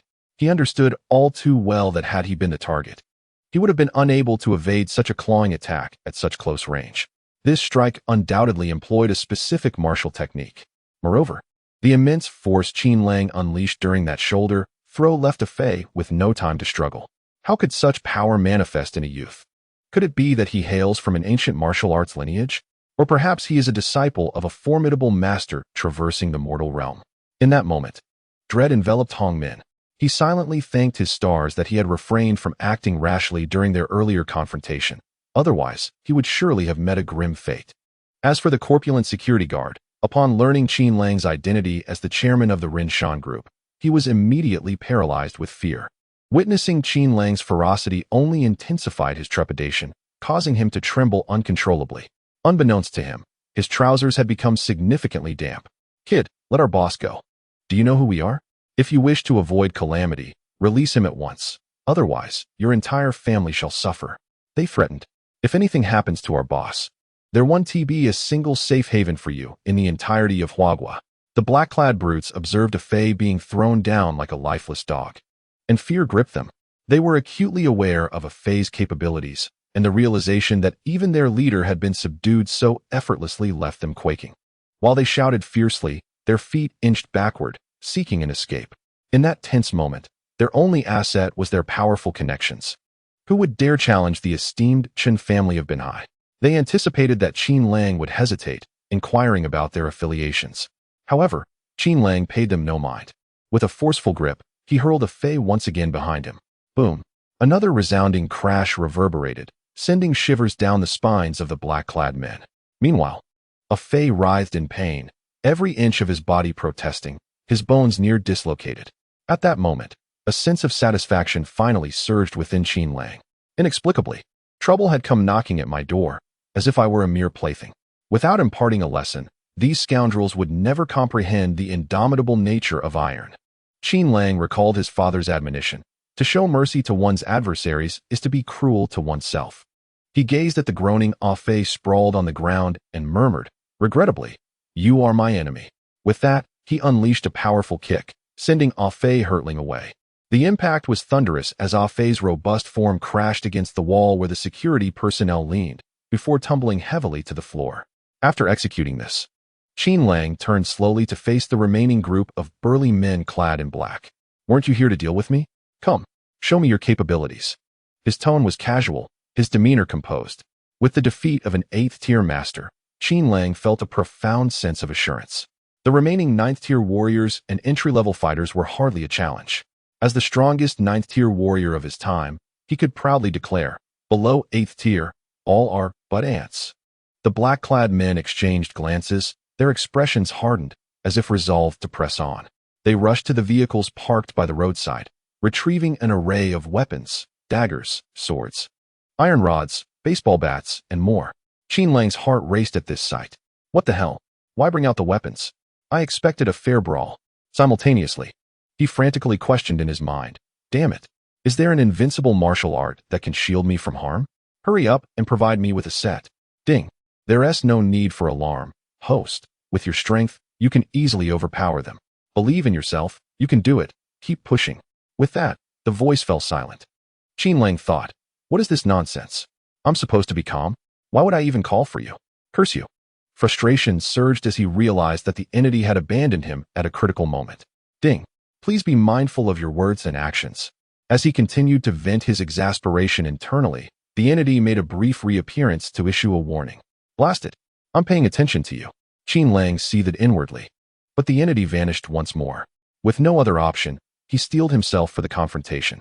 The black-clad men had encircled him, closing in rapidly. Chairman, take over.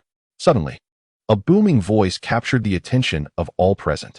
Everyone turned towards the entrance, where the previously ejected large-bodied security guard stood, bloodied and covered in shards of glass. As he shouted, he hurled the rubber baton towards Qin Lang. Upon hearing the commotion, Qin Lang immediately turned around, only to see a dark stick hurtling towards his forehead. In a split second, he instinctively raised his hand and firmly caught the rubber rod. At that moment, a cold sweat broke out on Qin Lang's brow. Could this individual be a spy sent by the enemy? Was this hulking figure intending to feign assistance while plotting harm against him? Qin Lang weighed the rubber baton in his hand. It was merely about a pound, light and airy. However, with a weapon in hand, his confidence surged. He gazed at the group of black-clad, muscular men who appeared eager yet hesitant to advance, and with a mocking grin, he taunted, "If you have the guts, come at me." Internally, he reassured himself. After all, I shall not take the initiative. It's akin to romance. The one who acts first invariably suffers the most. The black-clad brutes exchanged uncertain glances. Noticing their numerical advantage, a flicker of confidence ignited within them. Charge. Let us deal with this punk. How much courage can a mere boy possess? These men, seasoned fighters with plenty of brawn, could no longer contain themselves upon hearing Qin Lang's provocation. Leading the charge were several ninth-tier martial artists. One among them rushed forward, wielding a baseball bat aimed directly at Qin Lang's head. The bat sliced through the air, creating a fierce wind as it neared. Should it strike true, Qin Lang would surely suffer grave injury. Yet, with each passing moment, Qin Lang grew increasingly composed. Just as the bat was about to connect, he swiftly raised his hand and deflected it with the rubber baton. However, the baton was too soft and light to hold firm for long. Nevertheless, that brief moment was sufficient. Having momentarily parried the bat, Qin Lang propelled himself forward. Rising Dragon Fist, he silently declared, delivering a swift punch to the chin of the ninth-tier martial artist. The force of the blow lifted the fighter off his feet, sending him careening backward. As he flew through the air, blood gushed from his mouth and nose, creating a cascade of crimson droplets. The ninth-tier master collided violently with several of the black-clad men before crashing to the ground. Clang! Simultaneously, the baseball bat slipped from the hands of the now-defeated martial artist. Tumbling to the earth, Qin Lang paid no heed to the fallen ninth-tier fighter, quickly scooping up the baseball bat. He assessed its weight. While it still felt a bit light, it mattered little. At that juncture, several knife-wielding black-clad thugs charged towards him. Noticing that the baseball bat was longer than their blades, Qin Lang's confidence soared. The bat sliced through the air, producing an unusual whooshing sound. Bang! Thud! The first sound was the bat striking one of the brutes. The second sound was that of the burly man spitting blood. Alas, that formidable figure was sent flying by Qin Lang's strike, crashing into several black-clad brutes. Witnessing the effectiveness of his blow, Qin Lang's confidence soared. He rushed towards the fallen black-clad men, unleashing a flurry of strikes upon them. Get up! Weren't you all so arrogant a moment ago? Come, stand up and face me, he shouted. You dare glare at me? You think I won't beat you to a pulp? Oh dear mother. I was wrong, big brother. Spare me. I'm just trying to make a living. The black-clad men on the ground cried out in agony, pleading for Qin Lang to go easy on them. Meanwhile, their hearts were filled with regret and helplessness. Had they known this calamity possessed such strength and combat prowess, they would have fled at the first opportunity. As Qin Lang continued his relentless assault, he demanded they rise. You let me stand up, they protested. You're tormenting us by striking while commanding us to get up. Young Master Qin, watch your back. Just then, Liang Ping's voice rang out. At that moment, Qin Lang's senses tingled with an imminent danger approaching from behind. He paid no heed to appearances and immediately dove forward, rolling on the ground. Swish! Clang! Qin Lang felt something tugging at him from behind, yet he broke free with sheer force. After evading the attack, he quickly distanced himself while glancing back. A mere glance nearly sent his heart into a frenzy. It turned out that the assailant was a ninth-tier martial artist, wielding a short knife that had embedded itself where Qin Lang had just stood. Qin Lang felt an immense relief. Had he not reacted swiftly, that blade would have pierced him. He touched the back of his garment, now sliced in two. Damn it! This was the new outfit my sister bought for me. Upon realizing that the gift from Gong Liu had been ruined, Qin Lang's fury erupted. This was the first time a girl had bought him clothes, and he cherished the gesture immensely.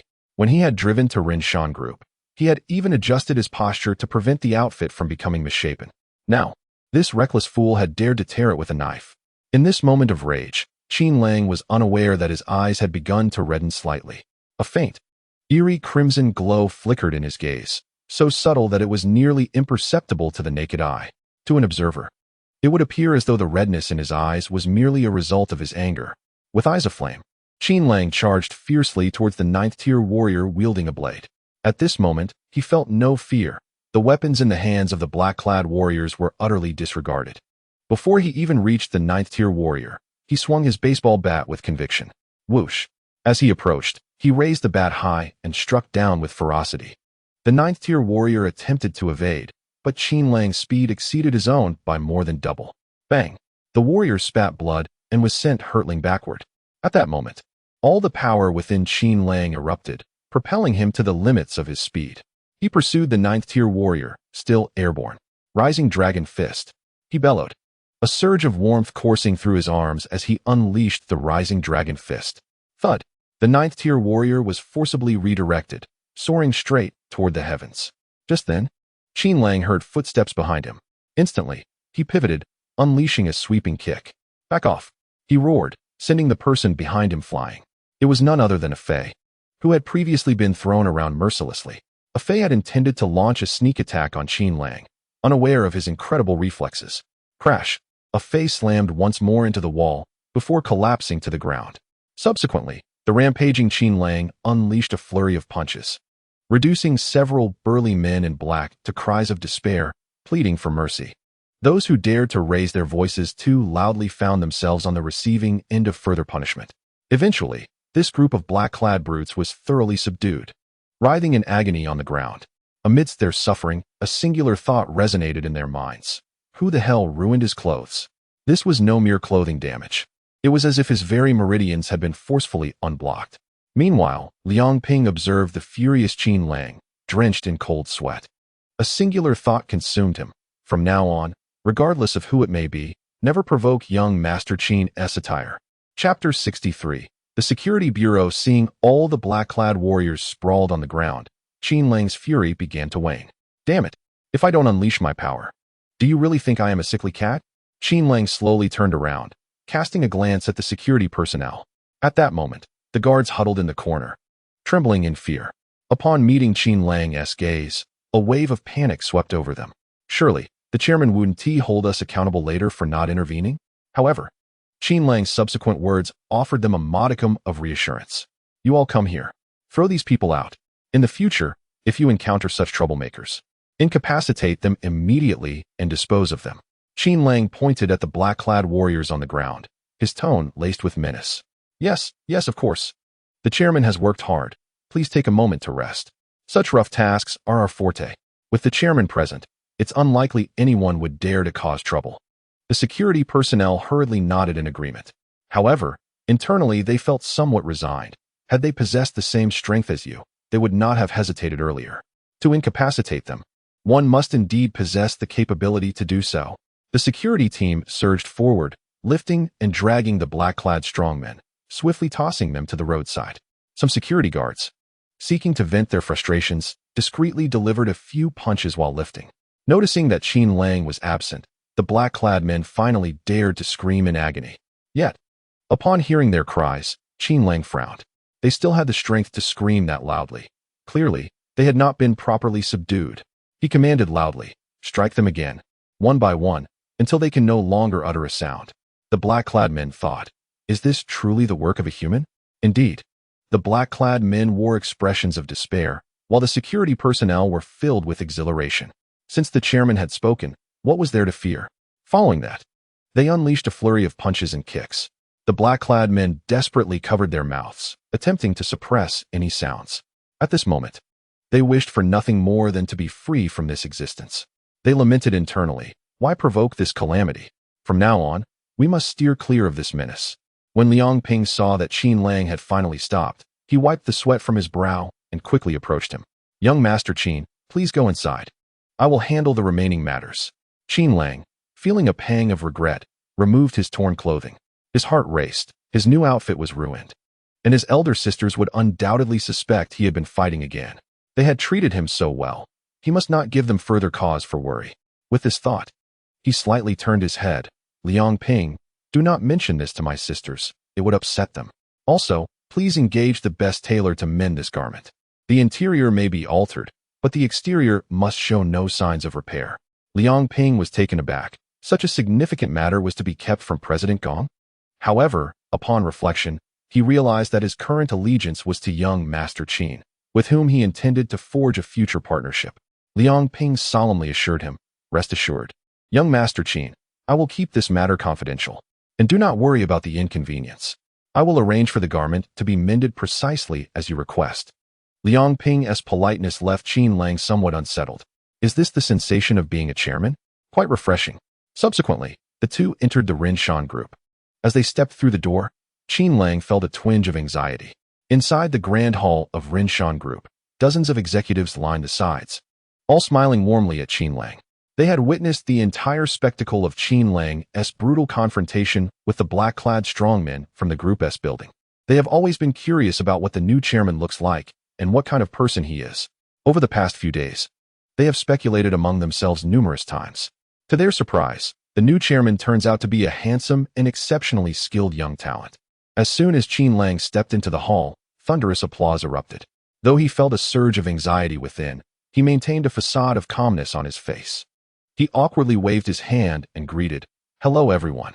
Upon hearing his words, all the executives responded in unison, "Good day, Chairman." Subsequently, Liang Ping escorted Qin Lang to his office. The chairman's office was spacious, adorned with a dignified and grand decor. Qin Lang glanced around and found it quite impressive. After a brief moment of rest, Liang Ping invited him to the conference room. The atmosphere in the conference room was somewhat serious.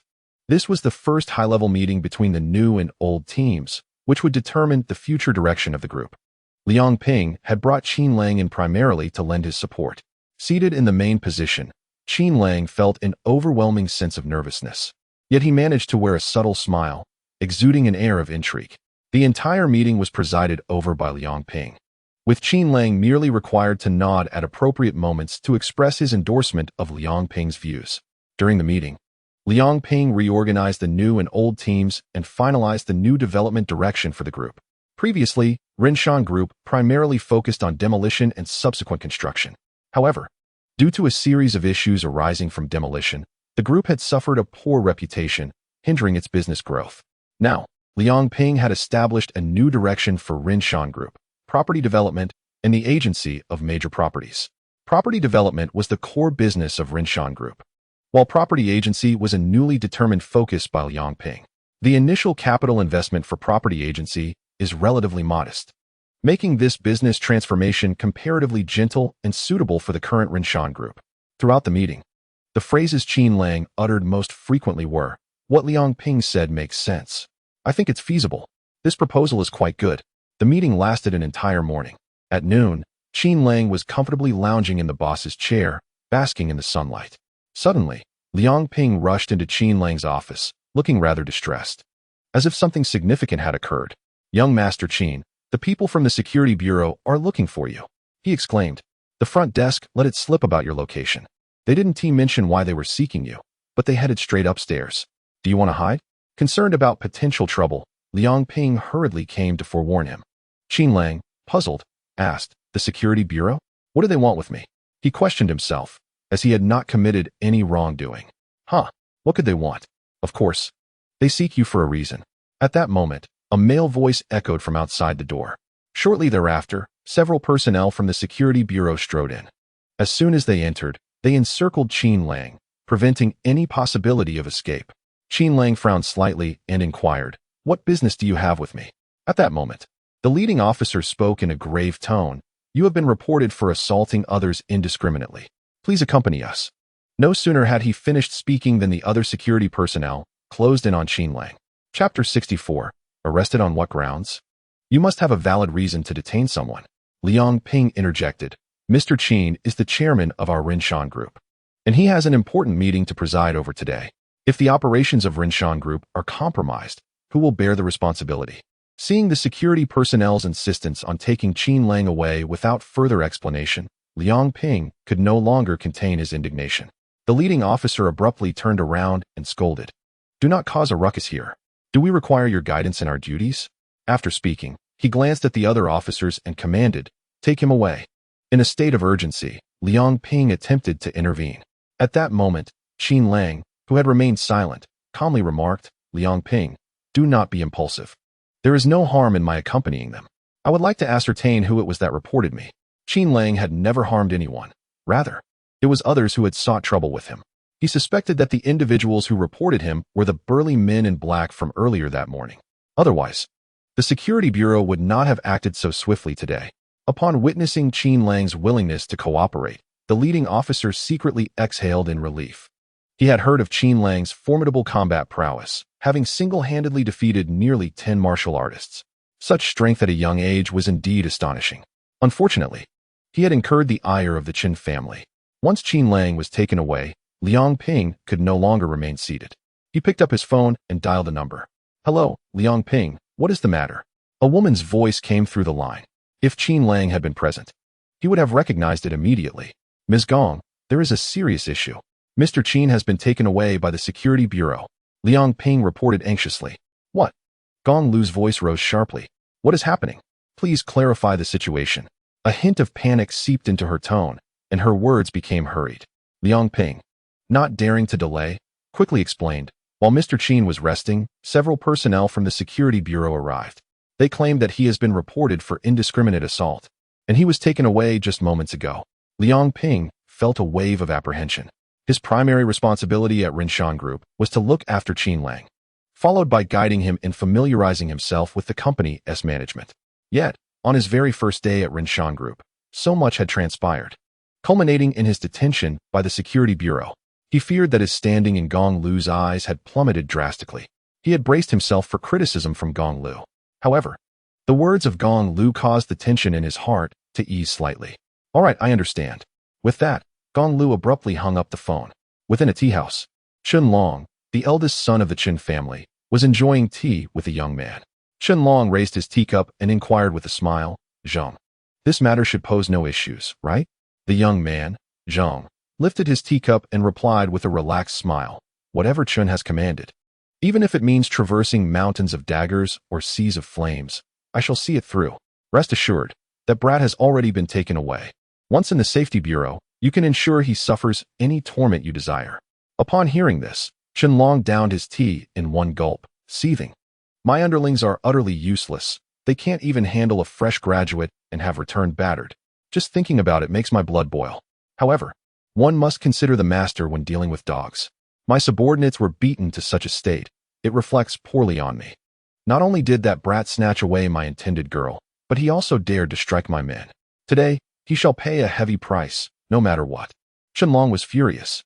When he was angry, someone was bound to suffer misfortune.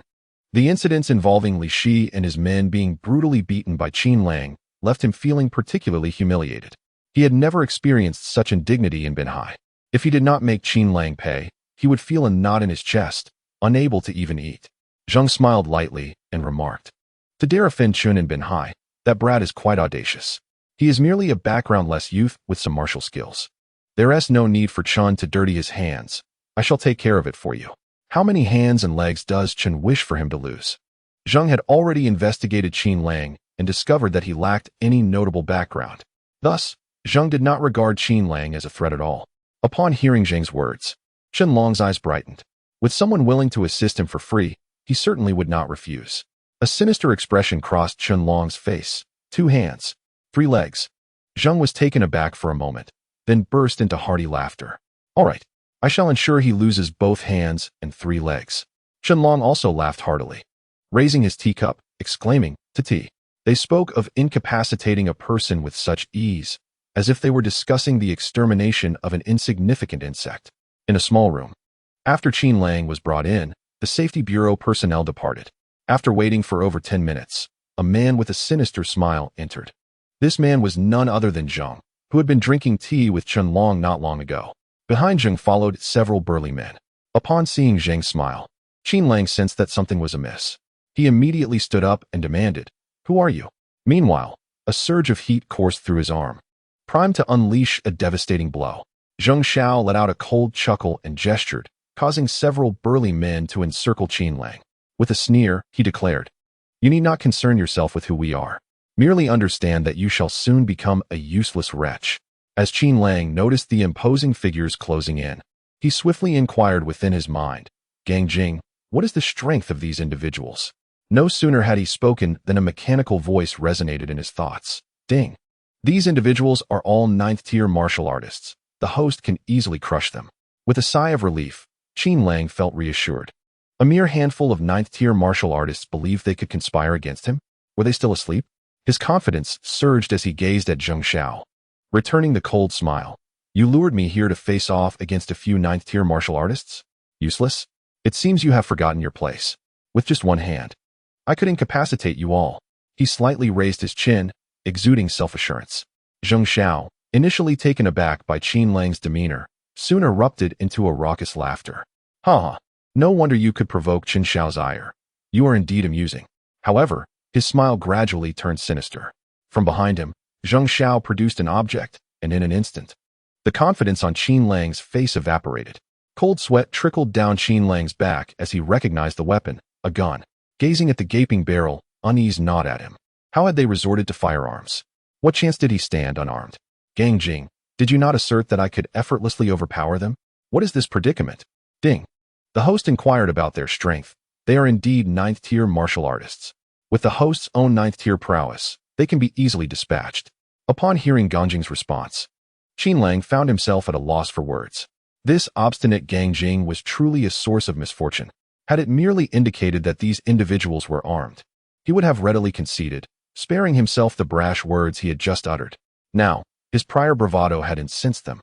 Come, let us see if your bullet travels faster than my speed, Zheng Xiao taunted, brandishing the pistol as he advanced toward Qin Lang. With each step Zheng Xiao took, Qin Lang retreated, nervously stating, I do not believe I have wronged you. What do you hope to gain by luring me here? Qin Lang was certain that this group had ulterior motives. Were they after wealth? He could provide that. After all, riches are but transient. One cannot take them with them in death. What of desire? It seems impossible, doesn't it? No, wait. Qin Lang suddenly recalled that this man had just mentioned someone. Chen Xiao. Among those he had offended, aside from Chen Chong, there was only the Chen Xiao referenced by Wan Tiange. Chen Chong had already fallen from grace and could not possibly hire these mercenaries. Thus, it meant that these individuals were indeed sent by the Chen Xiao spoken of by Wan Tiange. Just as Qin Lang grasped this connection, a derisive laugh yanked him back to reality. Huh, overthinking, are we? You hold yourself in too high regard. Bringing you here is merely a matter of a single command. While you may not have offended me, you have certainly crossed paths with the powerful Chen Long of the Chen family. To deal with a mere insignificant character like you would earn a significant favor from Chen Long. This transaction is quite profitable. Zheng Xiao looked down on Qin Lang with disdain evident in his eyes. He said coldly, enough of this nonsense. Get on your knees and cover your head. Hurry, or I'll put a bullet in you. Gazing at Zheng Xiao's menacing visage, Qin Lang had no doubt about the sincerity of his threat. However, he had no intention of resigning himself to fate. He understood that if he did indeed crouch down and allowed these men to seize him, he would be utterly defenseless. He had made up his mind. At the moment he bent down, he would launch a sudden attack on the armed man. A powerful rising dragon punch would incapacitate him. Once he dealt with the gunman, the others would be relatively easy to handle.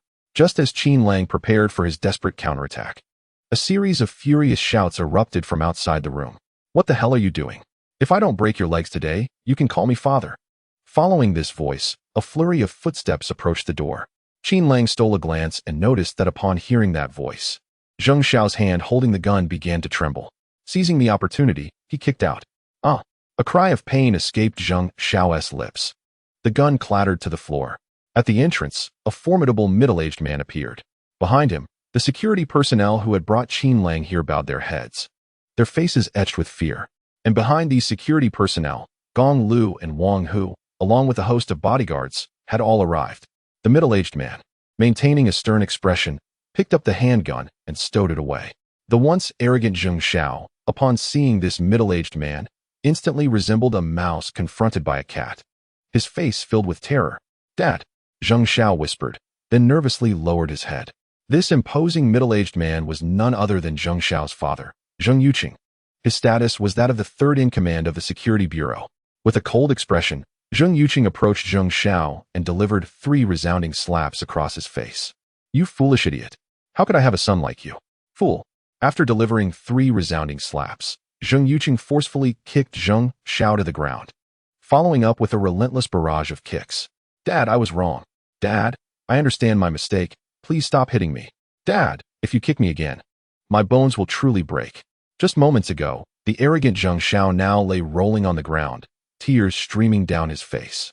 On the other side of the room, the treatment of Qin Lang stood in stark contrast to that of Zheng Xiao. As soon as she entered, Gong Liu rushed over to tightly embrace Qin Lang, her usually strong demeanor now marred by tears. Brother, are you all right? Gong Liu's voice trembled, tinged with a hint of fear. She had just witnessed the shocking moment when Zheng Xiao, who had lured Qin Lang, brandished a gun. She also recalled the instant when Qin Lang had delivered that decisive kick. Had that kick gone awry and the gun not been dislodged, the consequences would have been unimaginable. The thought sent a shiver of dread through Gong Liu. Inhaling the intoxicating fragrance emanating from Gong Liu, Qin Lang grinned and said, "Sister, I'm fine. Just don't hold me too tightly. I can hardly breathe." His cheerful expression was intended to alleviate her anxiety, though his heart raced and tension still gripped him.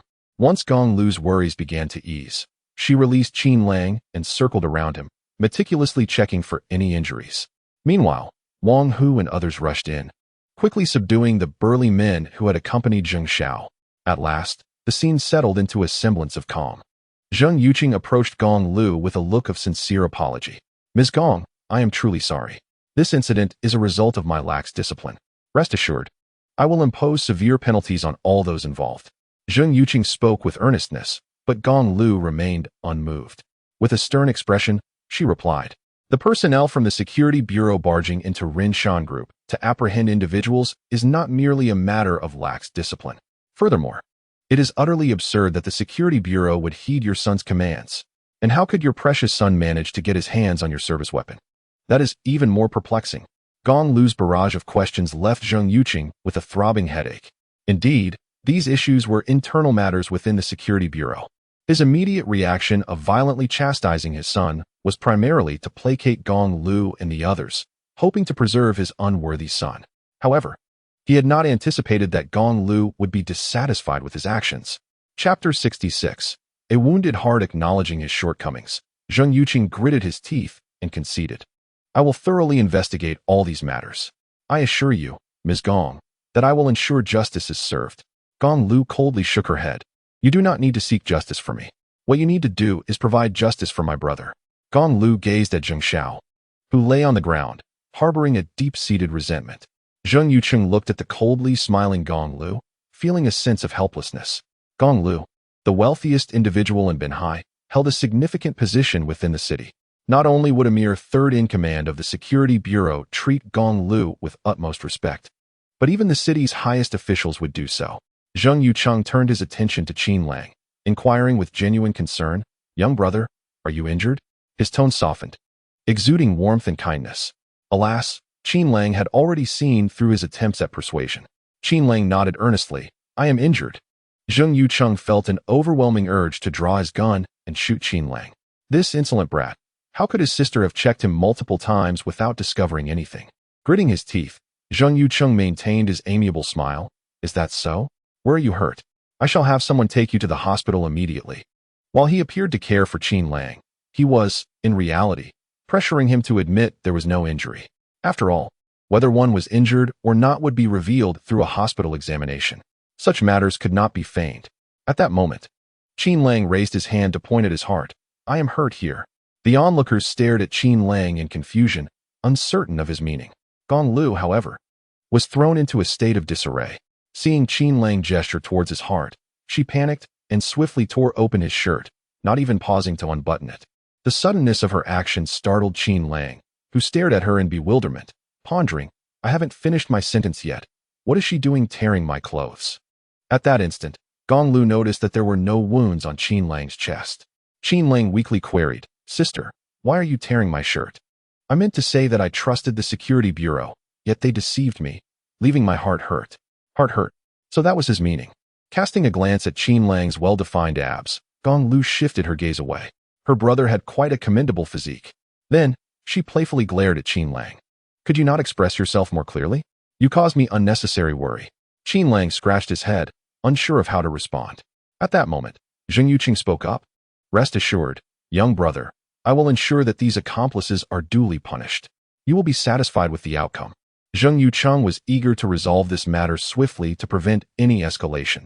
Otherwise, his position might become precarious. Qin Lang shook his head and exclaimed, "What good is punishing them? Your son is the real culprit. He is the one who deserves punishment most. My heart is hurt primarily because he pointed a gun at my head. You have no idea, I nearly wet myself at that moment." With his sister right beside him, Qin Lang felt less restrained in his words. Zheng Yuqing clenched his teeth in silence, realizing that this young man seemed unwilling to let go of his wayward son. Yet, he maintained a benevolent smile and said, "Rest assured, young brother, I shall administer a fitting punishment." Qin Lang responded with a smile. "Did you not assert upon entering that you would not break his legs? After all, you are his father, are you not?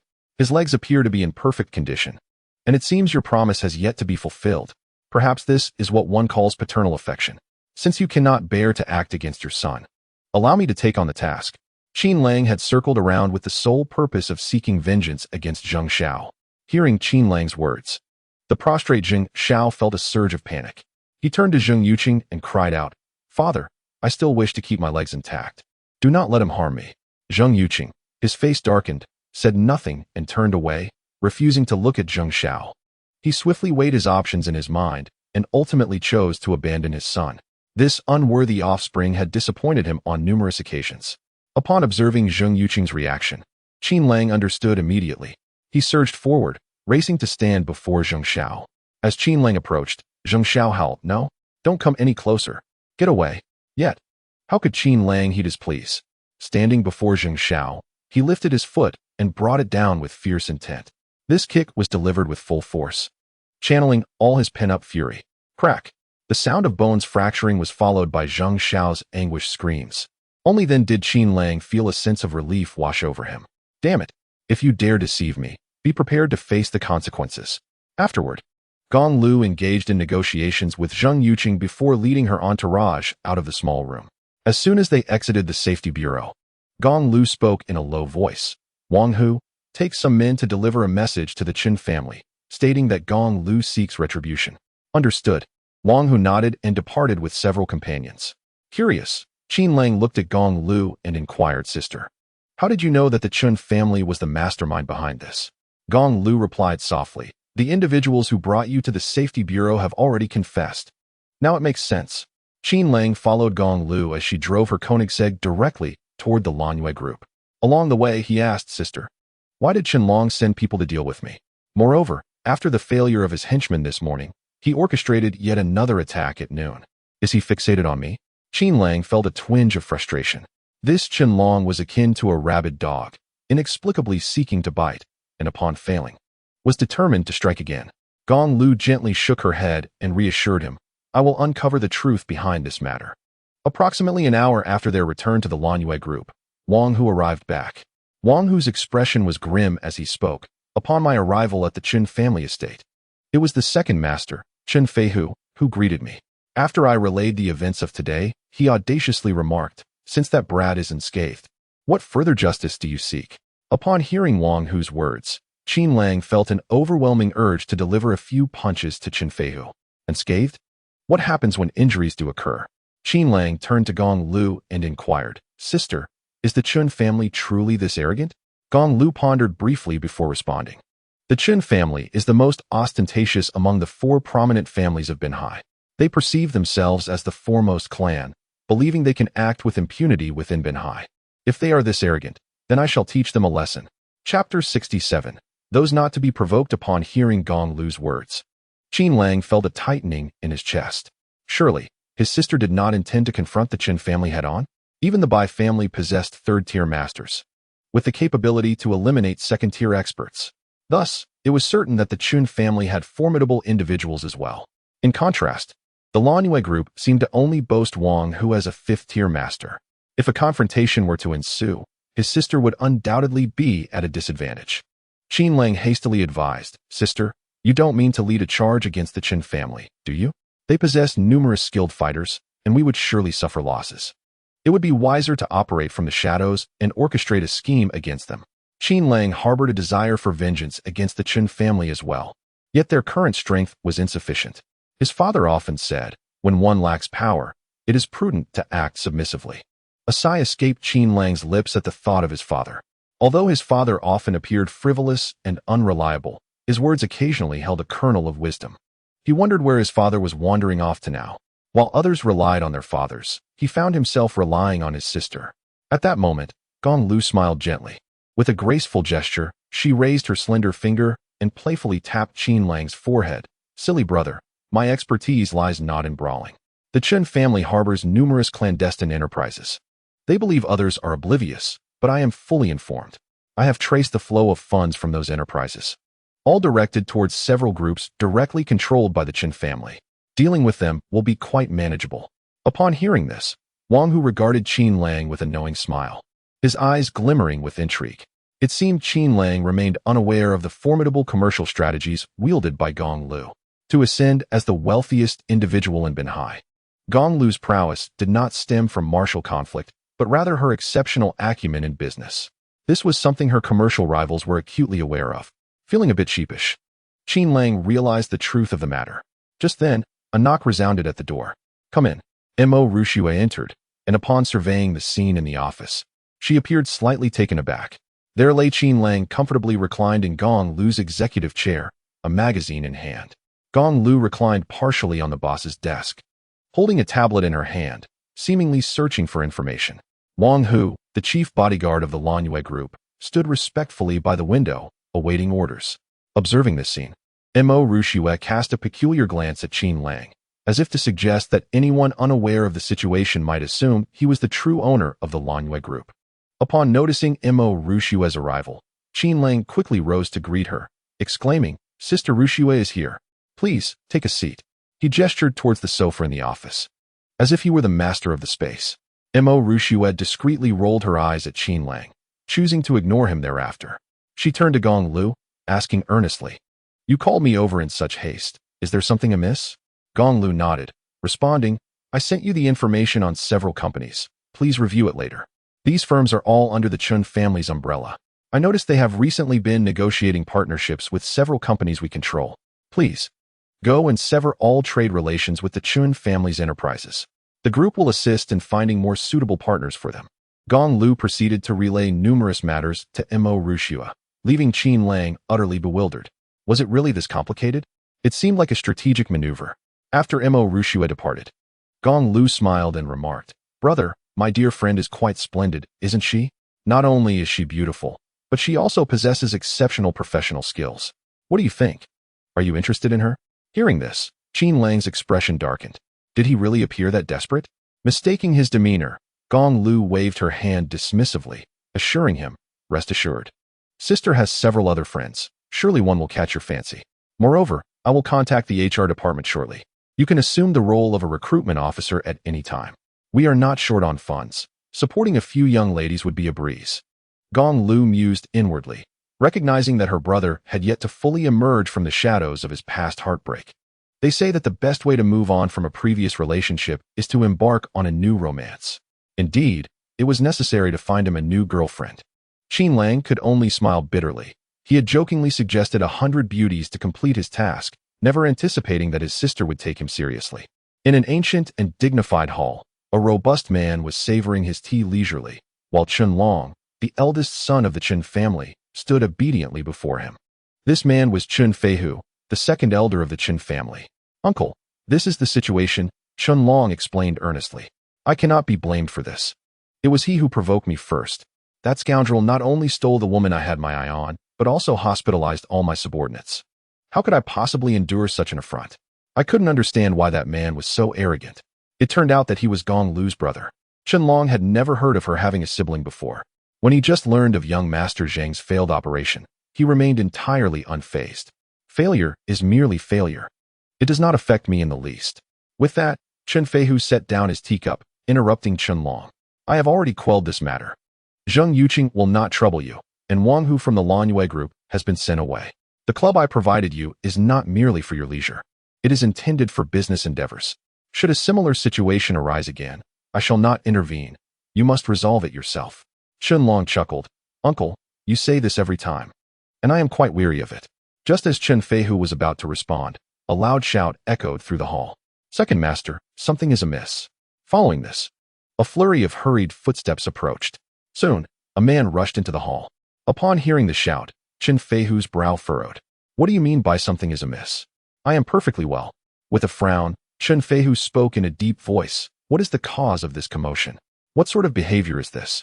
The newcomer, panting, quickly explained, "Second master, half an hour ago, the family business unexpectedly suffered a blow. Projects that were about to be finalized have all been cancelled. Moreover, several major groups that have consistently collaborated with us have suddenly announced the termination of our partnerships, cutting off our supply channels. When our people inquired about the reason, they claimed we have offended someone we shouldn't have. Now, our team is in disarray, utterly at a loss." Seeing Chun Feihu's furrowed brow, the messenger hurried to clarify. This second master had a volatile temperament. If he did not respond swiftly, there could be dire consequences. Bang! Chen Feihu slammed his palm down on the tea table, shattering it to pieces. He furiously demanded, "They canceled the cooperation just like that? Who is behind this? In Benhai, who dares oppose the Chen family? Someone we cannot afford to offend. Ridiculous. In Benhai, there is no one whom the Chen family cannot confront." The messenger, frightened by Chen Feihu's wrath, quickly shrank back. "I have already dispatched someone to investigate. We should have results shortly." "Should have results?" Chen Feihu roared. "You better hurry up and find out. It is imperative I do not learn who is responsible. Otherwise, I shall flay him alive." Chapter 68. Chen Feihu's fury at Chen Feihu's roar. Even Chen Long felt a jolt of fear. This uncle was not one to take lightly. It seemed someone was destined for misfortune. Fortunately, this uncle was quite protective of his own. Chen Long tentatively inquired, "Uncle, is it possible that the other 3 prominent families are behind this? If so, we are in deep trouble." Although the Chen family was ostentatious, they were well aware that none of the other 3 families were to be trifled with. Should a conflict arise, it would undoubtedly result in mutual destruction.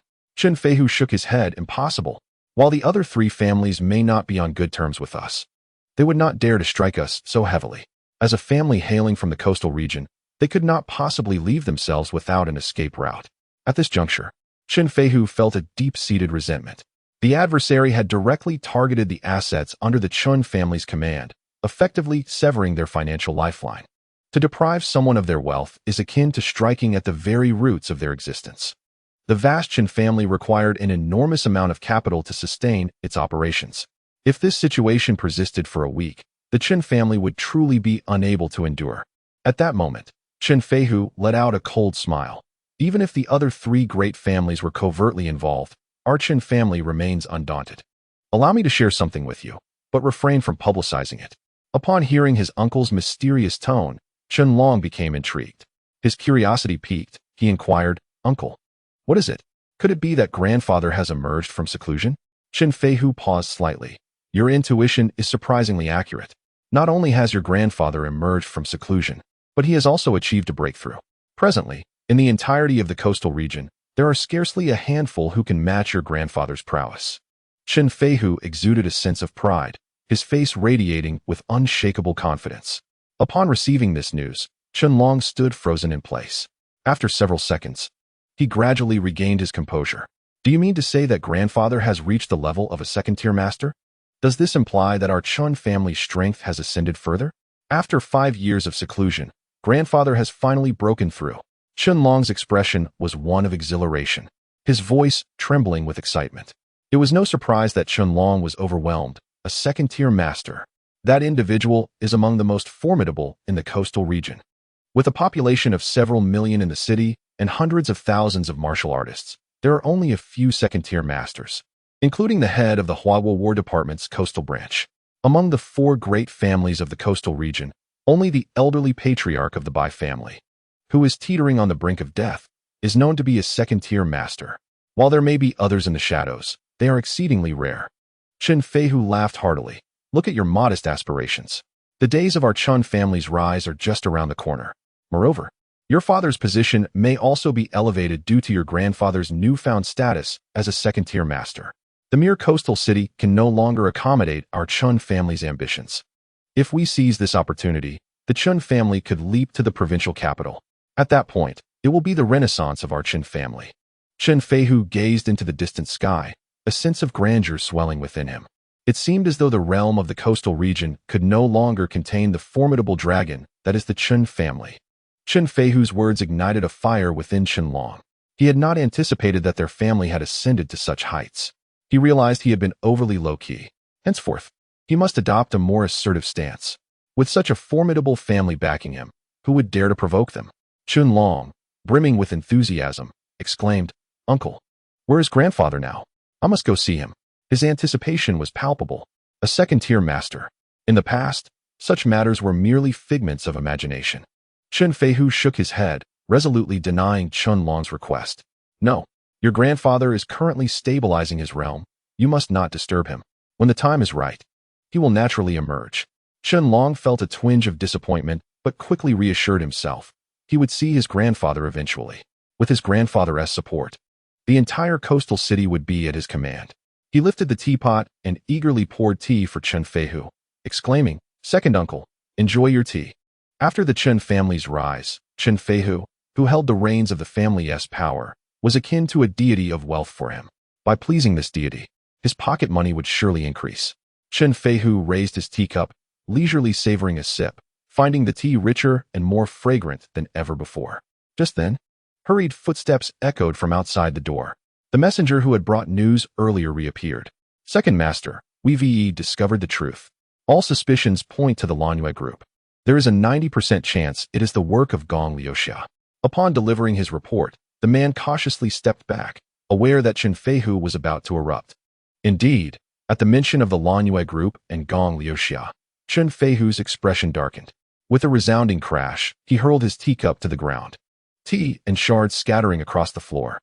He bellowed, "So it was that vile woman. I knew someone dared to target our Chen family. It was her. She seeks death.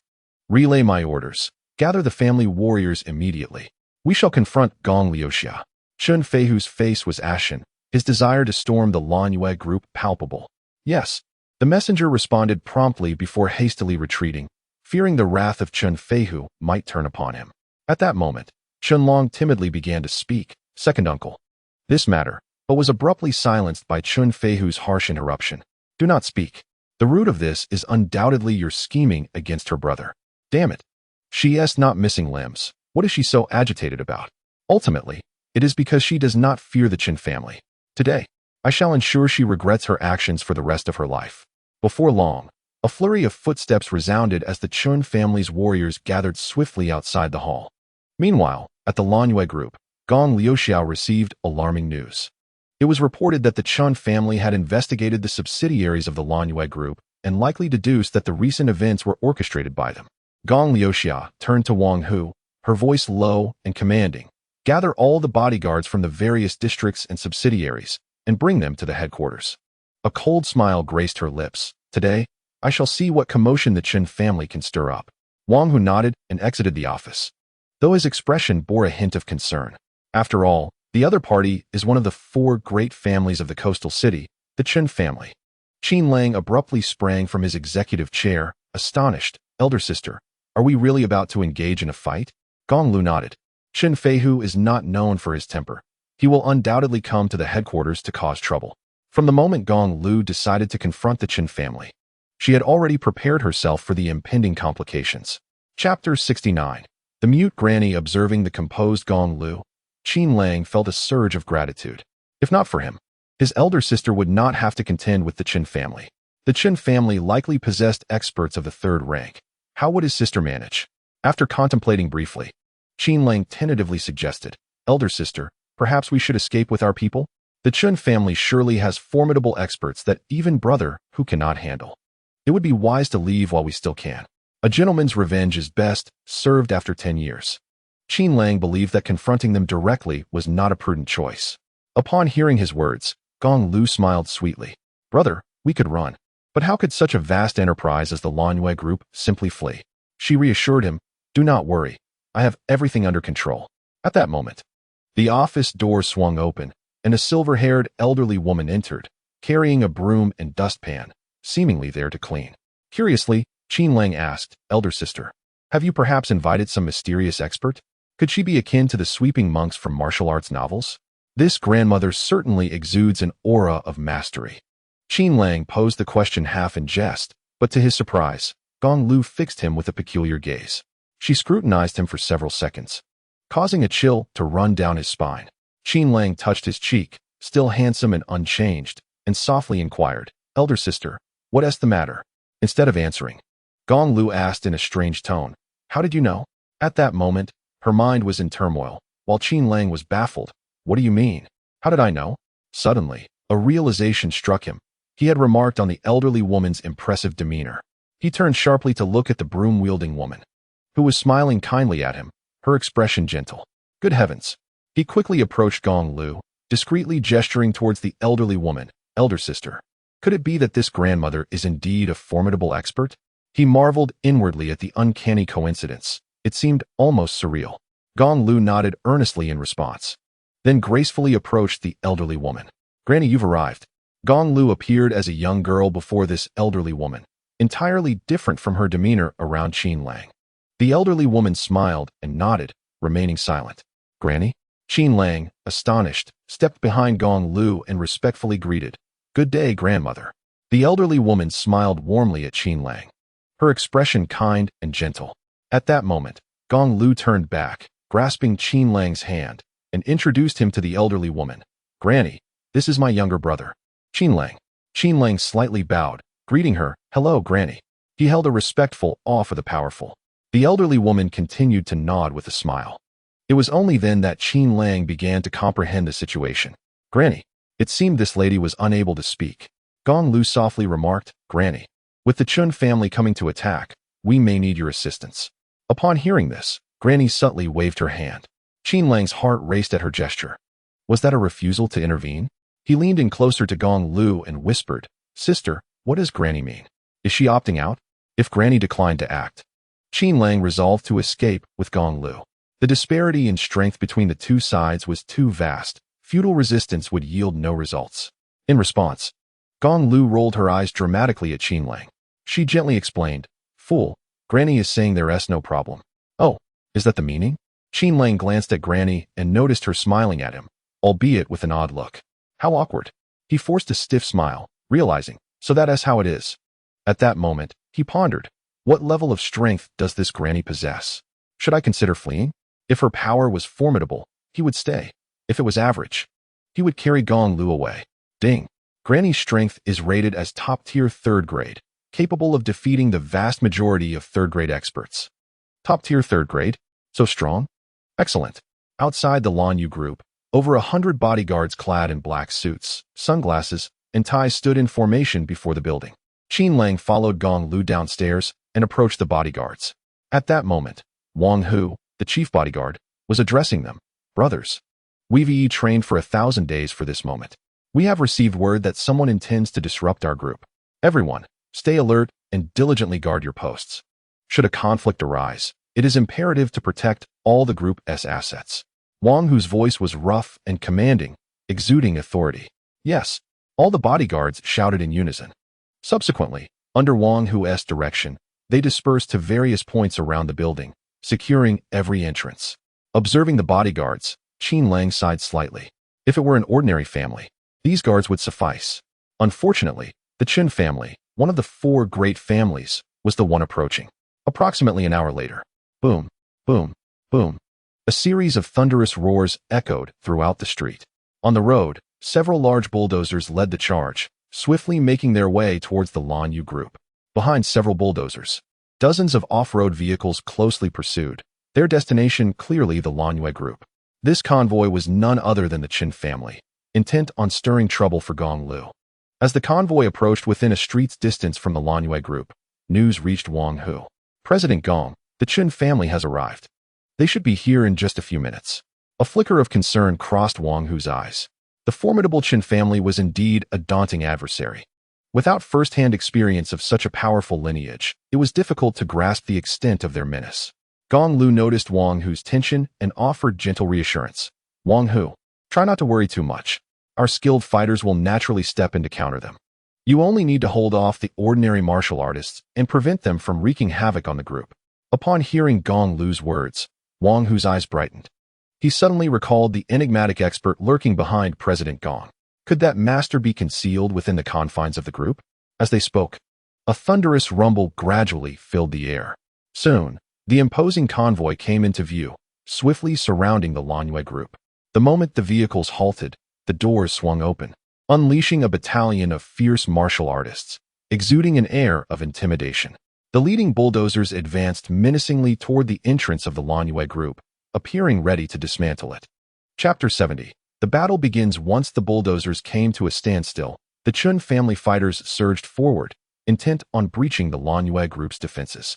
Observing the multitude gathered at the entrance, the group's bodyguards quickly assembled to confront the Chun family warriors. In no time, the Chun fighters parted to form a pathway. Following this, Chen Feihu, with arms crossed and a scowl etched on his face, strode forward in a furious manner. Close behind him, Chen Long wore a similar expression of rage, marching closely in tandem. Gong Liu smiled, leading Qin Lang through the ranks of bodyguards to the forefront. Upon her appearance, Chen Feihu clenched his fists and gritted his teeth, vociferously challenging, Gong Liu, have you been a bit too arrogant lately? Who gave you the audacity to target my Chun family's interests? You have but two choices. Before Chen Feihu could finish, Gong Liu boldly interjected. With her hands on her hips, she coldly retorted, choices for me? What gives you the audacity to speak to me in such a manner? Others may fear the Chen family, but I, Gong Liu, do not. You dare to plot against my brother. Do you think I would shy away from countering your family? Do you believe that the seaside belongs solely to the Chen family? Gong Liu exuded the commanding aura of a formidable woman. Although Chen Feihu was domineering, he found it difficult to suppress the fierce spirit of Gong Liu. Already incensed by her interruption, his anger flared further upon hearing her words, prompting him to erupt into laughter. Huh? Your implication is that your actions are merely to avenge your brother. Huh? Even if you intend to scheme against him, I still wish to eliminate him. Today, I shall convey to you that in this coastal realm, it is indeed the Chen family that wields authority. At this moment, Chen Feihu cast a glance at Qin Lang, who stood beside Gong Liu, his eyes brimming with murderous intent. Upon hearing Chen Feihu's words and witnessing the malice in his gaze, Qin Lang's fury surged forth. Gong Liu and Chen Feihu were in confrontation. He had not intended to speak. Yet now, he could no longer contain himself. Qin Lang retorted with a cold laugh. You boast so grandly about the Chen family. Yet your warriors have been reduced to mere beaten dogs by me. It appears the Chen family is not all that impressive. Although Qin Lang was not inherently hot-tempered, he was nonetheless a spirited young man. The moment his words escaped, he had stirred a hornet's nest. You are quite arrogant, aren't you? You insolent wretch, come forth. Let me gauge your strength. I could easily knock you senseless with a single punch. Second master, allow me to teach this brat a lesson. One of the Chun family warriors clamored. Second master, let me handle him. His arrogance is intolerable, and I wish to thrash him.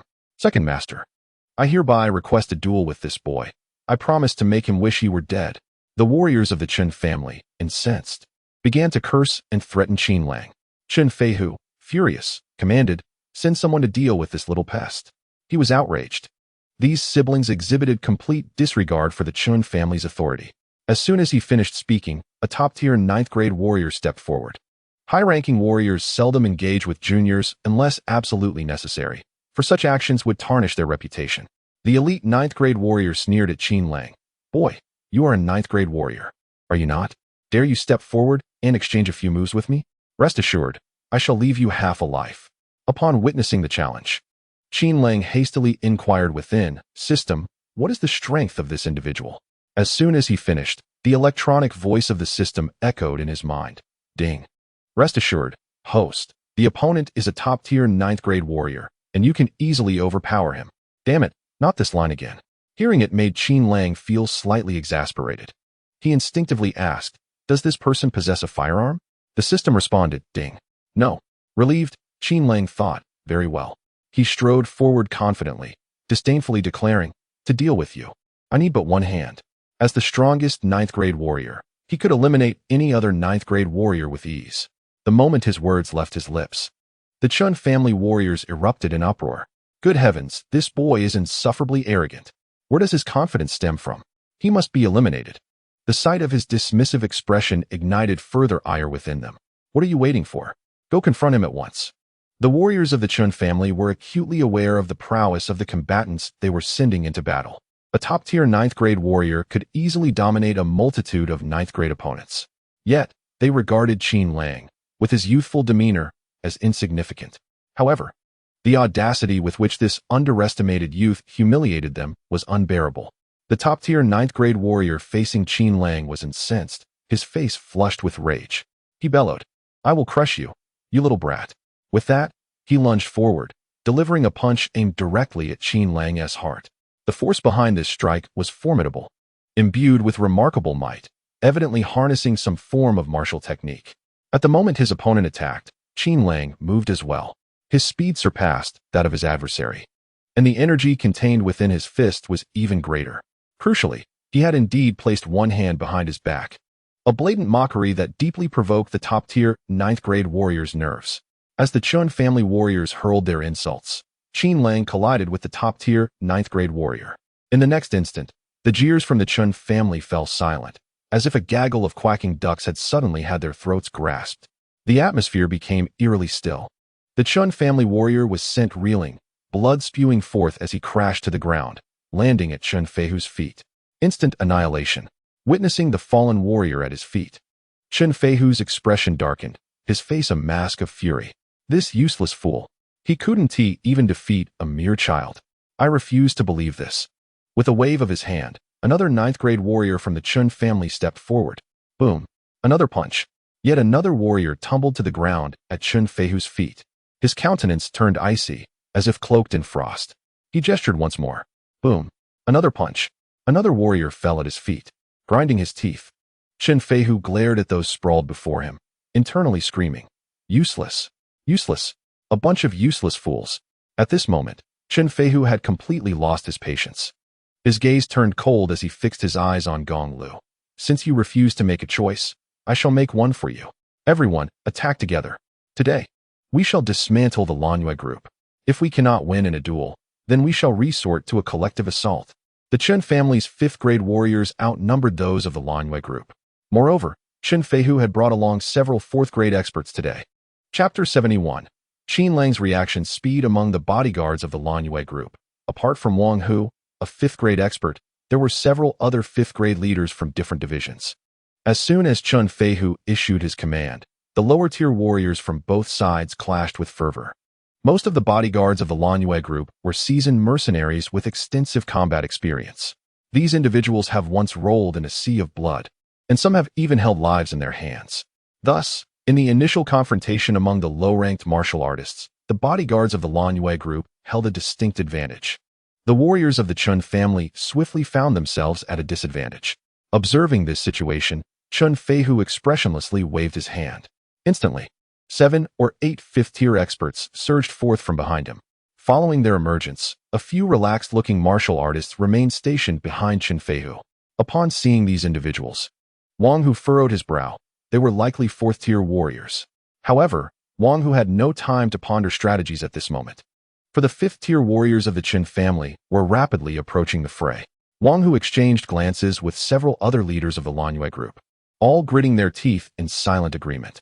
They had a chance to flee, yet they were unwilling to retreat. Their bodies still bore the indomitable spirit of soldiers, fighting to the last breath. Furthermore, Gong Liu had treated them well, offering rewards far superior to their peers. It was time to defend the Lanyue group. The balance of sacrifice and reward has always been interdependent. "Back off," Wang Hu shouted, charging toward 3 fifth-tier warriors from the Qin family. His combat style was ruthlessly vicious, employing strikes to the eyes, groin kicks, and throat locks. With lives at stake, his combat prowess was formidable, allowing him to overpower the 3 fifth-tier experts from the outset. The confidence of the other leaders surged upon witnessing Wang Hu's ferocity.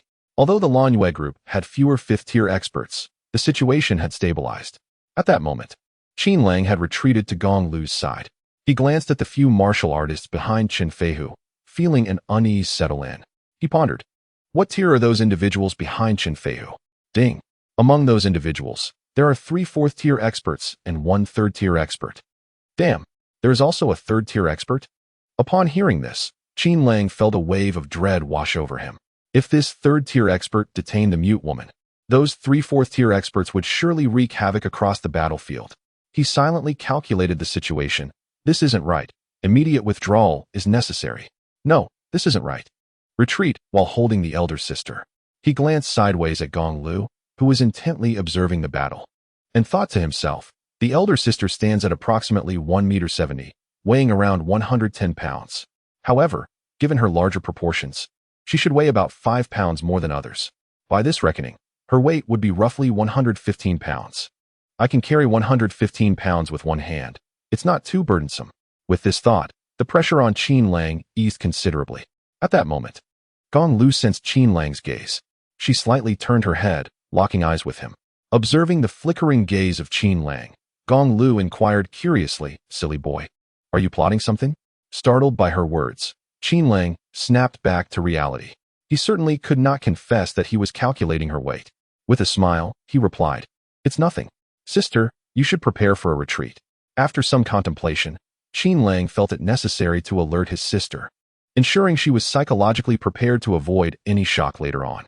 Meanwhile, Chun Feihu's brow furrowed deeply upon witnessing that even with the deployment of fifth-tier experts, they could not subdue the Lanyue group. He had not anticipated that the Lanyue group would prove to be such a formidable opponent.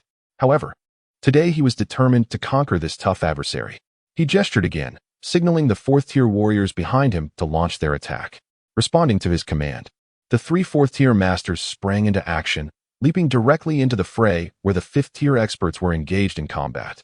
These fourth-tier warriors were proud and lofty individuals, unwilling to lower themselves to contend with eighth or ninth-tier fighters. Their sole objective was to defeat Wang Hu and his ilk, allowing the fifth-tier experts of the Chun family to handle the lower-tier fighters of the Lanyue group. At that moment, as Chun Feihu raised his hand, Qin Lang, who had been watching him from the corner of his eye, sensed impending danger. Observing the three fourth-tier experts of the Chun family springing forth, Qin Lang's expression shifted dramatically. Where is the mute woman? Why hasn't she appeared yet?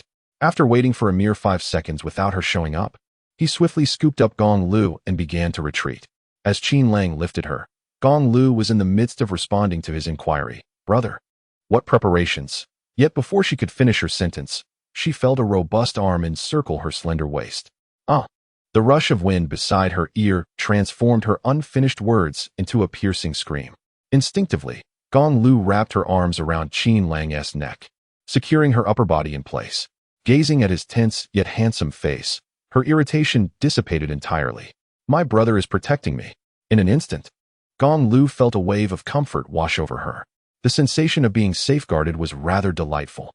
At that moment, Qin Lang exerted himself in a vigorous sprint. Having already reached the entrance of the Lanyue group's hall, familiar with the layout after his previous visits, he knew that if he could cross the hall and slip out the back door, all would be well. As for vengeance, that could wait until he had ascended in strength. As the saying goes, while the Green Mountains remain, one need not fear the absence of firewood. However, just as he crossed the threshold of the hall, a figure darted out swiftly from within. Qin Lang barely registered the motion before a silhouette brushed past him. He recognized, to his dismay, that it was the mute woman. Qin Lang felt a mix of exasperation and disbelief. Why did she choose to act now? Only after he had made his escape? Upon contemplating the prowess of the mute elder, Qin Lang abruptly halted his steps. The elder's intervention would have assured him. Yet he found himself unexpectedly colliding with Gong Liu. Ouch! Gong Liu's chin struck against Qin Lang's shoulder, eliciting a soft cry of pain. Steadying herself, she seized Qin Lang's ear in a fit of indignation. You impudent boy, can't you slow down a bit? She exclaimed. Ouch, that hurts immensely. Noticing Gong Liu's delicate brows furrowed in displeasure, Qin Lang hastily capitulated. Sister, it hurts, it hurts. He pleaded, I did not mean to. As he lamented, Gong Liu's heart softened. Very well, she decided to let this instant slide. Instead of pulling, she began to gently massage Qin Lang's ear. Feeling the tender caress, Qin Lang grinned widely. His sister truly cared for him. The earlier cries of pain were merely feigned. As the mightiest ninth-tier martial artist, how could he possibly fear a mere tug on his ear? At that moment, he cast a glance at the battle unfolding outside the hall, his heart racing in astonishment. Goodness, the mute elder is extraordinarily formidable. Chapter 72, Dominance of Power. The moment the mute elder entered the arena, the tide of battle shifted dramatically. Initially, Wang Hu and his companions had felt a wave of despair wash over them upon witnessing the Chun family dispatch 3 fourth-tier experts. Confronting adversaries of a higher tier left them feeling utterly powerless. Just as their spirits sunk to the nadir, the mute elder made her appearance. With a mere 3 strikes, she sent the 3 fourth-tier experts of the Chun family reeling, blood spewing forth as they were hurled backward. Remarkably, they all landed at the feet of Chun Feihu, mirroring Qin Lang's earlier actions. The once unshakable confidence of Chun Feihu began to wane as he slowly retreated, creating distance. He had discerned that the elder's strength was formidable. To send a 4th-tier expert flying with a single palm strike was beyond the capability of an ordinary 3rd-tier expert. As Chun Feihu stepped back, an elder behind him, who had maintained an air of calm, began to advance. This elder was Chun Tianhe, a 3rd-tier expert, and also Chun Feihu's second uncle. Being the younger brother of the family patriarch, Chun Tianyuan. Having aged, Chun Tianhe no longer involved himself in family affairs. His presence at the Lanyue group was merely to exert authority. Little did he anticipate that the Lanyue group concealed a mysterious powerhouse. This revelation was not only surprising to Chen Tianhe, but also to Wang Hu and his companions. In the wake of the Mute Elder's stunning display of strength, the previously chaotic melee of martial artists suddenly parted. The Chun family's warriors retreated like a receding tide, regrouping behind Chen Tianhe, now facing off against the bodyguards of the Lanyue group. It was evident to all that the trajectory of events had irrevocably changed. The conflict between these two third-tier experts would be the pivotal factor determining the outcome. Wang Hu gazed in astonishment at the formidable mute woman, murmuring to himself, "I had always known that the organization possessed a mysterious master, yet I never anticipated that this enigmatic figure would be the mute woman. A grand master has traversed before me daily, and I failed to perceive the slightest hint." Although the mute woman worked as a cleaner, her sole responsibility was to tidy up Gong Liu's office. As the chief bodyguard, Wang Hu frequently encountered her but had never suspected her true identity. One could only conclude that her disguise was impeccably executed. It seemed that the mute woman had heard Wang Hu's whispered musings. As she turned to him with a subtle smile, her expression remained warm, yet to Wang Hu, it took on a different hue. He felt a jolt run through his body and promptly bowed slightly in acknowledgement. A powerful individual commands respect wherever they go. "Might I inquire as to your identity? Why do you involve yourself in the affairs between the Chun family and the Lanyue group? I kindly urge you to depart swiftly, otherwise, it would be unfortunate should tensions escalate." At that moment, a venerable yet robust voice resonated, instantly capturing the attention of everyone present. The speaker was none other than Chen Tianhe, a third-tier master of the Chen family. "The mute woman is a revered master of our Lanyue group. Should the Chen family seek to cause turmoil within our ranks, she will undoubtedly intervene." In response to Chen Tianhe was a cool, feminine voice. The only woman present with the standing to engage in dialogue with Chen Tianhe was, of course, Gong Liu. Stepping forth alongside Qin Lang, she approached the mute woman. Chen Tianhe frowned, his tone frosty. "Disturbance? Were it not for your encroachment upon the Chun family's interests, would we have any reason to create uproar at the Lanyue group? Gong Liu, do you not think your actions are excessively ruthless? Anyone daring to sever the Chun family's financial lifeline becomes our gravest adversary." Chen Tianhe's voice exuded authority, leaving little room for dissent. However, Gong Liu, a queen in the commercial realm, remained largely unaffected by his words. She retorted with a cold laugh, "Is that so? Were it not for Chen Long's repeated provocations towards my brother, would I have taken action against your family? I sent Wang Hu to seek justice from the Chen family. Yet Chen Feihu dismissed it, claiming there were no severed limbs. What justice is that? If the Chen family refuses to provide me with an explanation, I shall take matters into my own hands." Gong Liu's declaration rendered Chen Tianhe momentarily speechless. Nevertheless, being a seasoned veteran, he deftly sidestepped the topic. "Do two young children require such a ruckus over their disagreements? I merely wish to inquire whether the Lanyue group intends to further encroach upon the Chun family's interests." Chen Tianhe had directly posed the crux of their conflict. Gong Liu scoffed, "I have stated that I seek justice from the Chen family, and I am currently pursuing it. Until I receive a satisfactory response, this matter is far from resolved." Gong Liu has always embodied the character of a formidable woman. Not even Chen Tianhe, nor the esteemed patriarch of the Chen family, Chen Tianyuan, could compel her to bow. Upon hearing Gong Liu's words, Chen Tianhe was nearly driven to laughter by his indignation. "Very well, very well, very well," he repeated, his tone growing increasingly frigid. Thereafter, he spat out a chilling declaration. "If that is the case, let us fight." As soon as his voice fell, he lunged forward, charging directly at the mute old woman. The old woman's reflexes were remarkably swift. The instant Chen Tianhe surged forth, she too sprang into action. In a flash, they closed the distance of several meters and engaged in combat. All present widened their eyes, fixated on the duel between the two third-tier masters. Alas, the speed of their exchanges was so rapid that only a few fifth-tier warriors could discern the slightest hint of their movements. Those below the fifth tier could merely perceive fleeting shadows darting about with astonishing velocity. Qin Lang quietly pondered, who possesses greater strength, the old woman or the Chen family's third-tier expert? Ding. The old woman is superior. It is merely a matter of time before Chen Tianhe is defeated. Upon hearing this, Qin Lang felt a wave of relief wash over him. After several minutes of combat, it became evident that Chen Tianhe was struggling, gradually falling into a disadvantageous position. Even Qin Lang could see that the old woman seemed to be overpowering Chen Tianhe. Meanwhile, Chen Feihu was increasingly alarmed by the old woman's formidable prowess. How could this elderly woman from the Lan Yu group be so strong?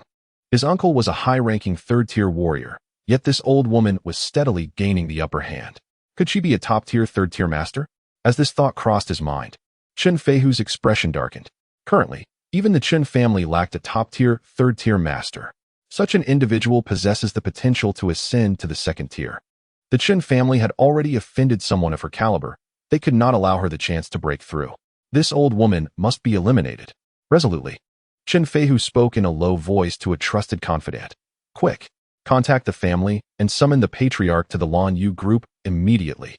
He had recognized that if this continued, his uncle would surely be defeated. It was imperative to bring his father here before his uncle succumbed. Otherwise, should the old woman triumph, none of the Chen family would escape unscathed. Chapter 73, Second-Tier Master Chen Tianyuan at the Lan Yu group. Smiles began to emerge on the faces of all present. The pressure exerted by the old woman intensified, leaving Chen Tianhe in a position where he could only defend himself without the ability to counterattack. His defeat was merely a matter of time. A collective sigh of relief escaped everyone. This crisis appeared to be surmountable. Initially fearing significant losses for the group, they were astonished by this unexpected turn of events. At that moment, all gazes were filled with reverence for Gong Liu. Were it not for President Gong's concealment of the formidable master, the mute matriarch, the Lan Yue group would undoubtedly have suffered grievous losses today. Qin Lang cast an admiring glance at Gong Liu, silently acknowledging the foresight of his older sister. Otherwise, the situation would have been dire. As the minutes passed, the dynamics of the battlefield became increasingly clear. At that moment, Chen Tianhe, engaged in combat with the mute matriarch, was unexpectedly sent flying by a single strike. During his flight, he could not suppress a mouthful of blood from escaping. Witnessing Chen Tianhe's injury, the expressions of the Chen family shifted dramatically. Even Chen Feihu clenched his fists in anxiety. It was over. With their father still absent, the second uncle had already been defeated. At that juncture, Chen Feihu felt a tug on his clothing. Turning, he found it was Chen Long. In stark contrast to his usual arrogant demeanor, Chen Long now cowered behind Chen Feihu upon witnessing Chen Tianhe's downfall. Second uncle, the second granduncle has lost. We must flee. Let us separate. They cannot possibly capture us all. Chen Feihu cast a disdainful glance at the cowardice of Chen Long and replied sternly. Is it by fleeing that our Chen family has ascended to become one of the four great families of Binhai? That status was carved out through countless bloody battles by our ancestors. Step aside. Such words are not to be uttered again. With that, Chen Feihu gritted his teeth, glaring at the advancing mute matriarch, and growled, You must be a top-tier third-grade master, and I acknowledge your strength. However, the men of the Chen family stand tall and unyielding. Not a single one shall retreat in fear. Come at me, even in death. I shall take a piece of you with me. As a martial artist of the 5th rank, Chen Feihu harbored a profound pride in his identity as a member of the Chen family. Yet, scarcely had his words left his lips when a voice pierced through his determination. Second uncle, if you do not leave, then I shall. Chen Feihu spun around to see Chen Long darting away into the distance. Even more absurdly, some of the Chen family martial artists shouted, I shall protect young Master Chen Long. Following suit, they scattered in retreat. These fleeing individuals thought to themselves, better to face familial punishment than to be struck by a third-grade master. As he watched the Chen family martial artists abandon their post, Chen Feihu nearly succumbed to a heart attack from sheer frustration. He had just proclaimed that Chen family warriors would never flee from battle, and yet, in the blink of an eye, some had already retreated. Their actions felt like a stinging slap to his face. The members of the Lan Yue group erupted in laughter at this spectacle. Is this the spirit of the Chen family warriors? How overconfident was the second master of the Chen family? Truly, the Chen family has opened our eyes. The bodyguards laughed uproariously, their previous trepidation vanishing like mist. Yet, just then, a thunderous roar echoed above everyone's heads, reverberating like a clap of thunder. The moment that voice resonated, a tremor swept through the hearts of all present. The members of the Lan Yu group collectively lifted their gazes, only to find the sky above devoid of any presence. At that instant, a bodyguard pointed in a direction, exclaiming, Look quickly, what is that? All eyes followed the direction indicated by the bodyguard, and they beheld a shadow darting swiftly between the towering buildings. This figure leaped with remarkable agility, even more so than a monkey. utilizing the structures around it for momentum. Its speed was astonishing, within mere breaths. It had arrived outside the Lan Yu group's premises. This figure, clad in a long black robe, possessed hair and beard as white as snow. It stood firmly atop a lamppost, coldly surveying all the individuals below. Upon hearing that voice, the old mute woman gradually hunched over, resembling a frail, aging matron. Yet, her eyes gleamed with an increasing intensity as the gentle smile on her face dissipated, replaced by a sinister grin. As the black-clad elder perched upon the lamppost, the old mute woman's aura surged, her demeanor and presence merging into a formidable whole, as if she truly embodied the essence of the mute woman at that moment. On the other side, the Chen family erupted in joy upon hearing the voice. Chen Feihu exhaled deeply. When the black-clad elder settled on the lamppost, Chen Feihu proclaimed loudly, "Father, it is these individuals who oppose the Chen family, especially this old witch before us, who dares to beat my second uncle to the point of bloodshed." This black-clad elder was none other than Qin Tianyuan, the head of the Qin family. Now, as a second-tier master, Qin Tianyuan felt no fear in the face of the situation. Just as Chen Feihu's words fell, the old mute woman let out a chilling smile and suddenly surged forward. A strong individual naturally possesses the dignity of strength. Chen Feihu's audacious words had ignited the old mute woman's murderous intent. How dare you? Seeing her act so brazenly before him, attacking his son, Chen Tianyuan was instantly filled with rage. He lightly tapped his toes, causing the lamppost to sway slightly, then leaped down with astonishing speed. Chen Tianyuan struck towards the old mute woman's head with a palm, seemingly intent on resolving the matter with a single blow. As a second-tier master, he had the confidence to do so. However, the old mute woman's current state of power exceeded Chen Tianyuan's expectations. She swiftly raised her palm to meet his, resulting in a resounding clash. Though their hands did not directly touch, it felt as though an invisible barrier separated them. Yet, the lack of contact produced a tremendous sound wave. After the strike, the old mute woman adeptly flipped backward like a nimble swallow, retreating 8 or 9 meters before finally stabilizing herself. In contrast, Chen Tianyuan was pushed back only 2 meters before regaining his footing. The disparity in their strengths was immediately evident. Chen Tianyuan, with one palm forward and the other drawn back, exuded the confidence befitting a master. He spoke coldly. "I never expected you to possess such strength. You must be a top-tier, third-grade warrior. Submit to the Qin family, and I may spare your life." The moment Chen Tianyuan made his entrance, the members of the Lan Yue group were immediately taken aback, their minds awash with shock as they gazed at him in disbelief. Meanwhile, Qin Lang's hand had already found its way to Gong Liu's slender waist, contemplating an escape with her. Yet, he feared that fleeing would draw Chen Tianyuan's attention, for the first casualty would undoubtedly be himself. In that moment, Qin Lang was engulfed in indecision, caught between conflicting choices. At that time, the mute woman stood merely a meter in front of Qin Lang and Gong Liu. With one hand, she discreetly gestured for Gong Liu to flee. However, the moment her motion was made, Chen Tianyuan discerned the intent. With a cold snort, he declared, "You think you can escape? Today, none of you shall leave. Prepare to bear the wrath of the Chen family." With that, Chen Tianyuan took the initiative, striking towards the mute woman with a powerful palm. Hearing Chen Tianyuan's words, Chen Feihu suddenly came to his senses, a sinister grin spreading across his face. "Go. Surround everyone from the Lan Yue group. Anyone who dares to flee. Eliminate them on the spot." At this moment, Chen Feihu felt an immense exhilaration. All the fear and discomfort the mute woman had instilled in him had vanished without a trace. Yes, the Chen family's warriors roared in unison, swiftly encircling all members of the Lan Yue group. The bodyguards formed a protective circle, shielding Gong Liu and Qin Lang within. Now, escaping was no longer an option for Qin Lang, trapped in the very center of the crowd with no avenue for retreat.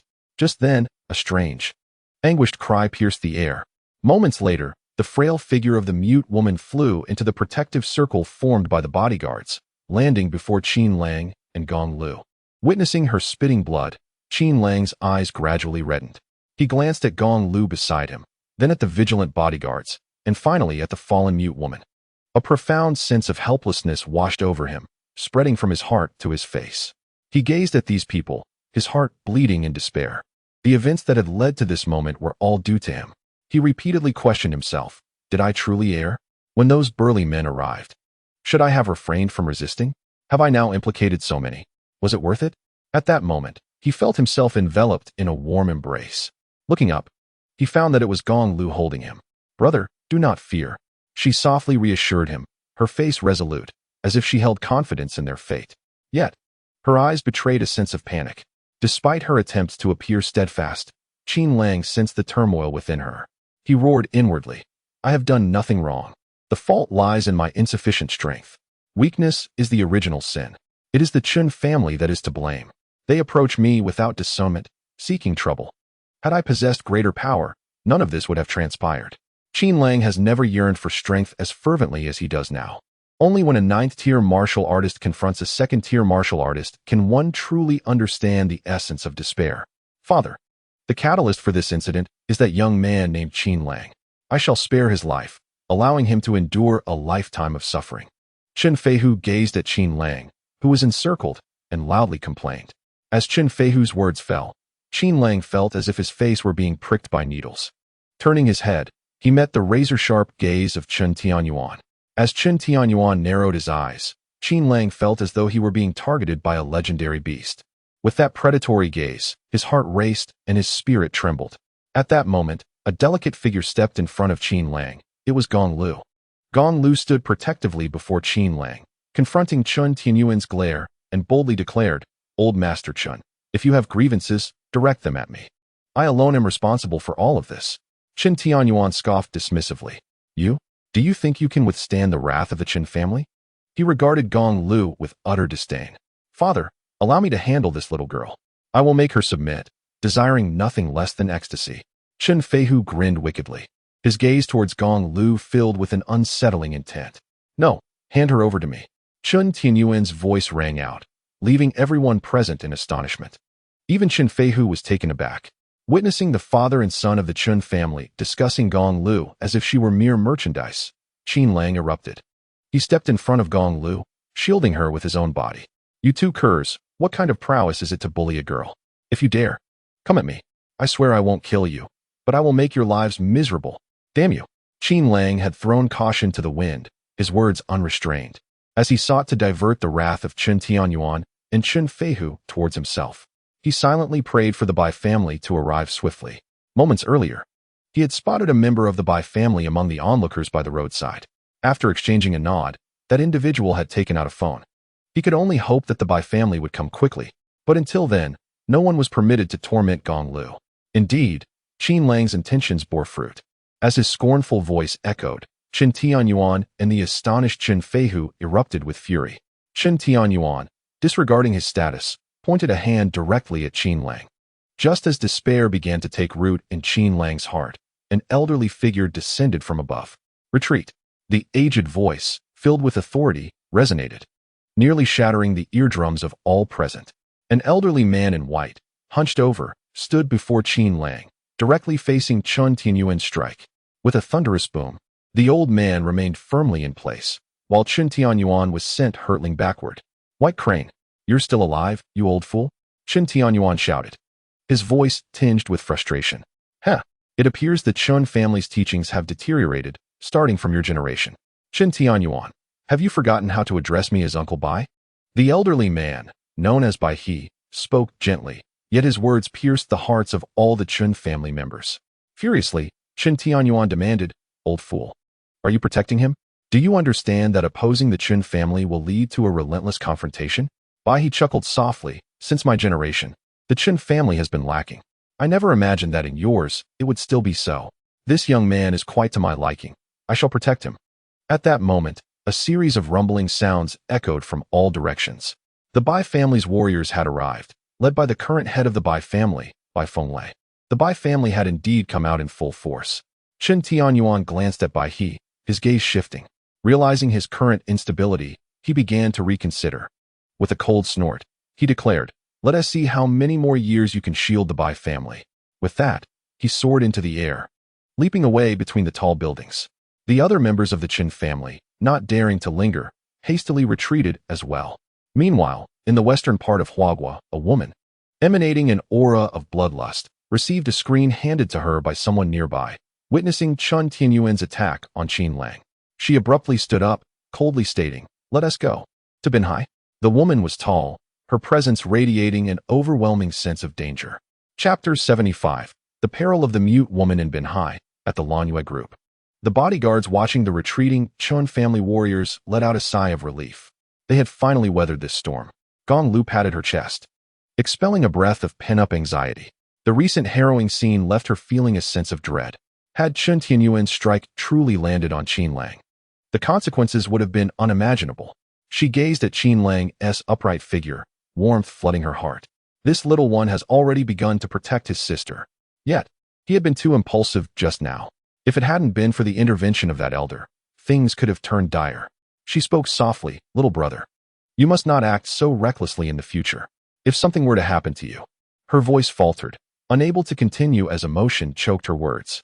Hearing the gentle tone behind him, Qin Lang turned slightly, forcing a smile. "Elder sister, I am aware of my actions. I won't act like that again."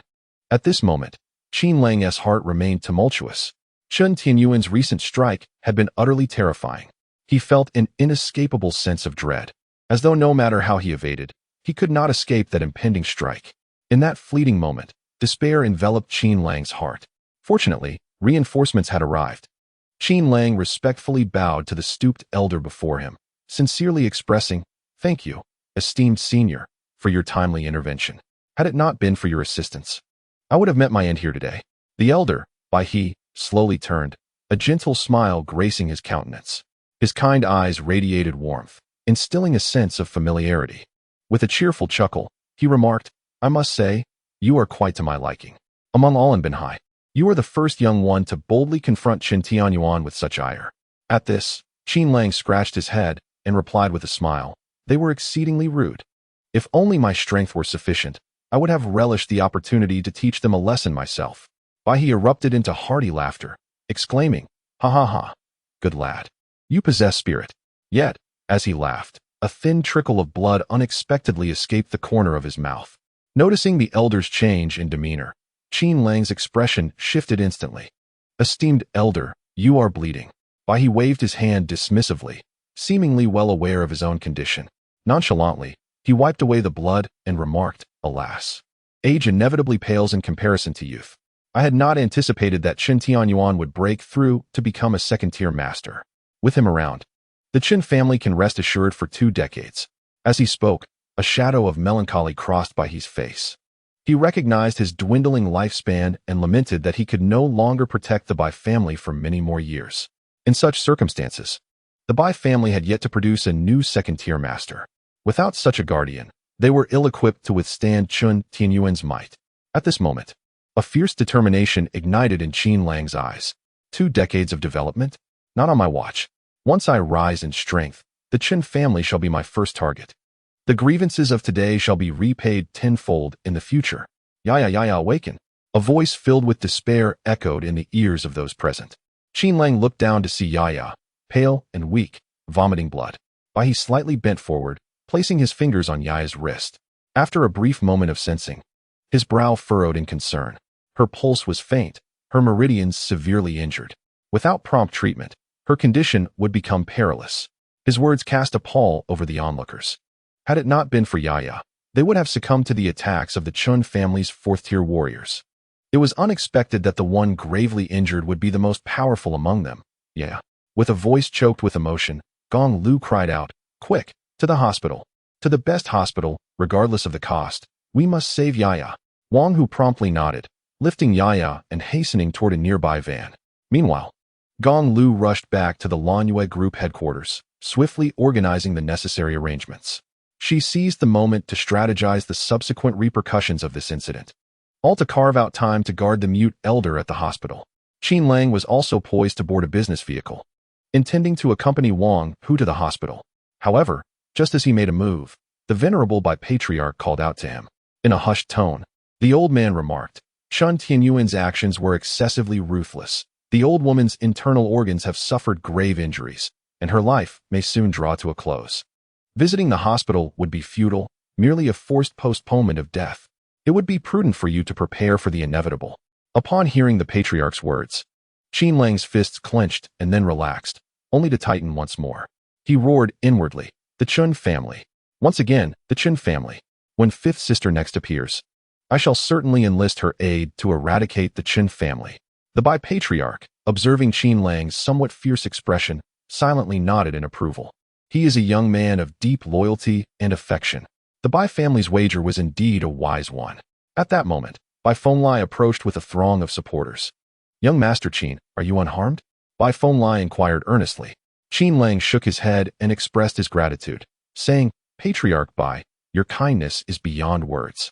Should you require my assistance in the future, I shall devote myself entirely. Qin Lang understood that the Bai family aided him to forge a connection with fifth sister. Nevertheless, the fact remains that the Bai family had indeed extended their support, an unalterable truth. Furthermore, they had confronted the Chun family directly to assist him. This sacrifice must be etched in his memory. Upon hearing Qin Lang's words, the faces of the Bai family members lit up with smiles. Was it not for this very utterance from Qin Lang that they had undertaken so much? Bai Fenglai hastily replied, it was but a trifling effort. Young Master Qin need not take it to heart. Qin Lang sighed inwardly, wondering if all social circles operated in such a manner. The smiles on their faces were unmistakable. Yet their words remained steeped in false modesty. Among the gathered Bai family, Bai Yi stood prominently. She observed not only her grandfather's deference toward Qin Lang, but also the fact that even the ancestral patriarch acted on Qin Lang's behalf. Bai Yi was too young to be privy to many of the Bai family's secrets. Thus her curiosity about Qin Lang's true identity burgeoned. After a round of polite exchanges, Bai Fenglai left some of the Bai family members to guard the Lanyue group, subsequently returning with the patriarch. Most of these Bai family members were martial artists. Save for one exception, Bai Yi.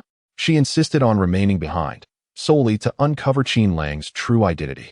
Soon after, Qin Lang followed Gong Liu to the hospital to visit the mute elder, with Bai Yi stubbornly tagging along. Upon their arrival at the hospital, the mute elder was still undergoing surgery. The doctors informed them that her condition remained precarious, and they could only strive to preserve her life. Thus began the long, agonizing wait. Several hours later, as twilight descended upon the coastal city, the impending tranquility was abruptly shattered by a series of thunderous roars. Boom! Boom! A squadron of fighter jets approached from the west, heading directly towards Binhai. Along the route, all aircraft on this flight path were temporarily grounded to clear the way for the military formation. In the midst of the thunderous roars, many in Binhai looked up simultaneously, their hearts filled with curiosity. Why were there so many fighter jets? Was something significant occurring in the vicinity of Binhai? That seemed unlikely. The city was safeguarded by elite military personnel, and no unusual events had transpired. At the same time, the Binhai War Department received orders of utmost importance. A distinguished individual was soon to arrive in Binhai, prompting the department to dispatch personnel for perimeter security around the airport. The head of the Binhai War Department, Li Tianba, took the command seriously and personally led a team to prepare for the arrival. Knowing that this directive came from the headquarters of the Huagua War Department and was classified as top secret, the mere existence of such an order was shrouded in confidentiality. Li Tianba could scarcely fathom the identity of this individual, nor did he dare to speculate. To guess incorrectly would be a misstep, yet to guess correctly could also lead to repercussions. In any case, lesser individuals should not pry into the secrets of those in power. Upon arrival at the airport, Li Tianba found it under strict martial law. He swiftly issued commands to encircle the airport, establishing an extraordinarily high level of security, with guards at every few paces. Observers gathered outside the security perimeter quickly realized that a significant figure was indeed arriving. Otherwise, the Binhai War Department would not have mobilized so extensively. Some prominent families and business magnates, witnessing the scene at the airport, felt their imaginations stir. They understood that the eminent individual being welcomed by the Binhai War Department must possess an extraordinary status. Establishing even a casual acquaintance with such a person could prove advantageous, as a mere word from them might elevate a family or enterprise to prosperity.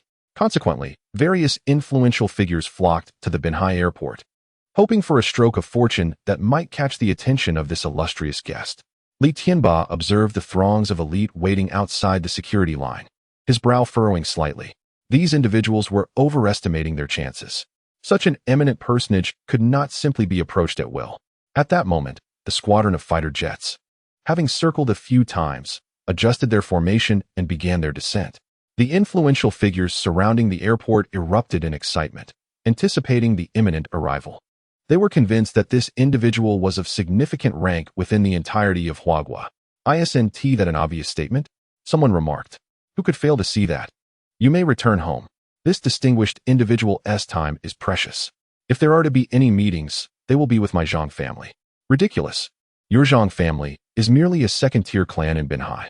The combined wealth of your family pales in comparison to that of my Dalong group. Even if this eminent figure were to hold an audience, it would undoubtedly be with distinguished entrepreneurs like Lu Dalong, the chairman of our Long group. A throng of individuals gathered outside the airport's security line, clamoring and refusing to yield. They all understood that by eliminating just one competitor, they would enhance their own chances of being granted an audience with the notable figure. At that moment, someone gazed upon an approaching convoy and exclaimed in astonishment, "The third most influential person in Binhai has arrived. He is indeed one of our city's prominent power brokers." Others turned to look and, indeed, recognized the familiar procession. "Let us go. Our chances are gone. The third figure is here and will surely head directly to the main hall to greet him. Yes, let us leave. It's futile." Upon the arrival of Binhai's third figure at the airport, the other socialites and dignitaries felt a wave of despondency wash over them. However, despite their words of departure, not a single person moved away. They exchanged glances, each detecting a flicker of astonishment in the other's eyes. Realization dawned upon them. Everyone was attempting to deceive one another into leaving, while they themselves remained behind. Their collective thought was straightforward. What if? What if fortune smiled upon them, and they caught the eye of the eminent figure? Before long, the convoy of Binhai's third authority halted at the edge of the security line, and he alighted, striding towards the airport. Witnessing this scene, the social elites of Binhai were left utterly disheartened. Yet, in the next instant, the situation took an unexpected turn. Amidst the astonished gaze of the third authority, a soldier from the Binhai Combat Division raised his firearm towards him. Faced with the dark muzzle of the gun, the once powerful figure of Binhai was rendered speechless. In Binhai, someone dared to point a weapon at him. In an instant, the third authority's countenance shifted dramatically. Such an act was a blatant disrespect. He bellowed, "Whose soldier are you? Step aside immediately." "He is my soldier," came a domineering, resonant voice from nearby. The imposing Li Tianba approached slowly, his expression grim. The eminent figure was on his way, and this individual, oblivious to the gravity of the situation, dared to cause a disturbance. Were it not for the fact that he was the third authority of Binhai, Li Tianba would have already delivered a swift kick. Upon realizing that the one responding to him was Li Tianba, the third authority was momentarily taken aback. Li Tianba was indeed the head of the Binhai Combat Division. Given his stature, how could he be stationed outside? Standing before Binhai's third authority, Li Tianba spoke in a low, firm tone, "Leave immediately. Otherwise, you will bear the consequences." Faced with Li Tianba's brusque demeanor, the third authority felt a surge of defiance and retorted, "With my status, am I not even permitted a glimpse inside?" At this, Li Tianba could not suppress a derisive laugh. "Status? Don't even mention yourself. Even if Binhai's top authority were present, he wouldn't be allowed entry." Li Tianba's words effectively silenced Binhai's third authority, for indeed, the top authority held the utmost power in the region. If even he cannot gain entry, then it is indeed clear that I lack the qualifications. The third in command of Binhai turned to prepare to wait outside the security line. Just as he turned, he noticed a convoy slowly approaching. Upon seeing the license plate Binhai 00001, a smile crept across the third in command's face. He cast a scornful glance at Li Tianba, eager to see whether he could indeed obstruct the first in command. Soon, the convoy of Binhai's top leader arrived at the security line. The leader disembarked, and the influential figures nearby, upon realizing the arrival of Binhai's foremost authority, instantly comprehended that their chances were utterly dashed.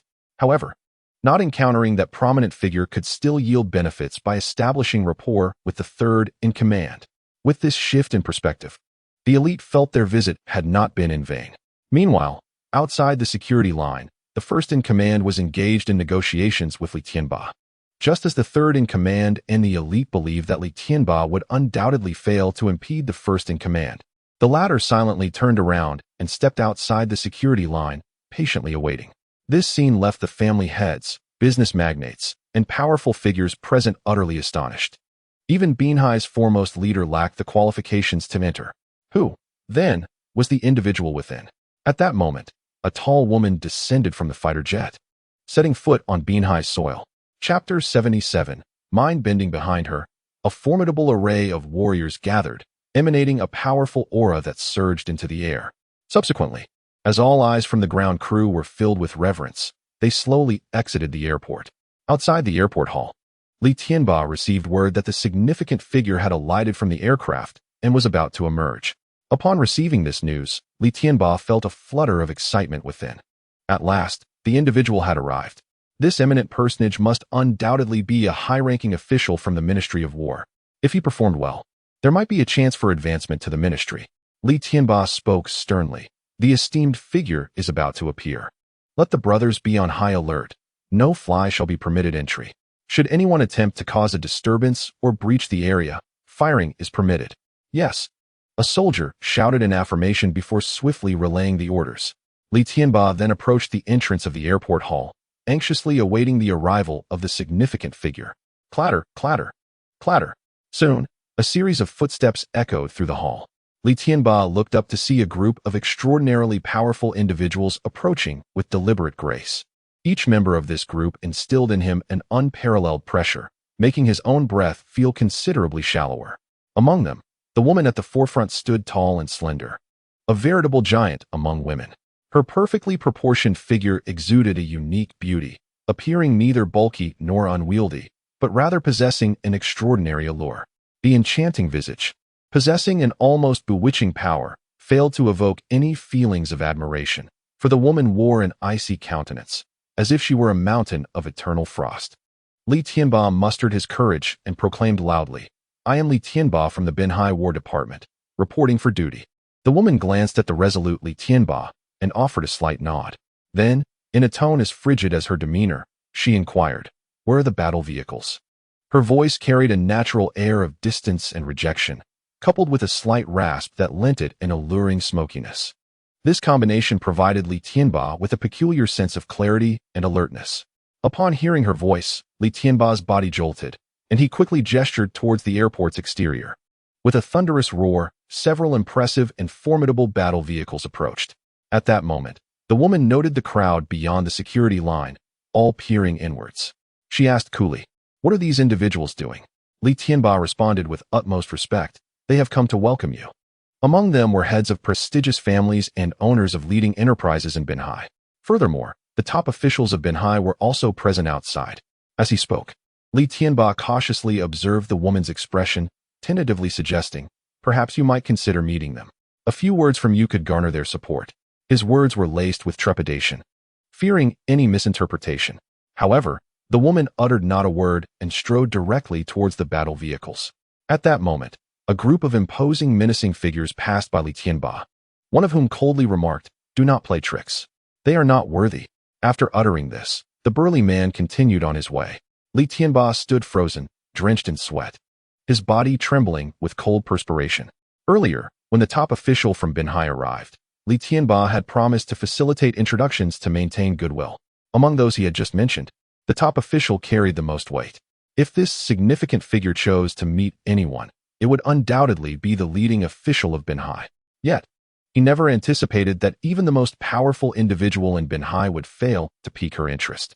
The cold sweat coursing down his body was a result of the intimidating presence of that burly man. The man had merely exchanged a few indifferent words with Li Tianba. Yet those moments felt like an eternity. The mere proximity of that imposing figure seemed to instill a life of its own into Li Tianba's internal energy, which quivered in fear, retreating to the corners of his being. He felt an overwhelming discomfort, though the burly man did not lay a hand on him. It felt as though two mountains were pressing upon his shoulders, rendering him breathless. Li Tianba turned around, gazing at the group of individuals ascending the armored vehicles, his heart overwhelmed with astonishment. Who were these people? What purpose did they have in Binhai? The imposing man among them, clearly just a subordinate, was astonishingly formidable. How powerful, then, must the tall woman be? As he watched the armored vehicles swiftly depart from Binhai Airport, Li Tianba fell into a contemplative silence. The local elites, who had gathered to await the arrival of the dignitary, were struck with regret as they witnessed the esteemed figure leave. They felt as though they had squandered a rare opportunity to ascend to greater heights. At that moment, the foremost leader of Binhai exchanged a glance with his second-in-command, both perceiving profound shock reflected in each other's eyes. Even their direct superior, the chief of the provincial capital, would have graciously come out to receive them upon learning of their presence. Yet this group did not even spare them a glance. It became evident that their status surpassed even that of the provincial head. In front of a hospital, the screeching of brakes echoed through the street as several armored vehicles arrived in haste. A contingent of towering, robust individuals disembarked. Many passers-by halted in their tracks, mesmerized by the strikingly beautiful woman leading the group, her stature both commanding and alluring. Her perfect physique, an air of authority, and captivating visage combined to create an irresistible presence, compelling onlookers to steal glances as if missing even a fleeting moment would be a loss. Inside the hospital, Qin Lang sat anxiously outside the operating room, waiting for news. Suddenly, he heard footsteps approaching, accompanied by a mechanical voice in his mind. Ding. A divine sister is approaching. Please prepare yourself mentally. A divine sister? Qin Lang raised his head, recognizing a familiar, yet slightly unfamiliar face. Wasn't he this fifth sister? With this absurd system, she had already made an appearance once. Why would he need to prepare himself mentally for this? After a brief internal rant, Qin Lang leapt from his seat, grasping the woman's hand joyfully, exclaiming, "Fifth sister, you have finally returned." However, before he could finish his sentence, he received a sharp smack on the head from the woman. Chapter 78. Come out and face your fate. The sudden blow left Qin Lang bewildered. What had he done wrong?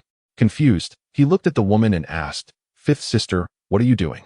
To his dismay, she raised her hand again, preparing to strike once more. However, this time, Qin Lang was prepared. As the woman raised her hand, he grasped it firmly. Then, with a hint of pride, he remarked, "I knew you would come again." Alas, while he successfully blocked her left hand, he was unprepared for her right, which swiftly delivered a sharp slap to his head. It was only then that the woman slowly spoke. "You little rascal, can't even recognize Sister C? Is Sister Wu really that remarkable?" Upon hearing her voice, Qin Lang froze in place.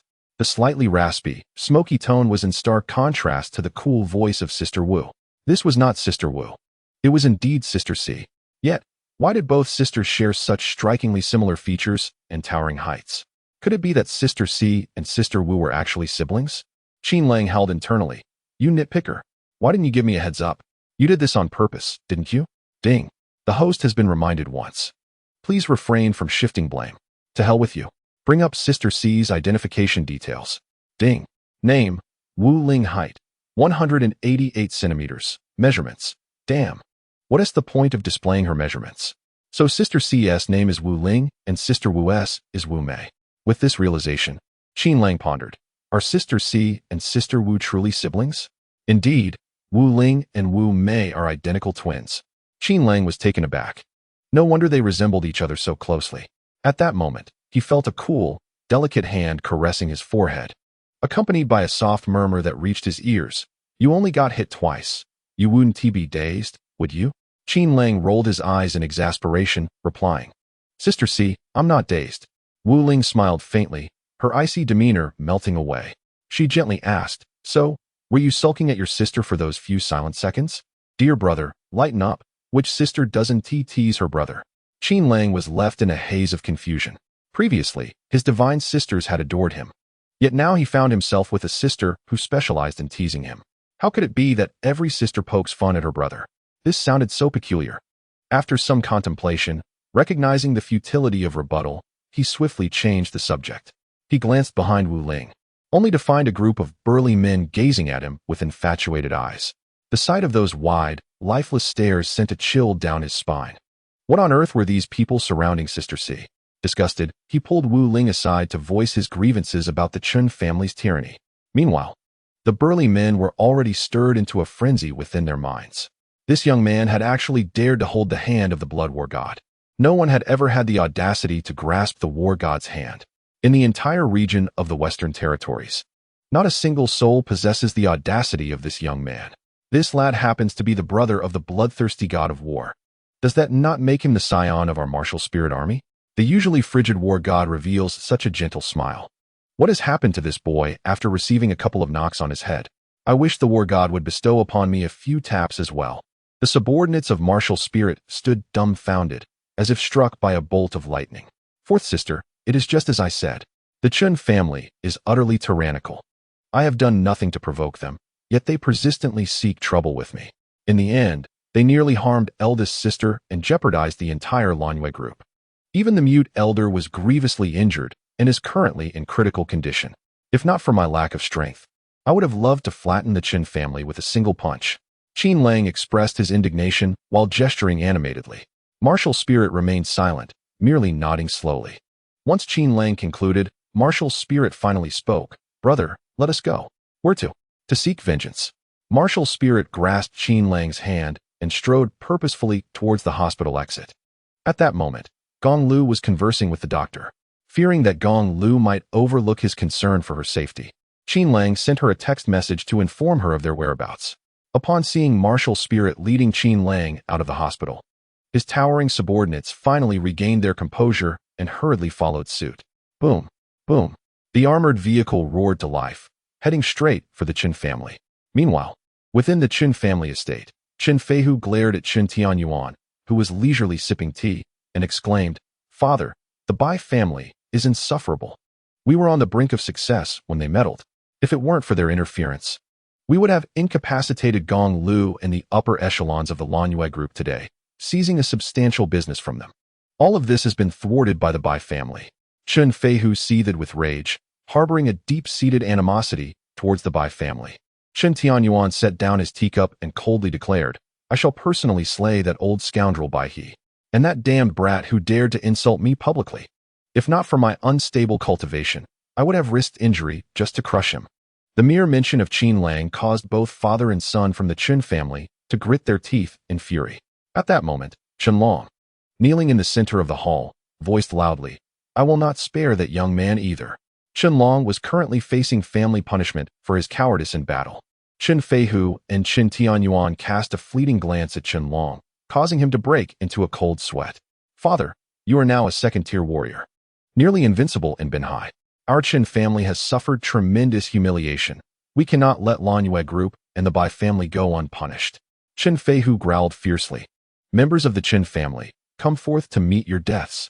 Just then, a chilling voice echoed from above the Qin family estate. The resounding voice echoed powerfully, causing the tiles of the ancient Qin family hall to tremble slightly. Countless particles of dust cascaded from the crevices, falling into Qin Tianyuan's teacup. Upon hearing the formidable shout, Qin Tianyuan sprang to his feet, his face a mask of fury.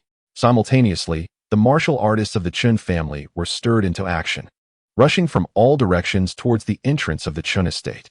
At the entrance, beneath Qin Lang's feet, lay two writhing martial artists from the Qin family.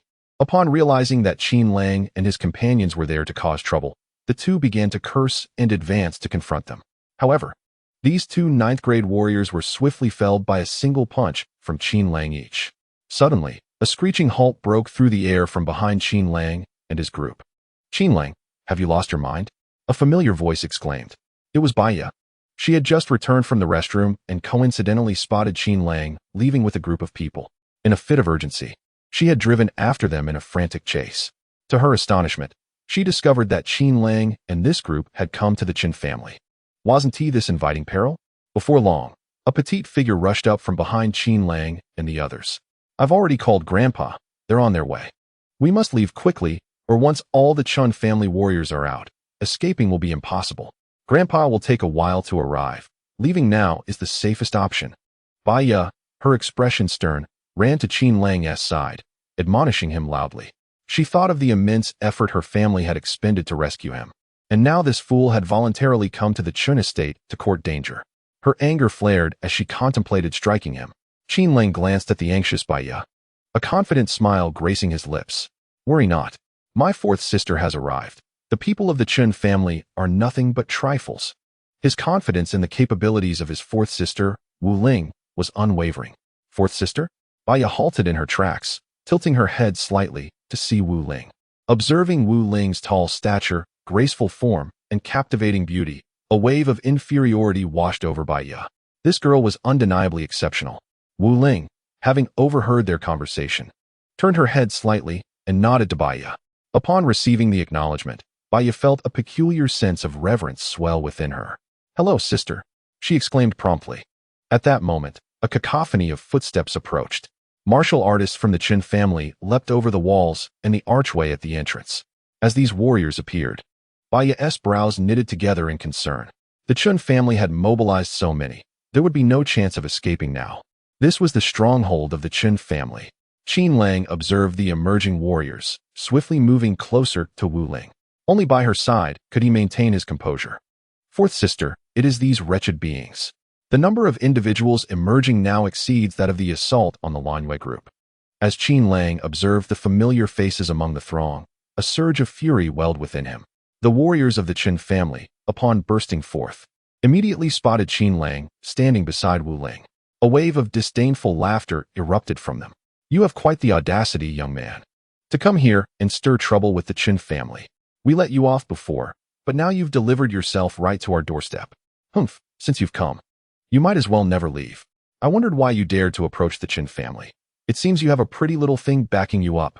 This beauty is quite alluring. It appears this lad has a way with women. My goodness, that figure and those features are simply exquisite. But let us not be too careless. That group of men behind him looks formidable. Whether they are truly formidable will only be revealed in battle. Seeing that Qin Lang had brought only a mere dozen companions, the Qin family warriors regarded him and his allies with utter contempt. Behind these warriors, a steady stream of more Qin family members continued to converge on the scene. After all, this was the ancestral ground of the Qin family, their stronghold.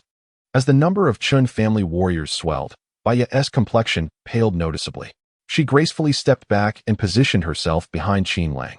Her skills were rudimentary at best, rendering her utterly defenseless against such warriors.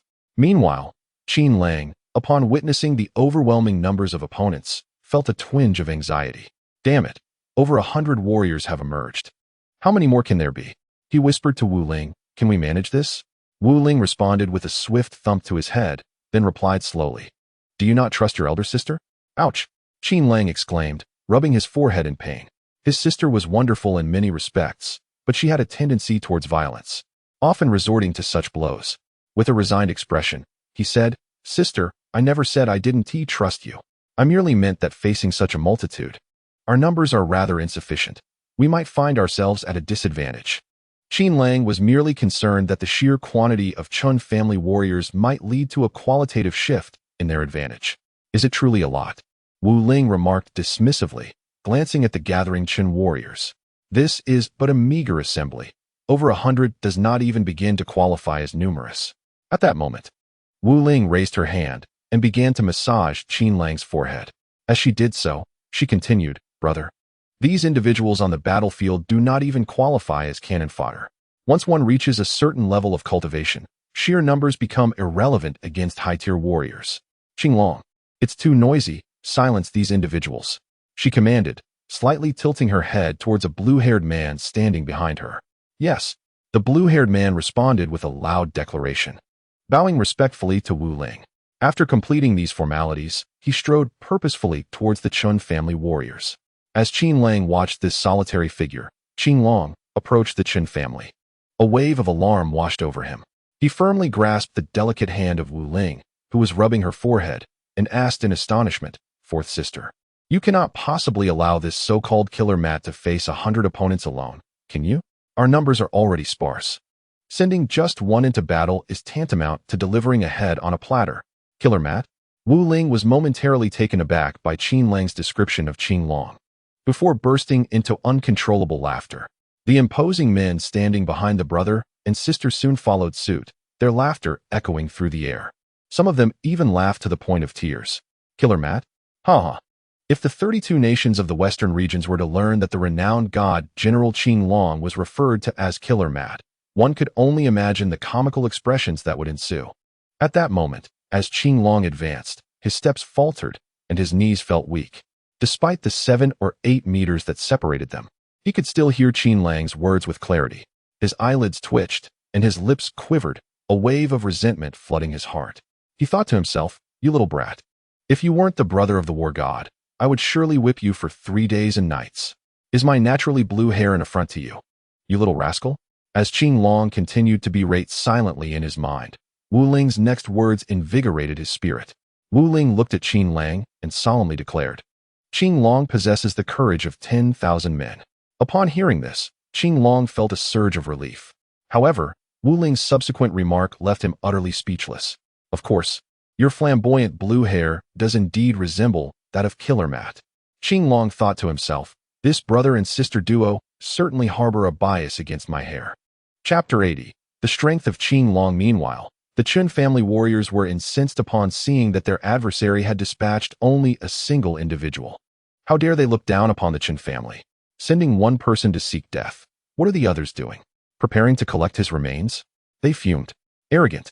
Since he dares to confront us alone, he shall not return. Let me have a go and see just how strong he truly is. At that moment, a sixth-grade warrior from the Chun family charged forward, swinging his fist at Qing Long's face. Qing Long did not even flinch, standing resolutely in place. The sixth-grade warrior, witnessing Qing Long's unmoving stance, felt a surge of delight. What luck! I have encountered a fool. Since you refuse to move, I shall take your life. With a sudden surge of speed, the sixth-grade warrior lunged towards Qing Long, envisioning in his mind the look of terror on Qing Long's face as he fell to the ground. The Chun warriors cheered him on, their voices rising in encouragement. However, in the next instant, the cheers abruptly ceased, leaving a profound silence in their wake. For, with a mere lift of his hand, Qing Long seized the sixth-grade warrior by the throat, as if he had willingly collided with Qing Long's grasp. With a resounding thud, the sixth-grade warrior was forcefully slammed to the ground by Qing Long, who held him aloft as though he were a mere ragdoll. Qing Long gazed disdainfully at a group of Chun family warriors not far away, sneering, "Is this all the strength you possess?" Infuriated by Qing Long's contemptuous stare, the Chun family warriors gritted their teeth in anger. One fifth-tier warrior leaped down from the wall, barking, "Let me handle this." With that, he drew a sharp dagger from behind and charged directly at Qing Long, his eyes ablaze with murderous intent, eager to vanquish him with a single strike. Unperturbed, Qing Long merely yawned and casually raised his hand, tossing aside the sixth-tier warrior he was holding as if discarding refuse. His actions appeared effortless, a mere flick of the wrist.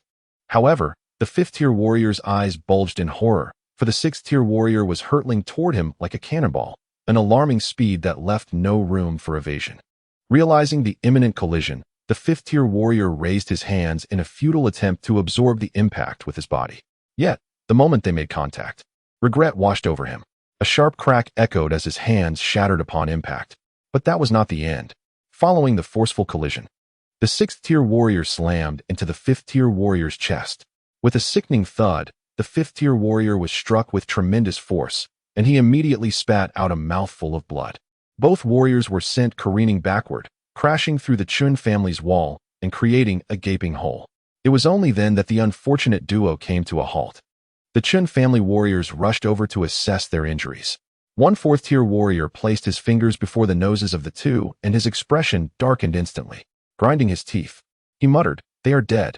Enraged, the fourth-tier warrior's heart brimmed with fury. How dare someone slay a member of the Chun family right at their doorstep? In full view of all their warriors? If they did not eliminate this threat today, how could the Chun family maintain their foothold in Binhai?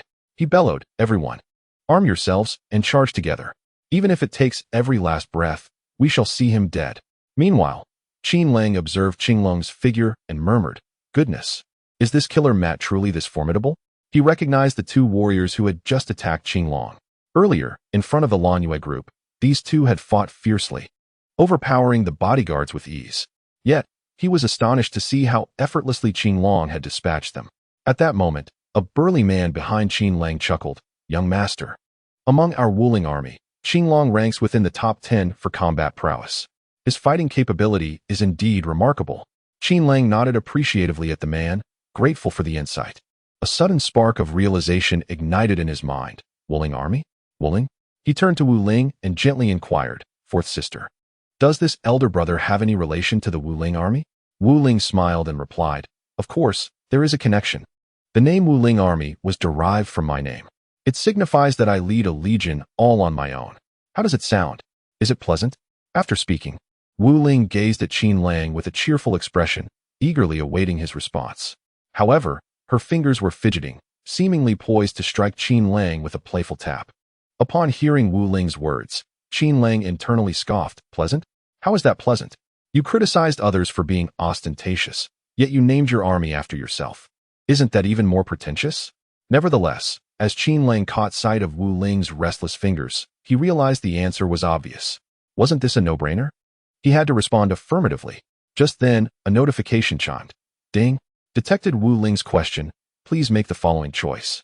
Task 1. Respond to Wu Ling. Pleasant. Task reward. Beauty. Point 1. Task 2. Respond to Wu Ling. Not pleasant. Task reward. Beginner level 8 warrior exchange card. Task 3. Remain silent. Task reward. Beauty. Point 2. Upon seeing this task, Qin Lang felt overwhelmed. Damn. Damn. Damn. He silently cursed, his teeth grinding in frustration. That insufferable contrarian was deliberately stirring up trouble at such a moment. Damn it. Every grievance has its source. Please be mindful of your words and actions. Surprised by the contrarian's remark, Qin Lang thought, This pesky contrarian has changed its tune? It finally revealed its ugly side. Nevertheless, he decided to choose a task first. Tasks 1 and 3 were not worth considering. He wasn't particularly concerned about a few beauty points. However, if he opted for task 2, he would undoubtedly receive a playful smack from fourth sister. Damn it, let it be. A little smack in exchange for the strength of a beginner level 8 warrior is a bargain. Qin Lang resolutely thought. Task 2. Ding. Task 2 selected successfully. At that moment, seeing Qin Lang's silence and his troubled expression, Wu Ling leaned closer, gently asking, Brother, is the name truly unappealing? Suddenly, an idea sparked in Qin Lang's mind. He reached out, grasping Wu Ling's delicate hand. Unpleasant. With his limited strength, there was no way he could restrain Wu Ling. Wu Ling smirked mysteriously, just about to give him a playful tap on the head. At that instant, Qin Lang earnestly said, Fourth sister, don't hit me. Please let me explain. Internally, he lamented how violent his fourth sister was, always ready to strike him over a trivial matter. Chapter 81. Arrival of the Bai family. Hearing Qin Lang's words, Wu Ling chuckled. All right. Subsequently, she effortlessly twisted her hands, freeing herself from Qin Lang's grasp. She rubbed her wrist, her smile unwavering. Yet, upon witnessing Wu Ling's smile, Qin Lang felt an unsettling chill within. He hastily remarked, The name Wu Ling Army is rather monotonous. If it were called Wu Ling Divine Army, it would sound far more appealing.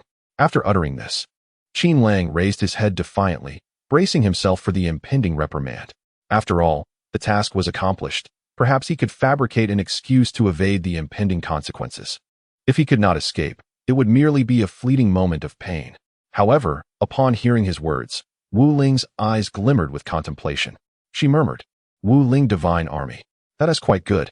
I shall change the name upon our return. Wu Ling then lifted her head, gradually extending her palm. Noticing her gesture, Qin Lang resigned himself to his fate. Alas, he could not escape those devilish hands. To his surprise, Wu Ling did not strike him, but gently caressed his forehead instead. She smiled and said, Brother, you are rather clever. Perhaps those few reprimands have enlightened you. Hearing this, Qin Lang was momentarily speechless. His fourth sister certainly had a knack for embellishing his merits. Yet, after a brief pause, he wisely nodded vigorously, showering her with flattery. At that moment, he sensed an unusual gaze directed at him from behind. Slightly turning his head, he observed the group of burly men regarding him with infatuated looks. The sight sent a wave of dread through him. Unbeknownst to him, the towering men were experiencing a tempest of astonishment within. Years ago, the war god commanded an army. She proposed naming the army the Wu Ling Army, but other commanders found it unappealing. Consequently, the war god set up a challenge. Anyone in the army who deemed the name unsatisfactory could challenge her in the arena. For half a month, nearly all the commanders of the Wu Ling Army were bested by her. Only then was the name firmly established. Yet now, with a mere utterance from the war goddess brother, she readily consented to the name change. How elevated must his status be in her eyes? The burly men gazed at Qin Lang, utterly speechless in astonishment. At that moment, a chorus of exclamations reached their ears. Who is that person? How formidable they are! Incredible! One individual driving so many warriors from the Qin family away, it's rather exaggerated. Facing such a multitude of attackers, they remain unfazed. This level of prowess is indeed remarkable. It was undeniably impressive. The individual he had just sent flying was recognized as a fourth-tier expert from the Qin family. A wave of admiration surged from behind Qin Lang. Turning around, he saw the people from the Bai family had arrived. Old Master Bai, though stooped in stature, moved with surprising swiftness, leading the procession at the forefront.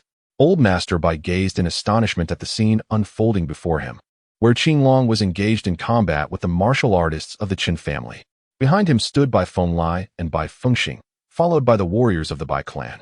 Initially, Bai Fenglai harbored some grievances, for he had just aided Qin Lang in repelling the Qin family, and now Qin Lang was stirring trouble at their doorstep. Was this not akin to seeking death by lighting a lantern in a toilet? Yet, upon witnessing Qinglong single-handedly overpowering the Qin martial artists, his discontent swiftly dissipated. Bai Fengxing looked on with fervent admiration at the silhouette of Wuling, subtly signaling to Bai Fenglai. Upon glancing at the imposing figure of the woman, Bai Fenglai instantly comprehended. Could this be the enigmatic sister of young Master Qin? His gaze ignited with fervor. When the Bai clan approached Qin Lang, they simultaneously bowed deeply, prompted by Bai Fenglai, exclaiming in unison. The volume of their voices was such that even Qinglong, who was engaged in battle with the Qin martial artists from a distance, could not help but turn to glance. Observing this, Qin Lang promptly called out, "Elder Bai, I appreciate your assistance. With my sister here, there is no need for you to intervene in dealing with the Qin family." Upon hearing Qin Lang's words, Bai Fenglai's certainty grew. This woman must indeed be Qin Lang's sister, renowned for her exceptional martial prowess. Yes, young Master Qin's sister is extraordinarily formidable. The Qin family can be easily vanquished, Bai Fenglai replied with a smile, nodding vigorously. At that moment, Wuling slightly turned her head, her expression impassive as she spoke with her crimson lips. "Are you the Bai family that has come to aid my brother today?" The mere fact that Wuling initiated conversation filled Bai Fenglai with elation. He cautiously responded, "At that time, young Master Qin was in a vulnerable position, and the Bai family naturally could not stand idly by. We merely exerted a small effort. It is nothing worth mentioning." His words were carefully measured, refraining from boasting about his own accomplishments. Wuling, uninterested in engaging in superficial pleasantries, stated directly, "In the future, should the Bai family face difficulties, you may request my assistance." Her declaration sent waves of joy through the core members of the Bai family, with Bai Fenglai's grin widening to an almost unbearable degree. "Thank you, esteemed elder. On the path of martial arts, those who excel may be regarded as mentors. Thus, anyone with superior skills may be called an elder." At this juncture, Old Master Bai regarded Wuling, softly inquiring, "May I ask, esteemed elder, do I still have a chance to break through my current limitations?" Wuling surveyed Old Master Bai with a measured gaze, responding coolly, "Your vitality is nearing exhaustion. Relying solely on your own strength, it is impossible to achieve a breakthrough." A shift occurred in Old Master Bai's expression, and he spoke with excitement. Does the elder imply that there is still hope for a breakthrough through external means? Having been stuck at the pinnacle of the second tier for over a decade, Old Master Bai had long lost hope. Yet, Wuling's words kindled a flicker of possibility within him. Wuling gave a slight nod. There exists a legendary herb that can invigorate a martial artist's meridians, granting them a rebirth. However, such an herb is exceedingly rare, so do not dwell on it. Moreover, with your current physique, that peculiar herb can only assist you in breaking through to the first rank of mastery, which is rather insignificant. Upon hearing the last remark from the martial spirit, Qin Lang and the members of the Bai family were momentarily speechless. To become a first-rank master through a breakthrough is deemed inconsequential? What lofty standards do you possess?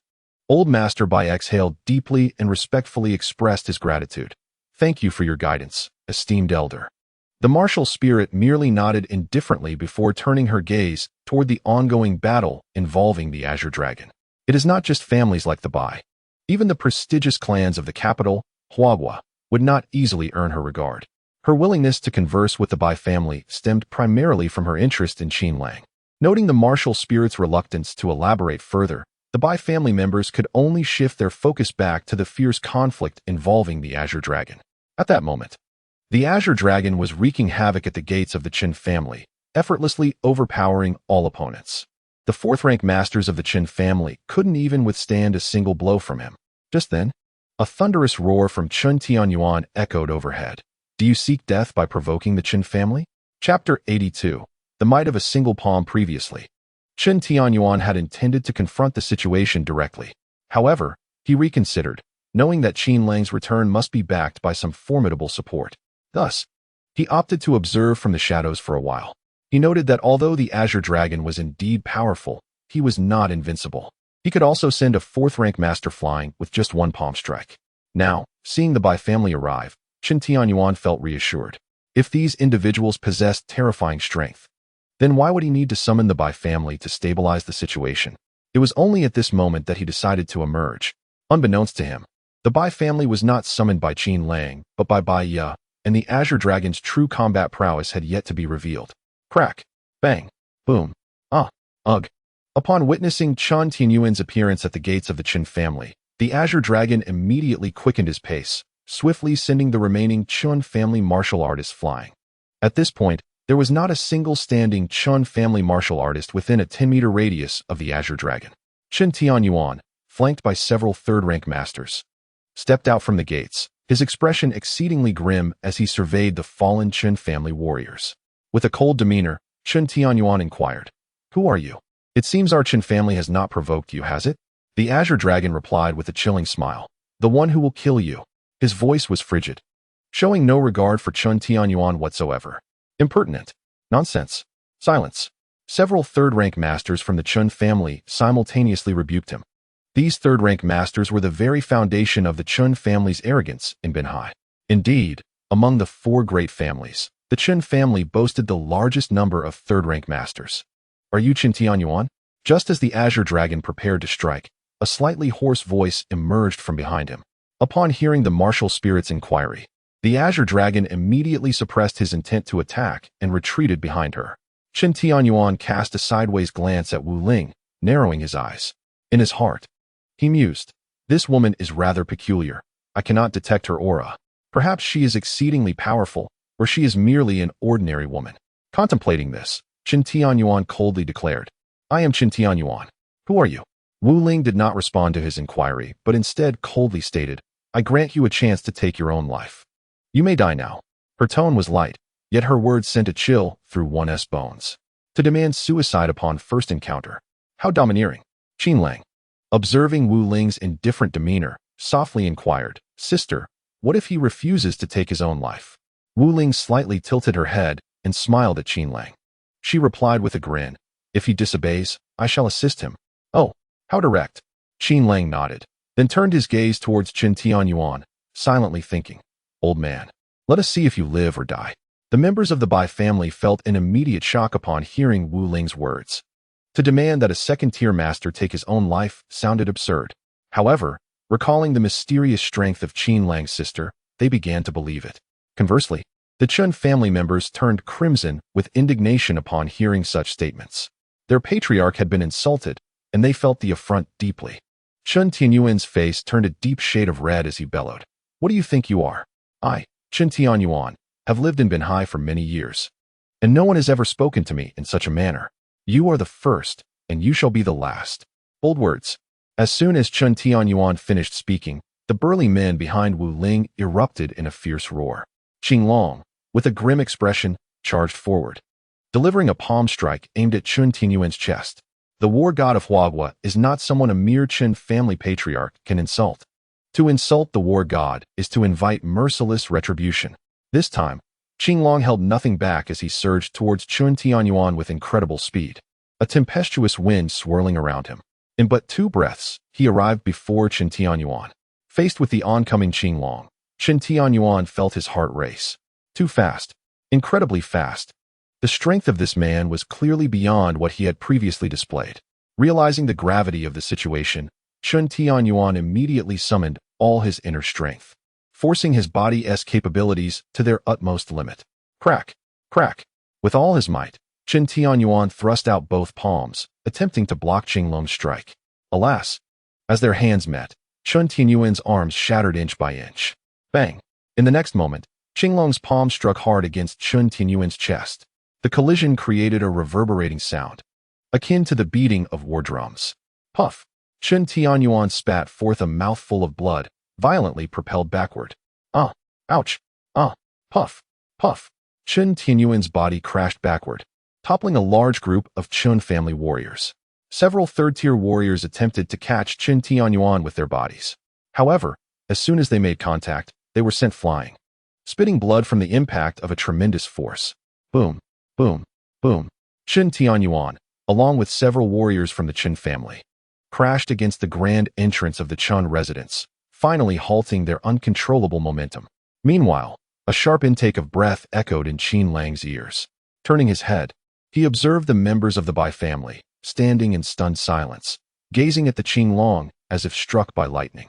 The burly men behind Wu Ling regarded the Bai family with disdainful expressions. Was it not entirely natural to send a mere second-tier master flying with a single strike?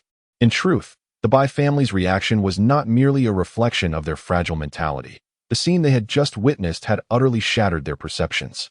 A second-tier master was already considered the pinnacle of combat strength in Binhai. In this realm, a second-tier master was synonymous with invincibility. Yet, their notion of an unrivaled master was effortlessly subdued by a blue-haired individual with a single blow. Moreover, those from the Qin family who attempted to thwart Qin Tianyuan also found themselves bloodied and sent reeling. What did this signify? It indicated that this blue-haired man had single-handedly vanquished the core strength of the entire Qin family. Observing the Bai family's astonishment, Qin Lang silently mused. How rarely they had encountered such phenomena. At that moment, a sharp pain struck his forehead. He looked up at Wu Ling, feeling aggrieved, and asked, "Sister Si, why did you hit me again?" Wu Ling glanced at her own right arm and replied, "What do you think?" Qin Lang lowered his gaze. Realizing he was tightly grasping Wu Ling's arm, his hands gripping her wrist with such force that red marks had formed. He quickly released his hold, awkwardly rubbing his nose. The astonishing display of Qinglong's might had left him in a state of shock, prompting him to unconsciously cling to Wu Ling's arm, while he chastised others for their astonishment. He himself was equally taken aback. Chapter 83. The violent defeat of Qin Tianyuan. Qin Lang truly did not anticipate encountering someone of such formidable strength. Not long ago, Qin Tianyuan had appeared invincible, akin to a god of war. At that time, neither he nor the bodyguards of the Lanyue group possessed any confidence in defeating Qin Tianyuan. Yet now, the once mighty Qin Tianyuan lay crumpled before the grand entrance of the Chun residence, resembling a defeated dog. This intense shock and violent visual impact left Qin Lang momentarily dazed. After several seconds, his mind finally grasped the undeniable truth. Qin Tianyuan had truly fallen. The Qin family had genuinely collapsed, and they had fallen completely. Qinglong's single punch had extinguished all hope for the Qin family. The once dominant Qin family of Binhai now lay prostrate at his feet.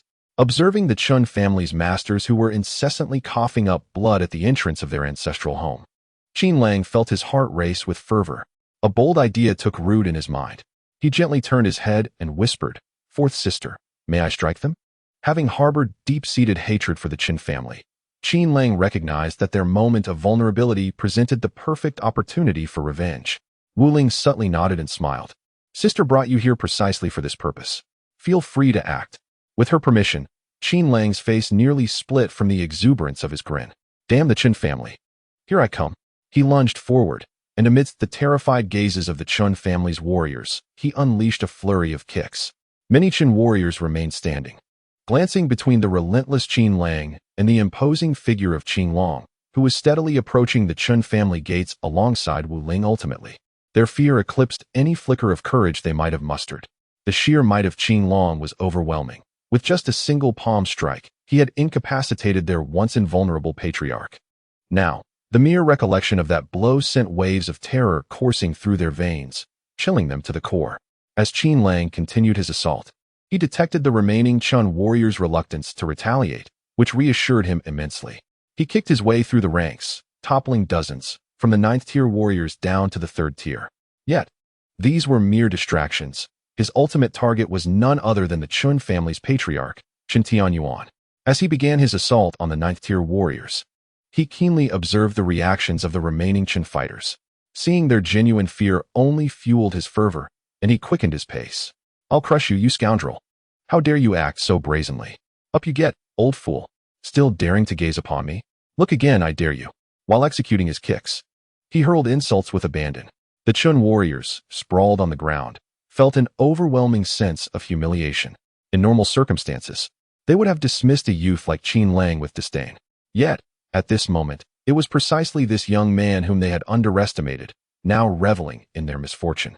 Each sideways glance they cast towards him would earn them a flurry of kicks. The Bai family warriors stood in stunned silence, witnessing Qin Lang's relentless onslaught. Their hearts swelled with astonishment. Young Master Qin is simply ferocious. This is a classic case of kicking a dog when it's down. They could hardly believe that the Qin family, which had dominated Binhai for so long, had so swiftly fallen from grace. As the mighty Qin tree toppled, it did so with an utter lack of dignity. As they watched Qin Lang's fervent retaliation, a shared thought emerged among the Bai family members. Do not provoke young Master Qin. His thirst for vengeance is insatiable. Qin Lang's movements were swift and unyielding. After delivering a powerful kick to the outer Qin family's warriors, he arrived at the entrance of the Qin residence. At that moment, Chen Tianyuan was glaring fiercely at Qin Lang, his eyes brimming with murderous intent. As Chen Tianyuan coughed up blood, he harbored a deep resentment within.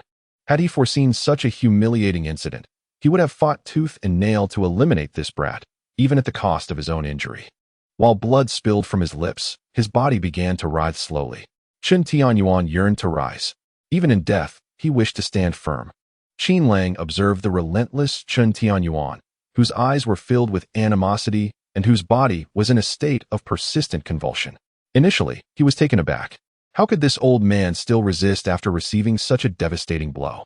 After a few moments, Qin Lang realized that Chen Tianyuan was merely struggling to get up, lacking the strength to do so. Reassured by this, Qin Lang approached him and delivered a swift kick. Bang! Chen Tianyuan's body crashed against the entrance of the Chen residence, echoing with a dull thud. Old man, weren't you so arrogant? Come on. Show me your strength and try to stand up. Dare you glare at me again? Go on, I dare you. You still refuse to accept your fate, huh? You and your entire family are nothing but worthless scum. From the eldest to the youngest, all of you deserve to be executed 100 times. By the way, where's your grandson? Wasn't Qianlong supposed to be so tough? He was so cocky before, sending people to create trouble at my company. Now look at him, a coward. As Qin Lang continued to kick and berate him, all his pent-up frustrations and emotions were unleashed upon Chen Tianyuan. Throughout it all, Chen Tianyuan steadfastly glared at Qin Lang, as if he intended to engrave his visage into his very bones, vowing to seek vengeance even in death. Initially unnerved by Chen Tianyuan's gaze, Qin Lang soon grew accustomed to it. The fiercer Chen Tianyuan glared, the harder Qin Lang kicked, only ceasing when Chen Tianyuan finally closed his eyes in resignation. At that moment, the warriors of the Bai family, under Bai Fenglai's directive, had disarmed the bewildered Chen family warriors. Subsequently, they shoved these warriors into a corner, denying them any chance of escape. Just then, a commanding voice rang out. Stop! Followed by this, Chen Feihu arrived with a group of people. He had been delayed for a brief moment while calling for reinforcements. To his astonishment, in such a short span of time, the Chen family's warriors had been completely vanquished. Taken aback and enraged at the scene before the entrance, Chen Feihu exclaimed, What is happening? How could the family's elite fall so swiftly? How long has it been? Is the Chen family already defeated? Upon witnessing the battered Chen Tianyuan, mercilessly kicked by Qin Lang, Chen Feihu's eyes instantly filled with tears of fury. He bellowed, You little brat, do you wish to die? What have you done to my father? Chen Feihu's words were abruptly cut off as he received a heavy slap across his face. It was Bai Fenglai who struck him. Upon hearing Chen Feihu's insults directed at Qin Lang, Bai Fenglai swiftly closed the distance between them. Chen Feihu was a 5th-tier warrior, while Bai Fenglai was only a 3rd-tier warrior. Thus, Chen Feihu was unable to evade Bai Fenglai's hand. With a voice filled with fury, Bai Fenglai admonished, How dare you speak disrespectfully to young Master Qin? Do you seek death? This was a splendid opportunity for Bai Fenglai to demonstrate his prowess, and he would not let it slip away.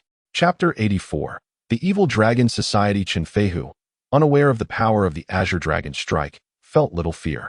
He desperately attempted to distance himself and rushed to stand behind Chen Tianyuan, shielding him. The warriors accompanying Chen Feihu also drew their weapons, forming a protective barrier around him. Only then did Chen Feihu turn to Bai Fenglai and roar, Bai Fenglai, I will remember this slap today. If I do not avenge this grievance in the future, I, Chen Feihu, vow never to be a man again. And you, little rascal, you will not escape either. No matter where you hide, I, Chen Feihu, will dig 3 feet into the ground to find you. Having suffered a significant loss, Chen Feihu mistakenly believed this incident would conclude here. However, to the martial spirit, this was merely the beginning. Eradicating the insignificant Qin family of Binhai was a task far too effortless for her. Yet, the martial spirit aimed to eradicate them thoroughly. leaving no chance for the Chun family to rise again. Otherwise, Qin Lang, residing in Binhai, would encounter numerous troubles. The martial spirit remarked nonchalantly. As one of the 4 great families, the Chun family must possess an extensive network of connections. Now that your family faces the threat of extinction, do those connections prove to be of no use? She continued, if we are to eradicate the roots, we must expose the very roots that the Chun family has buried in the soil. Chen Feihu retorted coldly. Do you think you can fathom the depths of my Chun family's connections? Our reinforcements are already on their way. You have no chance to escape now. He demanded. What sorcery have you cast upon my father? Release him at once, or I will ensure you have no place to bury your remains. In Chen Feihu's eyes, his father was a second-tier master, nearly invincible in Binhai. A second-tier master could not possibly be defeated. He was certain that the Bai family and this woman had conspired against his father. Moreover, the Chen family could not be vanquished in Binhai. The martial spirit cast a dismissive glance at Chen Feihu, paying little heed to his threats. She grasped Qin Lang's hand and strode directly into the Chun family's domain. Since their reinforcements were still en route, they might as well wait inside. She turned her head to the burly men and commanded, bring them in. Then she entered the Chun residence with resolve. Yes, the men responded with a resounding agreement. Shortly thereafter, a towering figure sprang into action, effortlessly toppling all of the Chun family's warriors surrounding Chen Feihu with but a few slaps. At this moment, Bai Fenglei took the initiative to allow the Bai family's martial artists to act, forcibly bringing Chen Feihu and a group of Chun family warriors into the Chun family hall. In the grand hall, Wu Ling and Qin Lang sat side by side on the central seat of honor. To the left were the core figures of the Bai family, while on the right sat the imposing men brought by Wu Ling. These formidable figures sat upright in their chairs, exuding an extraordinary presence. The Bai family members, witnessing the stoic demeanor of these men, felt a significant psychological pressure and instinctively straightened their own postures, emulating the dignified stance of the strangers. In the center of the hall, the Chun family's martial artists were strewn about like refuse, some standing, some squatting, and others lying down in various disarrayed positions. Chen Feihu gazed upon this scene with a face full of indignation, a profound sense of humiliation swelling within him. This grand hall, a sacred place of the Chun family's heritage spanning over a century, was now occupied by outsiders, while he himself was relegated to a position at the center of the hall. Gritting his teeth in silence, Chen Feihu resolved to allow these intruders their moment of arrogance. When reinforcements arrived, it would be the Chun family's time to rise again. At that moment, those seated in the Chun family hall would face dire consequences. Outside, the Bai family's martial artists had already taken control of the Chen family, securing all the entrances and exits. Just then, a Bai family warrior hurriedly entered. He first bowed slightly to Wu Ling and Qin Lang, before respectfully saluting Bai Fenglei. The warrior spoke with deference, head of the family. A convoy has arrived outside the Chen family. Judging by their attire, they appear to be members of the Evil Dragon Society. Should we take the initiative to intercept them at the gates? Bai Fenglei let out a soft cough, somewhat exasperated. Do you not see who occupies the main seat? Can you not discern who truly holds power here? The Bai family warrior, displaying a degree of cleverness, swiftly adjusted his stance upon receiving Bai Fenglei's subtle cue. Turning his attention to Wu Ling and Qin Lang, Wu Ling replied coolly, let them in. It is more advantageous to have them inside than outside, where they can flee. Close the doors behind them. Understood. The warrior bowed again and promptly exited the hall. Once he departed, Bai Fenglei turned to Chen Feihu with astonishment. Chen Feihu, I never imagined that the Evil Dragon Society was under your family's command. I had wondered why they had evaded trouble all these years while committing nefarious deeds. It turns out the Chun family has been shielding them. Chen Feihu smirked maliciously. There is much you are yet unaware of. Today, you shall witness the true strength of the Chun family. Seeing that the Bai family and Wu Ling dismissed the Evil Dragon Society, Chen Feihu felt a surge of elation. The Evil Dragon Society was an underground force cultivated by the Chen family, dedicated to handling clandestine affairs.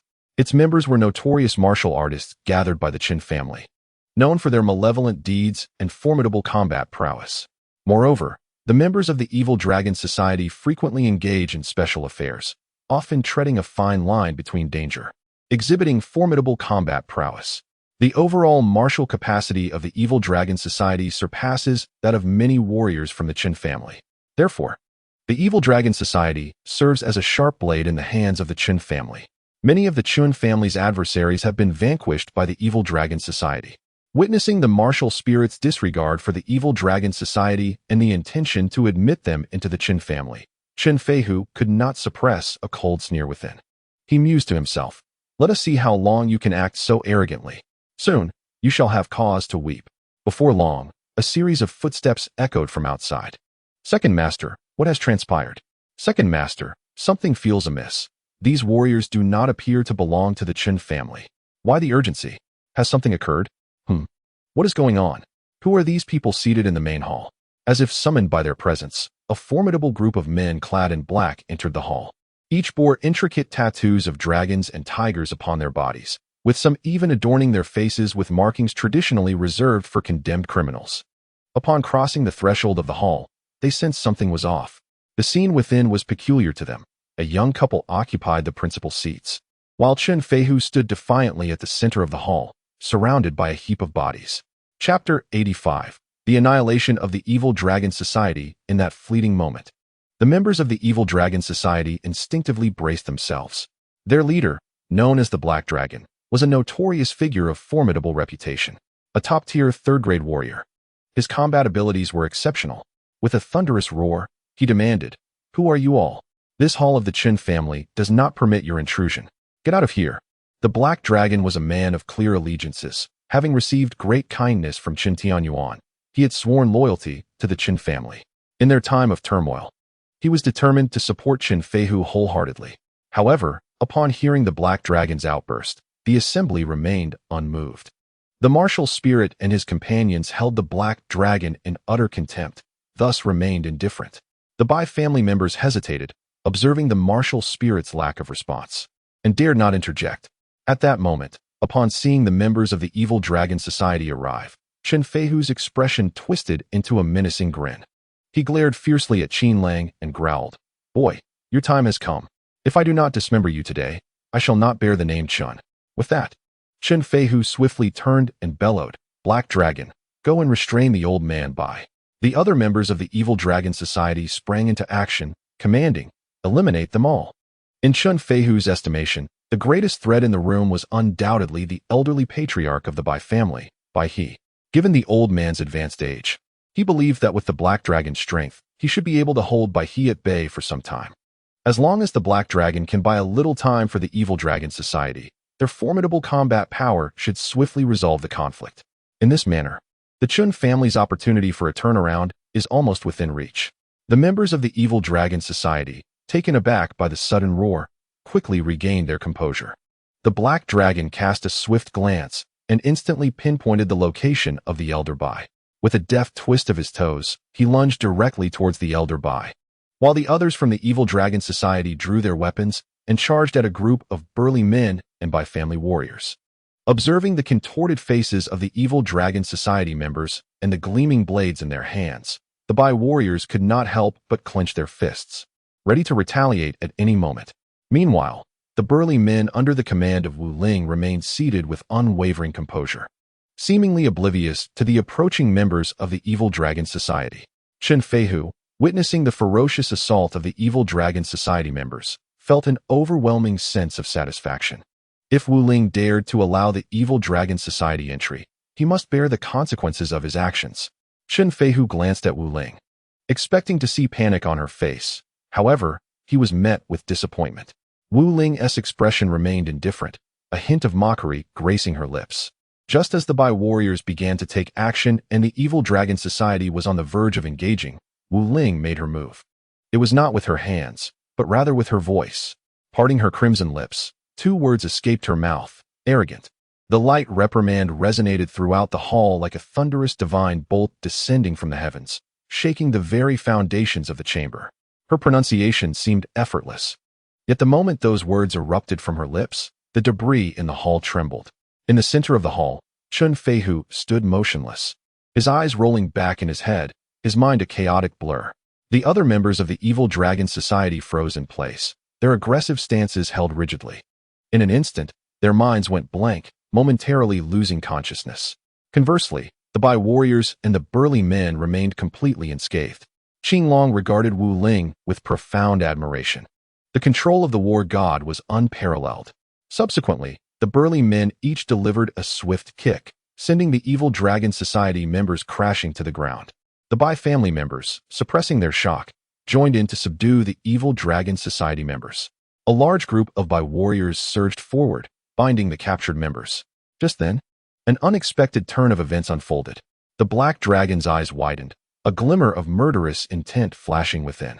With a single strike, he sent a Bai warrior reeling, blood spewing from his mouth, before swiftly moving to stand beside Qin Feihu. The Black Dragon shielded Qin Feihu, vigilantly eyeing Wu Ling, and spoke in a low voice. Buddhist thunder sound? I once killed an old monk who wielded this technique. Are you a follower of the Buddhist teachings? Wu Ling paused momentarily, then replied coolly, you possess some knowledge. However, I am not a practitioner of Buddhism. The Black Dragon coldly inquired, then who are you? Why do you target the Qin family? Wu Ling, with an indifferent gaze, retorted, I am the one who will end your life. With that, she propelled a small pebble with the tip of her foot. The pebble soared through the air with astonishing speed, aimed directly at the Black Dragon's brow. A cold smirk crept across the Black Dragon's lips as he thought, you believe a mere pebble can claim my life? How naive. Yet, the velocity of the pebble was such that he found no time to evade. Nevertheless, the Black Dragon remained composed. The moment he noticed Wu Ling's movement, his hands instinctively rose to shield his forehead. He crossed his arms in front of his brow just as the pebble approached. Without any impediment, the pebble penetrated through his hands and skull, continuing its trajectory unabated. It was only when it struck the stone pillar outside the hall that the pebble finally came to rest. With a soft chime, it shattered into fine dust. At that moment, the cold smile at the corners of the Black Dragon's mouth had yet to fade. However, in stark contrast to his expression, his eyes widened in terror. With a thud, the Black Dragon collapsed to the ground. His hands and brow each bore a small puncture wound, from which blood began to seep slowly. Inside the hall, the members of the Bai family stood in stunned silence, their hearts racing. A single pebble had managed to annihilate a formidable top-tier third-grade master. Such power was simply astonishing. It must be noted, aside from a few second-grade experts, the top-tier third-grade masters represented the pinnacle of strength in Binhai. The realization that such a master could be dispatched by an ordinary pebble was unfathomable. Moreover, it appeared that Qin Gongzi's sister had merely kicked it casually, exerting no visible force. The Bai family members gazed at Wu Ling in shock, scarcely daring to breathe. They feared that even the sound of their respiration might disturb this extraordinary cultivator. They had already imagined Wu Ling's abilities to be exceptionally high, yet now it seemed woefully inadequate. Her prowess far exceeded their wildest expectations. At that moment, the sight of the Black Dragon's fallen form roused Qin Feihu from his stupor. Initially bewildered, he scanned his surroundings, but upon seeing the Black Dragon lying at his feet, his expression shifted dramatically. The Black Dragon was dead? How could such a powerful being perish? He inspected the wound on the Black Dragon's brow and realized it was a fatal blow to the head. Quickly, he whirled around, glaring fiercely at Wu Ling, and bellowed, "Did you use a gun? Firearms are prohibited in Huagua, yet you dared to employ one. You are doomed. And what dark sorcery was that you just unleashed?" Qin Feihu's mind was awash with questions, desperate to comprehend the events that had just transpired. At that moment, Wu Ling spoke with calm indifference. "Is your only source of confidence a mere evil dragon? Where are the others? Call them forth." Her tone was relaxed, and she warmly welcomed Qin Feihu's call for reinforcements. This way, time would not be wasted, and they could resolve the matter together. Chapter 86. The theatrical Qin Feihu glanced at the bound members of the Evil Dragon Society, his expression darkening considerably. The formidable forces of the Evil Dragon Society had been subdued in such a short span of time. In his mind, he calculated that half of the Chun family's warriors had been defeated, while the other half were imprisoned, and the Evil Dragon Society had also been brought under control. This meant that the two factions directly under the Chun family's command had lost their grasp. Now, the only glimmer of hope resided in the external forces. The Security Bureau should be en route. It was uncertain whether Li Tianba, the head of the Coastal War Department, would arrive. His elder brother, who worked in the provincial capital, should be on his way back. However, he did not know if they could hold out until then. While Qin Feihu pondered these matters, his face remained a mask of fury. He intended to convey his helplessness through this impotent rage, thus buying himself some time. As the current authority of the Qin family, how could he lack the wisdom to navigate such situations? Unbeknownst to him, His strategy aligned perfectly with the will of Wuling. Upon hearing Wuling's inquiry, Chen Feihu responded with a cold smile. In this coastal city, my Chun family's connections are ubiquitous. If you dare, just wait here. And today we shall see who will emerge victorious. Chen Feihu was employing a goading tactic, deliberately provoking Wuling. He did not anticipate that Wuling would cooperate beyond his expectations. Wuling calmly replied, "Very well." Observing Wuling's composed demeanor, Chen Feihu gritted his teeth in frustration. It is often said that a strong dragon cannot intimidate a local snake. Even if you are indeed a strong dragon, so what? The Qin family, as the most formidable local power in Coastal City, would surely make you pay a price. At that moment, Qin Lang noticed that the conversation between the two had concluded.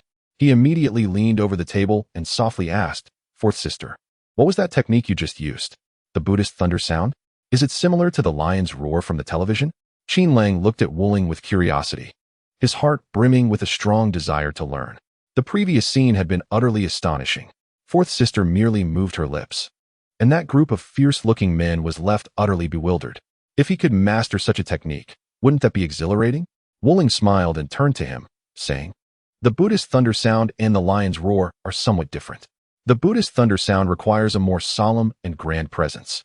I will send you some materials later, and you can learn from them. However, this material must not be shared with others." Upon hearing this, Qin Lang nodded eagerly. He pounded his chest, declaring, "Fourth sister, rest assured, I will keep it a secret. If this material gets out, I will bear all the responsibility."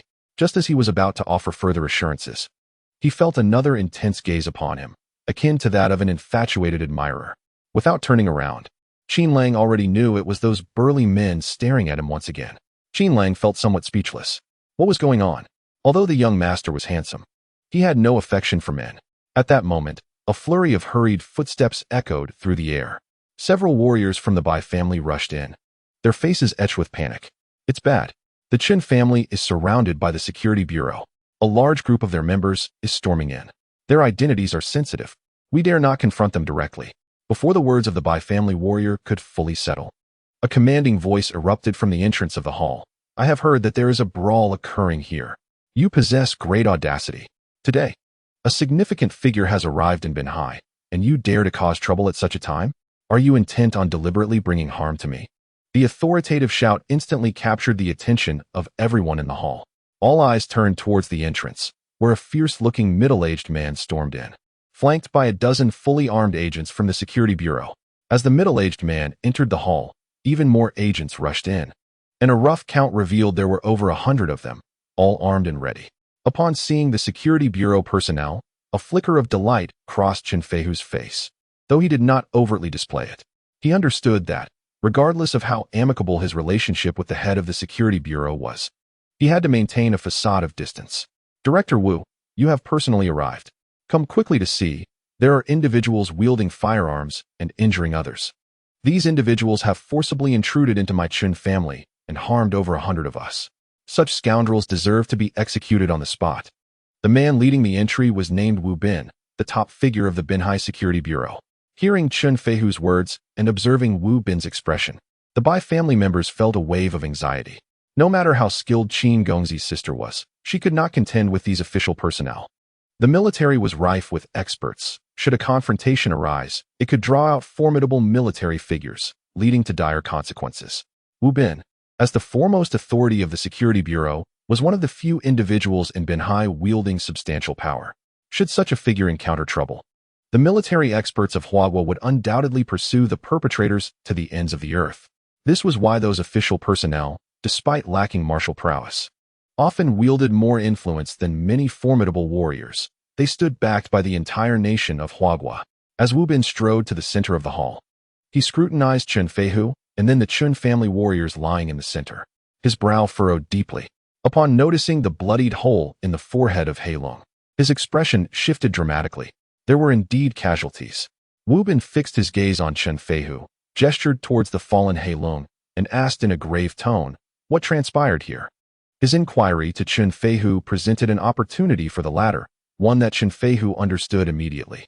As the expression of sorrow gradually settled upon Chen Feihu's face, he trembled as he spoke. "This band of rogues barged into my Qin family without a word. employing sinister sorcery to incapacitate the majority of my kin. Subsequently, they conspired to brutally assault my relatives, leaving them bloodied and with broken ribs. When the Black Dragon from the Evil Dragon Society visited our home, he fortuitously witnessed their acts of violence. A man of justice, the Black Dragon intervened, only to have his life extinguished by a gunshot from that woman. Among these miscreants, the brother and sister duo are the principal offenders, while the Bai family members serve as their accomplices. Astonishingly, they dared to wield firearms. The heinous crimes they have committed are utterly unforgivable. These villains deserve to be taken out and executed without delay. One cannot deny that Chen Feihu possesses a remarkable talent for theatrics. His impassioned delivery moved several uninformed agents from the Security Bureau. Chapter 87. You are not worthy. How outrageous. Wu Bin's countenance darkened as he exclaimed, "Such malevolent forces shall not be permitted to exist in our coastal city." He then pointed at Wu Ling and Qin Lang, commanding, "Arrest them both." Wu Bin's demeanor was decidedly overbearing. After hearing Chen Feihu's testimony, he was ready to apprehend individuals without hesitation. Upon hearing Wu Bin's words, Chen Feihu cast a derisive glance at Wu Ling and Qin Lang, inwardly reflecting, "The Security Bureau represents the authority. Should you dare to resist, a multitude of troubles will ensue." Witnessing the unfolding situation, Bai Fenglai could no longer remain passive. He immediately rose and stepped into the center of the hall. "Mr. Wu," Bai Fenglai solemnly stated, "to draw conclusions based solely on Chen Feihu's account is rather unwise. Is it not? You ought to hear Qin Lang's perspective and grasp the full context of this matter. As far as I am aware, it was Chen Long of the Chen family who instigated the conflict, thus precipitating this series of events. If anyone is to be apprehended, it should be Chen Long." Bai Fenglai fixed his gaze upon Wu Bin, a simmering anger evident in his eyes. Wu Bin's bias was glaringly apparent, discernible to any astute observer. Wu Bin's expression darkened further upon Bai Fenglai's intervention. As one of the four prominent families, the Bai family held considerable sway in the coastal city. Although Chen Feihu had recently suggested the arrest of all Bai family members, Wu Bin chose to disregard that counsel. The entangled relationships at play were exceedingly complex, and mishandling the situation could lead to dire consequences. Thus, when he issued the order for arrest, he specifically aimed to detain Wu Ling and Qin Lang, deliberately avoiding any direct confrontation with the Bai family. Yet, he did not anticipate Bai Fenglai's lack of decorum in stepping forward. Wu Bin replied, "Does the Security Bureau require instruction from the head of the Bai family on how to conduct its affairs? The evidence is all present. What more is there to investigate?" Following this assertion, Wu Bin turned to the agents of the Security Bureau, his voice rising in urgency. "Why are you all standing there in a daze? Hurry and apprehend these individuals. As for the origins of this incident, I shall certainly conduct a thorough investigation." At the command, the agents of the Security Bureau surged forward, converging on Qin Lang and Wu Ling Bang. With a sudden roar, before these individuals could reach Wu Ling and Qin Lang, the Azure Dragon struck. In an instant, 4 or 5 agents from the Security Bureau were sent flying. Observing the fallen agents, a sinister smile crept across Chen Feihu's face. This was precisely the outcome he desired. Once Qin Lang and the others retaliated, the conflict would shift from the Chun family to the Security Bureau. At that point, the official authorities of Huagua would have to intervene. Should the situation escalate, the Binhai War Department would also become involved. Behind the Binhai War Department stands the entirety of Huagua's military establishment. With such layers of authority, someone would inevitably deal with this group. Upon witnessing the Azure Dragon's actions, Bai Fenglai sighed inwardly. The nature of the situation had irrevocably changed. "Indeed, what do you intend to do? How dare you lay hands on the Security Bureau? Immediately take cover, or we shall open fire." Such audacity was astounding. The agents of the Security Bureau chambered their weapons, shouting angrily as they aimed their dark muzzles at the Azure Dragon. Their status as agents commanded respect. Who would dare to defy them? Furthermore, they had over 100 fully armed agents at their disposal, and they had never encountered anyone so brazen. Wang Bin, witnessing the sudden escalation, was momentarily taken aback. After a second, he regained his composure and bellowed, "Who are you? To obstruct the Security Bureau in its duties. There will be no place for you in all of Huagua. If he dared to make another move, eliminate him immediately." Wang Bin was nearly beside himself with rage. Who on earth was this person, daring to act so defiantly in Binhai? Amidst the furious agents, The Azure Dragon remained remarkably composed. Positioned in front of Wu Ling and Qin Lang, he calmly stated, "Do not point your weapons at me. You should consider yourselves fortunate to be citizens of Huagua. Otherwise, you would already be lifeless corpses." With the Azure Dragon's current prowess, conventional firearms posed little threat to him. As he spoke, he ceased to deliberately suppress his aura, allowing a portion of it to emanate outward. A chilling aura of bloodshed and slaughter enveloped the scene. In that fleeting moment, the agents of the Security Bureau felt an icy dread wash over them, their hands trembling slightly around their weapons. For reasons unknown, they perceived the blue-haired man before them not as human, but rather as an unparalleled beast of destruction. A creeping sense of fear began to envelop their hearts, one that they could scarcely suppress. Unbeknownst to the agents, this sensation of terror was a primal instinct when confronted by a formidable entity. It was the most natural reaction of the weak in the presence of the strong. Wang Bin too experienced this fear. At that moment, the Azure Dragon, with his blue hair billowing without wind, stood alone as if he were a divine guardian of the realm. Wang Bin gazed at the Azure Dragon, his voice trembling as he inquired, "What exactly are you?" Such an imposing presence could undoubtedly not be possessed by an ordinary individual. He discerned that the bloodthirsty aura emanating from the blue-haired man could only be cultivated through the shedding of countless blood. This man was either an unparalleled fiend or a soldier from the borders of Huagua. As Wu Bin observed Qinglong's every move, he felt that the latter was more plausible. Qinglong cast a detached glance at Wu Bin and coldly remarked, You are not worthy to know my identity. Bring forth someone more qualified." Qinglong's words were audacious, and under normal circumstances, Wu Bin would have responded with indignation. However, at this moment, he dared not act rashly. "Quick, put the guns away." Wu Bin hastily commanded the security agents to disarm. He had an ominous feeling that the Chun family had encountered a formidable adversary this time. Subsequently, Wu Bin exited the grand hall of the Chun family and made a phone call. Inside the hall, Chen Feihu found himself momentarily dazed as the situation slipped from his grasp. His mind was rife with questions. Who is this blue-haired man? How could he be so powerful? Why is Wu Bin cowering? He possesses immense power in Binhai. Why is he yielding? With Qinglong's intervention and Wu Bin's retreat, an abrupt silence enveloped the hall. At that moment, a faint male voice broke the stillness. "Fourth sister, what kind of identity does this shammate possess? So formidable." The speaker was naturally Qin Lang, who believed he had subdued his voice sufficiently. Yet, in this hushed atmosphere, his words reached everyone's ears without impediment. Upon hearing this inquiry, Qinglong's teeth clenched, and his lips twitched in irritation. Wu Ling quietly replied, "Do not be deceived by his flamboyant hairstyle. His identity is indeed formidable." Upon hearing this exchange, the burly men accompanying Wu Ling could not help but chuckle. As the brother and sister conversed without regard for their surroundings, time trickled by. After more than 10 minutes, a series of hurried footsteps echoed through the hall. "Where are they? What are you dawdling for? Hurry up and lead the way." A slightly anxious male voice accompanied the footsteps. Soon, the footsteps drew nearer, and a figure appeared at the entrance of the hall. This man sported a slicked-back hairstyle and exuded an air of grandeur, imparting a sense of breadth and steadiness. However, at this moment, this typically composed middle-aged man hurried in with an anxious countenance. As he crossed through the portal of the hall, he immediately spotted Wu Ling seated in the center. A surge of astonishment coursed through him. It truly was her, the prominent figure. The newcomer was Lu Wenhui, the paramount leader of Binhai, who had caught a distant glimpse of Wu Ling at the Binhai airport. Upon seeing the leader of Binhai arrive, the security agents promptly made way, retreating to the sides. The members of the Bai family were slightly taken aback at Lu Wenhui's arrival, astonished that Wu Bin had summoned him. Could it be that the leader of Binhai shares a profound connection with the Qin family? If that is indeed the case, it could spell trouble. The Bai family harbors this suspicion, believing that Wu Bin has summoned someone from his inner circle. Following Lu Wenhui, Wu Bin's heart grows increasingly heavy. The leader of Binhai has always been a figure of composure. Why has he suddenly altered his demeanor today? Could it be that those troubling the Chun family possess such esteemed identities that even the leader of Binhai must tread carefully in their presence? Before the eyes of all, Lu Wenhui strides directly to Wu Ling amidst the astonished gazes of many. He bows deeply, respectfully greeting Wu Ling.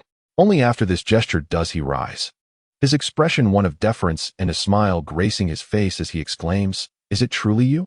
Upon hearing the report from my subordinates, I rushed here without delay." Wu Ling nods lightly, responding with a casual, "You've worked hard." Upon hearing these words, Lu Wenhui shakes his head vigorously. "Not at all. It is my honor to serve you." Although Lu Wenhui remains unaware of Wu Ling's true identity, he dares not exhibit any semblance of negligence. After all, a person escorted by a fully assembled combat aircraft must surely possess a significant status. Even the individual from the provincial capital does not receive such treatment. Unbeknownst to him, the onlookers in the hall are rendered speechless by his actions. What an exalted position the leader of Binhai holds. To witness such reverence shown toward this woman, her identity must be extraordinary. It is essential to recognize that Lu Wenhui, the leader of Binhai, wields absolute authority within the city. He would never display such deference even in the presence of the provincial capital's representative, would he? At this moment, Lu Wenhui casts a furtive glance at Qin Lang, his mind rife with uncertainty. Who is this young man? How could he possibly be deemed equal to such a prominent figure? Could it be that this young man's status is equally remarkable? Meanwhile, Qin Lang perceives Lu Wenhui's gaze. In the past, he often saw Lu Wenhui on television and felt compelled to greet the esteemed official from Binhai. Thus, he waved gently and smiled, "Hello?" The anxious Lu Wenhui, taken aback, pauses momentarily. Does this young man show not a trace of nervousness in the presence of such a significant figure? Observing Wu Ling's expression, Lu Wenhui musters a smile and replies, "Hello." As Lu Wenhui's voice resonates, everyone behind him stands in shock. The leader of Binhai, typically exuding an aura of steadiness and authority, reveals such a gentle side. Agents from the security bureau gaze in astonishment at Lu Wenhui's figure, questioning whether this is truly the same leader known for his thunderous outbursts and fiery temper at public gatherings. Chen Feihu, witnessing Lu Wenhui's actions, is left utterly dumbfounded. Who are Qin Lang and his sister, along with this entourage? Why does even the leader of Binhai extend such courtesy toward them? Suddenly, Chen Feihu felt a fierce gaze upon him. Turning his head, he realized that the piercing look belonged to Wu Bin. At that moment, Wu Bin was filled with a sense of regret. The instant Lu Wenhui bowed before the martial spirit, Wu Bin knew he had made a grave mistake. He feared that he might be dragged down by the Chen family. Just then, Wu Bin sensed another gaze directed at him. Upon looking up, he discovered it was Lu Wenhui who was observing him. Lu Wenhui slowly inquired, "Which gentleman has chosen to reveal his identity only upon my arrival?" The mystery surrounding the martial spirits piqued Lu Wenhui's curiosity about their identities. Wu Bin slightly turned his head towards the Azure Dragon. Lu Wenhui quickly followed suit, glancing in that direction. As he turned, a small certificate unexpectedly flew toward him. Lu Wenhui hurriedly extended his hands to catch the approaching document. Upon seeing the cover of the certificate, his heart tightened. The character spirit emblazoned on it spoke volumes. This group of individuals hailed from the martial spirit army of the Western region, under the leadership of the legendary female war goddess. The martial spirit army had defended the West and subdued the 36 nations of the Western territories, establishing an illustrious reputation. In just a few years, the martial spirit army had ascended to become one of the premier legions of Huagua. Trembling, Lu Wenhui opened the certificate, and the 4 characters he beheld left him frozen in shock. The 4 characters read, "Azure Dragon Divine General." The renown of the 4 great commanders and the 8 divine generals of the martial spirit army had long spread throughout Huagua. The Azure Dragon Divine General was indeed one of the 8. Lu Wenhui lifted his gaze, staring blankly at the cold, blue-haired man before him, his knees weakening as he felt an overwhelming urge to kneel in reverence. The figure before him was none other than the famed Azure Dragon Divine General of the martial spirit army. Just as Lu Wenhui could no longer resist the impulse to kneel and pay his respects, the Azure Dragon moved. He stepped beside Lu Wenhui and snatched the certificate back. Simultaneously, a faint voice whispered in Lu Wenhui's ear, "The identity of the army leader is classified. It must not be disclosed." Lu Wenhui swallowed hard and nodded vigorously. A second later, realization struck him. The Azure Dragon had referred to an army leader, not himself.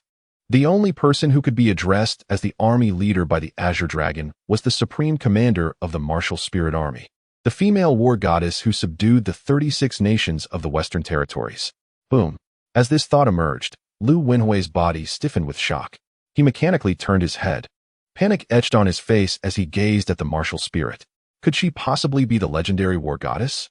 Could she be the guardian war goddess who had brought the 36 nations of the West to their knees?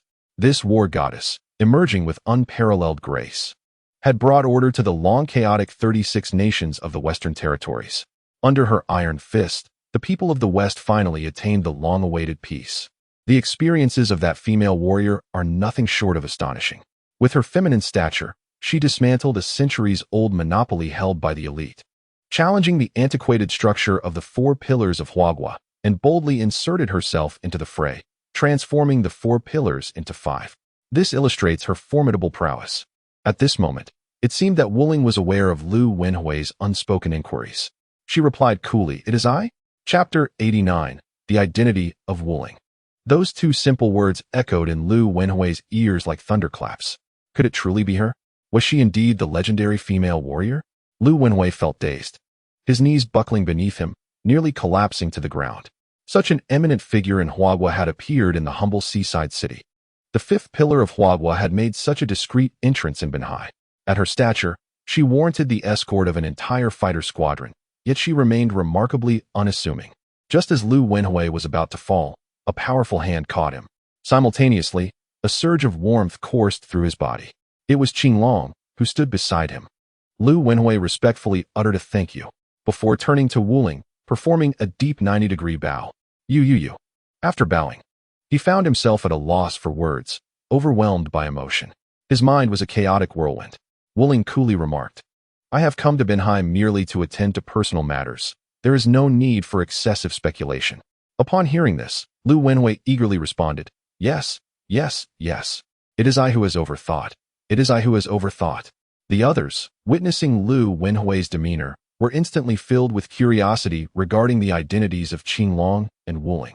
What manner of person could provoke such a reaction from the leader of Binhai?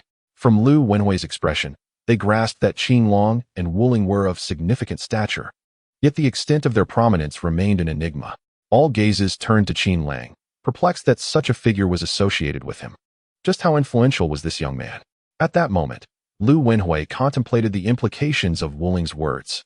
He slightly bent forward, respectfully stating, "I do not know the nature of your personal affairs, but if I can be of assistance, please do not hesitate to command me."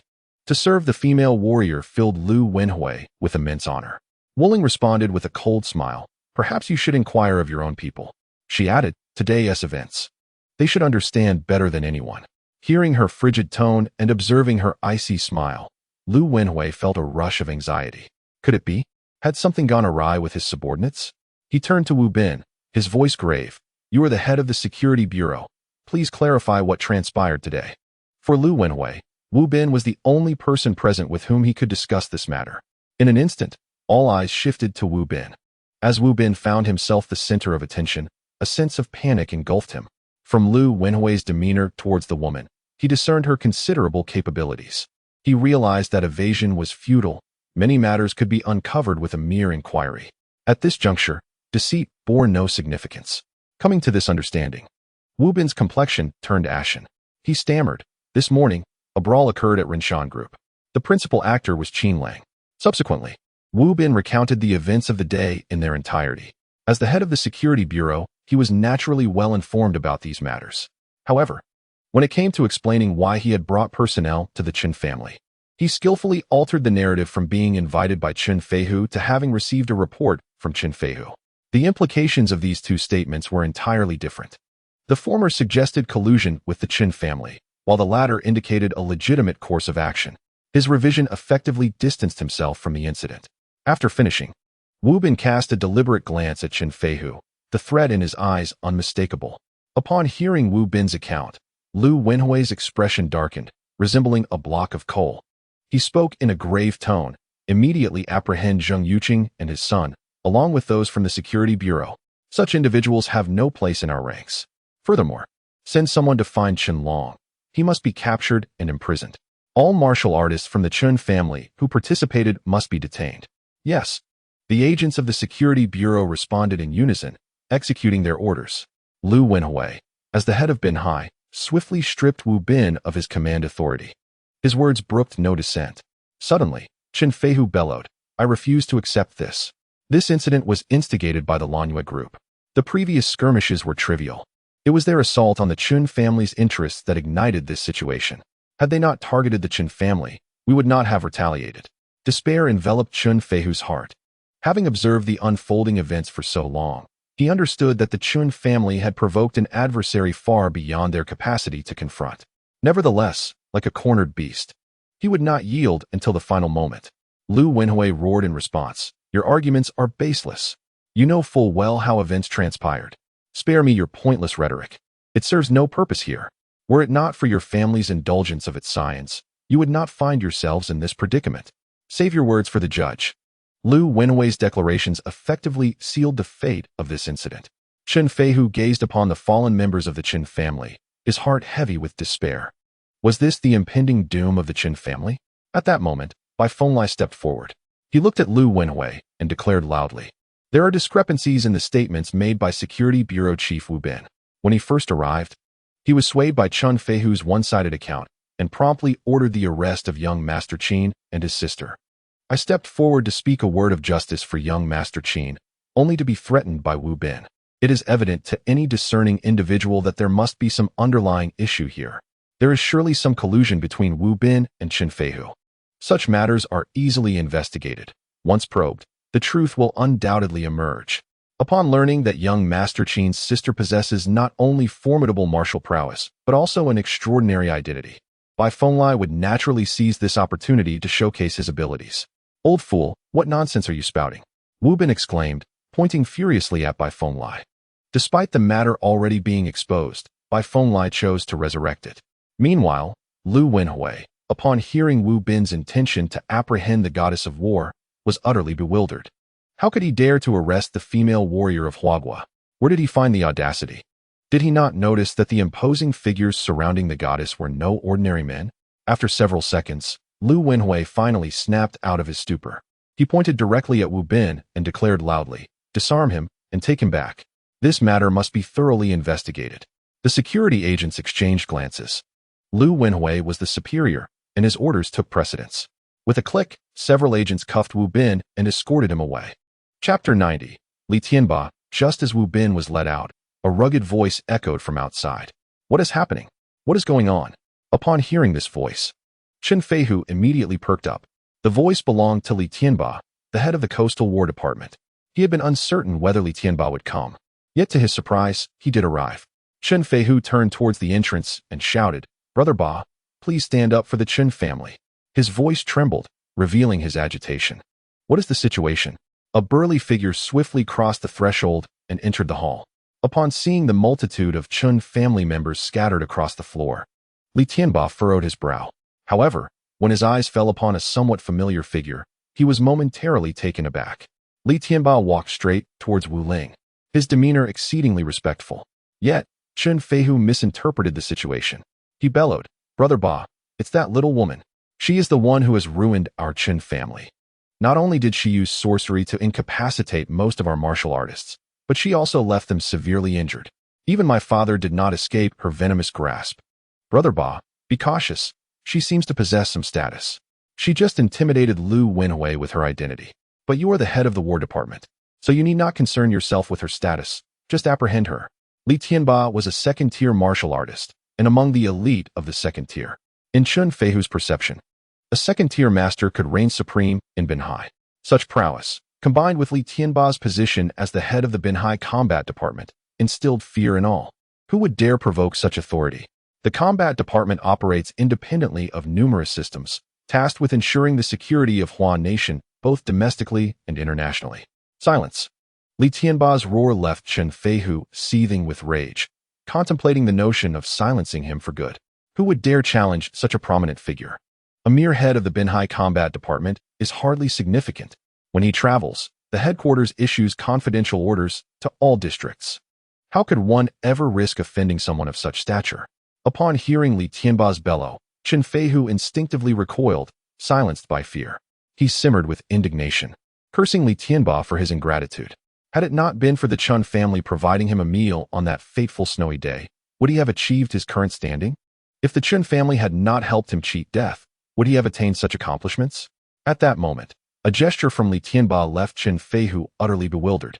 Approaching Wu Ling, Li Tianba rendered a respectful military salute, a smile gracing his face. "Ah, it is you here.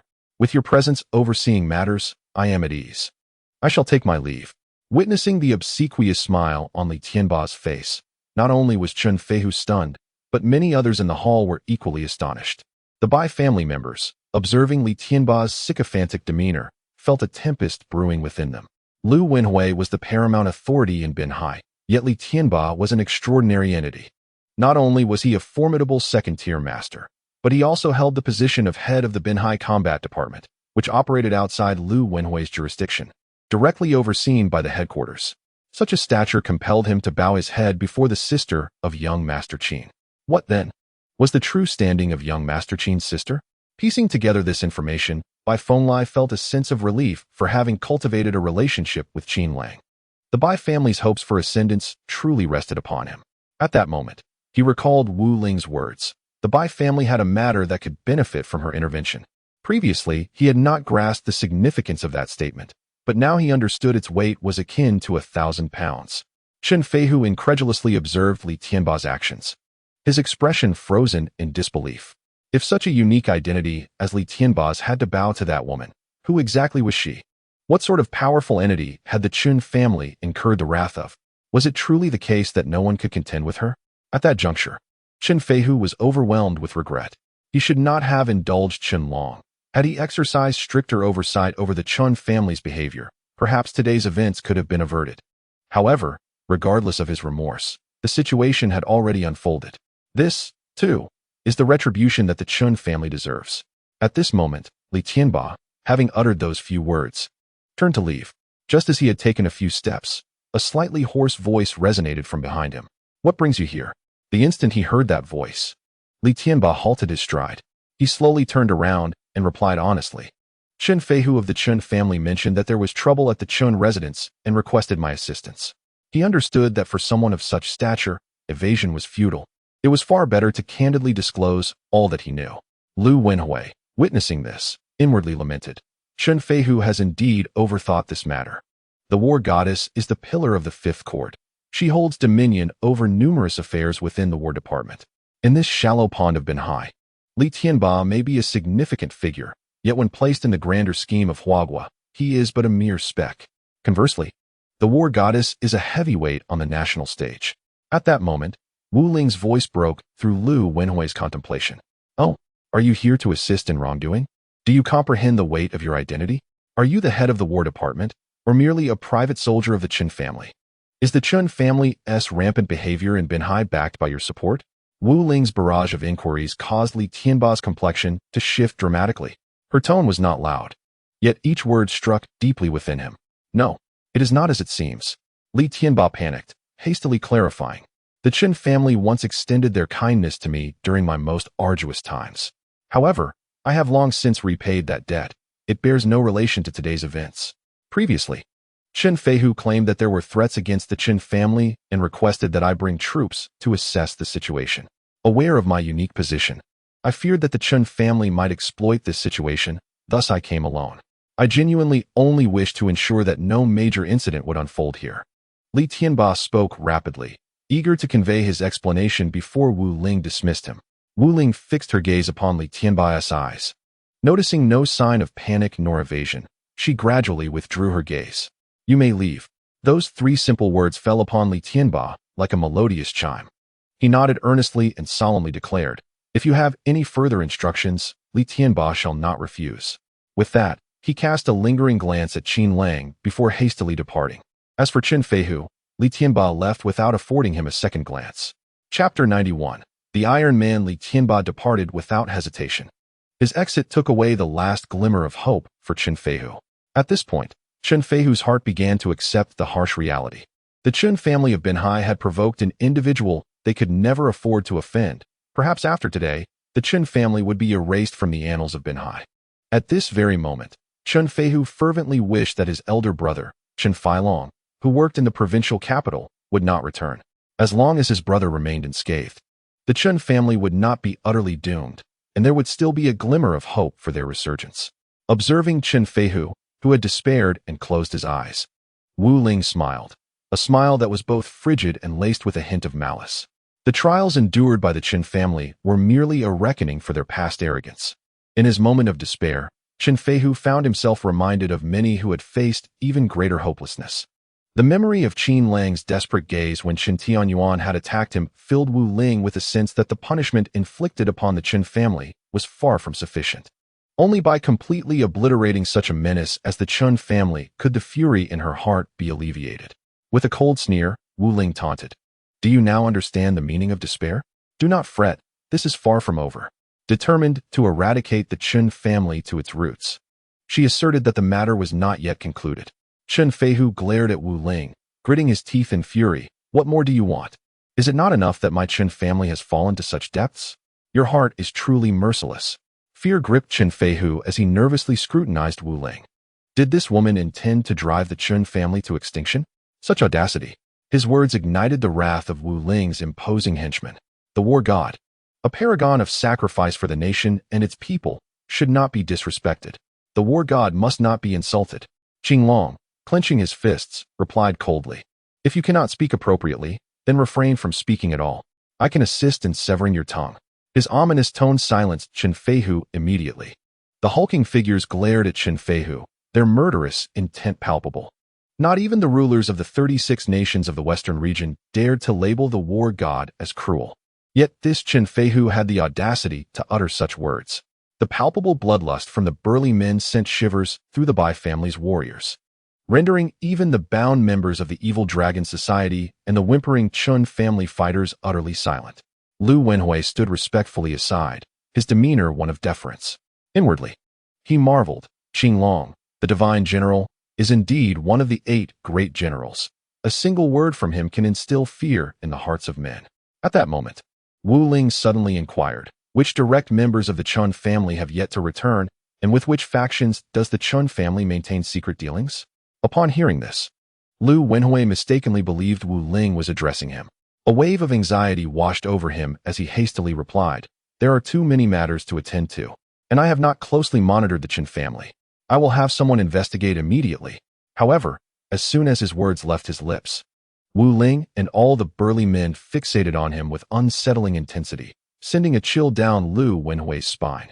In an instant, he was drenched in sweat, his heart racing with trepidation. Had he spoken amiss? Was there something wrong with his previous response? At that moment, a man called out loudly, "I will have Qinglong investigate at once." Upon finishing his words, the man produced an object roughly the size of a mobile phone and swiftly dispatched various messages. Witnessing this, Lu Wenhui managed an awkward smile, realizing that the warrior was not addressing him. Before long, the communicator in the man's hand emitted a sound. He glanced at it, rose to his feet, and respectfully stated, "Chun Feihu is the second in line of the Chun family's direct lineage. Moreover, there is an elder brother named Chen Feilong, who is currently serving as the secretary to the city's highest official and has a promising future. Chen Feilong arrived in Binhai a little over 10 minutes ago and is en route to the Chen family. He should be arriving shortly. In addition to these two, there is a third brother named Chen Feibao, who is the vice president of the Binhai Chamber of Commerce and is presently abroad. Besides these 3 brothers, they have a sister, Chen Fian, who is already married." The man divulged the entire details of the Chun family's direct lineage without hesitation, even revealing the exact location of Chen Feilong. Upon hearing this report, Chen Feihu was taken aback, his eyes filled with despair. Who on earth were they? How could they possess such information? Why were they able to retrieve these details with such ease? The fact that they could pinpoint his elder brother's location left him wondering if there was an organization behind them providing assistance. Just as Chen Feihu sank deeper into despair, Wu Ling calmly declared, "Conduct a thorough investigation. Capture everyone involved and impose severe penalties." "Understood," responded the man promptly. At that moment, a cacophony of gasps erupted from outside. "Audacious! How dare you be so ruthless? Quickly summon the family head. This person is formidable. We must retreat inside." Suddenly, the air above the Chun residence was filled with anguished cries. Numerous warriors from the Bai family were sent flying from the roofs of the Chun estate. Many were hurled against the walls outside the hall, causing a thunderous commotion. Upon hearing these sounds, the Bai family warriors inside the hall were thrown into a state of panic. Several rushed towards the entrance, intending to assist their comrades outside. However, just as they reached the doorway, their steps faltered. A muscular man with a scruffy beard stood before them. They were poised to attack, but the muscular man struck first. With a resounding thud, the Bai family warriors were sent hurtling backward, spewing blood mid-flight. Witnessing this scene, Lu Wenhui turned pale with fright. He had never witnessed such a bloody spectacle as he lacked martial prowess. Meanwhile, Bai Fenglai and the elderly patriarch of the Bai family rose simultaneously. Squinting towards the entrance of the hall, the man with stubble sauntered through the grand entrance, his demeanor exuding an air of haughty superiority. It seemed that the martial artists of the Bai family were far too feeble. After vanquishing them, he felt no sense of accomplishment whatsoever. As he walked, he scoffed, "Mr. Chun, these individuals are utterly weak. You mentioned that experts had infiltrated your household, yet I have surveyed the premises and found not a single so-called expert." At that moment, a gentleman wearing gold-rimmed spectacles, appearing rather refined, entered through the grand doors. His features bore a slight resemblance to Chen Feihu, though he lacked the latter's brutishness. Emanating an aura of cultured sophistication, with a grave tone, he remarked, "I implore you, Mr. Taihan, not to underestimate the situation. The Chen family has been usurped," indicating that the adversary indeed possesses formidable experts. Just then, the seemingly genteel man's gaze fell upon the heap of bodies sprawled across the hall, and he was instantly rendered speechless.